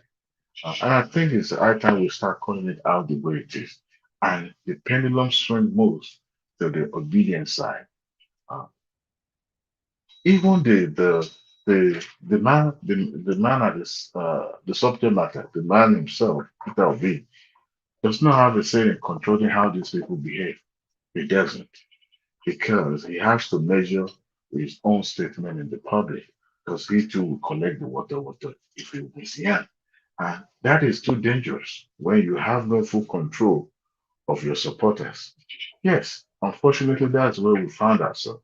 People like Rational Mind, or those like even Tunaja says is not an obedient, but there are some obedient that are rational in their thinking. They understood what is happening around them, and they're trying to make some, you know, uh, submission here and there. That you can say that's being rational at the same time, even though a little bit of biases, but that's the way it goes sometimes, but not to the point of being sounding like a fascist and disrespectful and all that. It breaks my heart that that is what the younger ones especially. How do you sit the whole time, resorting to that kind of uh, level? But that is the way it is. Deaths that came on earlier and saying that, oh, that shouldn't be. Why would, well, we can't categorize, can't generalize. It's right to some extent. But, and also saying that, why should we assume that it's obedient? When you have somebody who log into social media and start trolling the governor of a state of a foreign country and also abusing the officials of the school I mean, who else do you think is going to do that? Is it Atiku supporter? Even though Atiku started it, but the trend was so common among the obedience. It's unfortunate where we found ourselves. Anyway, let me yield the floor from others if they want to chip in with their own Yeah. submission. I wanted to contribute even earlier on in this thing. Some of the things you've said sounds like you are almost like regretting that some Africans are trying to push back on the French and some of the stuff they've been doing. I saw the one about the Gabon issue, and that Gabonese family that has been running that country for 56 years. When did you think that they were willing to start actually being democratic themselves? And they just kept, and the country is very rich. They have a lot of oil reserve, oil that they are, this in selling, and yet there is a big divide between the rich and the poor in that country. It was nothing like the way Gaddafi ran his country when Gaddafi was at his height. Gaddafi gave his people a good living, but this family, they were just running the country and keeping the people poor. And if it has anything to do with the French, I say, if those coup plotters have something against the French, I would say good on them, because when you are busy following types of government, you are missing the actual issue. Like in the 60s and 70s, when you had a lot of coups on the continent, what they were doing then was grabbing power often because of the West. And most of the coups that succeeded and endured were the ones sponsored by the West. The ones that the Soviet Union supported, most failed. Actually, most of them failed, like that of Patrice. When Patrice Lumumba came to power, he was removed by, was it Mobutu Sese Seko or something like that? And guess whom Mobutu was aligned with? The same thing with many other countries. They were removed from office. And from what I found, all of them, they didn't take security very seriously. And I just hope this new generation, they understood that. Because when Castro came to office, he didn't play around. He was very, very serious about it. Many of our leaders in Africa, there were very few of them that were quite radical in terms of their security. Even if you look at India, it took an invasion to remove India from office. He probably would remain, and he wouldn't have been aligned to the West. He was one of the few that would have remained, but it took an invasion from Tanzania that was sponsored by foreigners to ensure that he got out of office. And that should be the standard. African leaders, when they get into office, they should be hard to remove from office, except through direct invasion. Because if you can just be removed from office easily, then it means your country will be unstable. Every time they will be removing anybody they don't like from office. And those events that occurred in the 60s, 70s meant that most of our leaders were scared. And that's why in the 80s, 90s, they were all like towing the line. They were all like, oh, I better not say anything. I better not move. They all just did what the Europeans want. And look at where we are because of it. In the case of Nigeria, Babangida, everything they told him, IMF told him he would do. Everything World Bank told him he would do. And to the point whereby he went ahead to cancel an election that didn't need to be cancelled. He threw the country. It's almost like these people, their job is just to set fire to our nations. Because that election of that Abiola was supposed to come into office would have transformed Nigeria, even if Abiola was a terrible leader. But he was elected by almost every region. This was not, sometimes people manipulate election, but sometimes the manipulator, when he manipulates the election, even the people actually want that person. They don't care. And that is one of those cases with Abiola. And he would have gone on at least to do something positive, because if the people are working with you and mean that they actually mean that you should do well in that country, chances are that you're likely to do well because every region voted for him. But no, instead of that, it was cancelled and the whole country was thrown into chaos for another 9 to 10 years. And we got civilian regime, and all of them were towing the line of the West. Till today, they are still towing the line. How can you have a country for how many decades? You can't have one refinery working. Your own refinery working. You can't have your own constant power supply. What kind of alliances is that? You have an alliance with a serpent that doesn't want you to ever grow, and you call that alliances. So I say anybody that fights against that, it's all good. And what we are seeing now is not necessarily the same as what happened in the 60s and 70s. The West, when we say the West, the Anglo-Saxon West, America, United Kingdom, they basically abandoned the French to their fate. That's what they've done. They've abandoned the French to their fate. What they are doing now is like, you know what? While everybody's thinking that the French are the real colonizers, let's leave it, let them suffer the face of it. Because clearly, the guy in Niger was talking about Niger yesterday to the Nigerian military top brass. He was like, we just want a rapid transition to civilian rule. So, in other words, the British guy has already given up on the Bazoum guy. Like forget Bazoum. Let's just do a transition to civilian regime. And they don't care. They didn't even say the current military coup leaders cannot run in the election. No, they can't run an election like the way the Egyptian leader did. The Egyptian leader ran in the election, won it by 97 point something percent of the vote. 97 point something percent, just in case you didn't hear that correctly. He won the election by that margin, and then went on to perform relatively well. That Egyptian president right now. Are you kidding me? Are you kidding me? To Nigeria? No, I'm not kidding you. I'm telling you what truly happened. 97.30% Well, of the vote. yeah, it's not true that he's doing well. How can you say he's doing well? No. The Egyptian leader is doing well. Yes, he's. Are you an Egyptian? How do you know that? No, because of the power output of the country. Like they didn't used to have constant power. What can you be? Don't they have? No, wait, to Nigeria. Don't they have constant power supply before it came in? No, they didn't. No, it's not true. See, as I'm talking now, I have an Egyptian sitting with me. Come and see the way they are lamenting about their country. Yeah, of course they will lament. They will lament, but also, what do you mean? So it's you that will not judge their country for them? If somebody is telling you as a Nigeria that Nigeria is good, will you agree with the person?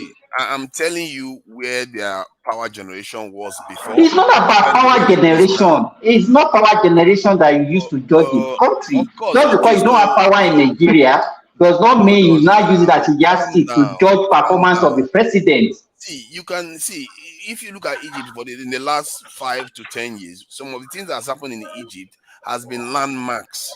There's nothing landmark. Let me tell you, there's nothing landmark about Egypt. Look at their currency. Look at their currency before this guy came in. Look at their currency now. Look at the inflation in Egypt. Inflation in Egypt is even worse than the inflation in Nigeria. So what are you telling us? Don't lie to us now. Calm down. No. Of course, inflation is hitting a lot of countries like that of Ghana. It's not of course. What do you use as a yardstick to judge performance? Don't say hold on because we are pledging. You're not letting me talk. You ask a question. Continue your lies. You ask me a question, you don't let me to answer it. Why is that? It's only obedient people that lie. You people don't lie. It's unbelievable. It's like, why would you say people are lying? I don't even understand. That's the new technique now they use here. It was Simba. It was Simba yesterday that was disputing all the data. But he said and he ate all has the Egyptian. National mind. Is that what? What did you say, Mike? Mike, what are you saying? Why you? The two Nigeria tell you that you.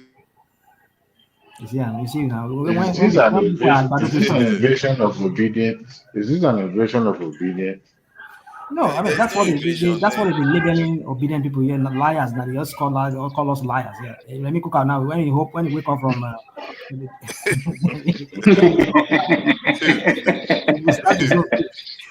Don't mind them now. I can show you the graph. If I had this thing, I would have shown you the graph of the data showing that Egypt is generating more power now. So they are generating more power. They are building their nuclear power plant. Not like Nigeria that went to that this year and are not building it. They are building it. They are housing the African space initiative. They are the headquarters of it, and they won it while this guy was in office. So this guy is building a whole new city. That's some of the projects that these guys engage in there. Even their antiquity, in terms of tourism. The guy this is like saying Buhari is doing excellent when he was in power. No, hold on. It's not the same now. It's not the same. This guy, in terms of their tourism, he has also changed the landscape. How many times have you had any terrorist attacks since he came to office? barely anything, not even one I've heard of And since what this has guy the came to office. Egyptian got to do with terrorism? Because Did, so you did don't they know that there really was have terrorism in terrorist attack? Egypt? Did they Yes, really they used to have a lot. You didn't in know? Egypt? In Yes. Really? the history, how many Oh my terrorists have you God. When? seen coming They Can you from used to name? Egypt? attack. They used to attack They tourist do, sites yeah. in He's right. Egypt. It's correct, yeah. They used to attack tourist sites in Egypt. So you don't know. They used to have a terrorist And problem. it happens, the one that happened is about just 2 or 3 occasions. So you Oh can't say God. that And they've never. Oh how my long God. ago? Even How Hamas, long ago? Hamas, Eh, Hamas I has can't some believe you cells just there. said that. They were breeding ground for terrorists. you can No. rewrite the history of another country to Nigeria. You No, want to rewrite the history of another country. no. If you don't know, Oh I no, mean, there are many. No, There are God will no. many save terrorist you. attacks. Egypt has never been a ground for terrorism. They Oh have my their Oh own. my They God. see, listen. They have the. Hold on. I think there were pockets of what you can because as at the time, I mean, look at Gaddafi too. yeah. It's like saying, oh, Libya is known for terrorism. Meanwhile, the head of the government then was also the one perpetrating the evil. You know, blowing up blowing You up want me to list the aircrafts, terrorist blowing attacks? You up want me to list them? The list seems to be quite long the here. attack. It Go seems to ahead be and quite list long. it. Yeah. Go Let ahead me and let list me it. okay. Let me list from what year should I start from? I don't want to even go back to the 60s or this thing. Let me start from 2000s. 2004 Sinai bombing. April 2005 April attacks, not just one attack. 2015 again Sharm el Sheikh attacks. 2006 Dahab bombings. 2008 Sudan kidnapping.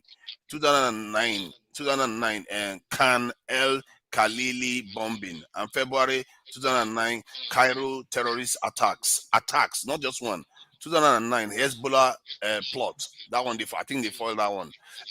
Al Qisin church bombing, Sinai insurgency, that's another insurgency. The Sinai insurgency. 2014 attack on border guards. Don't go too far. Terrorism Don't go in too far. Egypt Hold on, since hold on, hold 2009. on, hold You on, can't. I hold can on. just keep reading. Tunanja, hold on. Give them the this what's the name of this former president? This brotherhood, what they call him? This in the Islamic Islamic Brotherhood. Brotherhood or whatever they call Yeah. themselves. Just give them that example. Why did you think they rejected them? Why did you think they were top with the army? The military had to come in. This in the It royal was house of gradually Saad descending into didn't a want them in terrorist state. office. No, I don't think that was the case. See, I think it was my the brother. royal family of Wait. Saudi Arabia that was Excuse me. I against Muslim it. want to quickly Brotherhood. put this Muslim one in. Brotherhood. Excuse me. The brotherhood they came into election, and the West decided to remove them. You see the double Yes. standard. So everything is Yeah. turning around. Look at That what was happened in awful. Gabon now. Yeah. You see, God, The people of Egyptian elected their leader, but the media is telling you, wait, my brother, they use their media as a propaganda to tell you what this man is a terror. How? So the reality is coming out with this social media. If we were having a non-social media, then it would be so complex for them. If not for social media, by now, I think France army would have launched their attack to change that junta. Because nobody, no leader, whether a democratic process or military process in French colony, without a France government sanctioning you, go and be their leader. No way. That's why they are so confused now. The people are coming from nowhere and they are seizing power. Their medias can no longer play that role they used to play for them. So it's a double standard. And we should be afraid of our country as well. We should be afraid. Yeah. Our leaders should be serious. We don't want these guys because if they come, we're going to suffer. So attacks. Yeah, that guy that was moved from office, I wasn't very happy about that. But the people, you see, the Saudi Arabia didn't want him in office, that guy in office, because he was against the royal family. He was more of a democratic Islamic kind of person, so he was against the royal family in Saudi Arabia, and they funded it against. They basically brought this Assisi into office, and with Americans' blessing, because I think it was Obama that was in office during that time. They just allowed the whole thing to go on and look at. And to be fair, it looks like this guy has reaped the benefit from the point of view of he's been given a lot of money by Americans, and he's been supported to build all kinds of infrastructure. They even supported him against Ethiopia when Ethiopia was building their own dam. So my point was that just because you come to office like this doesn't necessarily mean you are not going to perform in office, especially if you mean well by the people. My problem with this is why I support Adewale to an extent, that these leaders, our leaders, when they come to office, they want to wear uniform for the next 5 decades. They will not even want to change to a civilian. They will remain there.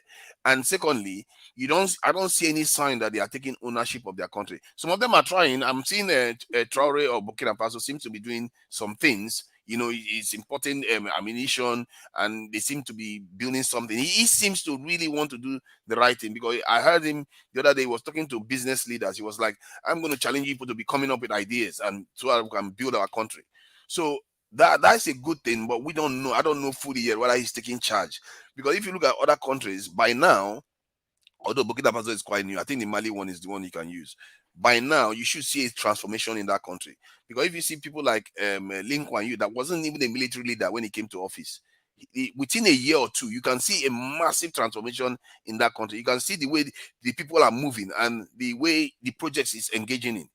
I don't see that move in the Sahel yet. I really don't see any major move, except they are hiding it. We don't know about it, because after all, when Lin Kuan Yew came to office, they were calling him the dictator, the devil, and all kinds of names they've called him. So, but now look at what he has transformed Singapore into.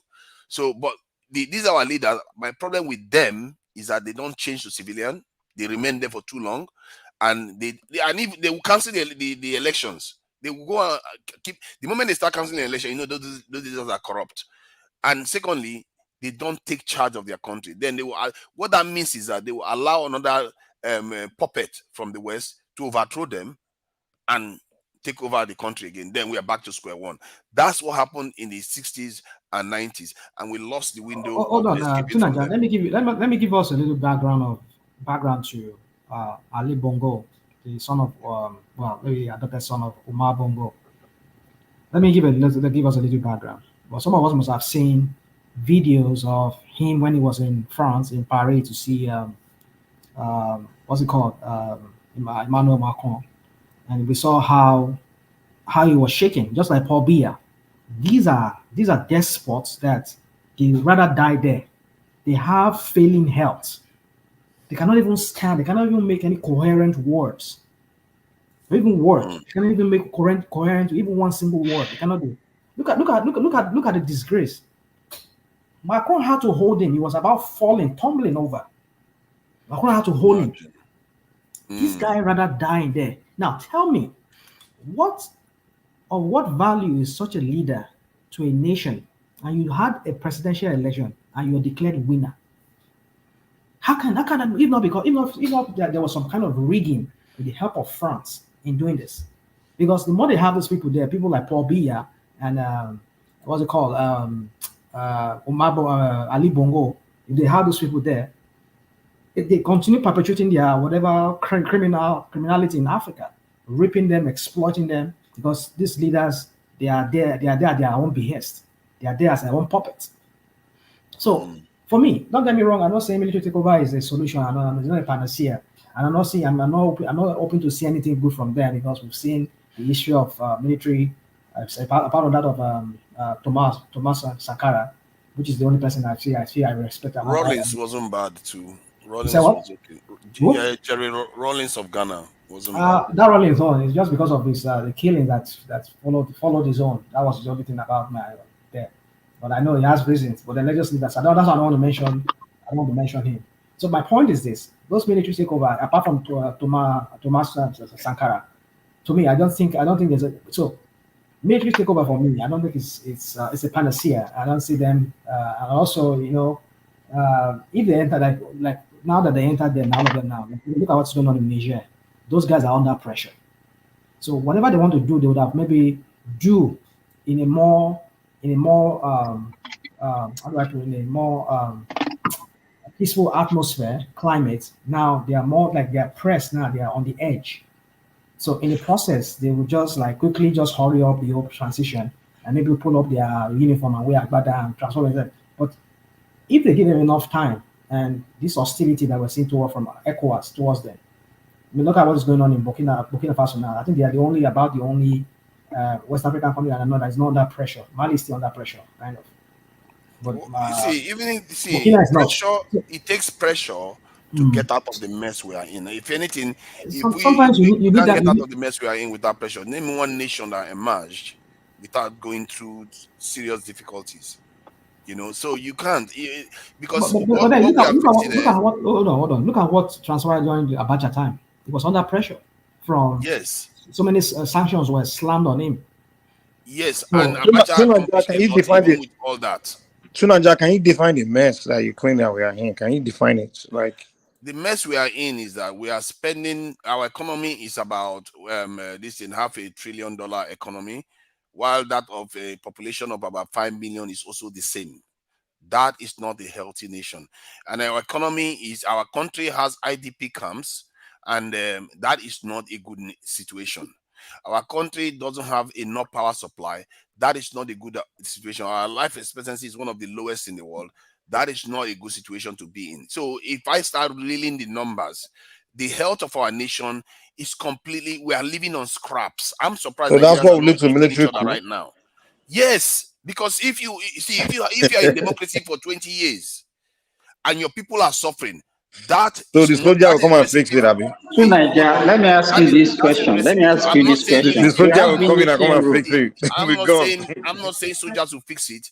I'm saying that whatever it takes to fix it, you do it. I don't Well, care you guys, whether you guys it's are saying you want military whether coup. it's Babalawo regime, whether it's MAR regime, whatever it takes to fix No, it. Why do you wait, guys keep Mike, thinking? please let me, So Tunaja, you are let the me one help worrying you. about this one. For me, this is Mike, survival. let me This is also not come in, our please, government. if I'm permitted. Okay, let me hear your own excuse. Go ahead. Mike, are you hearing me? I can hear you. Go ahead. Mike, are you hearing me? I can hear you now. See, my brother, look, what is going on in the world? If you love our country, you should be worried. The reason is this. Currently, economically, Nigeria is in serious trouble. I'm not saying Tinubu is the problem. It's just the problem from that 1990 date that is swelling up. That's just the fact. But what Tinubu should do now is to be serious, to ask questions. Why are we in this mess? People are being appointed into position. People are responsible for something. Please, guy, why are we like this? Imagine a country that was given to them with full capacity to produce crude oil. Today, they are not meeting up. So what is your point? Military guys. When they were given to them, there's nothing like IDP camp. Because you're saying when military was ruling, there was nothing like IDP. There was nothing like IDP camp. Because the time we live is a different time. We live in a time of there was nothing like wait now. Listen. There was Okay. wait. There was nothing like IDP camp. Nobody was displaced. Even the local people were able to produce food and agriculture to their full capacity. It was because so of the my dear brother, there is a messed up already. The only thing that can satisfy us, the only thing I feel that can save Nigeria from this mess is for politicians to say, look, enough is enough. We can't continue like this. And they should be serious to question Do you think military coup will solve the problem? But if they continue to be treating corruption with it will never solve. It will put us in another backwardness. It's an opportunity to come into this democracy. If we decide to throw it to them, we are left with no choice. That's just the fact. No choice. Well, if tomorrow it happens, it is Nigerian politicians who throw it to them. Mike, it doesn't matter. They were not serious to really govern this country for good. So these soldiers their brain is designed Can to you fix listen to me? Can you listen to me? Let us go back to Nigeria. Yeah. Hello. Yeah, okay. Let's start from 1983. Because even before we just only had 4 years of democracy between 1979. From 1966 to 1979, we had military. As at that time, what was our population? Then what was our income? The same oil quota that we had that time, we're even producing more than what we produced then than now. Look at the rate at which our population is growing. If this same military that you people are clamoring for, you think that they are the one that will liberate us.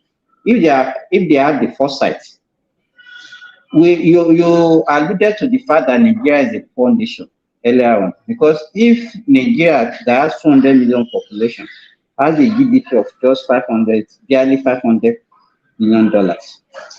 It's a very poor nation. And the income that we are generating in Nigeria cannot even take care of anything.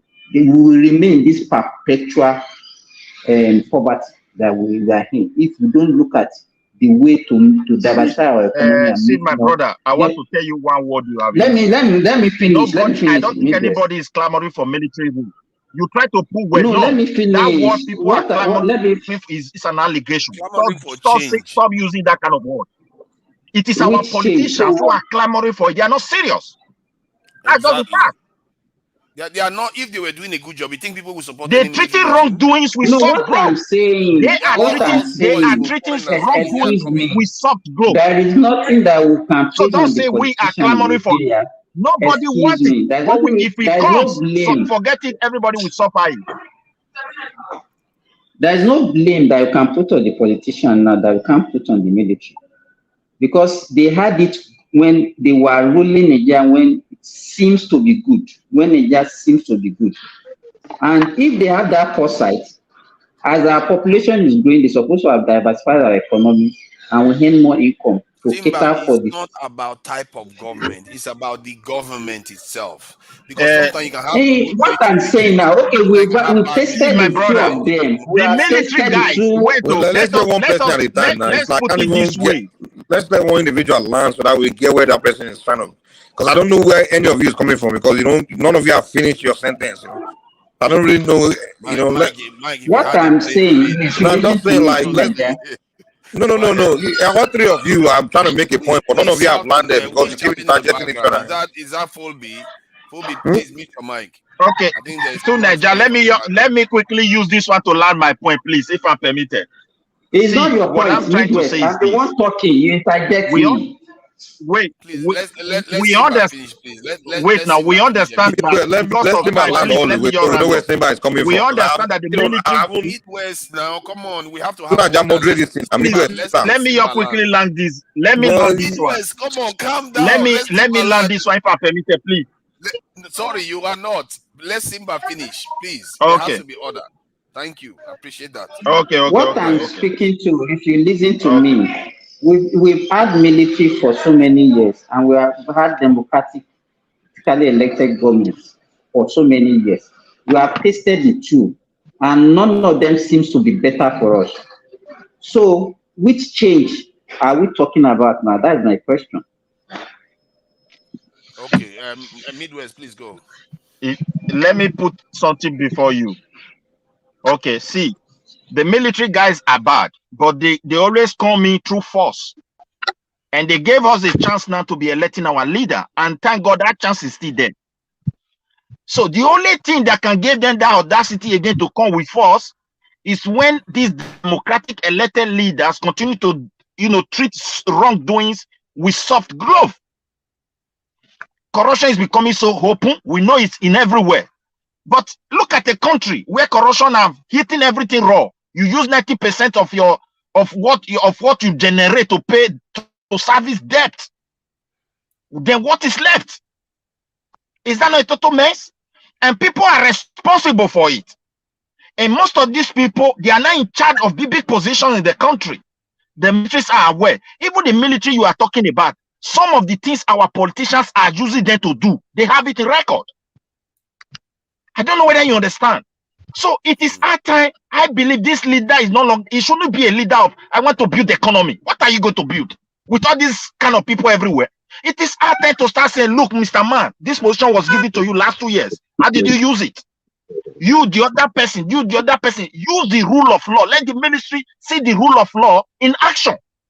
But if you don't do it, nobody want them. I don't think Gabon people want them. But they're already in it. So this is what I'm trying to present before you, so that when they hear our voice, they should be serious. We want them to do things differently. They can't just be promising us, I want to come and fix. Which economy Tinubu is going to fix? Who is the miracle that's coming? This country, with what we are facing, or with the reality on ground? He is not a bad guy. He made a messed up country. He should be serious to start questioning these people.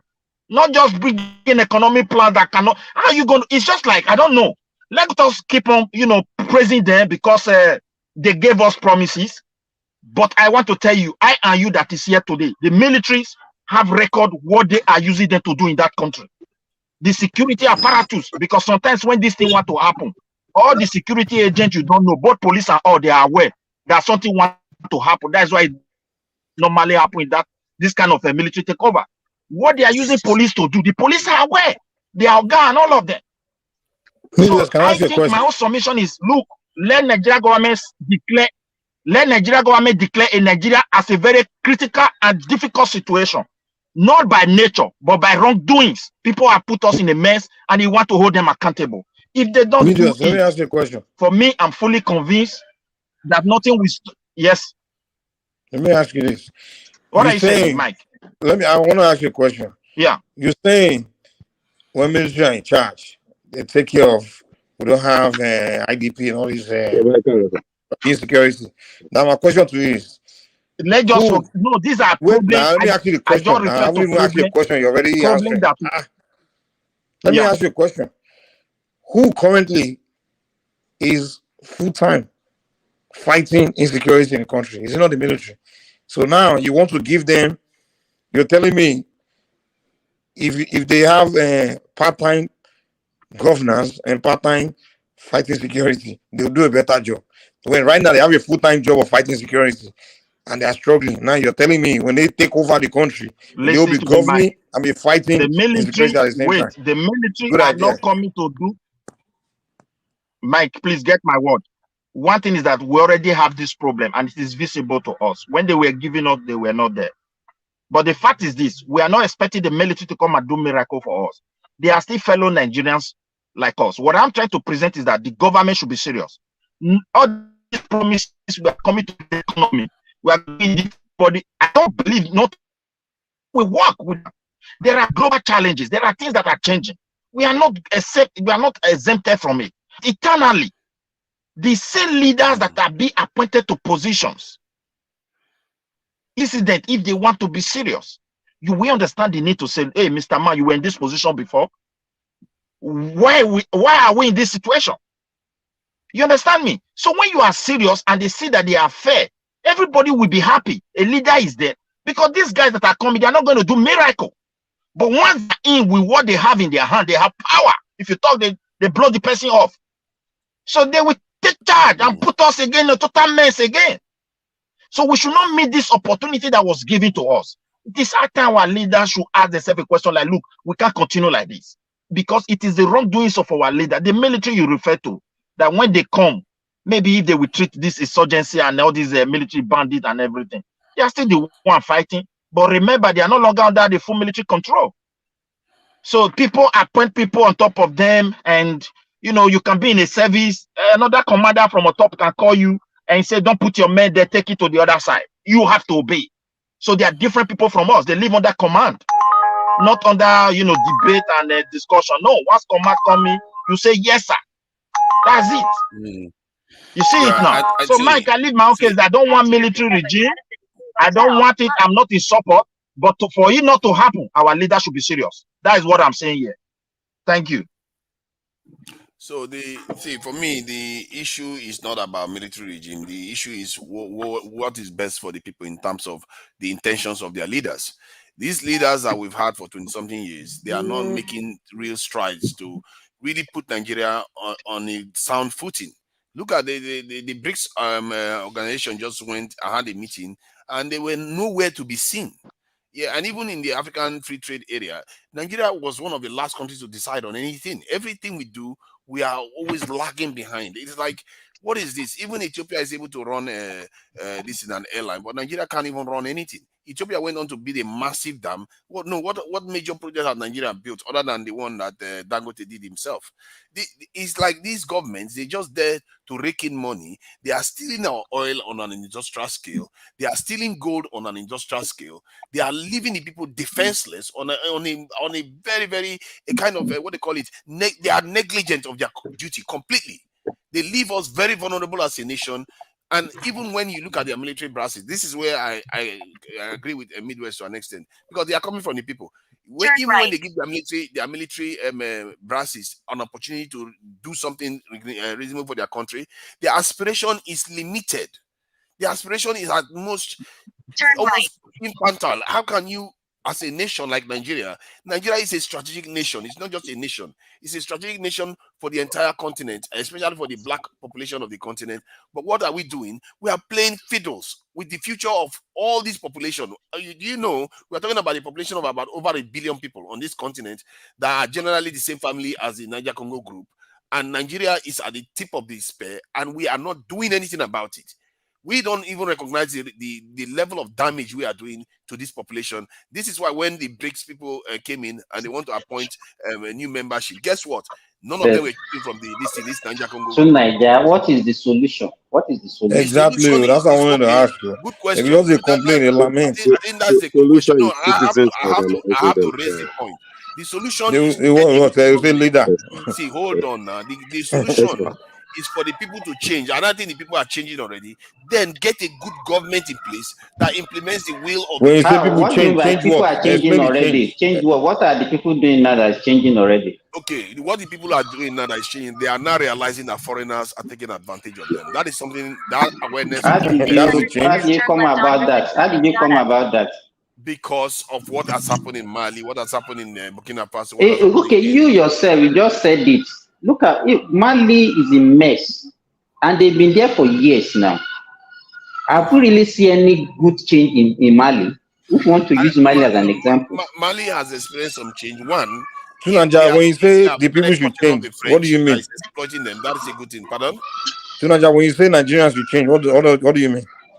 No, wait, sorry. Let me put it the proper way. He asks you what is the solution, and you say Nigerians should change. That's the solution. Change what? What do you elaborate on that change? What do you mean? Midwest, can you mute yourself? We are hearing your this thing. Mute yourself. Thank you. So the change is about, when they asked Dr. Arikana what is the problem of the continent, the key word she used was our mind. That is the problem. And now people's mind are beginning to realize that, you know what, we are playing a global game here, and they are beginning to realize that foreigners are taking advantage of their countries. Because look at France now. They ask what's the solution? Hold on, I'm telling you now. I'm just trying to get into it's not the mind. That's what I'm saying. And the solution is beginning to show up already in the minds of the people. So if the leaders don't conform, yeah. Okay. If you don't realize, but tell me what that solution is. Just tell me what that solution is. Able to escape from that prison. That is, your eyes have to open that so that you can know that you need to escape from that prison. So the solution is for a good leader that believes in these changes to emerge. That is the solution. It doesn't matter. And what is the change? What is the change? Tell me what that change is. What is wrong with you? Do you just give us what it is? You can use words, but you don't give us. The person that understands the problem and is ready to do the needful. They just use the word change. Leader, get into it. Explain it. Break it down. Mike. Hello, can you guys hear me? When somebody is telling you the change, you are still asking what is the change. Break it down. You can't just be using all these words. Change is the mind. The change is the mind. You ask me what is the change in the mind. I tell you. No. We're telling the solution to Africa's problem, and you're saying change, and then break it down. You can't just say change. Change what? Change my face. Change what? I want you to read him ABC. Change from what to what? You gotta break it down, man. Nigeria, there are so many changes that can happen. You can have negative, you can have positive. So which one? How do you want the people to change? Which path do you want to follow? Break it down. That's what he's saying. The path to follow is that we need to stop the exploitation of our resources. We need to start ensuring that we start producing stuff. And most importantly, we need to be secure. If we are not secure, you can't protect any of your assets, debts. So how do we achieve all those things that you? How do we achieve those things that you mentioned? To do that, guess what? The Nigerian regime now recruiting people into the military and all the rest. To do that, you need to build your security apparatus. Somebody asked an interesting question. I think it was UFC. He said, "Have you ever heard of any case where they captured a Nigerian spy for spying on any other country?" No, you've never heard it because we don't exist in that arena. We are not even playing the game. That is what we need to get back onto.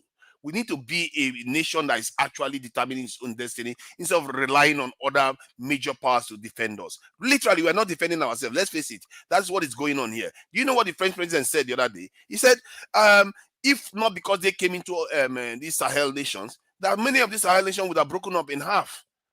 Maybe he's right, maybe he's wrong. The point is that he's saying that our people are incapable of keeping their nation secure, are incapable of keeping their nation intact. Yeah, that answers your question. They're incapable. Okay, how do they become capable? This one needs to change. That's why I tell you that you need to secure. How does it change? You need to. You don't have the answer. Just forget it. Put people into office. You need to form alliances, strong alliances. Really? So the alliances they form right now. What is it? Okay. The alliances that we are in right now is the one that is killing us. They ensure that we don't. We should change we should change the people. Alliances. So to Russia now, or to where? See, let me tell you something. Do you know how many nations Russia helped out? Russia helped China, Russia helped India, Russia helped Iran, Russia helped which other country again? Pakistan. Russia helped a lot of countries, Syria. Pakistan? Yeah, are you kidding me? Kidding me? Pakistan? So just because Pakistan has issues, the others they don't have issues too. But look at where they all are. All the other countries I mentioned, you forgot all of them. Russia backed. Even Iran that you mentioned. I don't believe that it's Russia that helped Russia, that helped China. I don't believe that it's Russia that helped India. What? Then you don't know the history. How did Russia help China and India? Let me explain. Let me give him the answer. Russia practically gave ballistic missiles that the raw ballistic missiles say take China, study how it is made. So it's the ballistic missile that makes China to be a world power. Yes. Economically. Oh my God, this ballistic missile. How? I hope you don't see. That's what it is. Ballistic missile that made China more economically powerful than Russia. Yes. Because when they did that, remember Mao Zedong went to Stalin and asked for nuclear technology when it was the highest form of defensive technology in the world, and Stalin refused. But when Khrushchev came in, Mao Zedong went back again. Khrushchev agreed to give him the nuclear technology, agreed to give him ballistic missile technology. They handed one missile to China to study and know how to make it. They handed that one just without questions. Then the nuclear technology, they were giving them piece by piece, until the Chinese said, you know what? Because Russians want to make peace with the Americans, then the Chinese said, no, we are not going to do that. I don't care about your peace. We are going to go and build our own nuclear technology. And the Chinese went on. They even built it faster than when the Russians were assisting them. Then when they finished building it, they tested it within 10 years after doing that. That's the key word. They started building. They built their own thing. Hold on. Who gave them the start? After doing that, after they built it, within 10 years, Nixon was there to sign the agreement that got them to where they are today. It tells you what you do first. Do you know what Khrushchev told Mao Zedong the first time Mao Zedong asking for nuclear technology? He said, why are you worrying about nuclear weapons and all that stuff? We can protect you. Why don't you worry about your economy? Mao Zedong said, no, we want the nuclear technology. That was the smartest thing he said. If he had said the opposite, if he had agreed the other way, like we Africans do. So, Nigeria, what I can observe, your own way out is through military. That the only way you can have economic liberation is through military. Tell me one nation. But we've had, excuse me. I mean, we've had examples. Let's say during the time of Russia, USSR, and US. US were building by both their economy and the military capability. Russia was only building their own military capability. Look at what happened to them. You need economy, strong economy to have that military power. What happened to Russia? It crumbled. Russia is still a very strong country. Do you know that Russia makes up the major bulk of the Soviet Union? Why are we telling me? Are you kidding me that the same Russia that we are talking about was the Russia of about 40, 50 years ago? Of course, it's not the same thing. The same word. So British Empire now, but the Russia. That time they were competing. The kind of power Russia had then was not the same power they have today, and that's why they are struggling to own all this. Hold on. So, what is the difference from the USSR and Russia today? So you want to tell me? I'm asking Simba. Yeah. The USSR yesterday they were competing almost the same. They have almost the same power with US. How so? On what level? But initially they started both economically and militarily. But later, when their economy crumbled, then the United States took over, and that was why they were able to break them. So now Russia today, now what's different between Russia and the USSR? What stage? What is the economy of Russia now in the world? I think they're about fifth or sixth economy. Okay. So I would say was USSR that almost as that immediately after the second war, they are like competing with US economically and militarily. Well, I don't know what the yardstick you're using here. What I'm saying, because this guy has been coming here every time, looking at us military, pitching military as only way out for economic survival. You said it yourself. You said that the way America measures with Russia, the Soviet Union, was their military. Because no, I'm not saying military. I said the two of them have to go hand in hand. If you are not strong economically, this military, how will you achieve it when you don't even have the money? Sunaja, I need to understand something. Sunaja, let me just 15 seconds. See, you said Niger is recruiting now. It's recruiting military. What is he going to use to finance his military? Seconds, and now you are making it longer. See, I agree with you that economy plays a role, but what you are missing is that it's not economy all.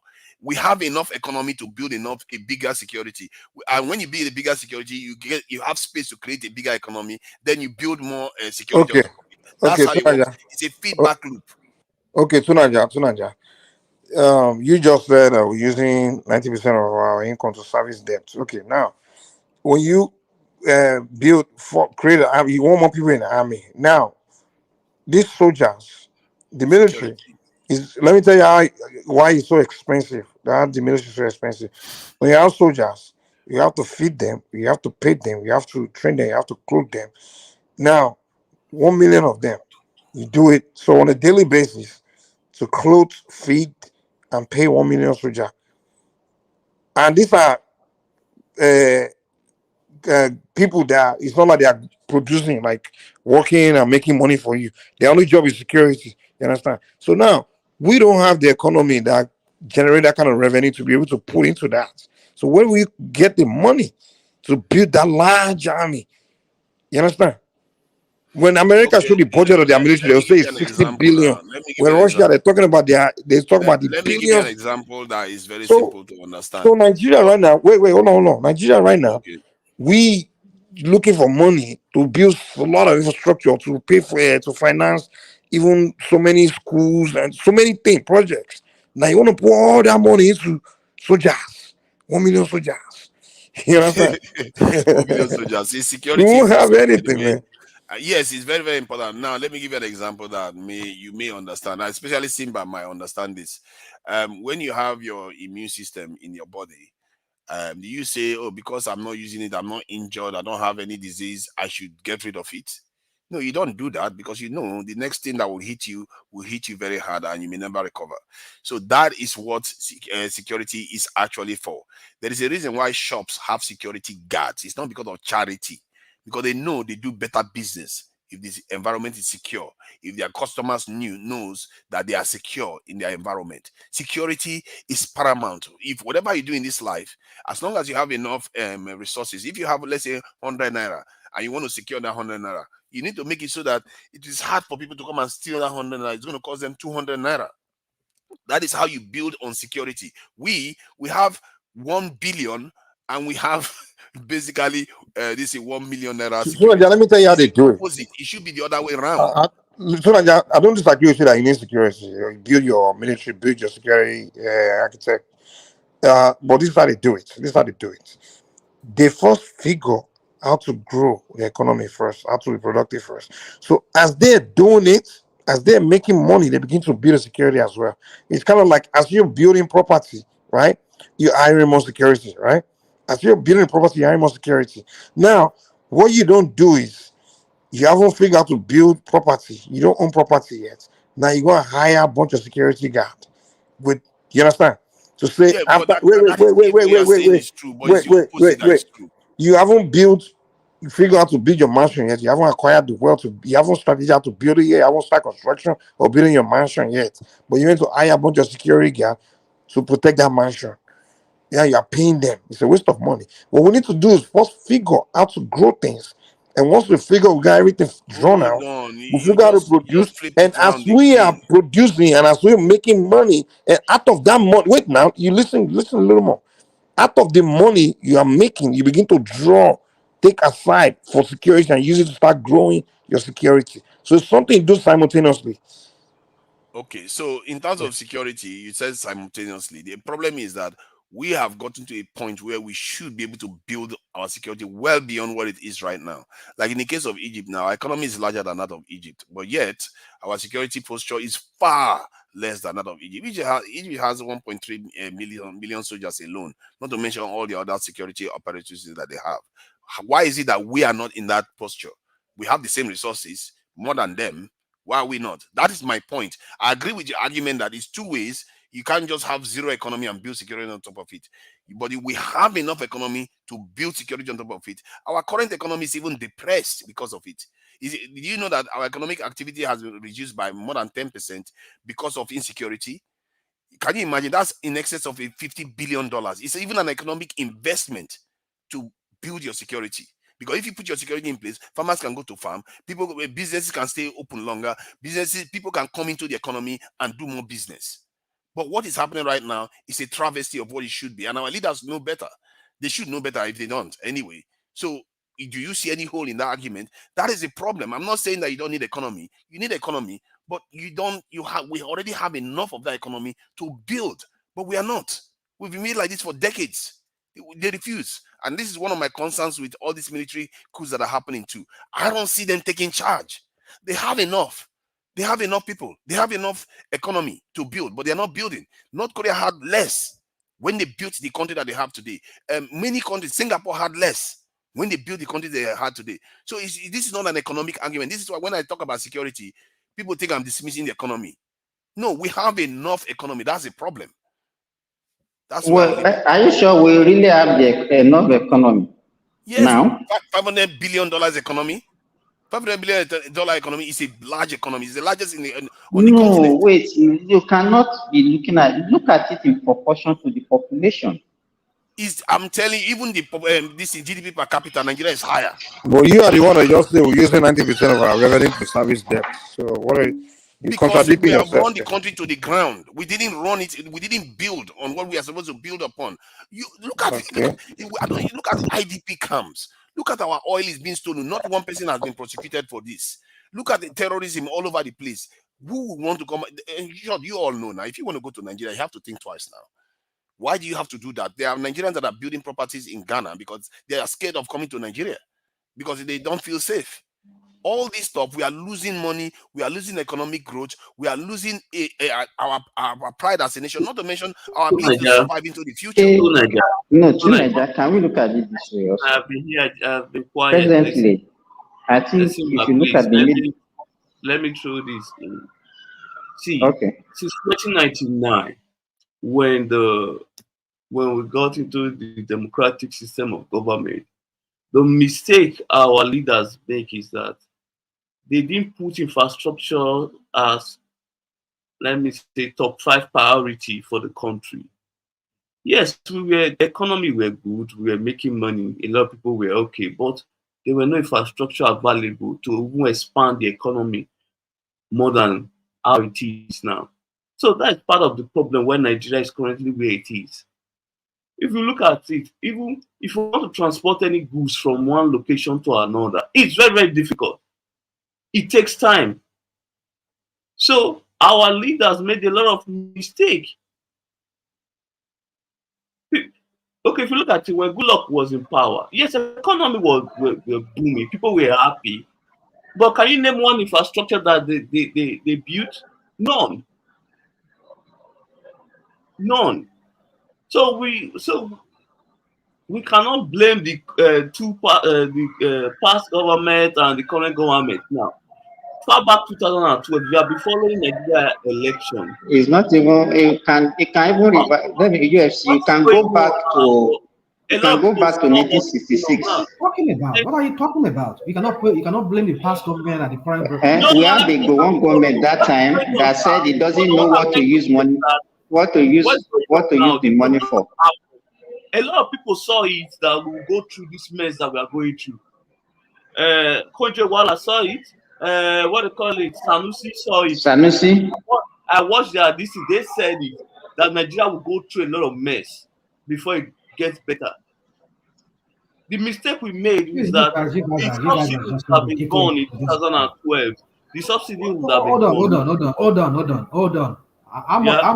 When Buhari got there, how much did he meet? How much did he meet the dollar? How much was the dollar? How much did he make dollar? How much was the dollar? 250. The reason, me and you know 250. 250. Yeah, 250. But me and you know the reason why the dollar is. That's because we consume less back then. Rational mind. We consume less foreign. We import less back then because. Not only that, Mike. They were forests were available. We had a lot of forests. We have forests in foreign reserve and also forests in SS crude account. So they were forests to mitigate this thing. So there were money then, a lot of money available. The Nigerian economy back then was just Lagos and maybe a few other places. But now Nigerian economy is pretty much the whole Nigeria. And what we import these days, we import way more than we used to import back then. And when you over-import, you know what happens to your currency now. So we all know that. So it's not like one person came. So we need to grow and produce what we consume. Exactly. Back then, more people were in the farm back then. Today, how many people are in the farm? Everybody are flooded. Mike, wait. Mike, I want to put this on. Mike, when Obasanjo was in power, please, Nigeria imported more than any other government. The difference was that we're meeting up with our production. The military guy did not allow all these fuel, debt, and all those kind of things. In terms of oil production. So because we are just oil economy, we have been like that. So so because we were producing enough, Obasanjo was having enough money. He was able to pay our debt. He was able to save. So this savings is what these guys were enjoying.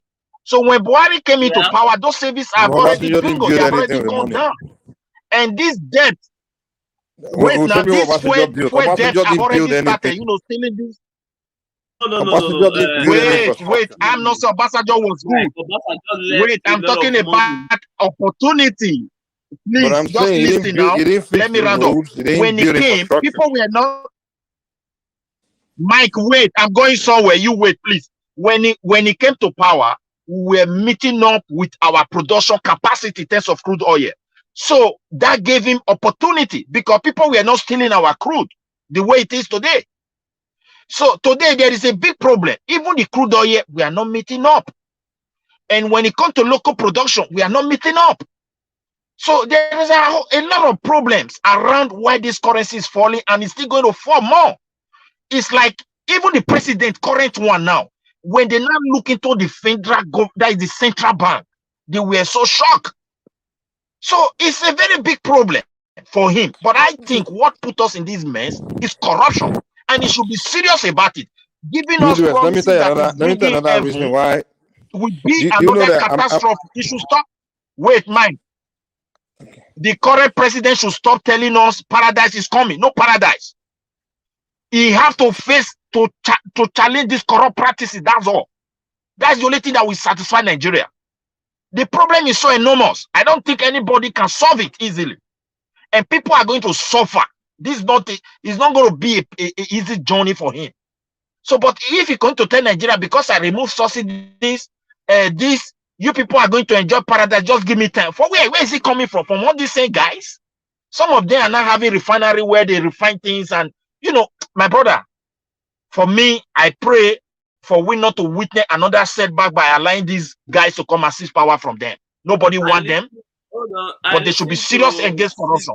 The virus that is killing us is civilian regime. Civilian regime, they are running us to the ground. These people have no ambitions for us. I'm telling you, Midwest, what these people are doing to us right now, they are going to run us to extinction. This is, look at that man. Just look off is his not 3 serious months. about controlling corruption, my If brother. it was to be that won the election, and you won't be I saying agree this. with you. Hold Yeah, on, running look at into what the ground. Bazoum is doing in Niger.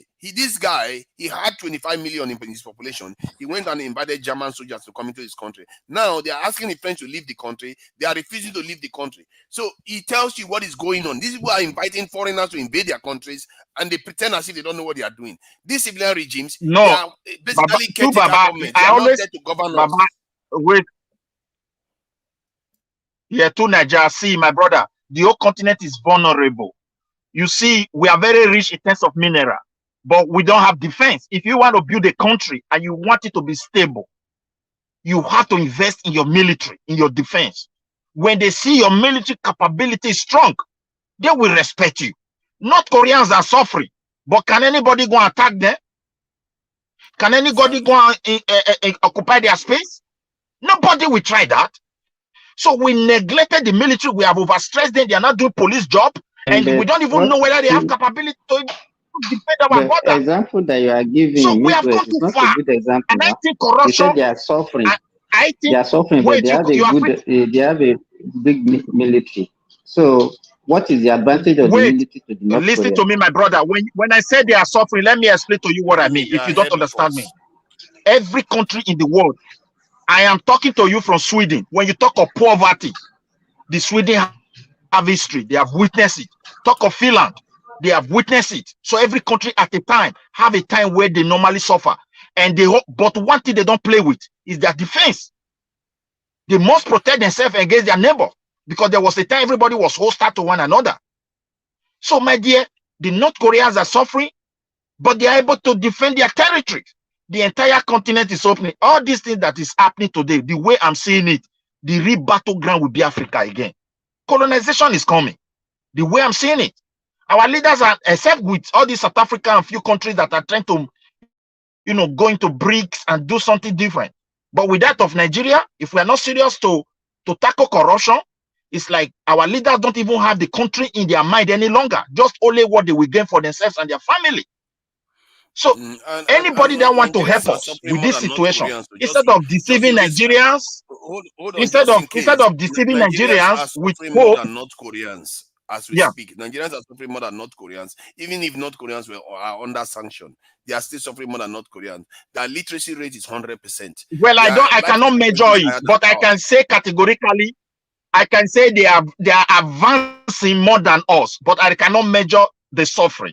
But I can say anybody can doubt that. In terms of productivities, in terms of engineering and self-sufficiency, they are advancing more than us. I don't think anybody can argue that. But the thing is this, we as a people, currently, what this administration should do for us, they should go into the financial book and let Nigeria understand what lie ahead for them. We don't even need to go there. When we look at the reality, we understand more sufferings are coming economically for Nigerians. He's not the current president, but what he should do for us, he should call, guys, look, you have to take responsibility for what you did wrong. People were in charge of things. How come today they are moving freely? They are still the one. If you as a president, if you make policy, you want to affect them, they use the same money they have stolen to fight you heavily, and you allow them to be there and you want to succeed. It's not going to work. So this is what I'm afraid of. The sufferings of our people may decide. The military guys know more than me and you. They use them against opposition. They use them for so many things. They use police. They are aware they have record. It's me and you that doesn't have those records. And if those guys came, sanction will come. The poor of the poor are going to suffer, and the country will be in total mess. If not throwing out into civil war self. This is my worries. We need to talk to them. Not that he have a good policy. Tell me any president that never produced good policy in that country. It's the implementation that is the problem. And because of corruption, no one can implement them. Nobody. You give money to local to your governor. The man will embezzle it. There's no accountability. You that is even giving money as a president, no accountability. The other one in opposition, governor will be insulting the president. The president will say, no, you are saying like we'll be insulting you, my brother. Huh? So somebody is asking you, what would be the solution? The solution is that let's put hands together and fight corruption with sincerity. and Nigeria will move forward. That's just the fact. But if we treat it with soft glove, the way they have been doing it, this is my man, I will continue like this. Okay, oh my brother, what we don't expect may happen, and we have no choice. The international community they will look into their interest.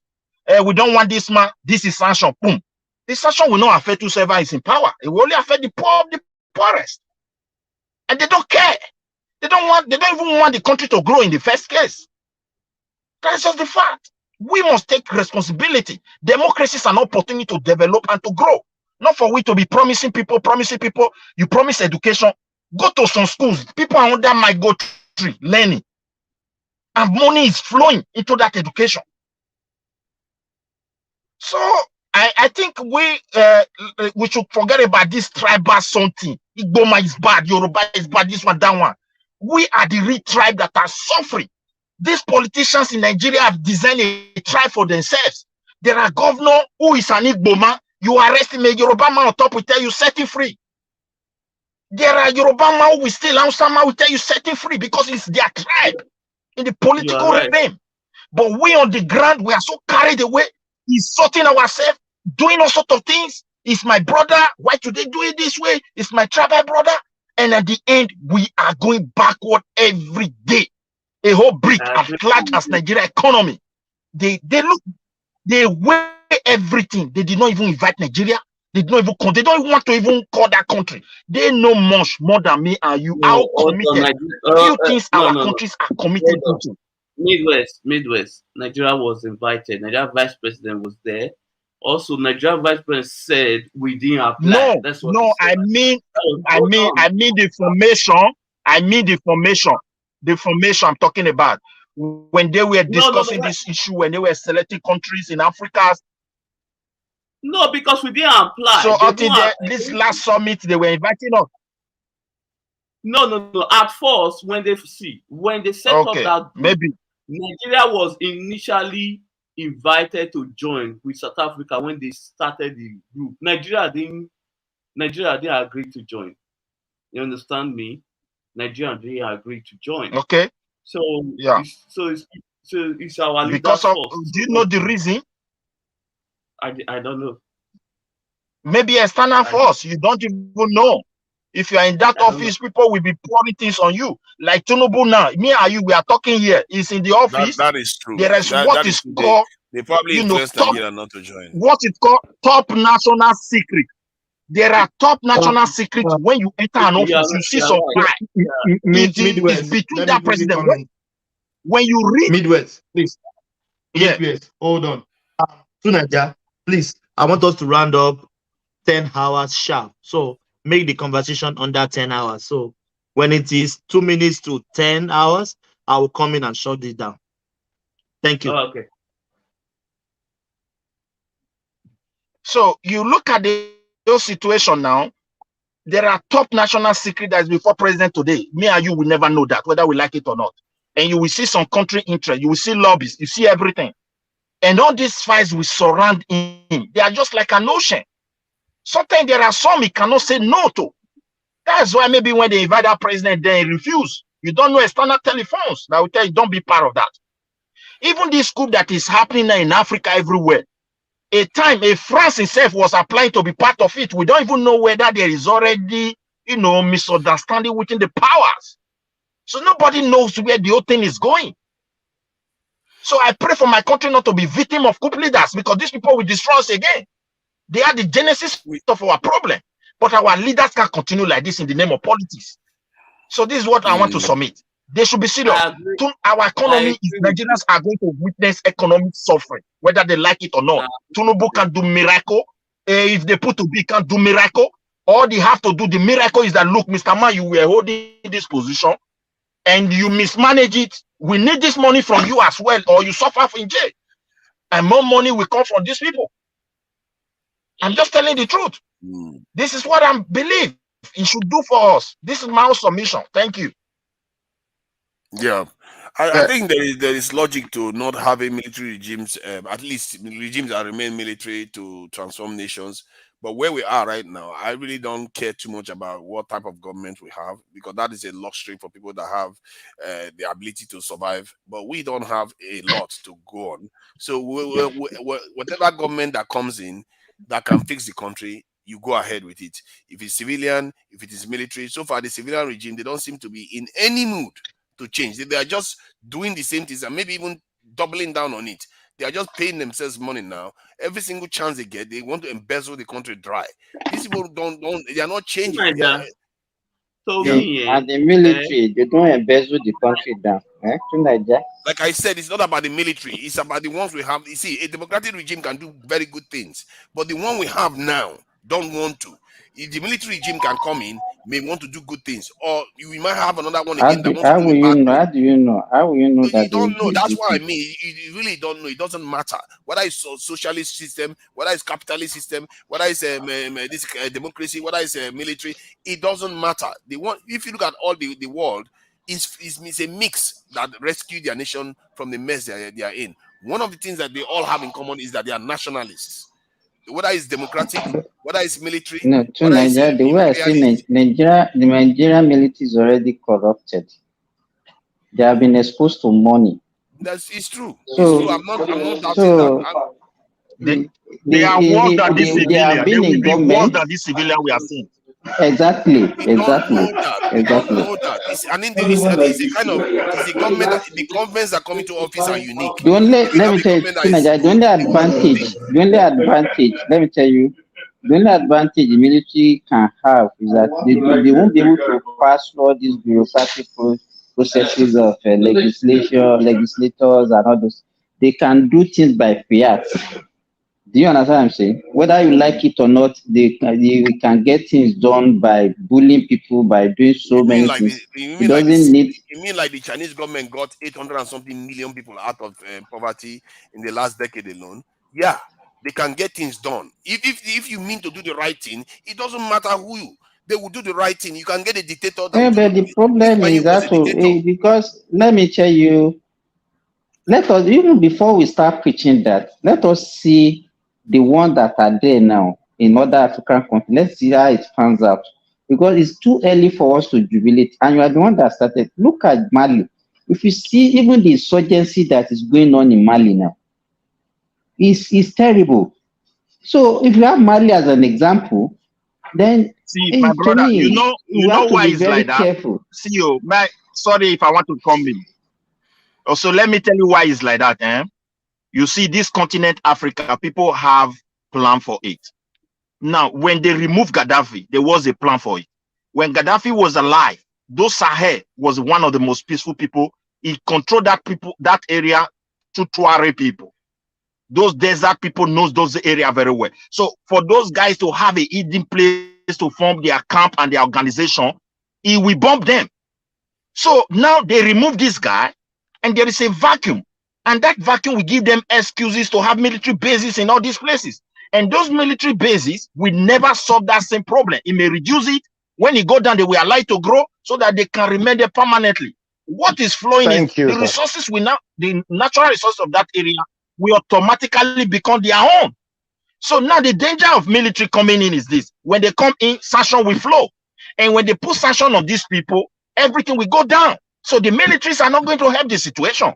That's why African leaders, like those who are still in democracy, should start asking the question. Why do you always believe, why do our people believe that whenever they put sanction, everything goes down? It's not necessarily true. Abacha was sanctioned, the Nigerian economy grew. Nigerian foreign reserve grew. Hello, everybody. Yeah, it depends on the kind of sanction. From can almost zero to more than $10 billion US. Hello, can you guys hear me? Yeah, we can hear you loud and clear. Okay, yeah. Good morning or good afternoon, wherever you are. I just want to, chip in some things. First off, I want to agree with. Sorry, are you new on this platform? Sorry. Yes. I follow you guys all the time. What's your name? You can just call me Eriolu. Okay. Yeah. Right. So quickly, thank you very much for having me. So I just want to say that I want to agree with Niger in one thing, and the other guy that talks about the security. You see, the reason why Africa is being plundered is because during the days of our forefathers, during the days of slavery and colonization, Africa was a rich place, but we failed to build our security. That was why these white people was able to come and cheat on us. So, and that is what we are still, that is what is still happening in our continent till today. The security is zero. Yeah. That's why these white people are always have the upper hand, because we are not building our security. And I agree, of course, that we need to build it concurrently with our economy, but we cannot neglect that aspect. But back in those days that we're talking about, you know, the economy of Africa was good. The kingdoms were rich in their own little ways. But these guys have the guns, they have the economy to bring in ships full of explosive. And we don't I want to ask you a question. Yes, go ahead. You know, if you are living in a place where poverty is entrenched, these Oyibo people that you claim that they came that time, it wasn't as if they were killing us. It's our people that they used against us. I think the sense of patriotism that we have as Africans is actually one of the major problems that we have. No matter the military that they have, if we all resolve that we will not allow ourselves to be used against one another, I think it will go a long way. But if you are talking about military, all these coup, even before the one that we claim that are sponsored by the West, they still use our people to take over the government, use ourselves against ourselves. And that is what is happening now. All this insurgency that we are talking, they are not foreigners, they are Africans. So if we, on our own, we don't resolve that we are not going to be the enemy of ourselves, I don't think we have a long way, any way to go. The problem that we have is that we don't look at ourselves as okay, what is the problem that we have? We always blame other people for our woes. And if you continue the way we are going, we have nowhere to go, my brother. That's the way I look at it. I agree with you in that aspect, but then look at it this way. If an enemy is bent on taking you out or taking a nation out, and they are always strategizing, and they are always strategizing to take you out. Even if there are 90% of good people in that country, Africans are not bad like we always think we are. We are not different from these white people. Even if Africa decides to go and colonize the white nations tomorrow, and they say they want to go and look for a bad white man, bad white people, and we have a lot of money to influence that kind of expenditure and that kind of thing, and say we want to start having bad white men as leaders, we can do it in the sense that if we have the money, these guys have the money and they have the influence, they can always continue to look for a bad African to lead us. And that is their policy. That is how they have always been doing it. Each time a good man comes in to be a president or to be the leader of an African nation, they take him out. So you have to look beyond, like, oh, African is to blame. No, yeah, these other guys are really strategizing against us all the time. So I get what you're saying, that we cannot begin to blame them all the time. But then I'm telling you the real thing that is happening. Look at Patrick, the guy from the Congo. Look at the guy from Thomas Sankara look at all those guys that are taking out. Look at Kwame. Look at all those good guys. Even Obafemi Awolowo was trying to do a great thing to Nigeria. Civil war. Yeah, they make sure that it doesn't get there. War. They know what happened more than us. So these guys are always strategizing against us. We have to. And I agree with you, we have to unite. But then each time we try to unite, they try to divide us. So this thing is more than me. Don't you think that some of us are selfish? That's why we allow that. Because we're only selfish in pursuing our goal. I agree with you to a certain extent, but then look at it this way. if you go to America today and you want to look for somebody that will take bribe to take down America, you will find them. An American white man that will take a bribe to be a spy on their government, you will find them in their thousands.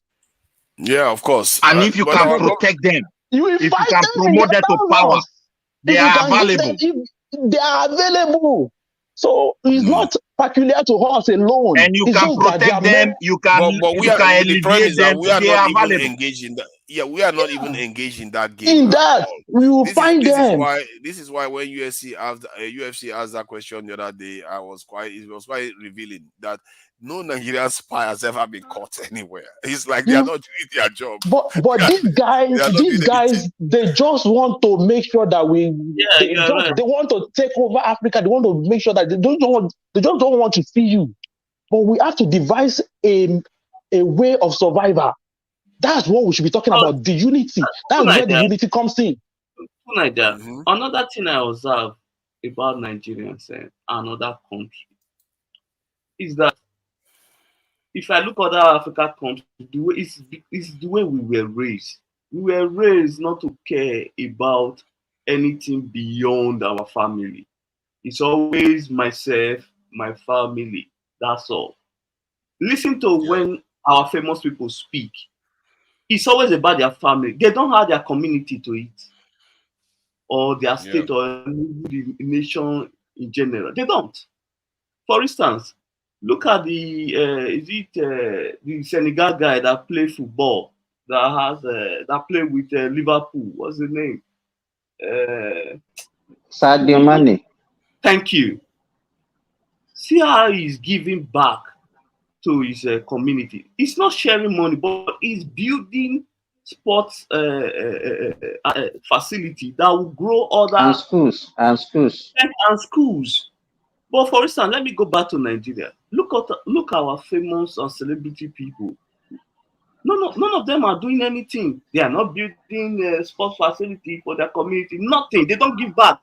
They don't give back at all. So it's how we were raised. We were raised not to care about our fellow. May God bless you, UFC. The only thing that we do, we'll come out here and shout. And that's where we say now, you know, our politicians, they don't even bank in Nigeria. They bank their money overseas. They don't even have asset in Nigeria. Don't divert what you are talking about. We are talking about individual now. Individual. If you look at America, individual, we are talking about now. Individuals don't take us somewhere else. Where I refer to the Nigerians, those who are rich today are politicians. But I don't know. Politicians that are rich. There's no only politicians that are rich. I don't completely agree to what you guys are saying. The individuals are connected to them. Okay, some of our famous people, name anything they have done to build other people in Nigeria. Name them. Can I hear anyone? But but then when it comes to communal, hold on, like a skills acquisition center. Name anyone I've seen. But my brother. Well, when it comes to communal response, our people are good in that thing. People too. We have yes. Look at even on Facebook and everywhere, even on TV. When somebody speaks or something is happening to someone, maybe like they need crowdfunding. That's not what I'm saying here. Yeah, but that's still part of it. That's still part of it. People. It's not part of it. What you can listen to UFC. Exactly. It's not when somebody is sick that people will be contributing 1,000 that you are talking about. That's not what I'm saying here. Okay, for instance, let me use Francis Ngannou because I watch UFC. When Francis Ngannou became famous and wealthy, you know what he did? He set up a gym back home in Cameroon. They are training other people now as we speak. Those will later in the future become world champions and make money and help their community. That's what I'm trying to say. You don't need to give out money. I'm not saying share money to people. Okay. I can name you like few sport people that have done the same thing. Hold on. Akim Olajuwon.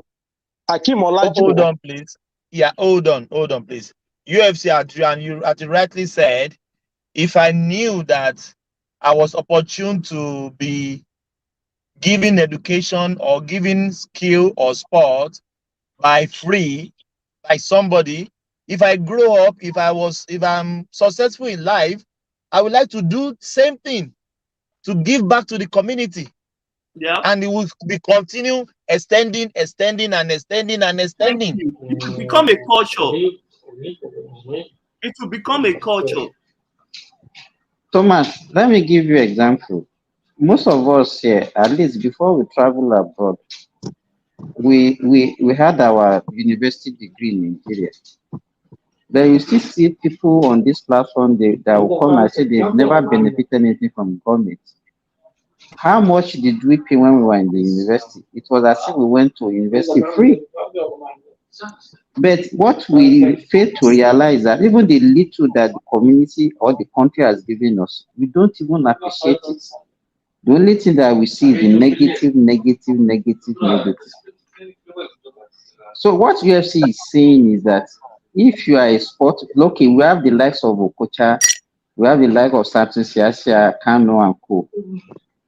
What have they given back to the community? The only thing you see them, they are now encouraging betting in Nigeria.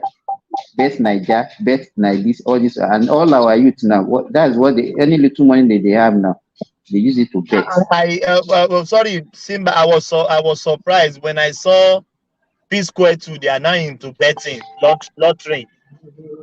Exactly. So is that what we used to build our community? The only guy that built facility that I know of is the guy from Kanu, Ahmed Musa. That's the only guy I saw that gave back to his community in Nigeria. Exactly. Somebody mentioned Akim Olajuwon. Akim Olajuwon is from Kwara State. He actually grew up. He was even the product of Nigerian Sports Festival. I can say I'm a Kwara. I've never seen anything that Akim Olajuwon did in Kwara State. So I don't know where that person that is mentioning Akim Olajuwon coming from. I don't know what he knows about Akim Olajuwon that is mentioning Akim Olajuwon. Did you, brother? Did you know sometimes these people, if they want to build this thing, all they just need to do is just organize a fundraising. They won't spend even their money because they have the popularity, they have the fame. It is easy for them to do, but they don't care.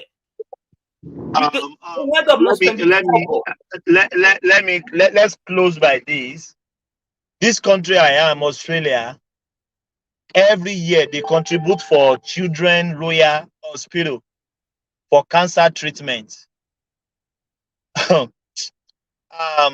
Simba, ask me how much citizens contributed for the state government this year. Ask me how much. How much? How much? $50 million. Contribution from citizenry. Okay. $50 million. Okay. May I put this one for you, I beg? For my own, please, let me okay, finish. wait. When you contribute this one, you gave it to my people. Brother. Okay. My brother, hold on, please. Let me finish. How did they contribute this money? Putting people, as we normally do when you are in university, you will take this pangolo, small pangolo, collecting $2 in traffic, and collecting money from TV station, radio station, $50 million. Can Nigeria contribute 100,000 naira for government? What Midwest is about to say is that after contribution, that some people they will steal the money. That's what you want to say now.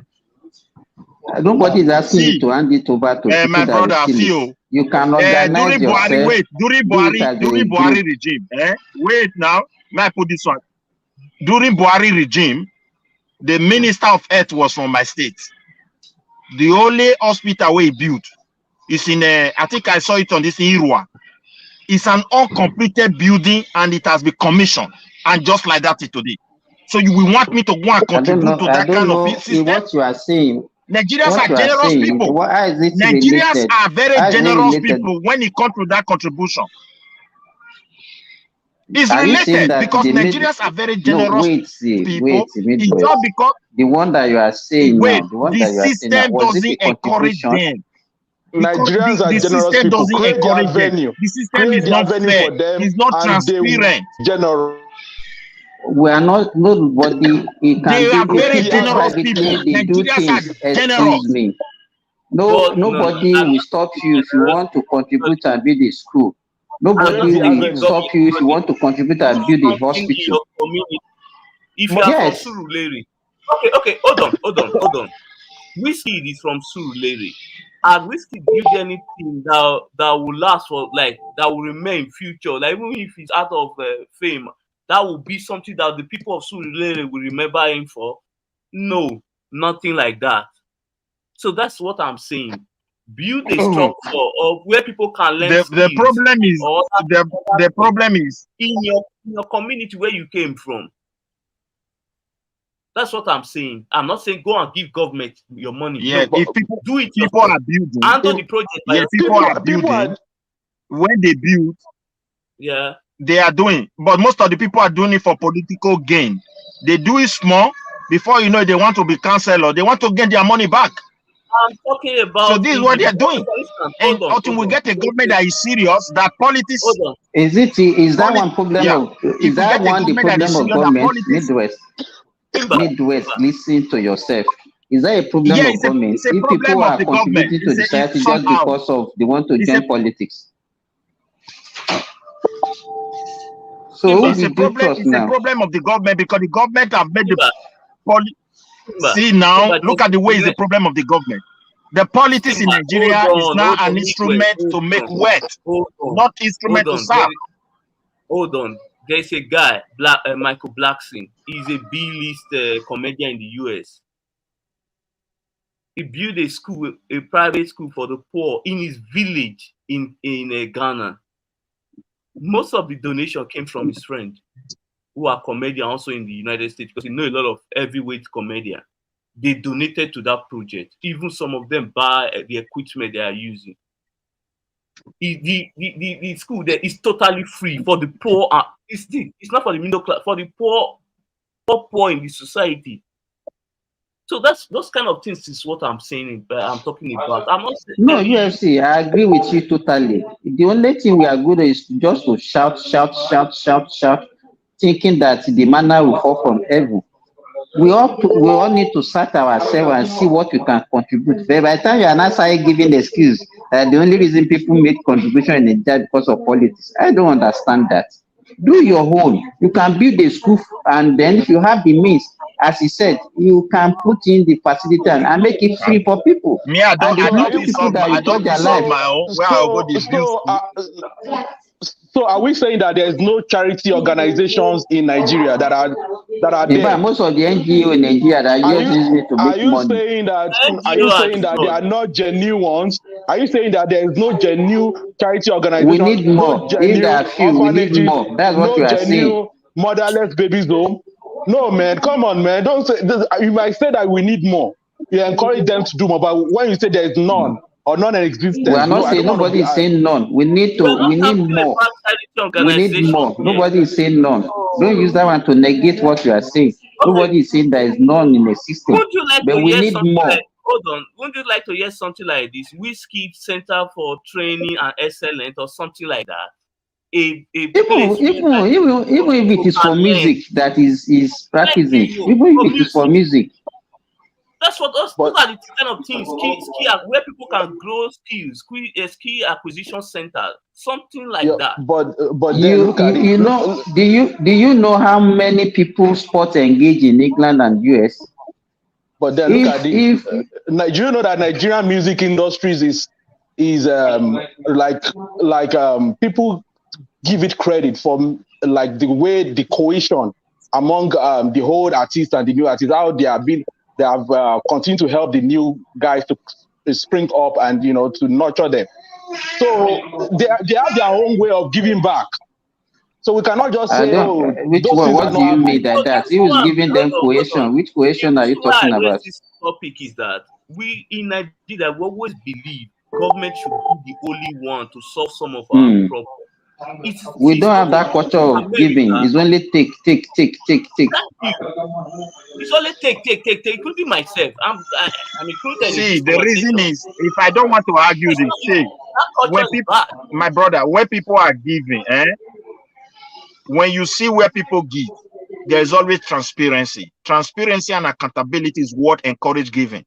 The situation we are in Nigeria now, the corruption, even a child in the womb is so corrupt. People don't trust anybody. When you want to give money to something, you first of all look at the person. Maybe the person want to enrich themselves. And you talk about NGO. Wait, my brother, let me land this one. NGO. NGO is a no profit organization or no profit organization. Here in Europe and some advanced country, they have to prepare their balance sheet. You did not make profit does not mean you cannot tell the government how you spend the money you receive. And those who are contributing to you, because you can divert that money for wrongdoing. In our country, they see the money, now they are building school. You don't know how many bags of cement building the school. You don't know the contractor. My brother, we're in a mess. We have to agree. Midwest. These are the facts. That is what we have been telling, that everybody has to change in that country. But in a situation whereby you only blame the leader, but we cannot change when the doors and opportunity is not there. Okay, so how can we change when the government doesn't compare you? It doesn't compare you to change. Wait, there is no law you don't that know even said you as Midwest, as a grown-up adult like you don't know what is good from what is right. You need government to tell you to do what is right. You need government to compare you to do what is right. Wait. Let me tell you you see where we made mistake as a human being as an African. Now knows every human being at it. That is why any single thing they want to apply, they will invest money to go and design platform that will put everybody on check. Our case is different. We are looking for the one we trust. And when you put the person in the office, it will not be surrounded with different temptation.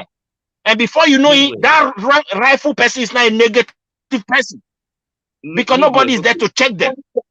This is what is holding us. Yeah. Midwest, let me explain to you again. I'm not talking about giving money. For instance, Oprah Winfrey have a very big school that she built in South Africa. The school is totally free. It's for girls in South Africa. Girls who live in a vulnerable community. She doesn't collect them. They don't pay anything.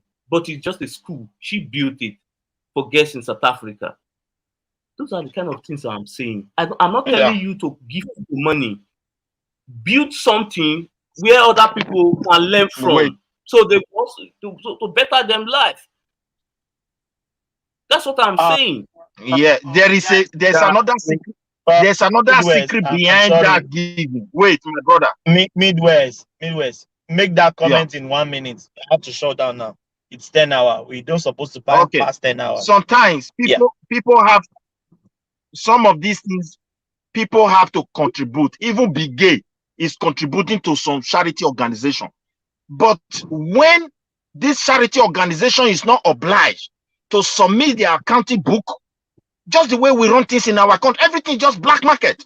There is no trustworthy person. We do not trust anybody. Why should we trust ourselves? Human beings are like animals. It's only law that controls their brain. So when the law is not effective, you see animalistic is there. You are getting it wrong. I'm not saying any of them to give anybody money. Do it yourself. Build it by yourself. Don't they build houses for themselves? Wealthy people, few that can do it by themselves. Without giving the money to a charity to do it. No, they can do it by themselves. Even their manager can handle it. So what are you saying? I don't understand. Yes, I'm talking about collective effort. Hold on. Asika. I'm talking about collective effort. I'm talking about collective effort. I'm not talking about individual. I'm talking about collective effort. Like we in diaspora now. We always talk and talk and talk. Can we even go back home now to go and put our heads together and say, let's put finance and run this program? We cannot. Because there is no system that guarantee the accounting book. So none of us want to put our investment there. We are not too rich. Diasporas only have brain. They don't have enough money. The politicians are already with the money and they control the power. And the actual brain that will build that country is diaspora. And the diaspora cannot come together because the structure on ground cannot allow them to really put their finance and strength together to change the course of the country. But if you release money to person, somebody with that body. That's all. Guys, thank you. I think I ran so much. Yes. You have to rest it. I have to rest it now. We have to go. Thank you, everyone. Tunaja, thank you so much for deputizing. Thank you. Thank you, everyone.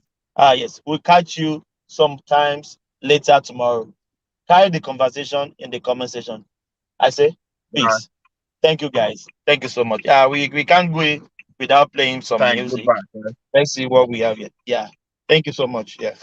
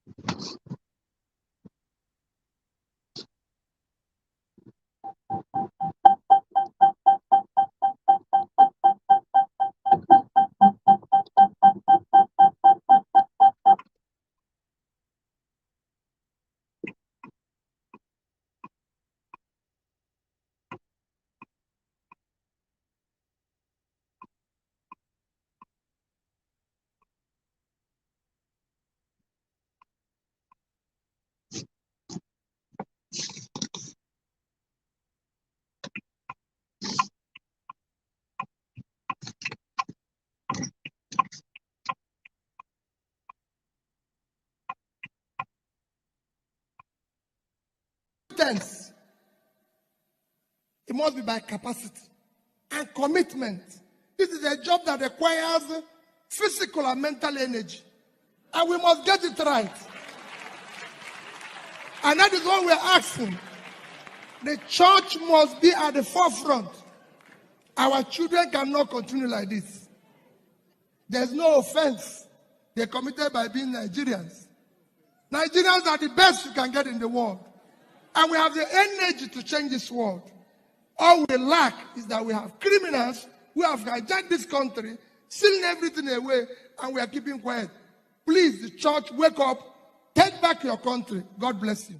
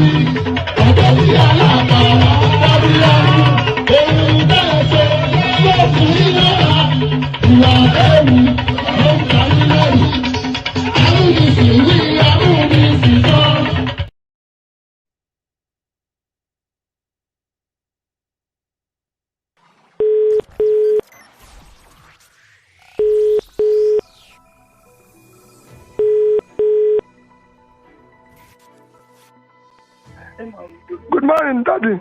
Praise the Lord. How are you, sir? Fine, Daddy. Good morning, Daddy. Amen. In Jesus' name, we are going to get a bright result. Thank you, Daddy. When I hear this your call and prayers, Daddy is very dear to me. God. And like I keep saying, if this works, you people will never regret this support. Amen. Amen. You know, we look forward to God's intervention. Thank you, Daddy. We look forward to God's intervention. Thank you, Daddy. We look forward to God's intervention. Amen, Daddy. Daddy, I need you to speak to the people in the Southwest. Your people in the Southwest and Kwara. Okay. I've been in touch with Kwara people. The Christians in the Southwest and Kwara. This is a religious war. I believe that. Country people, Make una come here tori o. Say Dino carry money, give talk. Say make you go buy gun to Piakwa. They say Dino carry money, give talk, carry gun, give talk. Say make dem go dey prepare for 2019. Ọlọ́run má jẹ́. They say me meet them for airport road. Alakiaye. My brothers, the venom of a viper cannot do anything to the back of a tortoise. I don't waka. But make I tell you now, Yaya Bello, do you know Yaya Bello máa ṣẹ̀wọ̀n lẹ́yìn ìjọba? I know Yaya Bello máa ṣẹ̀wọ̀n lẹ́yìn ìjọba. Do you know GYB máa ṣẹ̀wọ̀n lẹ́yìn ìjọba? We know GYB máa ṣẹ̀wọ̀n lẹ́yìn ìjọba. Ìwọ Yaya, you Yaya, kí ló tún kù tí ó sọ? Kí ló tún kù tí ó sọ? Ẹni tí mo bẹ́ lórí tó ń ṣẹ̀nu wúyẹ́, kí ló tún kù tí ó sọ? Àti ẹkún ìyá ni ó jẹ, Yaya Bello, àti ẹkún ìyá ni ó jẹ.